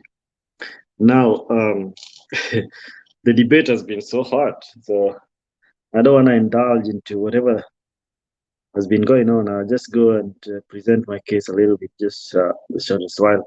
But before I move on, I think, Mr. Kuse, like Themba said, we are in this period of propaganda. A lot of propaganda things will be said that do not even make sense. Some of them you can't even question. Some of this propaganda, they come so that you may ask questions. They just say them here and there. They ain't true. They ain't true. It's propaganda, just from the word propaganda. So I think, and I believe you are one guy who understands it very well. You are informed. I know you know. Now, I said here last week that now, and I want Duke to listen to this. And I told them that now that Raila Odinga and Martha Karua ticket has pulled ahead of Ruto, it will take a mountain for Ruto to overcome it again. It won't be easy. Like it's like done deal. There will Ruto will never appear again leading Raila in polls. It's gone. It's just gone like that. So Raila will maintain that lead. He'd rather, even if he falls back, with 1-2 steps, Ruto will also fall back. But there is no way he is going to overthrow or rather go ahead of Raila in polls again. It's gone. And actually, the margins will continue widening. It will widen and widen some more. Otherwise, it was very. You guys said Wajackoya eats into DP Ruto's influence. It is because of the youth. And I also think this thing is to me, it looks like a propaganda because people are saying that the youth are now going with Wajackoya. And these people, Wajackoya, the number that Wajackoya is taking is reaping from Ruto. I don't think it is true. It's another propaganda too. This is another it's a clever propaganda. I don't believe that Ruto was having all the youth in his basket. Now Wajackoya is taking them. My friend, from where I sit, I've always been appeased with Wajackoya, but the truth is, he will be a distant third, very far away. He will not be closer to number 2. He'll be distant third. So it's just this is it's just trying to marry around, just making people happy. But with votes, he has no votes. I don't even want to believe that he's really taking a chunk of votes from Ruto. No, the person who is giving Ruto headache and is taking Ruto's vote is none other than Raila and Martha Karua. Those are the real people taking votes from Ruto, not Wajackoya. Wajackoya is a small fish in the pond. He's an omena. We are not talking where omena is. We are here. We are talking about the Nile perch and tilapia. So it's just don't worry about him. Whatever happened in the charm offensive that was taken over there by Raila and the Azimio brigade, very nicely. We like it, and I like it so much, and it's gonna be like that. And I was watching today some show today on Citizen TV, and it was about John Mbadi and Governor Nok. And Nok had very, very hard time to explain how they are winning. And Honorable John Mbadi told him categorically, like he split it. He explained to him how Azimio is going to win. Nanok had lacked nowhere. He lacked words how to defend himself. So by and large, we are going to win, but we need to continue campaigning so much. Propaganda will come. A lot of propaganda is going to come, and more propaganda. And Mr. Ruto is going to be more vile and very mad with so many people and so many things. Everything around him is going to be like really mad. So and also still believe, from where I sit, I still believe that Nairobi as a county is not going to be a UDA zone, like a UDA governor.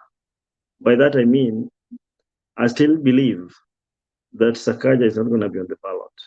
It's still complicated. Thank you.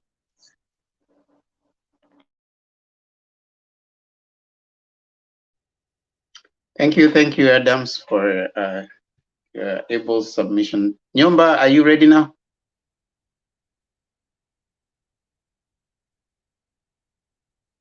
Lemba, Kenya is so difficult. My battery ran down. Can somebody send me some money? The computer problems. Yuba, I told you you need to join Churchill show. It is the truth, Lemba.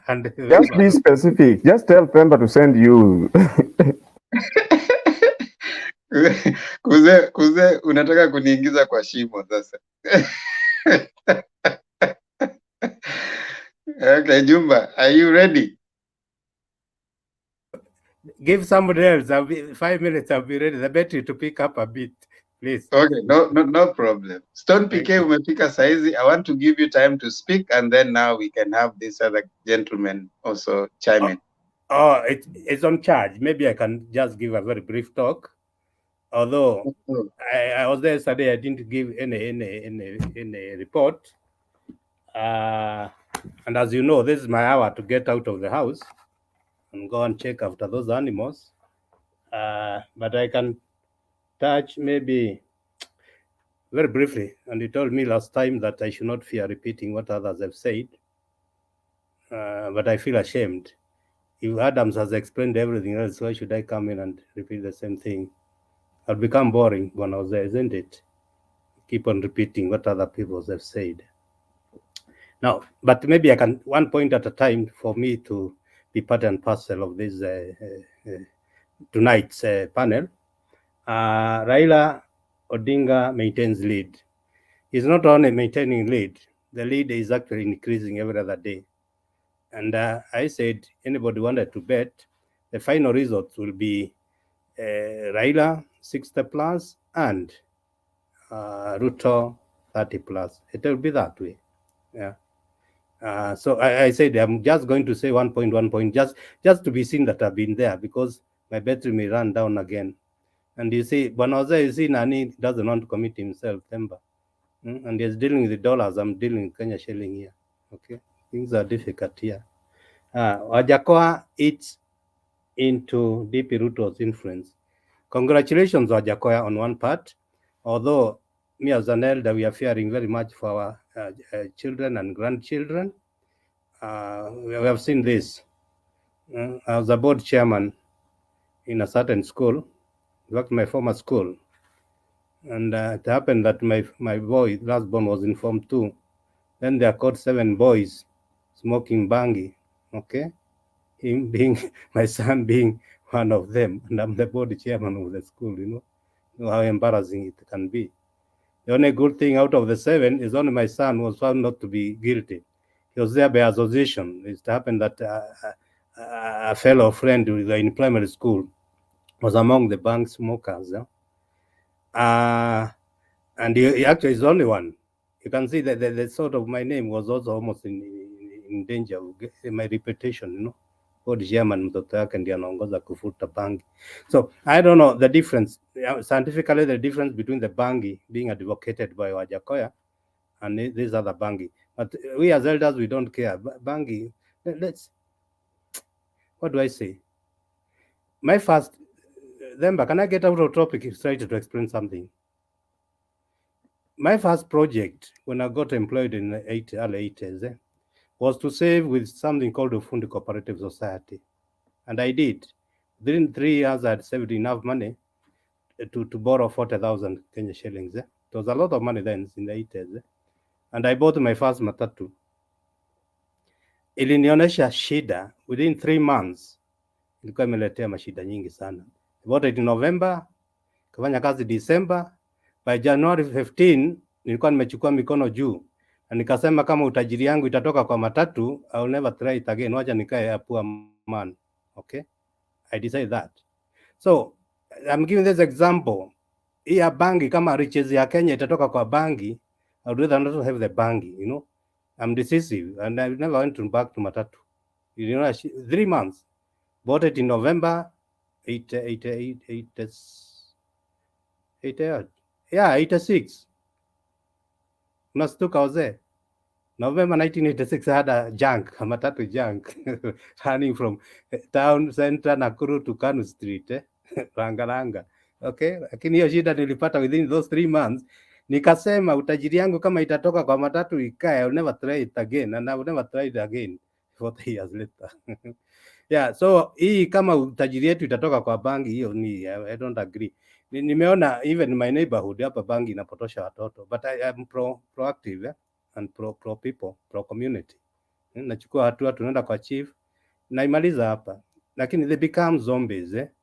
So I may not be categorical because but bangi, to me, bangi and bangi, I don't know the difference. Wajackoya's bangi and the other one. Okay, I'll just give an example where value system matters, you know. Some people may think money. The richness in life is not only money. You may have money and be a very poor man, okay? Yeah, richness in life it should be actually proportional in all areas, you know. your societal behavior, your friends, your nini, your health. Not money. You have 1 billion shillings in the accounts. I'm sorry to quote. Let me quote even somebody like Nani, late Chris Kirubi. This was a billionaire, but you can see his health with all those monies. Somebody in Kwaronda anakula sukuma wiki na ugali, wanacheka na familia yake. Okay, so I'm saying sometimes we make a mistake thinking richness is only money. No, it's not. So Wajackoya is wrong thinking that Kenya only needs money, not money. We need political stability. We need good health, not money all the time. Let me finish that on that way. Azimio la UMOJA, Raila takes offensive to ISIOLO. Yeah, ISIOLO have been there. I said my last station, I worked in Samburu, Maral, for 4 years. That is also in the early 90s. And so I used to just post ISIOLO. Those are areas I know. And those guys, once he picks them and they are with him, they can't leave him. They are decisive. Those Samburus and our area, they're very decisive. And it's good it's gone there. And you cannot underestimate and say there are few, the votes are few. No, there is no few votes. Even 1 vote is important. So I'm happy that he's picking votes from those areas. In Nairobi, no comment. Now, but now, give me permission. My animals some are mowing, some are doing whatever they do. I can see Kozeo wants to say something. Nyumba, ulinitafutia shamba. Wanitumia kununua betri kwanza hii laptop yangu, alafu tuongee vizuri. Unaona inakufa. Nyumba laptop inakosaje betri? Uza laptop ununue betri. Wacha tupatie. That's good advice. I'll do that, then I'll be watching the battery. Wacha tupatie Stone PK nafasi alafu tutafungua. Pemba, wacha ni muulize kabla jaenda. Okay. Now with permission, let me ask you. Since you have witnessed the dangers of this Wajackoya's manifesto ya bank, see, we can go to court and challenge his candidacy so that he is disqualified before he gets to the debe. No, that one cannot go far. He has the freedom. This is a democratic country. You know, the democratic to do an illegal thing, an illegal manifesto. But he has not implemented it. It's a thought. You cannot stop a thought. It's a thinking. You can't be in advance. That's proactive. You know, you can't. It's an assumption. You don't go ahead. The court will not. It will just stop you straight away. But Nyumba, I can go and take a court order to defend to when I preempt that you're going to arrest me. So I can go and take a court order to say you should not arrest me. That one is agreeable because usually there's an offense, okay, done, not to be done, but done. So you are trying to preempt the arrest, but an illegal thing to be done 2 years in 2024. How do you tackle that one now? Maybe Adam is the man who can assist here. I know. I'm thinking to do something illegal in 2 years. We are preempting that. We are preempting that you are likely to pass it. So I think the court will just throw it out and say that I'm stupid. And, okay, Stone PK, karibu. Thank you. Asante sana Bana Themba na mapanelist wote. Naona Nyumba anasema anakimbia kwenda kufungulia ng'ombe. Nyumba ni yatea. Nyingi hatujaonana. Waenda uangalie hiyo ng'ombe ndio tukija tunywe maziwa bana. Nitakamua nikisikiliza, siendi kabisa, ni hapa tu karibu. Nitasikiliza sifungi. Sawa. Adam Seli Cheb Bob mzee wa kazi mwenye kule pwani bana. Unaendeleaje? Julia Kusea Oze Richi Makiadi na mkubwa Themba, thank you for the opportunity. Wacha niende haraka because I know tuna mazaa yanazidi kuyoyoma. Mimi nitaanza na maneno ya EKK. EKK, I always like taking very little time in it. In fact, only that I can't avoid it. I would have loved not to even ever talk about it. I was listening to one of my friends who has refused to join Azimio, and he engaged me for almost 2 hours on phone, and he killed my mood. Anyway, KK in Nairobi, yes, usually rhetorics, kelele apale, and then of course echoing and trying to actually say a lot of nothing. And what puzzles me is that I think Nairobi Kenyans, we have become a stage for theatrics, stage for comedies. Yeah, we began with the comedy, civil society, the DP there with the civil society. They are looking at him, then proceeds on to meetings. When you listen to the usual rhetorics, nothing you can pick from there. And what I'm observing is that the crowds are growing smaller. I mean, I don't know whether it's me who is seeing that. And people are growing disinterested. And I hope what I'm seeing is what is happening. You can see now they have a strategy of driving into where at least they find a few people here and there, which I think is something very good that some Kenyans are getting to see that this guy hakuna kitu ana offer, and whenever he opens his mouth is just insult and alluding, ule mutu. I wonder how you can always be talking about somebody else. When will you give your own agenda? When will you really embark on the agenda? When will you elaborate on the long-awaited manifesto? I hear the manifesto they had prepared. They shredded it when Azimio launched theirs, because they like following Azimio very closely. So, and they had thought Azimio manifesto would be very shallow, so they realized theirs was rubbish. They shredded it, and I hear they have now engaged over 200 experts to write a manifesto. I wonder what that kind of thing is. Same thing I have heard, they have hired a specialist to teach Wajackoya on how to make speeches.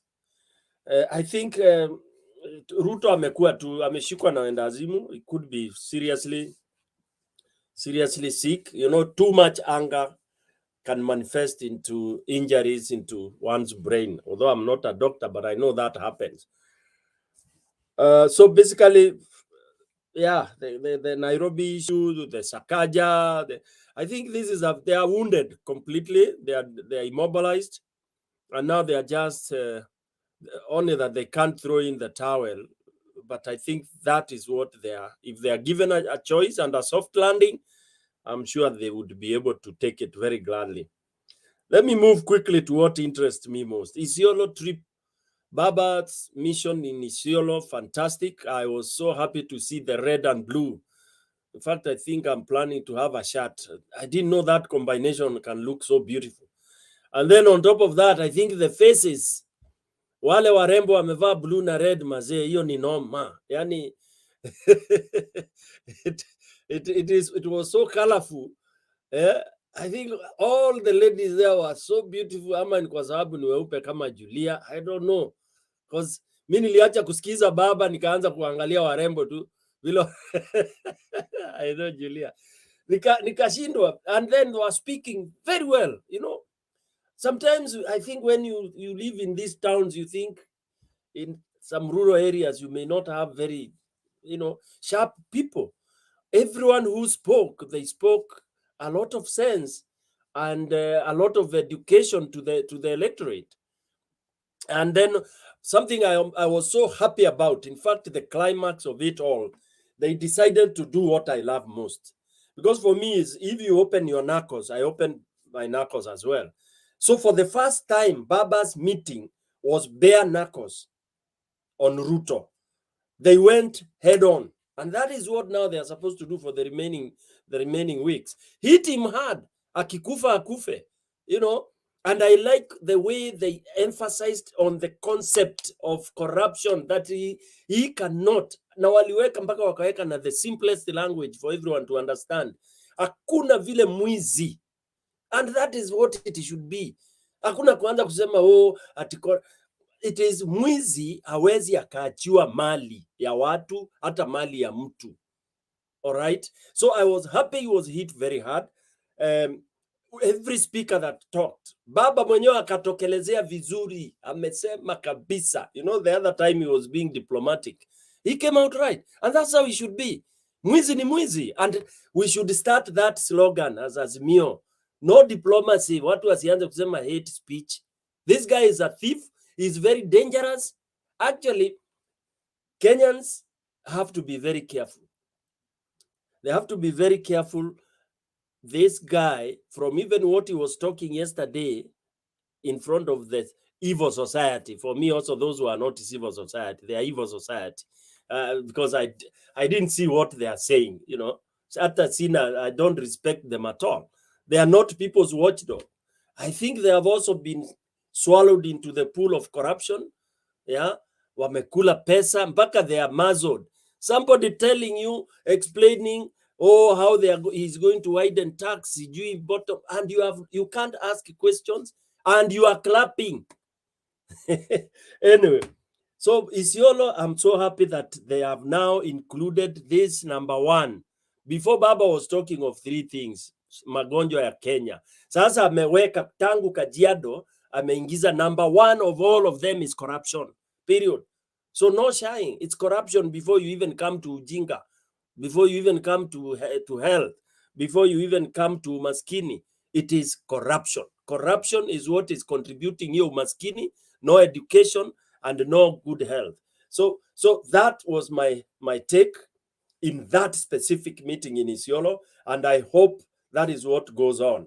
You know, bare knuckles, yeah, call a spade, apana nini, because that is what the guy is doing. The guy ana insult Azimio ni kama watoto.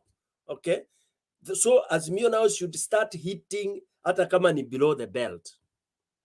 I come to opinion poll. Now, opinion polls, when it's not in your favor, oh, hiyo imefanywa na Wajaluo, oh, imefanywa na nani, but when it's favoring you, oh, unaona sasa sisi tuko mbele, bro. I mean, really? Just you leave the opinion polls, and it should even motivate you. If you are trailing, work harder. Don't start condemning people. Watu lazima wafanye biashara yao. Stop saying, oh, these ones were paid by Stone PK, these ones were paid by Julia, these ones were paid by Adam. So you pay yours as well. Yeah? Pay yours. Lipa wako, ndio waseme uko na 80%, and then you are happy. Yeah? Before, all along, tulikuwa tunaambiwa Raila is trailing. All along, which almost became very depressing. But now, when Baba has overtaken because he has unleashed. You know, today I was reviewing Baba's top brass, the thinkers. You know, he has the team of the thinkers, and then he has this team of 16, and then he has this women brigade. My friend, with those kind of brains, really, you don't expect what you are seeing? Look at the strategy that Martha is taking. Really, do you expect hogwash results? No, you expect super. These guys are locked in a room, situation room, studying these videos and reading and designing speeches, guiding what should be done. So the outcome will be super. Yeah, ya Ruto ni garbage in, garbage out. Yeah, yetu ni substance in, you get substance out. Simple rules. Yeah, so basically that is what I think about the opinion poll. Whatever it is okay. Yeah, let Baba work hard. We can see, but we can feel only that maybe some of us are not doing that scientific thing. We are calling people and we are hearing. Mount Kenya has changed totally. And what we should also remember, Baba has always won. I was telling this guy who was stressing me today, oh, unajua tukishinda 2017, I told him, don't tell me about winning. Don't tell me that Baba lost 207, 2013, 2017. It is, nimwambia, delete that. He was losing because they wanted him to lose. But what we know, he won, and they know he won. He even laughed when I told him that day they met with Uhuru in that room. The first thing they talked to Uhuru, alimwambia, bro, Mazee yenyewe nimekuwa nikikunyonga tu, lakini nisamee. That is what they said, although I was not there. You know, face to face.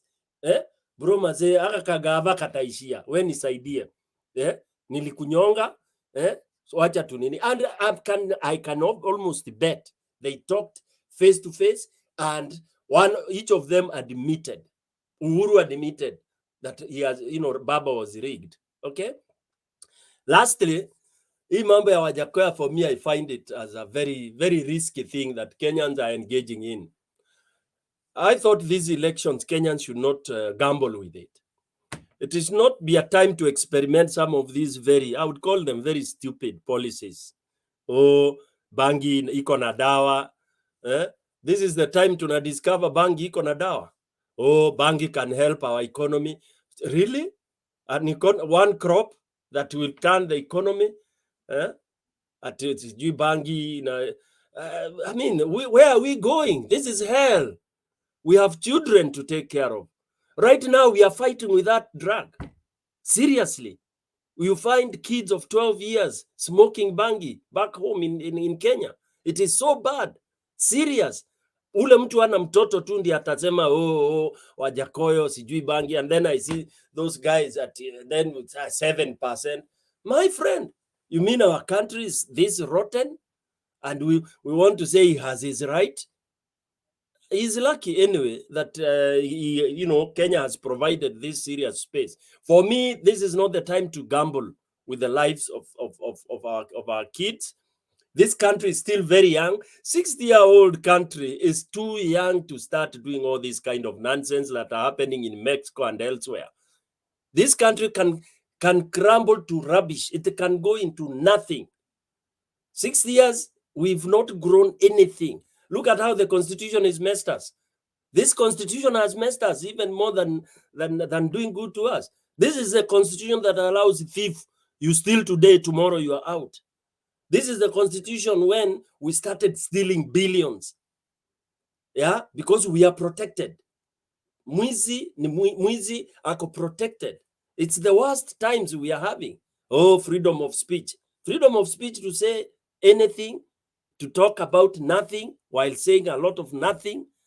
Yeah, I'm disappointed, and I hope these Kenyans who are being called 7% or Wajackoya sijui nini, go vote for Baba, then Baba will provide you job. Bangi will not provide you job, to just make you zombie. There is no way. We have no capacity to control medicinal and this other one. We have no capacity to legalize everyone in marijuana too, and our kids will just go bogus. Thank you very much, Themba. Back to you. Okay, thank you. I want to open it up now. I start with Kuze.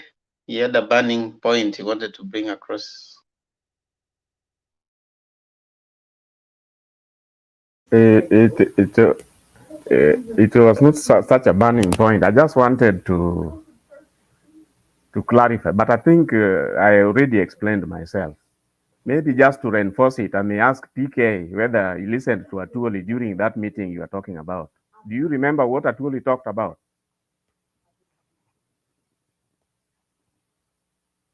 Remind me, Osea.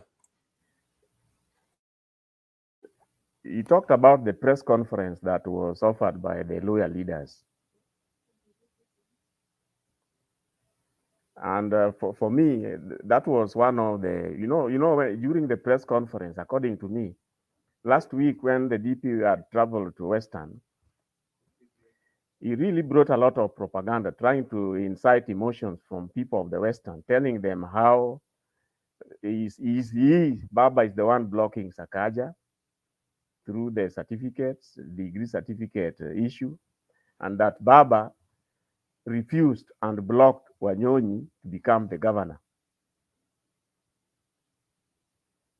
Now that was in Western, and the Western leaders in their press conference, I think yesterday, they did talk about Baba has never done anything for Western people, and he's just using them. And that when he joined the government, according to them, now they were trying to say that when he joined the government and started working with Uhuru, he took nothing. He took everything to Nyanza, to Kisumu. those are the propagandas that I was saying that, when people come up and do flat lies and propaganda like that. Now today, during that meeting, Atuoli took the opportunity and explained. In fact, he counted the number of people that Baba appointed to his government, including Mudavadi as the deputy prime minister, to prove that propaganda of that which they had in the press conference, that Baba cares nothing about Western people. Yeah, okay. Thank you, Kuze. Yes, Adams. Yeah, Mr. Zia, let me tell you something about Western. Let me just call them lawyers. It doesn't matter. Anybody can go to lawyer land and you can sell your policy. You can tell them every bit of propaganda that you have. But when all settled down in the evening and the elections are called, they will vote Raila Odinga to the man. That is the man they are more comfortable with than anything else. Forget about their leaders down here. I can't talk about that. But up here, lawyers will vote for Raila Odinga to the man. But today, Mr. Jose, today you look like a disturbed man. That's according to me. You look like a disturbed man with the propaganda is really disturbing you today. And you are not comfortable at all. Like, I think there are some propagandas that you had today, or maybe you've been hearing them, now you're fed up. This thing is eating into your system so much, Mr. Zia. But it's propaganda. Don't breathe easy. Breathe easy. So are you saying you don't know now? I've said what is bothering me. See, I've already said it here. Yeah, that's what I'm saying. I see you are bothered so much, like you're sick. You're sick of this propaganda. But I'm just trying to tell you to breathe easy. When time comes for the lawyers to vote, I'm telling you, they will vote Raila Odinga to the man. Wait and see. Thank you. Thank you. And I think we can start taking our closing. Oh, okay. Makiadi, you have something you want to say? Yeah, there's one video I wanted to share here before we close. I just wanted to hear people's remarks on this video. I think it was very important. Amekuja Mombasa, amegeuza maisha ya vijana. Rescue team. Sasa hivi vijana wengi wameacha wizi because of Sonko. Sasa mnakumfanyia hivi, mnataka wale vijana wafanye nini? Mnataka tuwauliwe na marisasi kila asubuhi na jioni ndio chenye mnataka? Ama ni nini mnataka? Tunawaomba na tunawasihi mkapate kusikia kilio cha wanyonge. The only person who can help Kenyans ni Sonko. Ni ako na roho ya kutoa, anasaidia, sio wajane, sio maskini. Tunakusihi President Muigai Kenyatta, Baba the Fifth, Raila Odinga, Kalonzo Musyoka, kila mtu mwenye amehusika kwa hapa, tunawaomba msikie haki yetu sisi ya wanyonge. Tunajua penye Sonko ametushikia. Yeye ndio msaidizi wetu. Mnatufanyia hivi, kwa nini mnatufanyia hivi? This is so much for us. Nimesikia sio kuna watu wamekuja kuzuia. I don't know about that. Tunauliza kwa nini? Why? Yeye ni mwanaume, pambane na wanaume wengine pale. Msiogope, tuogopi. Wacha wananchi wachague. Acheni wananchi wachague. Na mimi nasema juzi judge alitoa example of Barnabas and Jesus. So tunataka tuangalie haki kitendeka hapa. Tunataka tuangalie haki kitendeka hapa. Tunawaomba jamani, mtusikie. Ni sisi tunalia. Ni uchungu na inauma.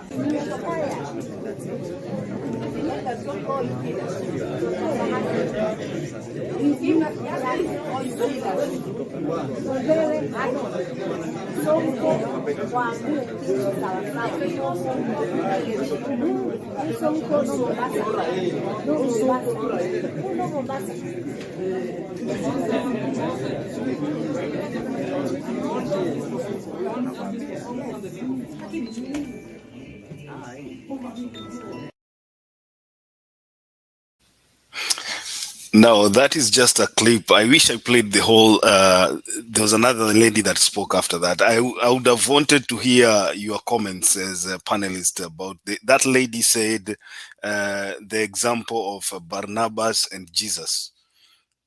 I don't know if you had that clip in full. I would have wanted to hear your comments at least with regards to that video. You know, it's ni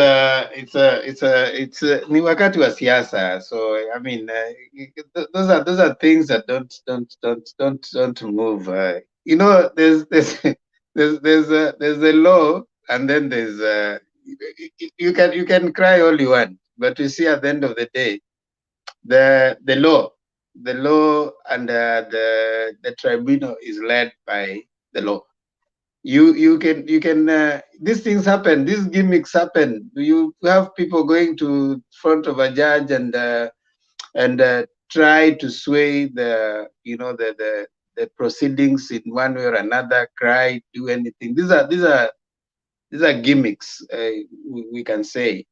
And you take witnesses, you have people to go and address, imagining that can sway the direction of the judgment. Argue your case. You know, that's what I say. Argue your case through your lawyers. You have your lawyers. You have your representatives who have. It's good they were given time, but I wish everything that you want to say, you say them through your lawyers. Themba. However much you bring these people Themba, to. The lady talked about Kenyatta, Baba, Sonko. What exactly is going on? That's what I'm saying. That's what I'm saying. You know, if you read it, you read, of course, choreographed. It was choreographed to try and portray Sonko as a savior and stuff like that. But I think while they do have their right to do that, when you're facing matters of the law, you make sure as much as possible your lawyer, argues your case. It doesn't matter, because the judges legally, they're not swayed with how many protesters you have brought into court to talk about your case. They listen to your arguments, and that is what guides, and the law, that is what guides their judgment. So I think while it was a good thing for the camera, I don't think it was necessary. Were they in a courtroom or what? Yeah, that was a courtroom. The tribunal, that is in front of the tribunal. So while it was a dramatic affair, but it was good for drama, but not very necessary for the case. It was good for drama. You know, sometimes you just want to cause drama, come and have something to write about, but not necessary for the case. Just argue your case. I mean, if the case is on your side, if you put your point clearly using your lawyers, it will still go through. If it's within the law, if they argue your case well, and if it's your day, you don't have to bring all that drama. Let me hear maybe Stone PK, then Adams. I can see something. Thank you, Themba. You've just taken some of my words I had it on my mouth. In my submission, I talked about our country becoming a platform for theater, comedy, jokes. I mean, as I said, we've really encouraged a lot of jokes with life. When Sonko amekuwa anasaidia Mombasa, wajane nini? When did he start helping Mombasa? What, as Themba says, this is not necessary. In fact, this freedom is too much. This freedom is too much. I think we are too idle. Too idle. It's the law. It's the law, bana. Hata ukuje uchi, hata even if you assemble women out there, wakae hapo naked, they will not sway it if it's not being argued properly. So tuache hiyo maneno. Yeah, Sonko is impeached, period. I heard this guy even brought it into Senate, Kipchumba, asking for how long should you stay when you are impeached. My friend, this law, Raila should amend when he goes back. Kwamba, once you are impeached, is forever. Never ever will you be given any seat. Hakuna hilo manini. Why did you steal? Mwizi ni mwizi. When you murder somebody, hakuna ati you have now served 7 years, so you come out and you are allowed into things. I see any time where we are applying for jobs, unauliza whether you have ever been convicted. Yeah, and what have you been convicted of? Yeah, I mean, really, matters of integrity should be, matters of corruption, matters of you are impeached. There is no cleansing on impeachment. The money you have misappropriated, Singapore, ukishaiba kwisha wewe, yani it should be a deterrent. Never ever should you think, because it ruins your life and your career forever. That is where we should go. Na tuache huruma mingi. Mi nasemanga ni huruma ya upuzi tu, the way Kibaki was saying. Mwizi umeenda umeiba public funds, public property, and then you are coming here with women sijui nini nini. Kuna I wish that tribunal should not even have allowed that woman to cry there at kufanya ma optics and ma theatrics. I wish I was the judge. Thank you, Themba. Thank you. Adams. Yeah, just the same thing. Mike Sonko is known to be a drama king. He's good at that. He's really good at that. He spends money. He invests in that. That is all he does. That is how he does his politics. But just like Stone PK puts it, once you've been convicted, once you've been impeached because of theft, because of misappropriation of public funds, okay, let it go down in history. Let it be a lesson, not only to you, but to the rest, so that the rest of the people coming after you shouldn't do the same thing, should not steal. Let it be a lesson like that, going down, moving forward. Just like in the US, if you are once convicted and you happen to go to jail and you even serve there for 10 years, you serve successfully for 10 years and you're out and you're cleared, my friend, if you go for employment, there's some companies which will not hire you in as much as you've been cleared. They will not hire you. That burden of you have it on you. It follows you for the rest of your life.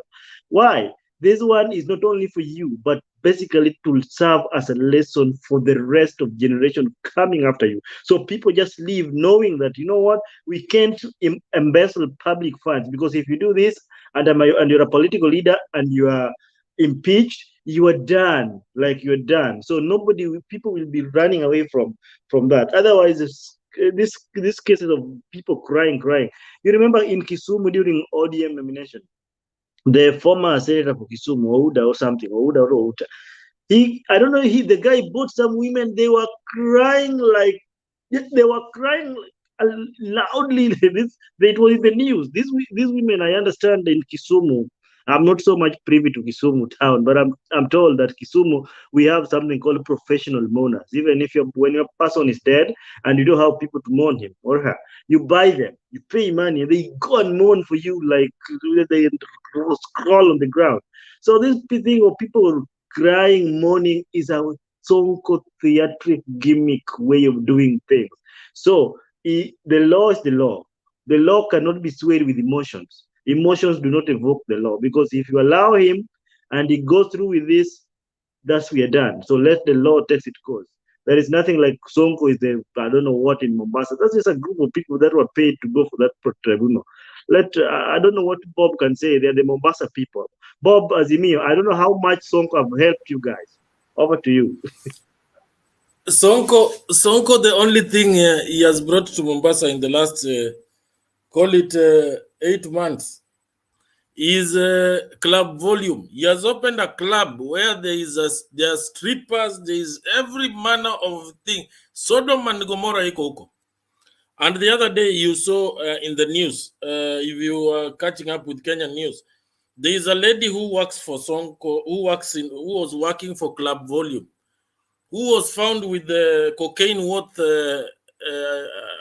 millions in her house. So you can imagine that is what Sonko has brought, according to me. But I can see Black is out there in the comment section trying to say how Joho has done nothing. Joe has not helped people. Joe has done ABCD. That is why people, there is that desperation. For sure, those optics are not going to work in a country that is governed by law. She can cry for all I care. I don't care.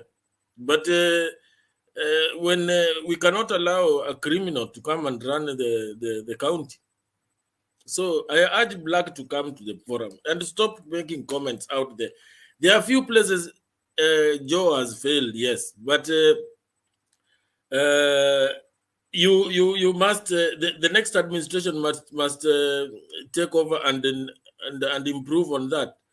But if it is changes, there are more positive changes from the Joe administration than the negatives. He has more positives than negatives. Garbage has been a menace, and it is I want to believe it is the only one that has not changed. And considering half of his time he was being fought by the national government. By the time he got a foothold of his, there was one time, an example is the health department. There was one time that the health department, Joe was getting grants from Saudi. The national government was hardly giving him support. If you go to, there was a time in Mombasa County, almost 6-7 months, suppliers were not being paid. So you don't know where the problem was, but he has tried under the circumstances. Magiadi, nimekurushia back na hiyo video yako sasa. Yeah, so mine was this. I wanted you, at least you guys, to comment about the story of Barnabas and Jesus. If you read the Bible, if you're a good reader of the Bible, you'll understand that Barnabas was due to be sentenced. I think he was supposed to be killed or something. I don't know. I'm not very sure. But now people decided to let Barnabas go scot-free so that Jesus can be arrested and detained. Now that lady, if she was genuine enough, saying that Sonko has really changed the life of Mombasa people, Sonko discovered that he's going to run for the governor of Mombasa just a few months ago, and he took all his theatrics from Nairobi, his water bowsers, his funeral services, his Sonko Mtaani, the ladies who used to collect trash and stuff like that from the streets of Nairobi. He took all that down to Mombasa, and I think that blinded a lot of people. Sonko was given an opportunity to serve the people of Nairobi. Unfortunately, Sonko ran a parallel government besides his own government. Instead of Sonko using the resources that Sonko was given by the national government, or the resources that the constitution allows him to use from the national government, Sonko decided he does not believe in that form of administration. And so he decided to go his own way. Sometimes I think Kenyans are taken for a ride, because if Sonko can serve Kenyans at that capacity as a private citizen like he is right now, why does he need to be elected to go into office to do such things? I think that I don't believe that that lady was trying to be, she was trying to do some theatrics. What I believe is that that lady is one of the people that PK is telling us, people that have been brainwashed in our country, people that have lost even the sense of, their right mind of thinking, because it looks like politics has really dissuaded people. I mean, people are not thinking straight anymore. And that's why you see there's a lot of misinformation where youths are being brainwashed. They are being promised things that they cannot even understand. Mnakuja mnaambiwa mtapatiwa bilioni 5 sijui mfungue biashara. And the person that is coming to tell you these stories does not tell you where he's going to get the money from. So we have a big problem. PK, just like you said, Stony PK, I think the issue of Sonko in Mombasa was a good thing. I just thank the IBC for throwing that guy out. That guy, if that guy can serve Kenyans as a private citizen, wacha endelee kutumikia watu huko akiwa nje. But that guy is not a manager, and I don't think he's a leader, and he should stay away from that. Any elective, not just the gubernatorial position only, but any elective seat in the country. Thank you, Ndemba.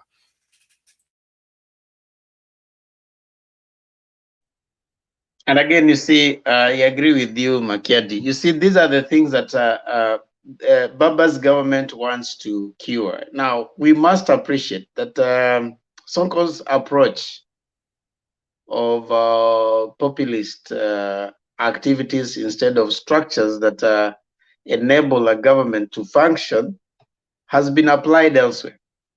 There are places where populist people who come and take advantage of broken down structures, they create alternative way of solving according to them, is solving people's problem. they try to, you know, to indoctrinate people, and people, you know, generally people think that when you come in with Sonko Rescue Team, instead of giving me a means and ways of managing myself, you give me, you sort for me the issue of probably, you know, taking my children to school instead of giving me means. Then some of them think that that is a very good thing. If you heard the woman talking, she's not talking about being given an opportunity to fend for herself, but she's talking about being being sorted for the things she's supposed to be doing, instead of creating systems, but giving people, you know, like it's like a handout mentality. That Sonko ametuokoa, ametusaidia.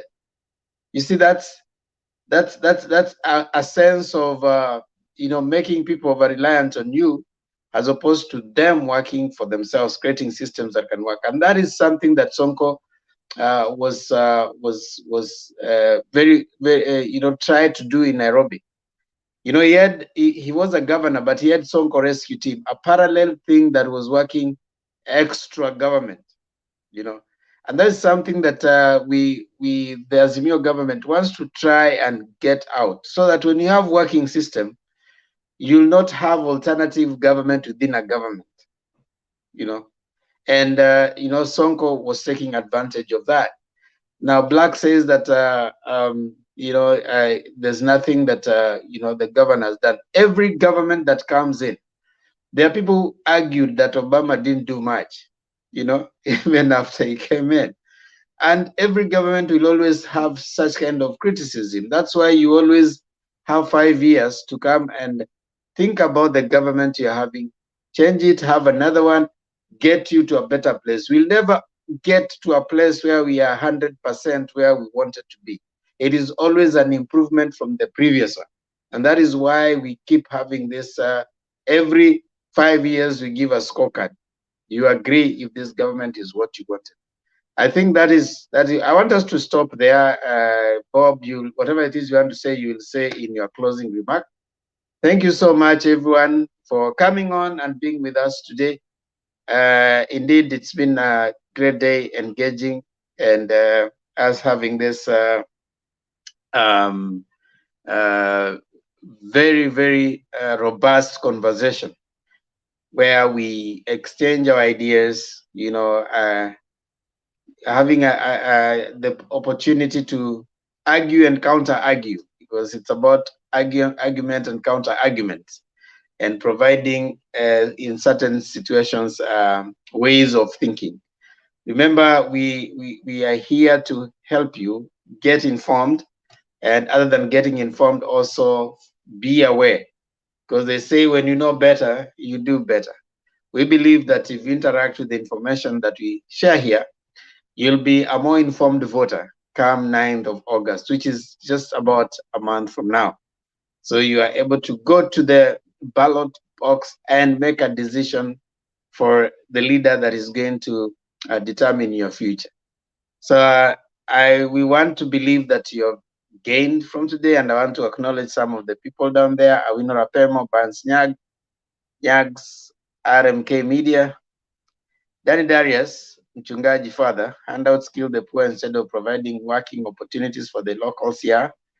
Such persons with handouts mentality must not be elected to office. Yeah, we can't have that. You know, we have some places, there are examples the world over, in some jurisdictions where that has brought some people to power. And that happens a lot when you have systems that are not working. And that is what the deputy president was trying to measure on. So for the many years, he was giving a handout and hoping that that is the thing that will sweep him to power. Black, thank you. Panda, Masio Menge, Mr. Henry, Joy Njoki, thank you. Elkana Shivashi, Rafiki ya Makiadi. Asante. Now, kindly subscribe to Motembei TV, kama kawaida. And then, of course, that is how we start closing. And pia kama kawaida, tafadhali subscribe to my channel. And my daughter, thank you so much. We really appreciate those who are subscribing. Tunashukuru sana. Tunashukuru sana. Nashukuru kwa wale ambao baada hujasubscribe, ni wewe tunakungoja pale kwa Themba and Lulu Show. Tafadhali nenda pale, subscribe. We will never stop talking about all these channels that we are having here. Mutembei TV and Themba and Lulu Show. Naona Mtembei TV naendelea kusubscribe, nimefika karibu 310 na tupeleka mbio. That's nice. Na Themba and Lulu Show pia nenda pale, subscribe. Thank you so much. Black, yes, safi sana. Now I want to give you guys at least a minute to give your closing remarks, then we start closing. I want to start with Stone PK, Adams, Papa Bob, alafu Makiadi. Thank you, Themba, and all the panelists. It's been a good engagement. I was listening to most of it from behind and out there. I think mine is to appeal to Kenyans to really observe and be keen on the comedies that are, are being displayed. What the election that is coming is a matter of life and death. As much as people like saying, oh, Ruto akishinda ni Mkenya, na nini Mkenya. Ruto akishinda si Mkenya, ni mwizi. He will finish this country and it will be worse than what we are experiencing now. The truth of the matter is we are where we are because money has been stolen. We are indebted. Economy has been ruined. There is nothing like a global issue here.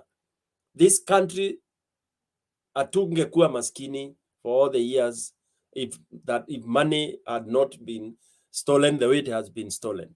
Was when it started going in billions. Wizi ambayo inaibiwa ma-billions in Africa, it's Kenya. So guys, my friends, people who are listening to us, it's not just business as usual. It's not politics as usual. Forget about Wajackoyas and the rest. Let's elect Baba. Let's elect Raila Odinga so that we can have that transition and have the country that we want. I keep on predicting that Ruto might not reach to the finishing line. I'll just say like Atwoli, not saying he will die. I'm just saying he may not want these elections. In fact, he may not. From what I think and see from his body language, he wishes that this election is scattered. But God is on our side, and I hope IBC will not let us down so that we can have this election and have Baba elected. Thank you very much, Themba. Yes, Adams. Yes. Baba is going to continue maintaining the lead, and the lead is going to go higher and higher. Ruto is not going to catch up with him, and he's going to continue get frustrated and get mad day by day. We have a good country, and we believe that the next government which is going to be formed is going to be a government of law, fidelity to the law, a government where people are going to follow the law to the letter. We, as we talk here, as we speak here, we engage each other, we want to beseech our people, wherever they are, everybody who is watching us and who is not watching us, those who listen to us, that kindly tell a friend that the change is coming and it is with Raila Odinga and Martha Karua. Make sure you keep your vote and come out and vote. How we pray that IEBC will do a due diligent job and they will deliver free and credible election on the 9th of August 2022. That is my final submission. Thank you, Papa. Yeah. Really, this country, living in this country of ours is an equivalent of surviving some war in Afghanistan, because day in, day out, you don't know what to expect. Life is extremely difficult economically, financially. So we need to change this. The only way we can change this is to deal with corruption. That is the most important thing. The single most important thing is to deal with corruption. So we need to focus on a win. This is a cause that we must finish. We cannot afford to allow 2013. In fact, let me take you back to 2013. There were so many nice promises from digital migration, laptops, name them, digital mechanization. There was irrigation to be done. We would never lack food. We were told we would never lack food. Right now, 2 kg is retail of maize meal is retailing at 200 shillings. So, and the same person who was giving us these promises, he is asking for votes 10 years later. We cannot allow this.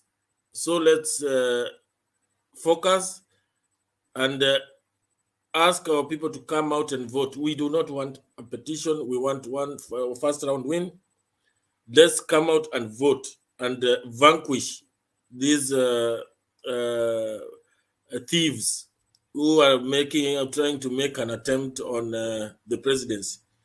Thank you very much. Yes, Maked.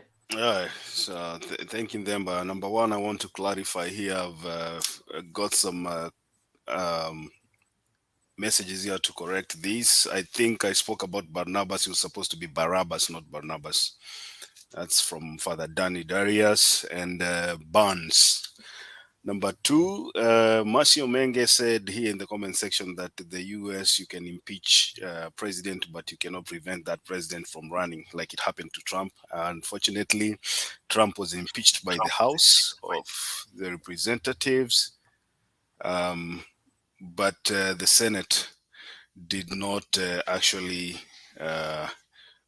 have a substantive decision on that. They actually did not impeach him at the Senate. And also, you can also be impeached by the Senate and still run. Unfortunately, also, after impeachment at the Senate, they can also prevent you from running. They can ban you from running. That requires just a simple majority, as compared to the 2/3 majority that is supposed to make the impeachment effective from the House. Finally, confusion in KKA. I think I listened to the meeting they had today with the so-called Mama Mboga and watu wa boda boda in Nairobi. I think from the way I look at it, Rigathi Gachagua was definitely Ruto's choice to kill his dream. And it's good that he has realized that even his people don't like him. I believe that there's going to be a continuous push and pull with Rigathi Gachagua as the deputy presidential candidate for KKA. And I believe, like Julia says here, these people might even resort to a fist fight, because I listened to his speech today and he said that he has no business explaining to anybody anything. His job is to kutengeneza uchumi. And the sort of arrogance that Rigathi Gachagua is displaying is basically what is going to kill Kenya Kwanza Alliance. And this is a good thing. Actually, it's UDA. It's not Kenya Kwanza Alliance. And this is a good thing for Azimio. We have to keep the fire burning. I like the way Martha Karua presents her points. She sells ideas with respect. And the enthusiasm in Azimio is good as we move forward. Thank you, Demba. And just before I forget, hashtag PSS, watu wapume suti, tuko karibu kuapisha baba. Thank you.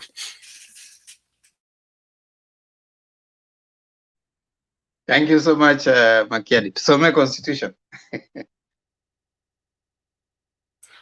Article 84 of the Constitution, it talks about candidates for election and political parties to comply with the Code of Conduct. Now it says in every election, all candidates and all political parties shall comply with the Code of Conduct prescribed by the Independent Electoral and Boundaries Commission. Thank you. And I will read our manifesto.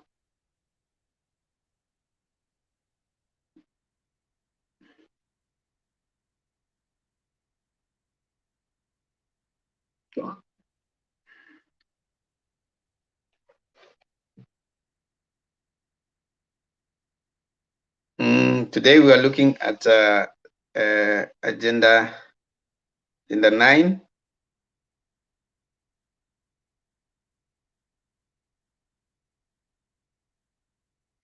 And agenda 9 is Maji. No, agenda 9 we looked at here. Agenda 10, Babacare.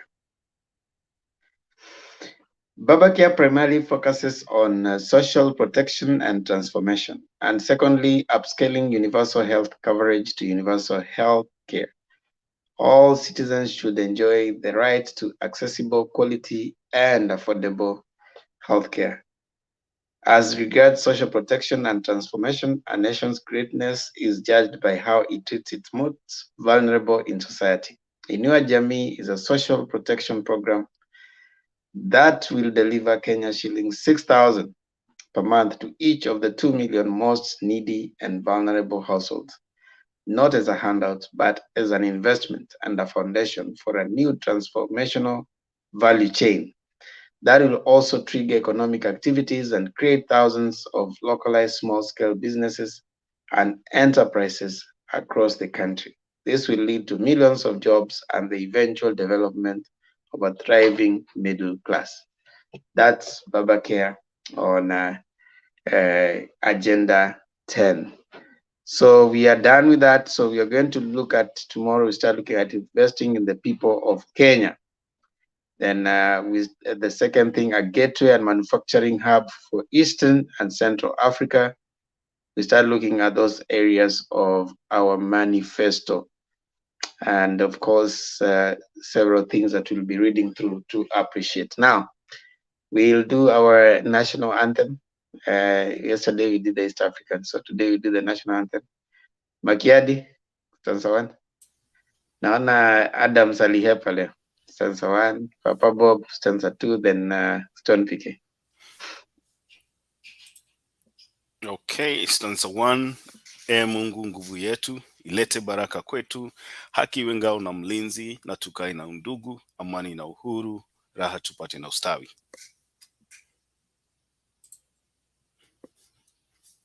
Papa Bob.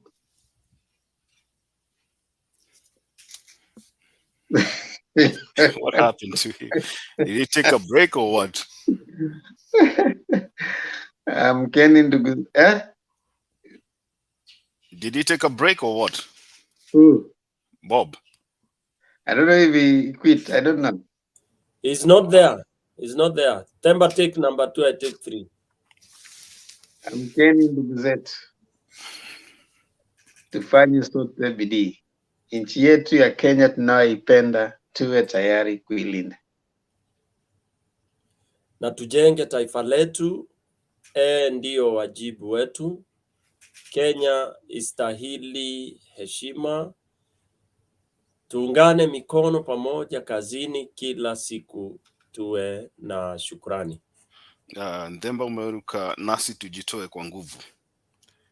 Nasi tujitoe kwa nguvu. Yeah. Nchi yetu ya Kenya tunaipenda, tuwe tayari kuilinda. Haya, tupatie wimbo wa leo ni upi? Naona papa amehepa. Papa amehepa, lakini ni sawa tu. Wimbo wa leo nilikuwa nimefikiria ni change gears kidogo, niende kwa mtu mmoja ambaye anajulikana kama Tabule Rochero. Rochero. Wimbo wenyewe unajulikana kama Ibeba. Shasikia wimbo Ndemba. Stone PK najua unaijua pia. Kabisa kabisa. Haya. Wimbo wenyewe unaanza unaanza kwanza na wanapiga pale vyombo vyao, naanda tin tin tin tin tin tin tin, likambo euti musika na zaliko banga tin tin. Nasikia hiyo gitaa pale kwanza inaingia kidogo polepole, alafu unasikia nasema na kati ya mikili ya mpoto kake beti kemie nzokwelei bilanga kemie libala ekoti na bondoki o kemie ting ting. Yani likambo euti musika na zaliko banga kuna jambo ambalo limekuja, kuna jambo ambalo limenifikia saa hii, na hilo jambo limenifanya kuwa na uoga. Hilo jambo limenifanya kuwa na uoga sana. Papa Bob, karibu sana. Leo ninakuchapia ibeba ya tabule rochero. Ibeba. Yeah, so inaenda namna hiyo. Likambo euti musika na zaliko banga tentele na kati ya mikili ya mpoto kake baby kake beti. Yani likambo yuti musika na zaliko banga, a word has come from far. Kuna jambo ambalo limekuja ambalo linanitia wasiwasi, linanifanya kuwa na uoga.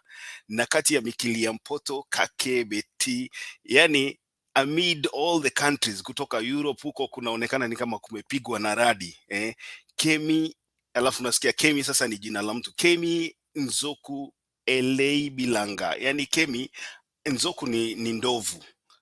So unasema Kemi, an elephant has eaten all the plant. Nzoku ni ndovu sana, has eaten all the plantation.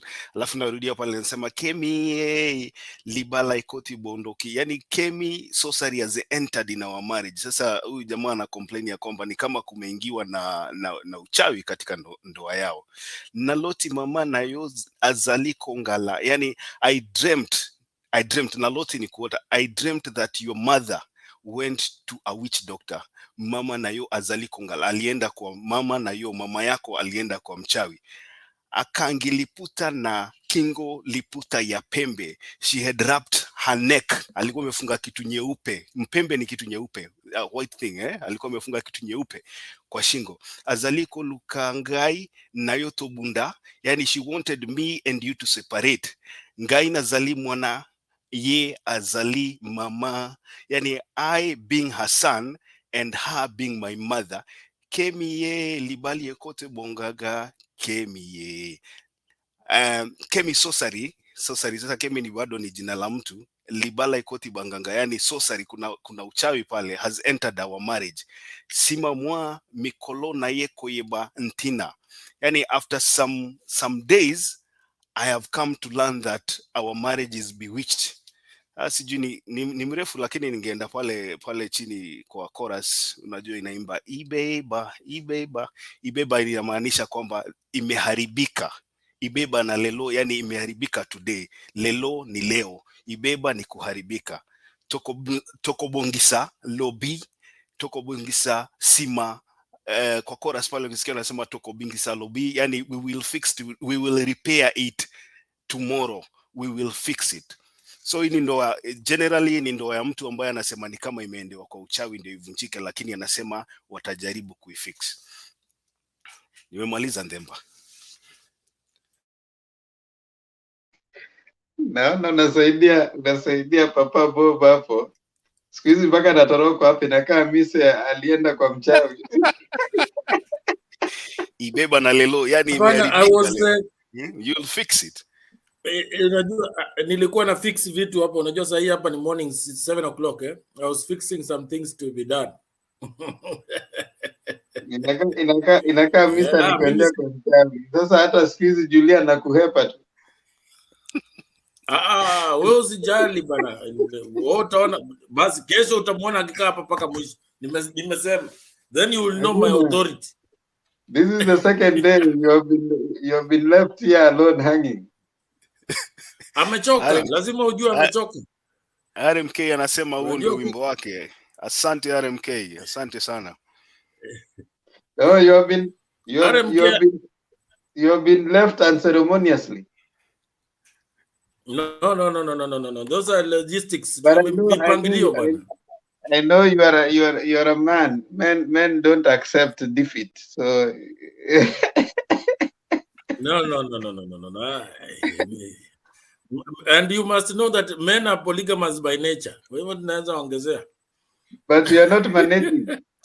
Julia has just left you. Usijali bana. Wewe tulia, utamwona hapa kesho full time. Amechoka bana. Unajua pia kufunza watu kama sampuli ya watu kama kina Mise inakuwa ngumu. Should you accept that you officially umeachwa so that uanze kutafuta? Naona Wino Rapema alisema wewe ni rika yake. Usijali bwana, tulia. You want me to disclose my secrets, weapons? Unatafutwa. Heri wewe. Wewe ndio ulisema paka mzee hakunywi maziwa. Wewe ndio ulisema paka mzee hakunywi maziwa bwana. Makiadi siku hizi ametorokwa bwana, simuoni Evelyn, simuoni D. Sijui Makiadi imekuaje lakini. Makiadi ali nini D akahepa. D has never come back since Makiadi alitaka kuwa running mate. Unajua hiyo kiti ya running mate wa yule alikuja hapa. Naona jamaa hapa, another alarmist amekuja hapa. Huyu ndio alarmist mkubwa sana katika Mutembeti. Alex, how kona Temba unanga kona ingine unaweza kaa kwa nyumba yako. Alex, uja nikuulize. How can you take now that you have come, how can you take a video that Ruto did in 2013 and then you use that to argue for Ruto's ways in 2022? Surely, you know, sometimes you amaze me. Temba, first of all, I expect you. Wait. I've always. Temba, did you listen to my submission? You even erroneously said I'm the one who said the words you're saying, that people like Akina Temba. Did you listen to my submission? That part is what I said. You misquoted me. Did you listen to my submission? Yes or no? I listened in part, but at least the most important part I had. No, you see, that's your problem then. If you listen in part, you cannot make a judgment based on that part. What I was trying to say was not erroneous. I was trying in a chronological way to understand the man William Samoei Ruto and how he has come to play the politics of Nairobi. And whether he's succeeding or not, when did he start to play that politics? So going back to 2013, when he said we missed Langata by a whisker of 2,000 votes, was not erroneous, because you did not follow what we were saying. So I was building a case simply that Sakaja is not an afterthought for William Samoei Ruto. Whether it will succeed or not, it looks like William Samoei Ruto had a written script. And that script in itself, whether we like it or not, it is working for him partly, and maybe it has backfired. But you go back to 2017 again, when Sonko was fighting with Sakaja and Margaret Wanjiru, his favorite was against Sakaja, remember? So we are going back in time to say that the issues of Sakaja did not even start today. Even then, Sakaja did not qualify. So for you to think that I was erroneous in my argument, it's because you did not understand the whole, aspect of, look, Sakaja is not here by accident. and whatever the DP is doing, he knows whether it will succeed or not. DP had made a decision that the city politics is not going to be only played by the Luos, the Kikuyus, and the Luyas. And that is why he said, hata sisi tutatengeneza kona yetu, which he made in 2017. And from what we were seeing from the register, it looks like more votes were taken from Langata than any other constituency in Nairobi again. Okay, you see, I've heard you and I hear your point, Alex. Huh? The point you missed is this. No, that is your opinion that I missed. I was making my argument, not your argument. You are not the one making the argument, Themba. You know, sometimes you come here as the common denominator, that you are the philosopher papa, that we must follow your curriculum. Themba, who said you are the curriculum here? Which point am I missing? I was making my submission. You just listen to me. I was making my submission. So there's nothing I was missing. Calm down. Why don't you just listen to my counter argument? You give an argument, I give a counter argument, right? Yeah, then say you're making a counter argument. That's not what that I'm I saying. was missing something. Your argument is missing on some point, and that's why I need to say. The first thing that you're holding that the elections in 2013, 2017 were free and fair. I didn't say that. No, I mean, I did not say that. Because you're attributing. I did not say that. That is you thinking so. No, listen to me. I listen to you. No, Themba. I did not say that. Do you want to listen to me? No, I'm listening, but you can't make erroneous argument as if I say that. Erroneous argument. Did I say the election in 2013 and 2017 were free and fair? Because I what did not you're say saying, wait. Because what you're saying, you're just attributing the win of one Korir to the efforts of Ruto. Now, which in my view is an erroneous view of the occurrences within Nairobi, and in my view is also a wrong assumption of what happened there. And number two, every politician, when they are going into any political scenario, they are going to seek power. So there's nothing wrong in doing that. And number three, you realize Ruto started planning for 2022, which is a small picture of Nairobi, a big picture of how he was able to plant the people he thought would work with him in Central before, you see, even in the nominations. Okay. So I think we need to look at it not just like Ruto plotting on how he's going to control Nairobi, but say that when you're going into politics, it doesn't make Ruto unique. As a politician, you go to seek power, right? Now, the other thing you need to appreciate, in 2017, Korir winning Langata was a net effect of so many other factors, including the sibling rivalry between NASA members. When ODM and Wiper could not agree on a single candidate, it became easy for Korir to pita katikati yao.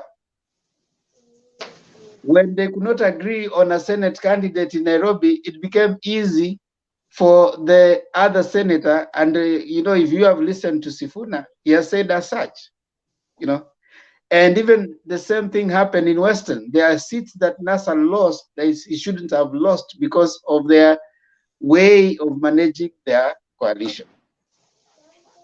So in my view, what I'm trying to bring out, I don't have a problem with Ruto suggesting, because we have lawyers who are generally around Westlands area. That's why Gumo was elected many times. You know, Kawangware. We have chiefs who are around the Goreti area, you know. And of course, Luos in those other Embakasi East, you know, if you can know how Babu Owino won. When they were doing registration, he took most of the university students to go and register in the Embakasi East. I was there in 2017, you know, when Korean was coming in. They brought people to a particular polling station, and you know, some guys from you know, like and you remember that time they were being aided by the system. So what I needed to say then, and what I even said that when you are away, and it's now good that you have come here. We overblot the. You, not we. Don't put me in the argument. From your statements, you are doing. You seemed now what I picked from you. You seemed to bring the idea that this person is planning something and he has been calculating. There's nothing wrong with a politician who is calculating. Did I say there was something wrong? Yes, you did. Argument. Yes, you did. I didn't say there is anything wrong. Actually, your words were this. Let me tell you the reason I've come here. Your words were this. Wait, I think that's very erroneous. You're arguing things from erroneous. There was a person in the panel who was that? WG or one of the people say, oh, traditionally, Nairobi has been for people have come on the panel over and over and over, trying to belittle that Ruto doesn't know anything about city politics. That was my argument, that in spite and despite that they may not have the majority in Nairobi, those things that the black spots that you have given us, he has come forth and taken advantage of such kind of sibling rivalry that you're talking about, so on and so forth. So Themba, the argument was not what you're thinking about. It was a rebut from what we have been saying always, that Nairobi is for Baba. And I was trying also to look back and say, okay, yes, but these people are also making efforts. Sakaja is not an afterthought for William Samoei Ruto. Sakaja has always been part and parcel of the plan of William Samoei Ruto. So whatever we are seeing today is the script of William Samoei Ruto. So I think, and you are thinking that I'm saying 2013 they won, 2017 they won. No, but, and I've said it on the panel, the last time the election was carried in Kenya was 2002. I was speaking to Makiadi today. Jijopev, unfortunately, was the one who did some clip that was in 2013 about how Raila was told that you have won the election, but unfortunately, Kibaki will be the president. You either choose to be his running mate or you choose some cabinet position. So, and I was telling Makiadi to even air it in the panel so that we can argue about what has been happening all along. So for you to come and say that I've said that election was carried in 2013 and 2017, I didn't say that, Mr. Themba. I was rebutting on us underestimating the efforts of William Samoei Ruto. Are they paying fruits? We don't know. But I can see he's taking advantage. And I was tying that to the opinion pool that Tifa keeps giving us. How can Raila be 70 or whatever percent in Nairobi or Azimio, and then Sakaja again is the most favorite? I was questioning that. So whatever you are saying, I said, I did not say. That's coming from your mouth.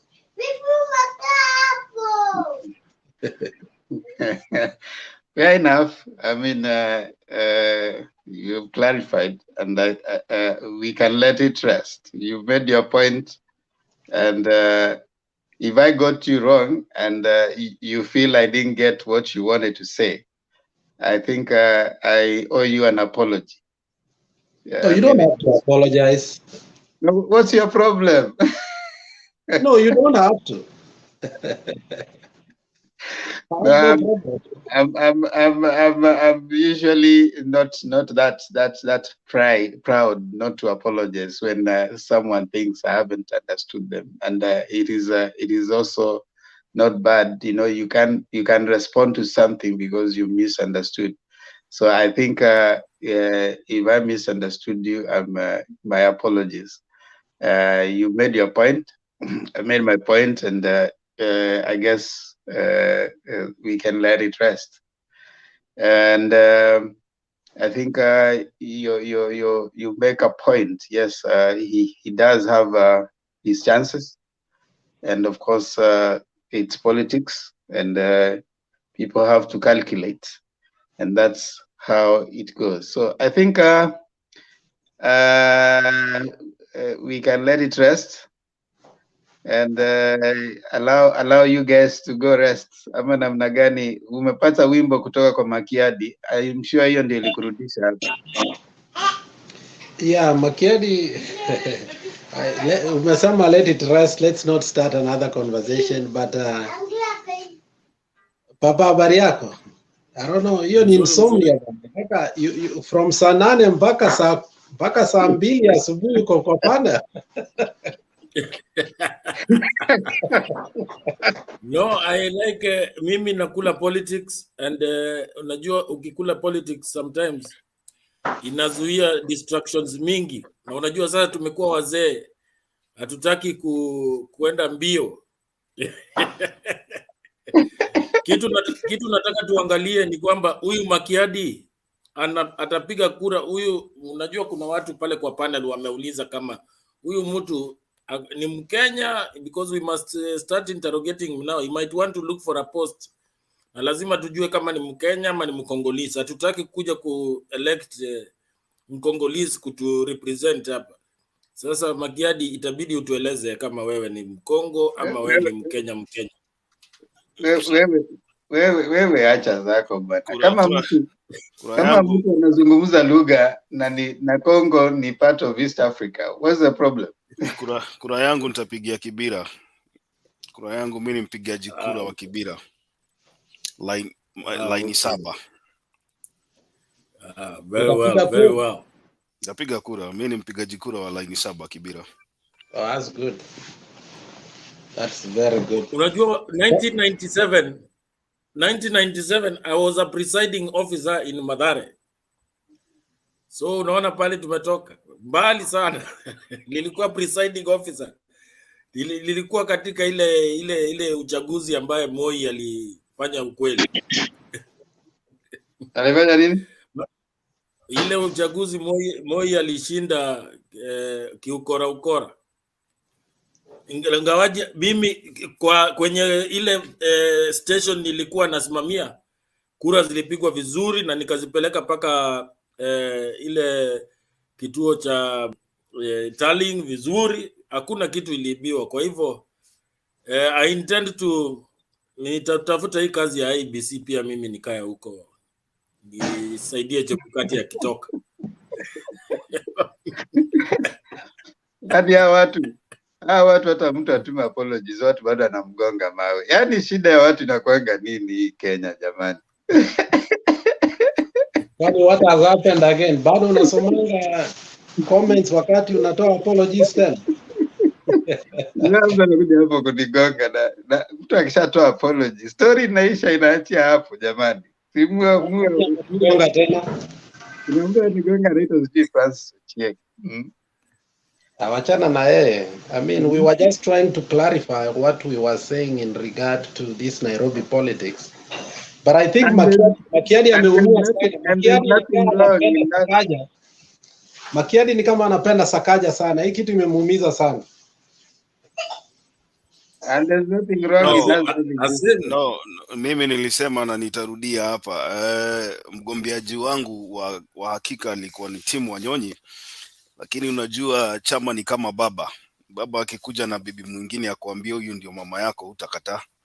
So baba alileta bibi wa pili akasema huyu sasa ndiye atagombea Nairobi. Tukasema sasa sisi tuna uwezo gani, wacha aendelee. So we wish him all the best, na mimi ninaona atashinda, na hiyo ni maoni yangu. Nani atashinda? Ule mgombezi ambaye ameletwa na Azimio, mimi ninaona atashinda. Oh, Igathe. Yeah. I don't know, in a free and fair election, where democracy will thrive, I don't think Igathe can win an election. Why do you think so? Because one thing is that let me tell you one thing. If things were to go whereby a true governor, unaona, like New York, I don't know if you are privy to New York politics. You just can't come from nowhere and just enter into New York politics and then become a mayor and then become a governor.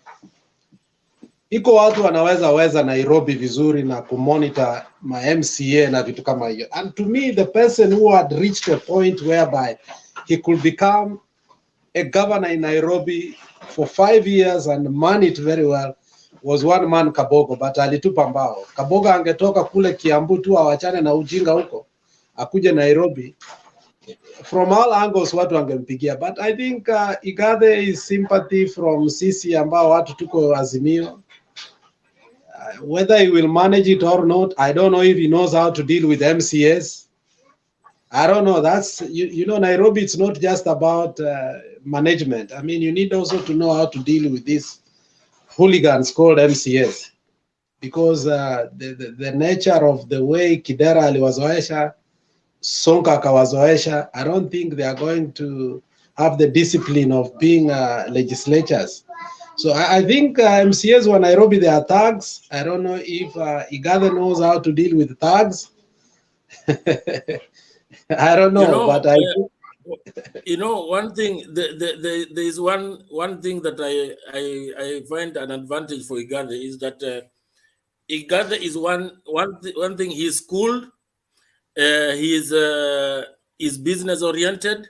Now, when it comes to the politics part of it, he will learn the ropes through the party structure on how to deal with these MCAs, because these MCAs, one thing, they have a high affinity for money, and the only way to deal with them when it comes to that is to ensure that things are done in such a way that there will be very little to wriggle around in terms of manipulating, especially tenders and what have you.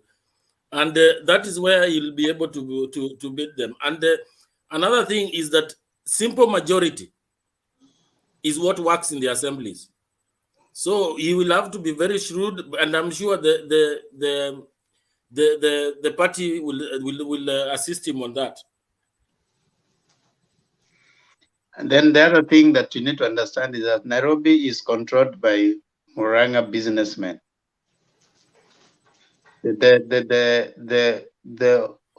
bigger part of Nairobi GDP is controlled by Murang'a businessmen. And if you notice Kidero, he had done lots and lots of businesses with the Murang'a businessmen. And to the extent that the people suggest that he thought he would survive without Baba at some point, you know. So what Sonko didn't understand was how to balance that. He didn't understand how to balance the business interests and the populist opinion that he was trying to bring in. And that was the beginning of his downfall. If he could have known how to balance the two, I'm sure Sonko would have survived. But it became hard for him because he stepped on them. He stepped on all those people. And he's taking the same kind of approach to Mombasa. when he's saying he's going to change. Now, one thing that happens in such situations, I think probably he needs to find some good advisors. You don't overthrow a system. You can work and reform it than overthrowing it. But Sonko wants to come and overthrow that, and what happens is when you overthrow it, you put your own system. So there's likely to be that kind of repulsion. They repel you, and so what Sonko is going through is a repulsion, and that is what threw him out of Nairobi politics. So instead of completely changing it, you can look at how do I reform it, and we need to appreciate that someone actually said it so well, that Baba his earlier need of winning was coming in form of wanting to remove that power and create his own power base. So that became a tall order, But now when he's changed his approach, he's gonna be Baba, but what he's gonna do is gonna reform the system slowly, still find an accommodative view of those who are there, but also try to bring in the reforms that he's talking about. So the power the world over is likely to give a pushback. You get a pushback every time you try to change it. Now, in a way, like Sonko is saying, it's a good idea, but it is normally not politically viable in many situations. Yeah. There's something also I've noticed that I think the third election we are having after the new constitution. There is a sense of feeling like people have learned from their mistakes, and the Nairobians also want services, because it has become so bad that the residents now are desperate for basic services, and they will not. They will not allow or be manipulated into choosing MCAs that are just there to go and strike deals. You can see what is happening to the MCAs, the elections or campaigns. The people, the residents are now interrogating these MCAs. What are you going to do for us there? How much money are you going to be allocated? And what is the vote like? And which areas do we need to develop? So there is a leaning towards performance, and that slowly will change. The reason Kidero won was because of his closeness to the business people. The reason Sonko won was because it was perceived he could play along. Okay? Could play along. Initially, he came like that. He was a very close friend to Uhuru. But when he started misbehaving, Uhuru, if you guys remember when NMS came, Uhuru told him that, my friend, work with the NMS. These guys are not politicians. Do your politics. These guys are soldiers. They're just coming to help you work, and then this thing move on. Sonko didn't listen. That is why, Alex, even as you're saying, I don't think Sakaja is going to win Nairobi. No, he's not going to. Even if he finds himself in the ballot, he's not going to win. Yeah, because he's an outsider in the business of Nairobi. That is true, though. Yeah. No, but then what I'm saying is, I think it was a negotiated democracy, and I think it took me a lot of breath to accept that Igade is going to be the Azimio candidate. And what I'm saying is that, yes, he has all these structures that will help him. However, I still see a situation whereby for president needs the governor of Nairobi. I think from the onset, once devolution came in, we saw it was impossible for Kidero to be so ODM, to be too much be orange, and yet Jubilee was in power. So he had to strike a tone of balance. So as a governor of Nairobi, he was needed, he was needed almost in all official occasions. And therefore, and from our side, we purported him to be a betrayer in one way or the other because of the nature of the governorship of Nairobi.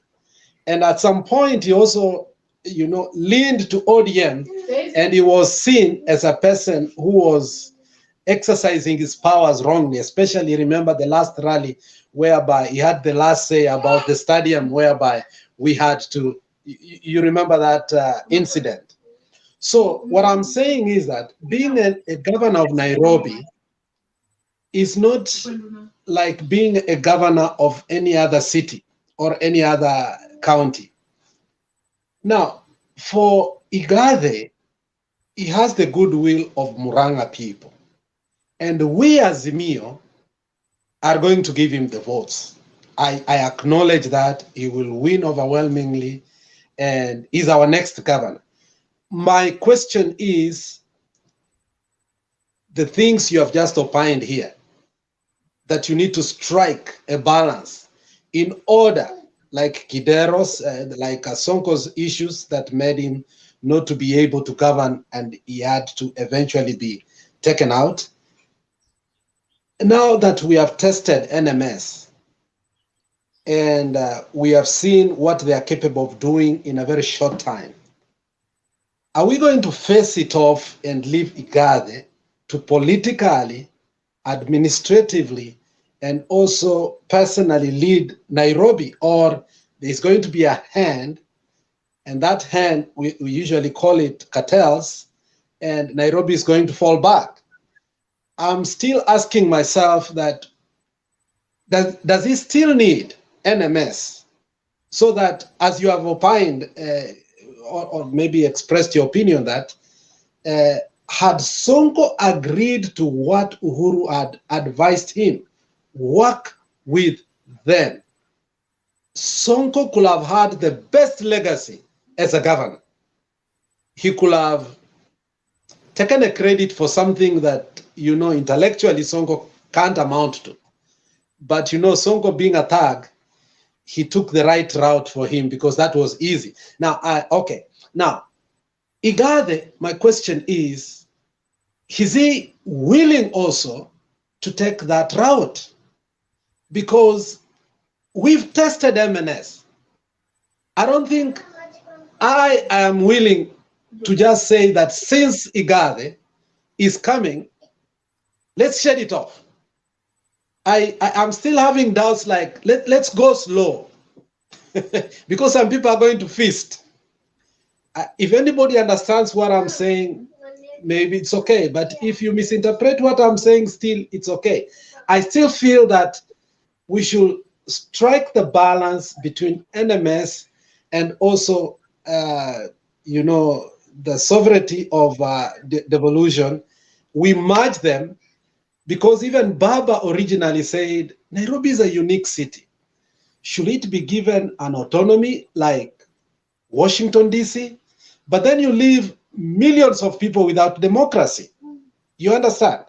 Without electing them. So I think we will be walking on eggshell to see if we truly have somebody who has a goodwill to deal with corruption, to deal with cartels, and look at Nairobi as Kenyan entity, not as a Mount Kenya county. I fear that if Igathe looks at Nairobi as Mount Kenya County, I will not be comfortable. I don't know, Themba. It's controversial. I don't think you would look at it that way because, like you're saying, Nairobi is like a country within in itself, and it will have to be handled differently as opposed to other counties,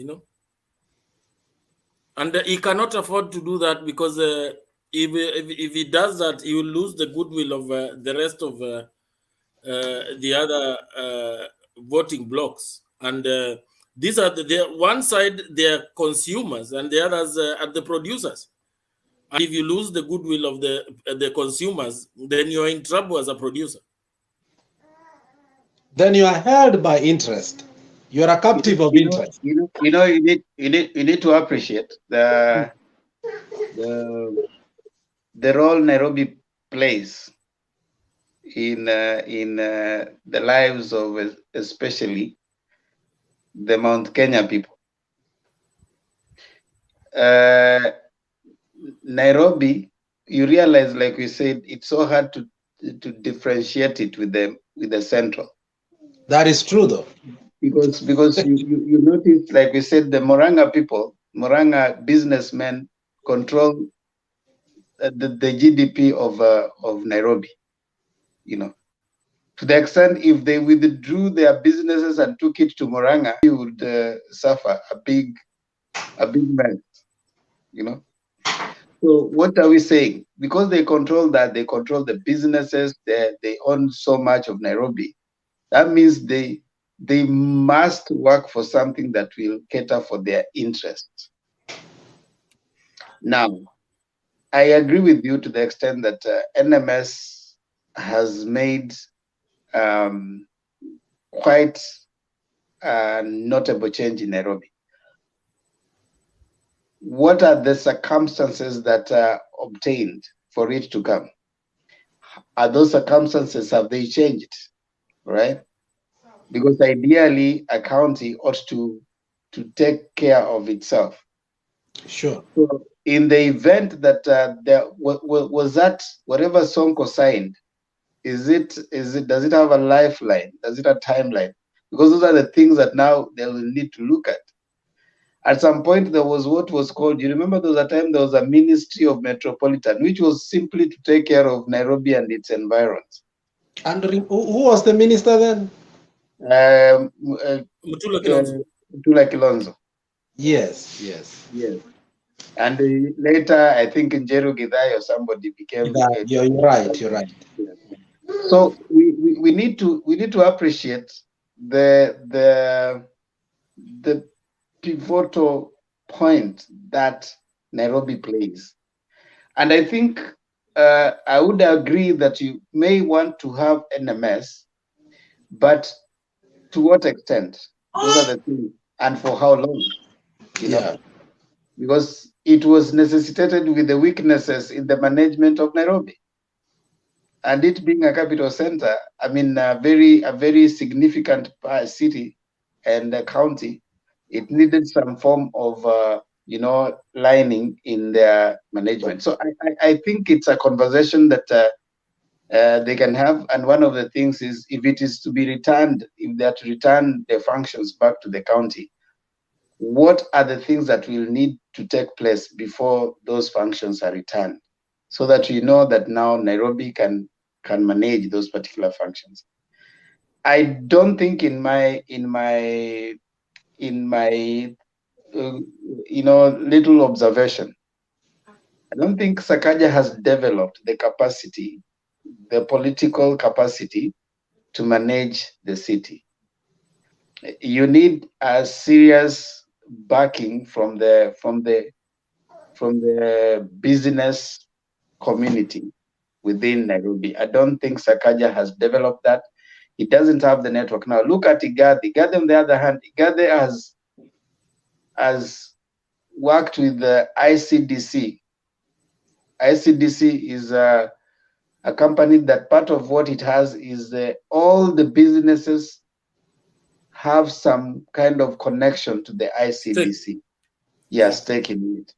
And they have literally controlled. He has managed most of the companies that have literally controlled the businesses in Nairobi.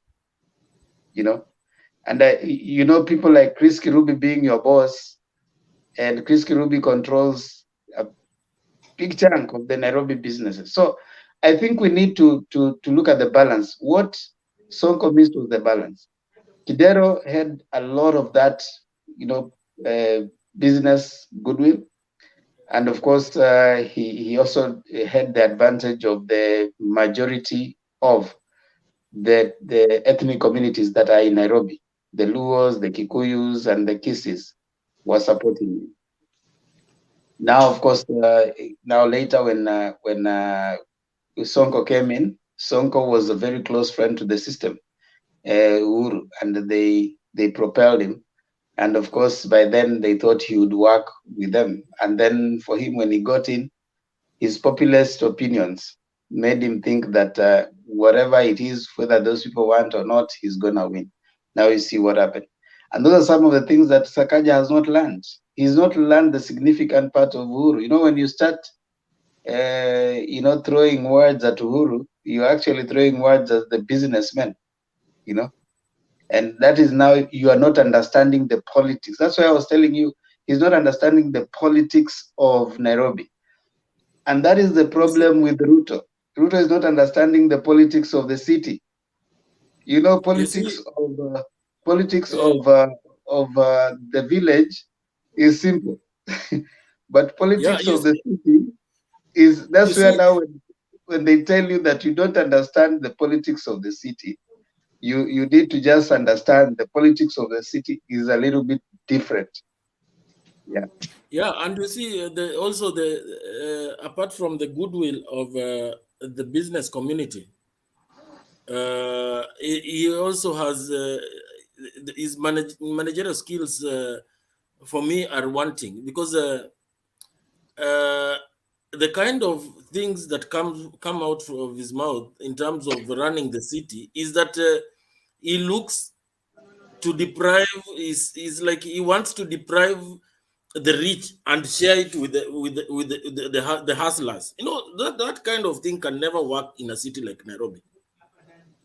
And this is, you can even see there's a fellow in the comment section called Mushiri. That fellow must be one of them because he is talking about leaving the city to the youth. What do you mean? When you try to tell the youth, the border people that they are going to take over petrol stations, do they have the muscle? Because now they let me give you a simple example. This border person, who is he carrying to where? This border person is carrying someone who is going to work in a company run by one of the multinational. Yes, one of even the Muranga businessmen say exactly. Yeah. So this person, this border, you're empowering him to buy a border to carry this person who works at that business. So if you're going to empower this border, I mean, you're going to tell him that he's going to take over that car. Whom is he going to be carrying? So if those people withdraw their businesses, this border will not have work. So when you're telling them to come together so that they buy more borders, to carry who? To where? That's the lie they've been, that's the biggest lie that you have been told.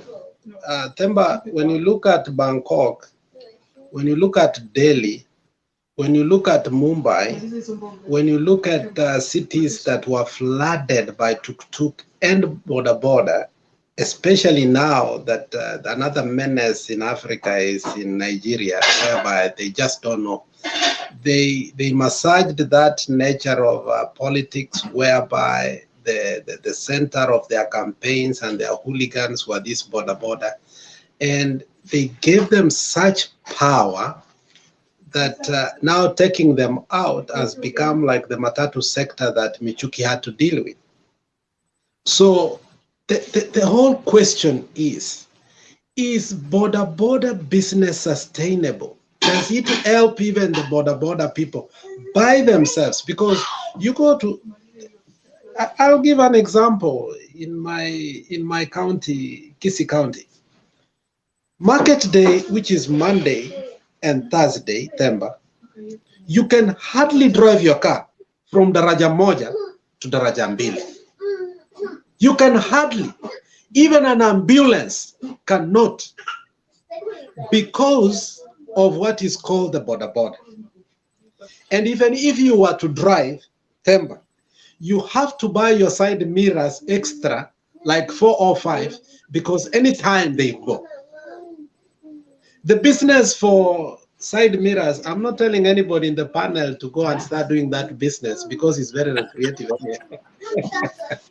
Very recreative. We have actually, we have a musician in Kenya, very prominent musician, who was jailed for stealing side mirrors. You know that for years. You can go Google that because it's a big business. So what we are saying is that the economic, degeneration we are having because of border is beyond counting. But it's because we have leadership that does not have an alternative. That's why they are not even able to start that conversation. So the issue of border is at the pivot. You allow it to go beyond where it is today, it's going to become a national security. And there is nothing you can do after that. We have an opportunity to deal with it now and forever. In Bombay, they will never deal with it forever. Hold on. No, you're you saying remember, it will be, you're saying you it will be or it is. I think we have room for grace. I totally agree what you have said. But the only advantage we have is the incident that happened last time.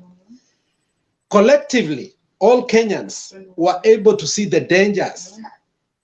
And we have a grace period that can end any time. But I think we have surpassed. But the only thing we are holding is the last thread that is holding our neck. But otherwise, once we are done. I just wanted to mention that the same menace we are facing, and even worse, was happening in India. And I was there around 1995, 1994. And, in Bombay, which was now Mumbai, they had to ensure that these borders and tuk-tuks do not come within the city. The city, Bombay is very big. They had to keep them out there in the periphery because it had become impossible to move around in Bombay. But they, while doing that, they ensured that the commuter transport was very effective, and the trains too.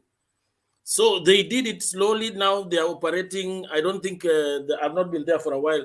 I don't think it has changed much, but they are not operating within the city because the problem that Alex is talking about in Kisii, I've experienced it, and I will never go to town with my car there, never, because you can waste a whole afternoon moving less than 2 kilometers, a whole afternoon from 2 o'clock to 5 o'clock. Now let me ask another question so that you see how this thing is not making sense. Now, if the economy is doing badly, you have told people that the economy is doing badly. Now, what you call border is a service industry. You are carrying people to take some people somewhere. Now, when you add borders in a stage, say for example, you add border in this particular place where you are having, let's say, 10 borders, and naturally sometimes, other than very early in the morning and in the evening, most of the time of the day, those borders are packed somewhere because there are no customers using them. Now, you add borders in that particular picking point. What are you creating? You are creating another danger. Because number one, you have added borders to the same people who have not been boarding them as often. So you have more service, and you know the law of demand and supply. So you have more supply than demand. What is likely to happen? The cost of taking a border is going to go low because there are many. Instead of you paying per distance of, let's say, 5 kilometers, you pay 100. Because there are so many borders, you are likely to pay 20 bob. You see? Now, what is likely to happen in that particular scenario? You are likely to have these people now becoming creative Because again, this money has to be paid because according to the calculation, this money has been given via loan. And this person is supposed to be either returning the money weekly or thereabout. So they have to find a way of making alternative means of the money they need to give out. Eventually, you'll either have these borders having to be taken up by the government, or some of these people facing frustration because they're not carrying. Now you have an increase on the things that we have been seeing, the criminality, where they're using the borders. Or in the worst situation, packed borders, you know, where people cannot bring them, because you can't sell more mbogas when the person who is buying is not having ability to buy the mboga. What is going to happen? It is going to go low. And so it's going to be a problem at the end of the day. And this is what we are trying to say. When you try to tell people that you want to increase the borders, let me tell you something. If you open and increase the industries, the demand for employment will be there. The demand for borders will be there. And these people will have more money. They will be, since their demand and they're less, they're likely to charge higher. They'll get money and buy more borders by themselves. So you need to tackle the problem from the increment, industrial expansion, that side, so that those people have a demand for this service. You can't increase the service when the demand is shrinking. What kind of economy is that? You don't increase the service. You don't supply more nyanya, Alex. You are mama mboga, so umepewa nini, umeongezewa pesa ununue mboga mingi, lakini mwenye kununua hana pesa ya kununua. What is this person doing to you? You know, and from the honest debates, wacha manene ya political expediencies that we see in the media, the Mutumba debate and the Boda debate, and even Mama Mboga debate, when you listen to those who are seated or who are doing it from morning to evening, from their honest opinion, and I think we saw last week or 2 weeks ago, they have a desire to get out of there. Unapata mtu wa boda ambaye amefanya honestly, and that is what is, you know, that's the stable income to take care of his family, to pay the loan, and actually to even develop even their future. When you sit down and speak to a person who has done border for a long time, a married person with a family and with a blink future, they will always tell you the truth that this is not a business that we should even stand in the podium and start creating a narrative and a cliche that it's because when these politicians start saying and now watu wetu wa border, it's as if we elevate them that somebody must finish college or must finish high school and become a border because that's the easier path to get to what? To the labor market. You see what we are perpetuating here? We are, you know, psychologically, we are degenerating the mindset of our young people that this is the alternative to unemployment. And they have been coerced into that thinking, and some of them, without a doubt, will call you, oh, Alex, just give me 30% I put down, and I buy a bale or I buy a what? A border. 5 months later, they are not able even to bring lunch to their families. The truth is that this thing called border, before even it becomes a menace in terms of transportation, it's a menace in their own financial life. It's not sustainable. It is not something that we should start talking and saying that, okay, it should be part of the national political debate. There is no money in border. If you do border very well and raise a family, you can't even pay for the border itself. You can't pay for that piki. That's why they can't have insurance, Themba. They can't afford insurance. You see, so they have to cut shortcut. So in the end, when you find a simple accident, hooliganism starts. How many times anywhere in Kenya, jaribu uone, hata kama umevaa mavazi ya ODM na uko Kisumu, na hata umevaa kofia ya baba, jaribu chape tu mtu ya bodaboda hivi kidogo. Tribes will be there. Hiyo siku utajua wewe ni dynasty yao ndio. Why is that so? It's because they are frustrated. They don't do that because they are happy. It is frustration that brings them together so that they can get out on you. They don't know if you rented that car. They don't know if you are driving for somebody. The frustration in that border itself has caused the problems that we have today. So let's be honest. This thing called border, it's not a cliche that we should be put out here politically. It's a hogwash that has brought miseries to families. That is why when you found this thing, and I used to tie it together, when SportPesa was alive, these border people could come together. Mtu ana trip mbili SportPesa, akiungua mwisho wa mwezi hana pesa yako. But this thing is bad. Let's ban it the way Matiang'i banned. Now, the other thing we need to appreciate also, Alex and Bob, who are the owners of border and who are the owners of mitumba?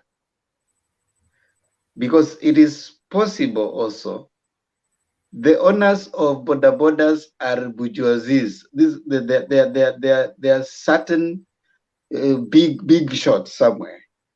It is someone like probably Bob Papa who is working in a managerial position somewhere, who decides that I want to invest. So how do I invest? They have moved from investing in matatus. They are investing now in border. So they go to a particular route, and Papa decides that he's going to buy 20 borders and employ some young people there and tells them that every day you need to be bringing me 100 shillings.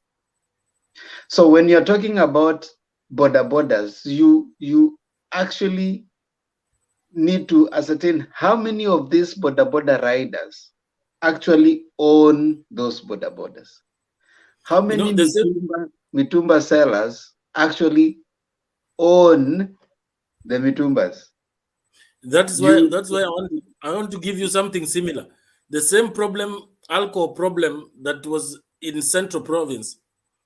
The people who are importing that methanol are the same politicians that come from that place.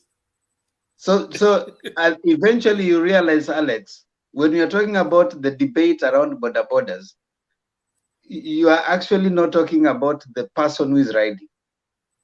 No. The person who is riding might not even be the person who is being targeted. There are people who are probably, there's a person who has a deal with the maker. You remember during Michuki time here, by the time they were reaching at making, Michuki rules, and while the rules were good, the safety belt, there are some big shots in the government who had already made a deal with the company making the safety belts.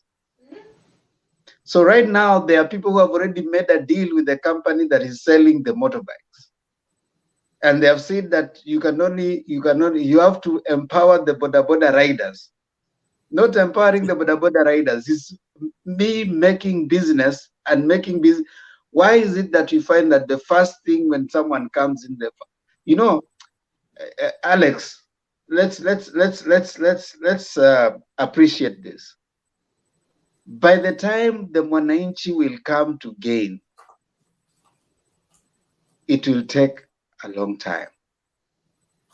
Because the big shots who are in there in between, right now, there's already someone who has been thinking. You hear this thing Gachagua is pushing about police uniform. They have already decided how they are calculating. They have already reached a deal with people who are going to be supplying the new police uniform. And it is the same thing with these border borders. We use the riders to push the narrative. But the big shots who own those border, tell me how many in even where Alex you are, you can do a random check. Ask all those border riders, how many of them own those border borders? You'll find maybe one or two. The rest are riding for some guy who is probably saying that I'm empowering the youths. There's no empowering the youths.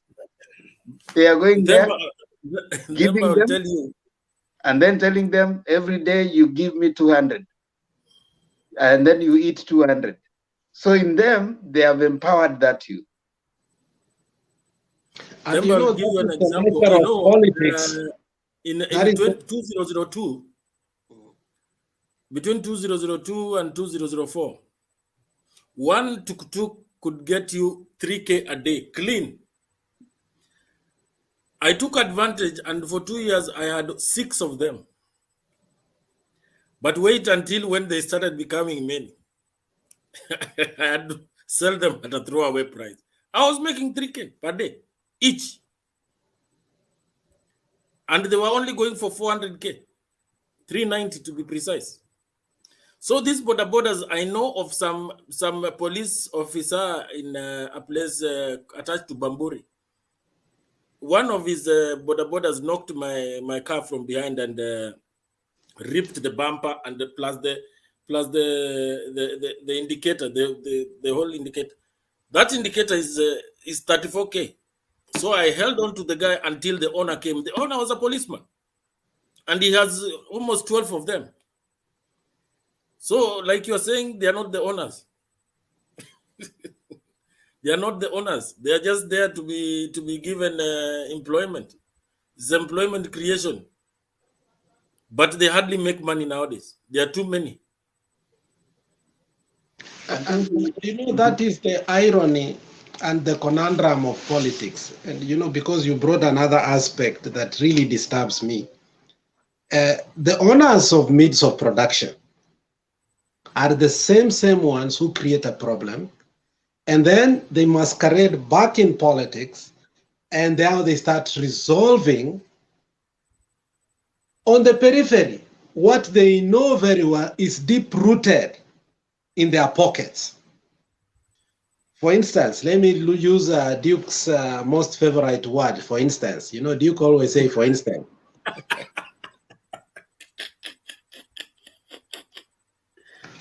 For instance, Duke, if you are there, I was just greeting you. So, the issue of alcohol in Central, you realize Murade is one of the biggest, and probably maybe in East Africa. I don't want to blow things out of proportion because Temba will say I'm an alarmist. But those who own the liquor licensing, you know, Temba, let me tell you, do you know that one of the most lucrative jobs you can ever get in the county is to be the director of liquor licensing? Do you know that? Don't give me even the position of a deputy governor. Just give me the position of liquor licensing in Kisii County. From Daraja Moja to Daraja Mbili, a distance of 3 kilometers, we have a whopping 96 bars. Alex, can I tell you that Bamburi alone, in Mombasa, Bamburi alone, North Coast, there are 399 bars as of last year. So you can imagine how much is being collected by that board. I should be late to come there because if I come there, you will say mimi ndio aliongeza ya 400. Ntangoja ifike 400. So what I'm trying to say, Temba, is the people who owns the means of production are the same people you told us. Unfortunately, again, they are in Azimio. And also they are on the other side. I'm going to use Duke's words today. For instance, again, the Muranga business community owns Nairobi. Totally, they own Nairobi. Without, as Themba said, if they move 10% of their cash flow in Nairobi in one day, you will feel it. When they cough, when they sneeze, you will catch a, for them, they just sneeze and you catch a cold. And the rest is history. So what I'm saying is, politics is it's tied in a way with these people who are the owners of means of production, that you cannot divorce the Muranga from the politics of today. And the problems that we have in Nairobi today, or we have anywhere, are also created by the Muranga people. And unfortunately, then a Muranga person again becomes our governor. So somehow they will resolve it halfway, because again, they want to continue to be. But we Kenyans, we need to be serious on a long haul. Let's put sometimes politics on the side. Politics is sweet. You know, in Kenya, we eat a lot of politics. I tell you, there are countries, people don't even know who their deputy governor is. Jay Reno, who had a night talk show in the US, one of the longest, the second night show. Once in a while, we'll just go randomly in California and ask people, who is your deputy president in America? And you can imagine how people are ignorant in America. Some people don't even know who. For you know, when Wako was attorney general, everybody knew that. Now I don't even know who is the attorney general. You know, I hear it's Kihara, but I mean the guy is very quiet. So those people who own the means of production, we need also to interrogate them in a way that we should meet in the middle. Because let us not cheer people because they are on our side politically. And the same rebuttal we give Ruto and all these nonsensical people like Black in the comment section, is also my friend. I call him a hacker so that as to sumbue hapa, but he's also a good friend of mine. And for a while, aliogopa katoroka, but I don't know why. that is the same energy we must use also to resolve our problem. Hata kama you're subscribing to the narrative of UDA of bottom up, these bikes are not safe to us. They are not sustainable. And as long as they are there, we are not going to create a transit solution for our country that is safe for our children. We have seen people put 4 or 5 kids in a border to take them to school because they can't afford. And I think we should stop that so that the government can see that our children are walking to school so that we can create an alternative. Once we start creating these simple alternatives or shortcuts, the government relaxes. So I think we are on our way blocking the progress that we should be making in Kenya. And part of it is because we are celebrating mediocrity. In this country, I mean, there are things they don't celebrate, but if you are still celebrating Mitumba and Boda, I mean, that is so sad, because Kenya has money. If somebody can steal 7 billion and say just 7 billion, that means we have money. So if we put that money into work, I think we can do better. So I'm urging people who are in UDA and Kwanza to just cross the aisle, because tumeshinda kura, and support us so that we can create systems that work in this country. We are not going to give you Mitumba. That one is Tawe. We are not going to progress something called border. We are not going to face it out. But then we are not going to make it the signature transport in our country, whereby my grandfather is sick, and instead of sending an ambulance, namweka boda juu. Well, at least kiko boda. Nyi mnataka kuweka wheelbarrow, sasa itafika hospitali lini? Thank you, Themba. Yeah, as we finish, I want to just emphasize and piggyback on Alex points. Alex, unfortunately or fortunately, we are not reinventing the wheel, and this has been studied before. There's a guy called Plato. He was a student of Socrates. I know you don't like my philosophers, but allow me to give a reference to them. You know, Socrates lived, but he never wrote anything. The person who did write about him was Plato, and in his dialogues, so you can go find dialogues with Plato. But he has written another book called The Republic. In the book Republic, Plato suggests that societies move across about four regimes: the aristocracy, and then of course there's a democracy, and then he talks about the oligarchy, the oligarchs, and then democracy, and then of course finally it goes to tyranny.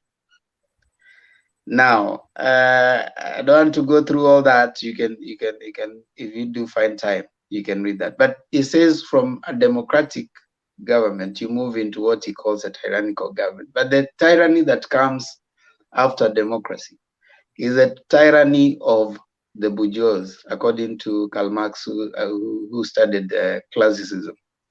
Those people who have money.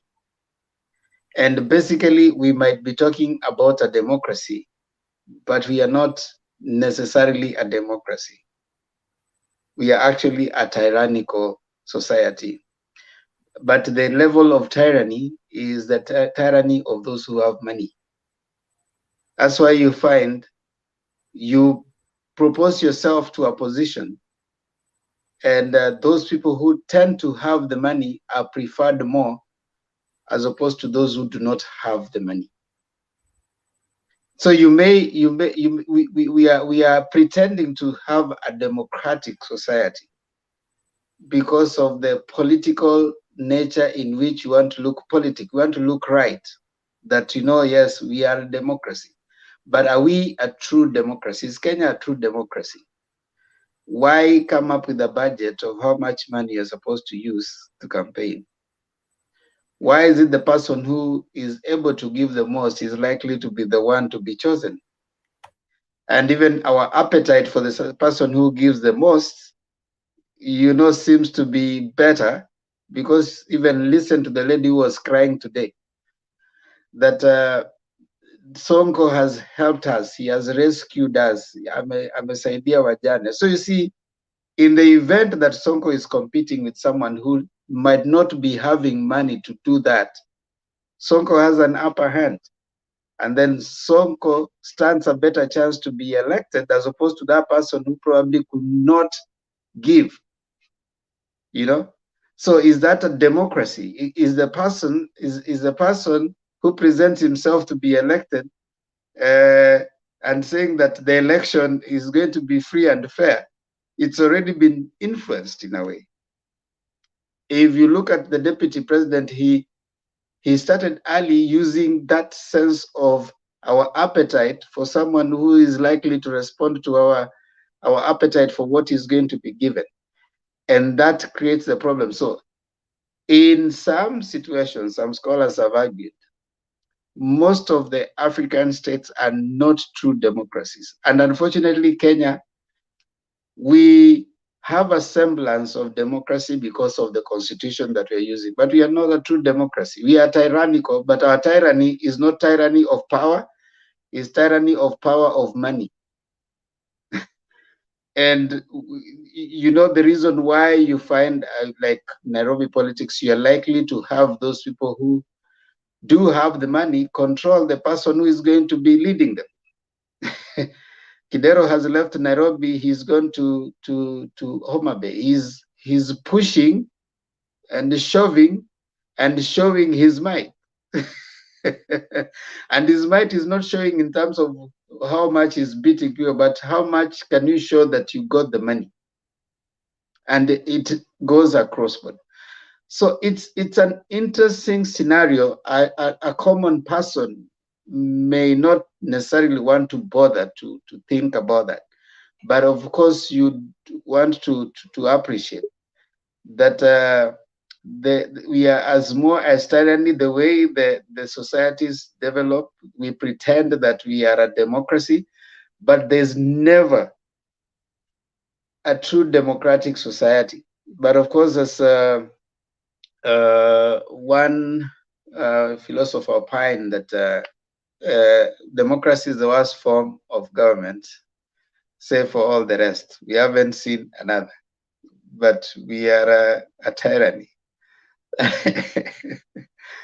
I think we before people start waking up and joining us here, Bernard, I can see they are starting to show. I mean, Alex, I see they are starting to show like they want to come back here. Need to let them rest. Papa Bob enda pumzika. Wacha nipumzike, Very alafu much. ni mambo ya biashara. We'll see you later today in the evening. God bless you. Thank you. God bless you too. Cheers, man. Thanks. Thank you. Thank you. Okay.